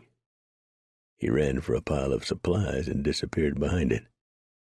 Then the man on Preacher's left did the same. Preacher did not move anything except his lips, which curved into a knowing smile. Another man cautiously stepped out of the timber across the clearing. Another followed him, then another man, and a woman stepped from the timber sanctuary. "He's gone," Jack Hayes finally said. "The ambushing sorry son is really gone." Preacher then shot Jack through the head, and grabbing up his second rifle, he gave Ratface the same, but just a mite lower. Ratface doubled over as the big ball tore into his innards and blew out the back of his shirt. Ratface sat down on the ground and yelped once, very weakly. Then he toppled over dead. Preacher grabbed up his pistols and gave those in the clearing every barrel, and he had double-shotted several. Wade and Gar had ridden their last dark trail. The sounds of galloping horses reached Preacher as he was reloading as quickly as he could. The bloody ground grew silent, and the gun smoke wafted away on the fall breezes. Preacher worked his way out of his cover. Staying in the timber, Preacher made his way all around the clearing, then through to a patch of clear. Far away he could see the riders still galloping on their horses. He counted 9, maybe 10. At this distance he couldn't be sure. One thing he could be sure of was that he had played hell with Bedell's gang, and that he now had most of their supplies. And winter was only a few weeks off. Preacher returned to the clearing and packed up what he felt he could use, and secured the rigging on a big pack horse that had broken loose. He took all the powder, and there were several small kegs, in addition to the horns each man and woman had carried. He smashed the rifles and pistols so the Injuns wouldn't get them, and turned the horses loose to run wild. He rolled the bodies away from the fire and opened the lid and took him a sniff of the nearly full coffee pot. Smelled all right to him. But Nina had fell across the bacon and ruined the hell out of that. Preacher drank a cup of coffee and felt better. He chewed on some bread he'd found and poured another cup. "You cold, black-hearted bastard." A man gasped the words at him. Surprised the hell out of the preacher. He was sure he'd inspected all the bodies and found them dead. He turned to look at the man who'd spoken. "Who be you, Pilgrim?" "John Lucas, from Arkansas." The man's coat was soaked with blood. Preacher wondered how the man was still alive. "You should have stayed to hearth and home, John Lucas. You look sort of peaked to me, and you damn sure should have picked better company to ride with." "Don't you preach no sermons to me, you godless heathen. Sitting there, stuffing your mouth full, amid the dead. Damn your eyes. I hate to see victuals go to waste." Preacher looked around the body-littered clearing. "Besides, they don't appear to be a bit hungry. You're a savage, man. A savage, I say." He moaned out the last word. "I'm a savage, eh?" Preacher said with a smile. "Me and you, John Lucas, we have sure got different interpretations of that word. You can't even speak proper English," John gasped. "Can too, if I want to." Preacher finished his coffee and bread and poured another cup. "You want a cup, John Lucas?" "No." "It's going to be the last one you ever taste on this earth. You reckon they got coffee in hell?" "I wouldn't know. I'm a baptized Christian." Preacher had him a good laugh at that. "Christian, eh? Church sure ain't what it used to be. If I had the strength, I'd kill you. John Lucas said, blood leaking out of his mouth and nose. Oh, and I wouldn't blame you neither. I imagine I did mess up your day quite a bit. I feel sorry for my poor mother. I do too, Preacher said solemnly, nodding his head in agreement. I imagine it grieved her old heart something terrible to see her boy turn out to be such a rotten, no-count scalawag like you. You want me to post a letter to her? I don't want you to do anything except die, you bastard. You closer to doing that than me, John Lucas, but I will be nice and plant you. I ain't planting none of these others, though.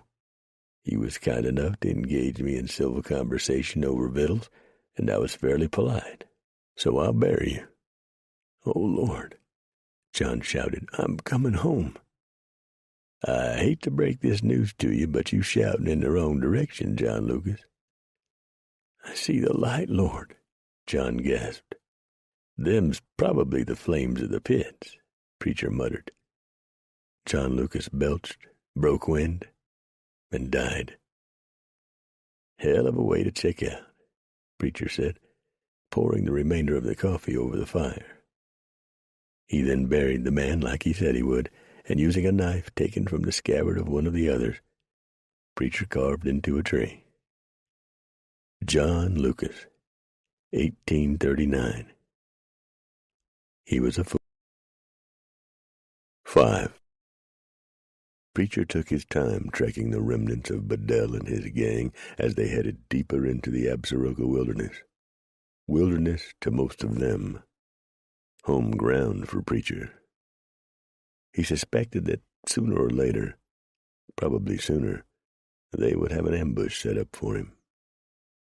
They had to be hurting, for Preacher knew they had precious few supplies left them, and if they had doubled back, which they had not done as yet, they would have found that Preacher had burned all the supplies he hadn't taken with him. So far he had heard no shots at all, so they weren't eating any fresh meat. He didn't know what they were doing for food, for they were no more than a few miles ahead of him, and in this country he would have heard any shots. Going hungry, probably, he muttered. Just then his ever-roaming eyes caught a bit of color that didn't fit in with the surroundings. He left his saddle about 1 second before the rifle boomed. Rolling to his knees, Preacher brought his Hawken to his shoulder and sighted in. His shot was true, and the man stumbled out of cover, both hands holding his punctured belly, his face pale with pain and shock. Tom Cushing fell to his knees and cried out, "You've killed me, Preacher," he screamed. "I damn sure tried my best," Preacher called over the distance. Tom Cushing fell forward on his face and began sobbing like a baby. Preacher squatted where he was and reloaded. Then he slowly looked all around him. His pack horses were grazing, and Thunder, after looking around, joined them. Preacher walked up to the crying man and stood over him. Tom rolled over onto his back and stared up at the mountain man. With tears cutting paths through the grime on his face, Tom said, "You played hell with us, Preacher. You should have took my advice back in Missouri, Tom. I told you to go on home and leave me alone. You're going to bury me proper and read words from the good book over my grave? I ain't planning on it. But you can't just leave me for the varmints," the gut-shot man wailed. "Why not? That's what you'd have done for me. And don't say you wouldn't have. You don't want to die with a lie on your lips." "Oh, Lord," Tom squalled, "my poor body's going to be ate by a bear." Preacher kicked the man's rifle away from his reach and threw his pistols into the brush. Then he sat down on a rock and chewed on a piece of jerky. "You best hurry up and expire," he told Tom. "I ain't going to sit around here no 2 or 3 days and listen to you complain." "Sweet baby Jesus," Tom said. You're the hardest man I ever seen in all my born days. You come after me, Tom. I didn't start this affair. I told you to leave me alone. Do something for me. Can't. Ain't nothing I can do. Can you move your legs? No. I can't feel nothing from my waist down. You're done for. That really set Tom to hollering. He squalled and blubbered, prayed and cussed. If you'll shut up and stop all that blaspheming, I'll bury you proper. Preacher finally told him, "Way you're acting now, you're giving me a headache." "You promise you'll see me in the ground proper?" Yeah, I promise." "Bless you, preacher." "Just get on with it, Tom." It got kind of rough for Tom toward the end, as Preacher knew it would. But he could work up no sympathy for the man. Folks who choose to ride a dark and twisted trail do so willingly and with full knowledge that at trail's end lies a violent passage to the other side. But Preacher had to admit that Tom's end was sort of pitiful. He didn't go out like a man. One minute he was crying and praying, hollering and turning the bloody ground into a revival. The next instant, he was gone. Preacher had dug the hole while Tom was imploring heavenly choirs to sing him home gently. Preacher had found Tom's horse and stripped saddle and bridle from the animal and turned him loose. He rolled Tom up in his blanket and laid him to rest, then covered the shallow grave with rocks. Preacher took off his hat and looked up at the amazing blue of the skies. "Lord, you do what you've a mind to with this sorry piece of crap. That's all I got to say." He then swung into his saddle and headed out. "One less," he muttered. 8 or 9 to go. That afternoon he rounded a curve in the animal trail and whoa up at the sight before him. 4 women were sitting on a fallen log. They had propped their rifles against a tree, and their pistols were lying on the ground a dozen feet from them. Their horses were picketed nearby. The women looked up at Preacher, and one said, "I'm Camille. This is Lydia, Nadine, and Melba. We left Bedell.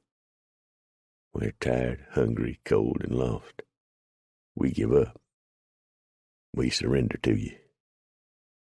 "Hell, I don't want you," Preacher told them. "I wouldn't even take the lot of you on a bet." "You can't just leave us here," Nadine screamed loud enough to shake leaves from the trees. Preacher winced and thunder laid his ears back.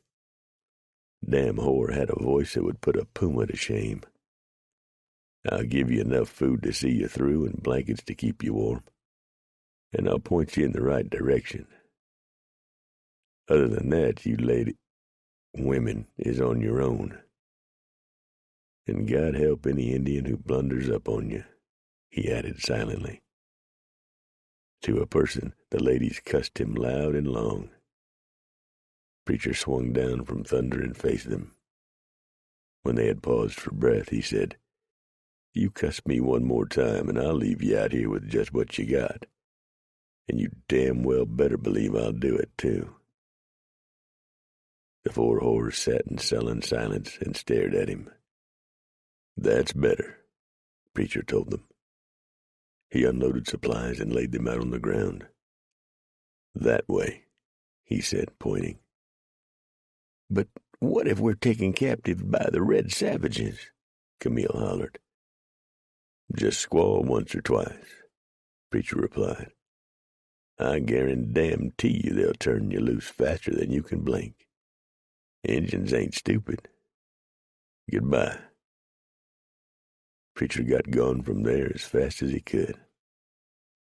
The women could not tell him where Bedell and his shrinking band of crud and crap had gone, and Preacher believed them. He didn't know if the women would make it out of the wilderness, and he didn't much care. But they had a pretty good chance of making it. They stunk to high heaven, and no self-respecting Injun would get within 10 feet of them. They were as vicious a lot as Preacher had ever run across, and he wouldn't trust none of them any further than he could throw a grizzly. But he was glad he wouldn't have to harm no more of 'em. Shooting a woman sort of cut across the grain. Even women like them that had thrown in with Bedell. Bedell looked at what was left of his gang. The brothers, Slug and Pug, and the 2 French trappers turned outlaws, Villiers and Pierre. So this was the end of it, Bedell thought.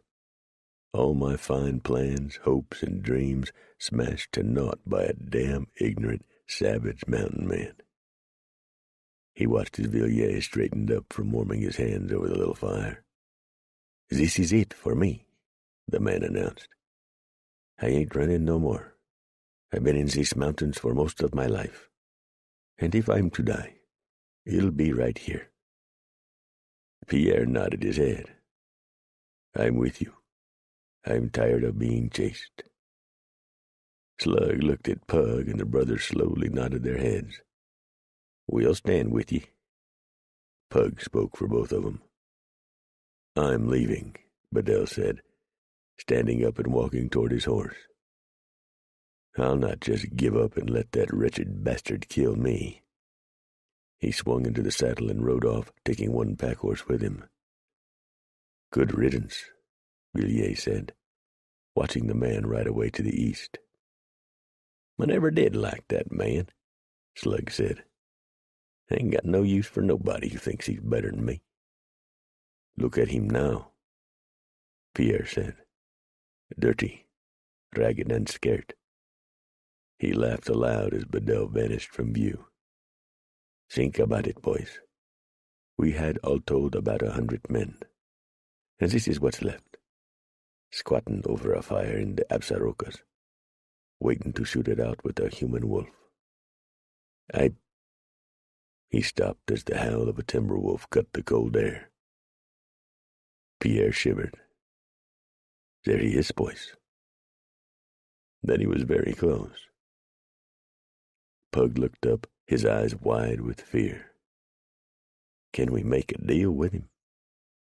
Villiers laughed bitterly. "Deal? With Preacher? Forget it. Load up full, boys. Now we really get to see the elephant." Slug stood up in time to catch an arrow directly in the center of his chest. His hands clutched at the arrow for a few seconds. Then he fell over backward. "No!" his brother screamed, snatching up his rifle and firing it blindly at the timber. "Damn fool!" Pierre shouted. "Get down!" But the admonition was too late. Preacher's second arrow took Pug in the neck and dropped him, the bloody point sticking out the other side. The 2 renegade trappers exchanged glances. "Can we talk, Preacher?" Villiers shouted. Silence greeted his question. "Damn it, man, I didn't kill your horse," Pierre yelled. A funny-looking arrow came whizzing out of the timber. "What the hell is that thing?" Villiers asked. "What's that tied to the end of it?" "It's a fire arrow," Pierre said.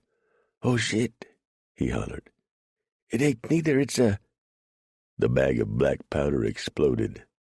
The explosion didn't do a lot of damage, but it did scare the crap out of the men as it showered them with dirt and burning bits of cloth that Preacher had stuffed in with the powder. Both men instinctively jumped up, slapping at themselves and hollering. It was to be their last jump before slipping into hell. They both realized their mistake too late. Preacher shot them both. Villiers opened his eyes. He wasn't in a lot of pain, but he knew he was hard hit. He cut his eyes over to Pierre. He was dead, sitting with his back to a boulder, a bullet hole in the center of his forehead. He slowly moved his head. Preacher was sitting by the fire, drinking the last of their coffee and staring at him. "How bad am I, Preacher?" Long shot. I dusted you from side to side. You want some coffee? Yeah. Thanks. Preacher put the cup in his hand. It don't hurt none, mon ami. Mayhaps it won't. You ain't got long. We played at our string with the wrong man, didn't we? He took a sip of coffee and slipped his left hand behind his sash. Preacher smiled. I tossed away that little pistol of yours, Villiers. Yeah, you should have stayed with trapping. Bedell was a bad choice. That's a good little Derringer pistol, Preacher. That's an Ethan Allen. Preacher nodded. Getting dark, Preacher. I'll tell the boys you died well. Merci. Did the others die well? Not many of them. That does not come as any surprise to me. They were riffraff. Got any kin, Villiers? None. But thank you for asking. Villiers began coughing hard. He spit out blood. Preacher waited and then asked, Vic Bedell cut and run, did he? Villiers caught his breath and nodded his head. Oui. He was a coward. But you watch him, Preacher. Cowards are dangerous when cornered. I know. The coffee cup had overturned, the hot coffee scalding Villiers' hand. The man seemed not to notice. Preacher reached over and took the cup. Villiers didn't notice that either. I'm glad it was you who did the deed, Preacher. I'm really glad it... Villiers fell back and died. Preacher did not bury any of the men. They would not have expected that courtesy, and he damn sure didn't offer it. He'd seen Bedell's tracks and had guessed accurately that Bedell would try for the east. Run all you want to, Bedell, Preacher said. I'm right behind. 6. Preacher lost the trail. He tracked him to Rock Creek, and then the trail went cold. He just couldn't believe it. Preacher hadn't lost a trail in years. He sat on Thunder and did some fancy cussing, turning the air fairly blue. But he still knew Bedell was heading straight east, so that's the direction Preacher took. It was getting cold. Preacher headed south and west, making about 25 to 30 miles a day. By the time winter struck its first hard blow, he was out of the high country and onto the plains, heading east. Not that it wasn't cold on the plains, for it damn sure was, but nothing like being caught 10,000 feet up and the temperature 70 below zero and the wind screaming at better than 50 miles an hour. Preacher stopped at an Indian village and swapped his spare pack horses for a new set of buckskins. And they was fancy ones, too. He'd save them to wear when he hit the civilized middle of the nation. A couple of days out of the village, some young bucks come along looking for a fight. There was 4 of them, and they wanted to impress the girls. Preacher spoke to them in sign language, and they relaxed when they learned who he was and what he was doing. Preacher continued on without incident. He rode across Missouri in the middle of winter, and he marveled at the nice roads. Why, they was even graded every now and then to smooth them out.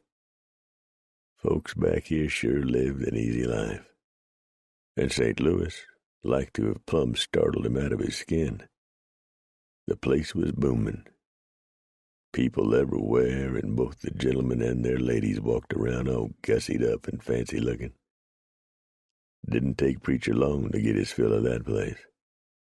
Some folks was beginning to look down their snooty noses at him. By talking with tavern owners that knew him from the past, and trappers who were now in other businesses, Preacher learned that Bedell had come through. He had conned money out of some people and headed on east. One of Preacher's old friends told him on the quiet that he'd heard that Bedell was heading for the southern part of Ohio. toting guns is rapidly becoming a thing of the past once you cross the Mississippi, preacher," a friend told him. "Law and order is the thing now. They leave me alone, and I'll damn sure leave them alone," was Preacher's reply. He pressed on, determined to find Bedell. He rode the ferry across the Mississippi and stepped onto Illinois soil. It was like a whole new world to the man who had spent nearly his entire life in the wilderness. He had never seen so many people. They were everywhere he looked, and they was all looking at him. He didn't understand how anybody could ever get any rest with all the commotion. Why you couldn't ride an hour on the road without seeing somebody afoot or in a wagon or on a horse. Damned if he'd want to live like this. In a small town just across the Wabash, Preacher had his first run-in with civilization. He had stopped at a tavern on the edge of town, a coach stop, for a glass of ale and a plate of food.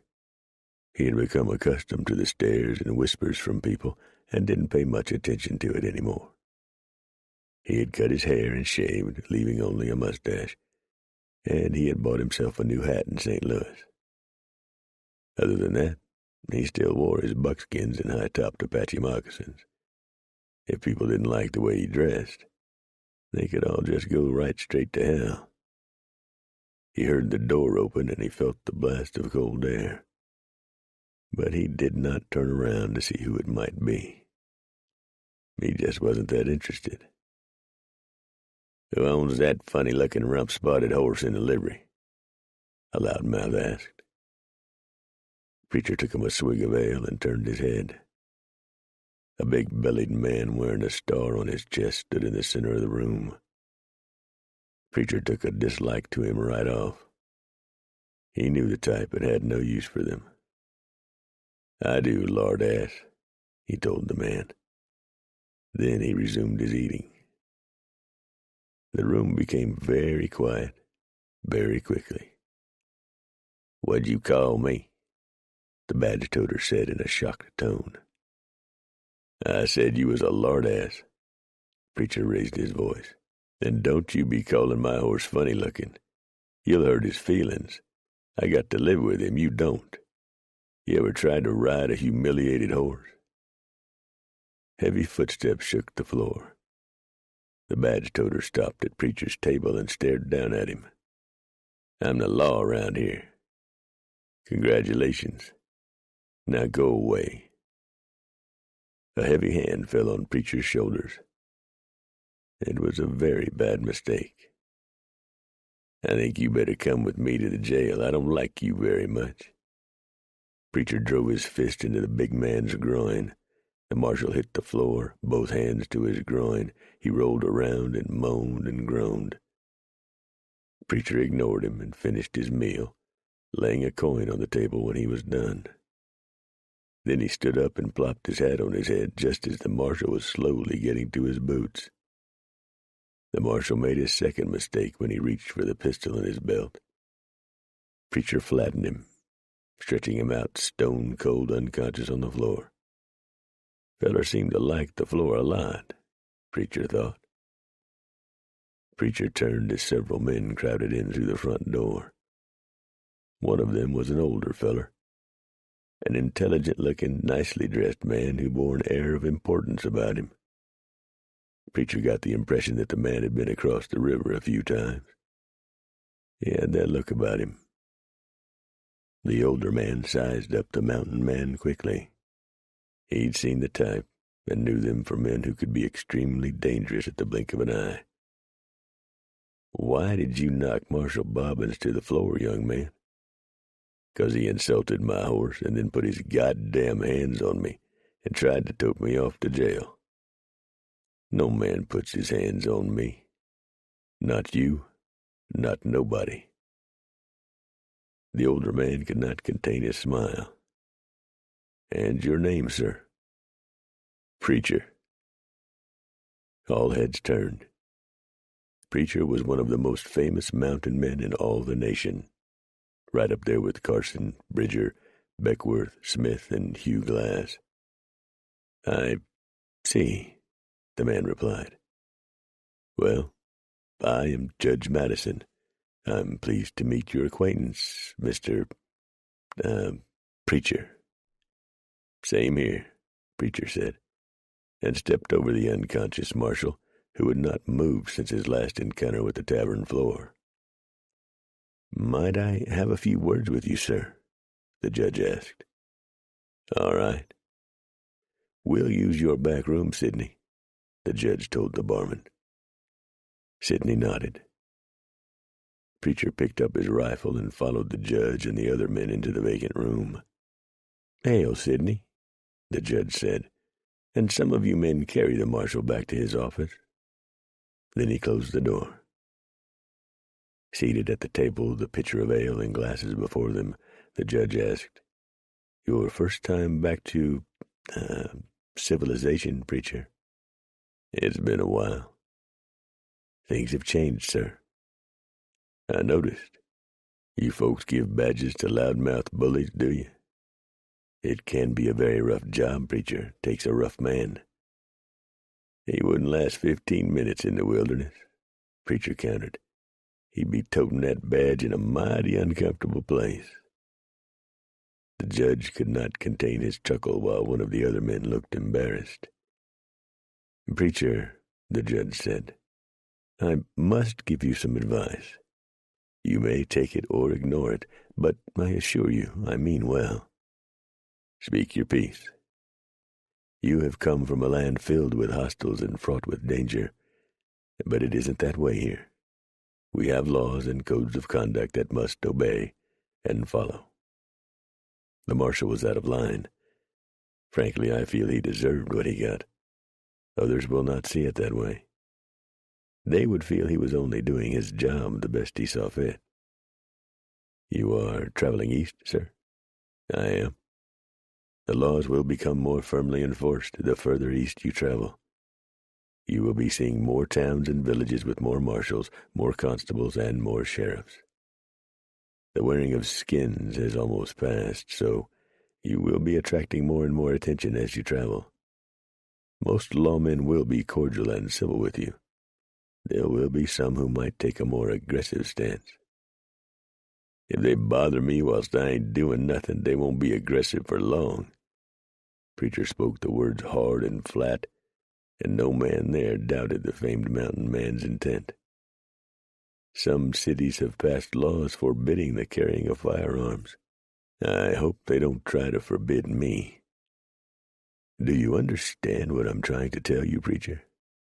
The judge pressed him. "Sure I do, and I thank you kindly." He stood up. "I'm not a trouble-hunting man, Judge. I come east to do two things. One of them is to see my ma and pa. I ain't seen them in over 20 years. Now, compared to you, all in your hand-sewn pretty duds, I know I just look like a savage, but fancy clothes don't no gentleman make. As long as people leave me alone, there ain't nobody got nothing to fear from Preacher. Oh, tell your marshal he best find a job farming.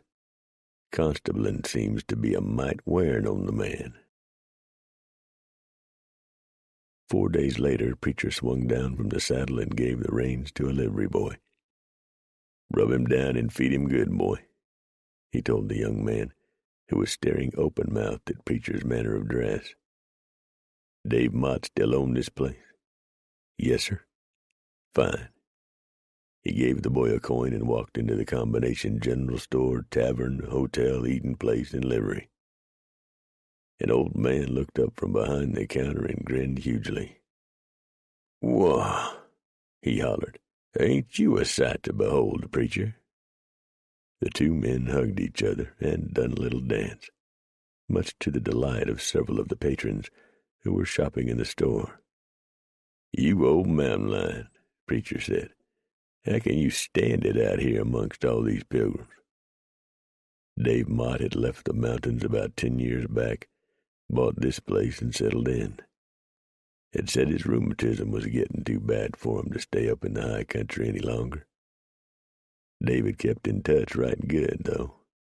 Why, he'd posted 3 letters west in 10 years. even though it sometimes took them 2 years or so to reach the addressee. "I heard you got married, Dave." "I did. My wife's visiting her sister up country. You let me wait on these customers, and we'll crack us a jug and talk some, preacher." When the customers were gone, Dave closed the store, and then he and Preacher went into the tavern part and opened a bottle of whiskey, taking a corner table. They had the place to themselves. "I come east for 2 reasons, Dave," Preacher said. "I want to see my ma and pa one more time, and I'm hunting a man." Dave slugged back a snort and said, "I got a man staying here who acts like he's being hunted. Funniest acting feller ever did see. Name is Bedell." Preacher set his cup down with a bang. "Vic Bedell?" But Dave shook his head. "No, but they might be brothers. This man's name is Chris Bedell." "Age?" "Oh, about 50, I guess. Slender man, but well put together, gray hair." Preacher shook his head. "That ain't the one I'm hunting." "Be that as it may, I don't trust this gent. He's got a shifty eye and a sharp tongue, but he pays hard coin and don't cause no trouble. Maybe he's waiting on this fella you're hunting." "Could be. Let me get the girl to fix you up in the best room we got, Preacher." Preacher waved that off, and Dave laughed, knowing why he was refusing a bed. Took Dave 5 years before he could be comfortable in a bed. Preacher said, "You know me, Dave. I don't care for no feather ticks. I get all smothered up in them things, too soft. I got to sleep where I can breathe and move around. I'll pile up in the barn and wait around for a few days. Bedell ain't no common name." He told Dave why he was after Bedell, and Dave's face hardened. "I won't suggest you calling the law, Preacher." "Good, 'cause I ain't. But I won't kill him here and bring no trouble down on you. That's my word on it." "Good. Now let's have us some drinks, and then we'll table up. I got meat and potatoes and gravy, and fresh baked bread and sweet butter and jams." "I got a better idea, Dave." "What?" "Let's eat now." 7. Preacher stayed close to Dave's business for several days. He kept to himself and away from Chris Bedell. But after seeing the man only one time, he knew it was Vic's brother. The family resemblance was strong and undeniable. Chris Bedell kept to his room most of the time, leaving only to check for mail in town every day, and to take his meals, which he did sitting alone in the tavern part of the business. No doubt about it, according to Preacher's mind, the man was waiting for his brother. Thunder was getting plenty of rest, food, and care, and Preacher was getting downright lazy, with no Indians to have to watch out for, or grizzlies or pumas. Damn place was just downright boring. On the 5th day of Preacher's stay at the roadhouse, slimy Vic Bedell showed up.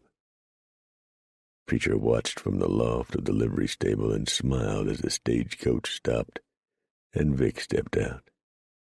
His valise was tossed down to him, and the stage rattled off. Chris Bedell hurried out and shook his brother's hand, and then the two of them disappeared into the large building. Preacher was sort of at a loss as to what to do next. He didn't want to bring no grief down on old Dave's head, so whatever he did would have to be done away from the tavern. So that meant he had some more waiting to do. He'd already told Dave that he might leave real abrupt-like, so Dave wouldn't get alarmed if Preacher just didn't show up for a mealtime one day. Preacher waited. About an hour after the Bedell brothers had disappeared into the hotel, Dave came strolling out to the barn carrying a bundle and set about fiddling with some bridles. When he knew they were alone, he called. "The brothers is arranged to buy 2 horses from a local man. They'll be leaving first thing in the morning. They're heading east. They's some dark woods about a half a day's ride from here, runs for miles. Used to be highwaymen's favorite place to force a stage driver to stand and deliver. Here's food for you. It was good seeing you again, preacher. Give my best to all the boys back in the high country." Dave walked away and entered his business by the back door. He did not look back. 15 minutes later, preacher had saddled up, packed up, and was gone. The woods Dave had told him about were dark and dank, eastern woods, not like the timber in the high country. But they'd be perfect for what preacher had in mind. He wasn't sure what he was going to do with Vic's brother, but he was equally certain the man knew all about Vic's dirty dealings. So to preacher's mind, that made him just as black-hearted as Vic. It was bitter cold, but despite that, preacher's fire was a small one, just enough to heat food and boil coffee.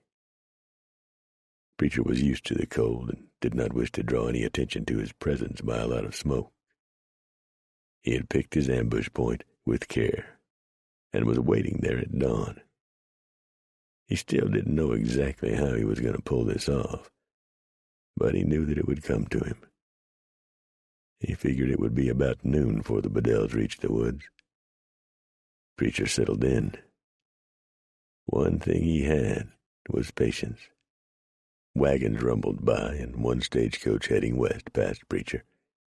Several horsemen rode past, but they rode swiftly, for the woods were not a very inviting place. They seemed somehow evil to preacher. A ride-fitting place for Bedell to meet his end. Preacher muttered. When the sun was directly overhead, preacher heard the sounds of horses. He peeked out of the brush and pulled his pistols. Vic and Chris Bedell were walking their horses through the timber. When they reached the ambush point, preacher stepped out and leveled his pistols. "Into the trail, Vic," he said. "Dismount, the both of you." "What?" Chris Bedell blurted, clearly frightened at the sight of preacher. Vic just sat his saddle and cussed preacher. Preacher cocked his pistols, and Vic and his brother fell silent. "Dismount, or I kill you both right here." "The mountain man you spoke of?" Chris asked. Vic was so angry he could not speak. He merely nodded his head. "I am a man of some means, sir," Chris Bedell said. $1,000 to you if you'll go and leave us. I think that is a fair offer." "You know what your brother done?" preacher asked. "Yes, but killing him won't bring those women back. Take the money, man, and leave us be. I must warn you, sir, I am a man of importance in this state. Harming me would ensure a noose around your neck." The woods seemed to grow colder, and preacher felt a dark anger seize him in a hard grip. He thought of Snake, of Charlie and Ned and Ring, of the bodies of the women, raped and abused and tortured, lying cold in the ground. The boys and girls buried in the lonesome. The brave soldiers all dead.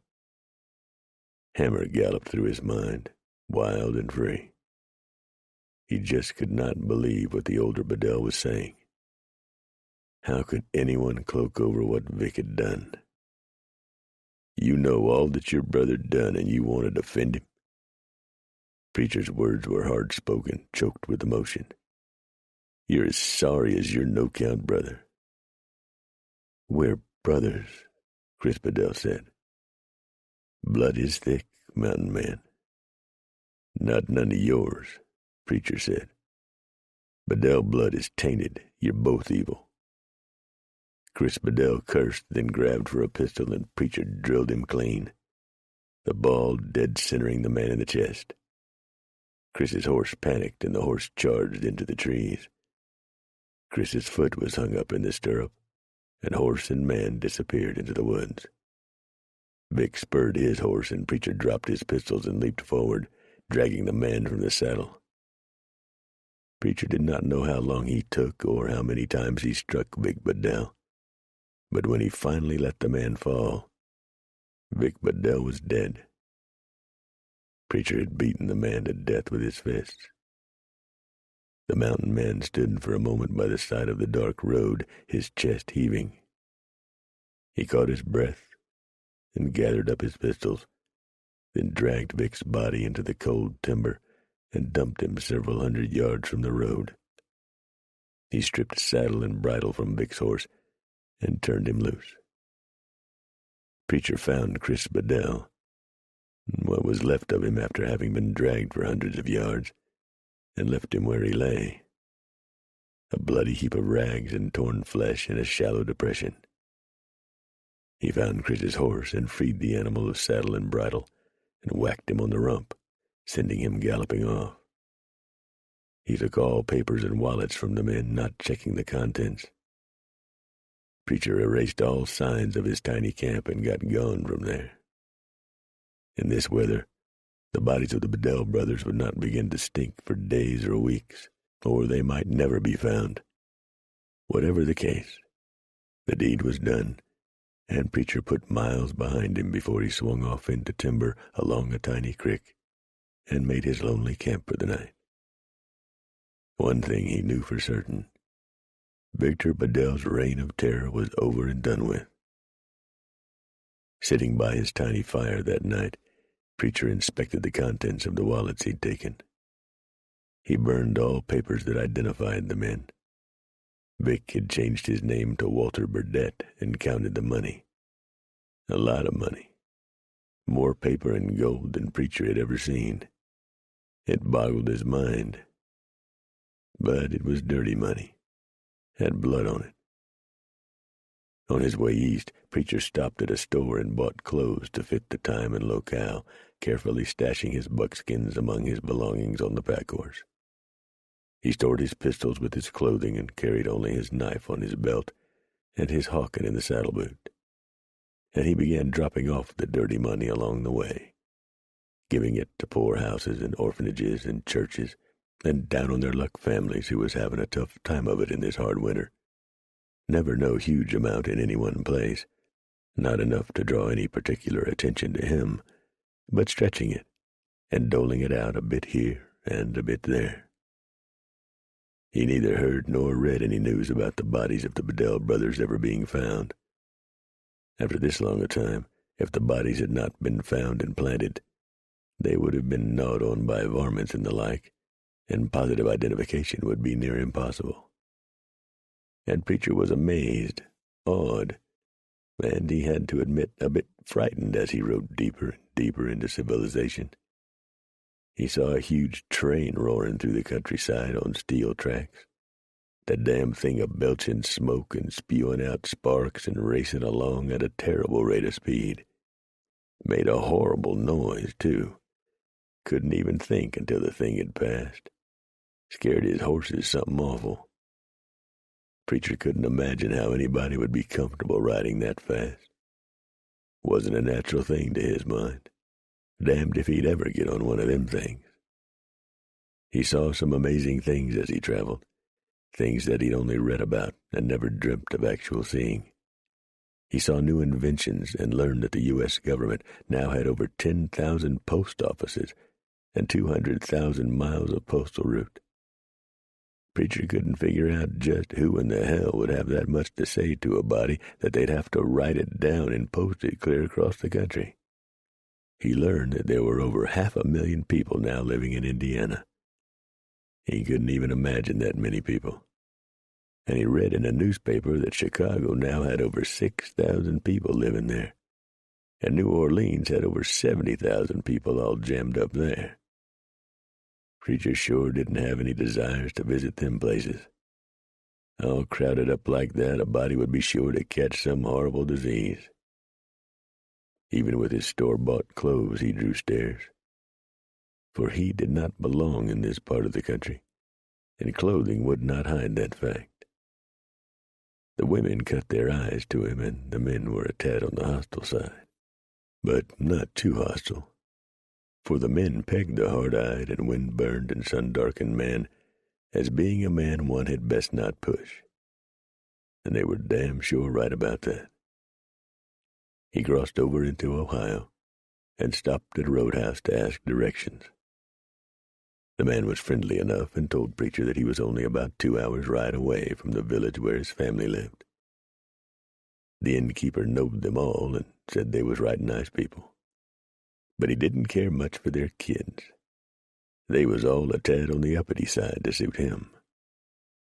Preacher didn't tell the innkeeper that he was kin to the old man and woman, just a friend of the family. He thanked the man and rode on. Then Preacher got him an idea.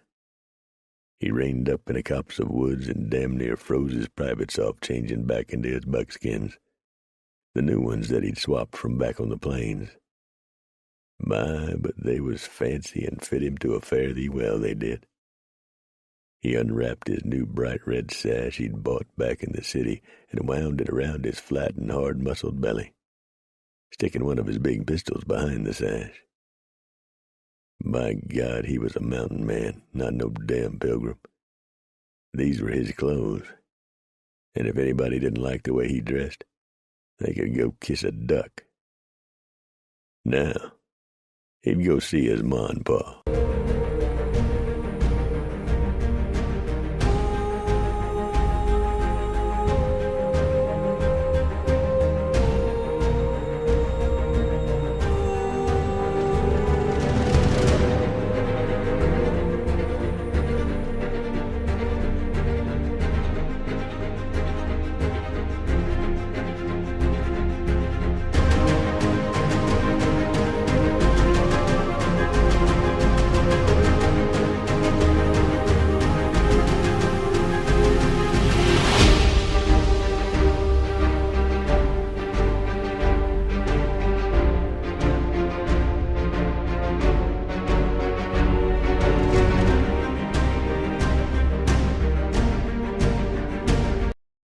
Eight. Preacher got all choked up and sort of misty-eyed when he swung down from the saddle in front of the neat little home on the edge of town. There was an old man chopping kindling wood by the side of the house, and some good smells coming from the house. His ma was baking bread. But why was Pa having to chop wood? Seemed like some of his brothers could come over every day and tend to that. Preacher would have to talk to his brothers about that and make arrangements of some sort, one way or the other. Preacher pushed open the gate and stepped inside the small yard, walking around to the side of the house. He stood for a moment, looking at his father. The man grew conscious of eyes on him and straightened up with an effort, to stand staring at the rugged-looking stranger in buckskins. "Can I help you, stranger?" the old man asked. Preacher had to clear his throat a time or two before replying to that. "Stranger?" Then Preacher realized that he'd been gone for 20-odd years, and he had changed.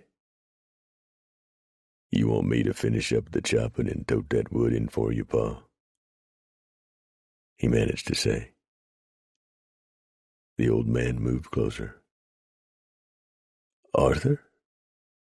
Art, boy, is that really you, son?" "It's me, Pa."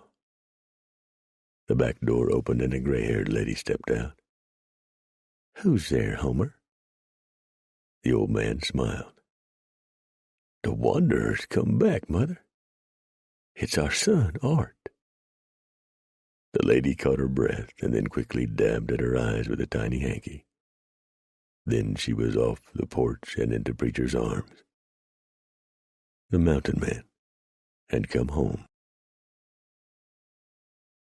This concludes Absaroka Ambush by William W. Johnstone, narrated by J. Rodney Turner. Copyright 1993 by William W. Johnstone. This unabridged audiobook is published by arrangement with Kensington Publishing Corporation and was produced in the year 2019 by Tantor Media Incorporated, a division of Recorded Books, which holds the copyright thereto. Please visit Tantor.com for more information on our growing library of unabridged audiobooks.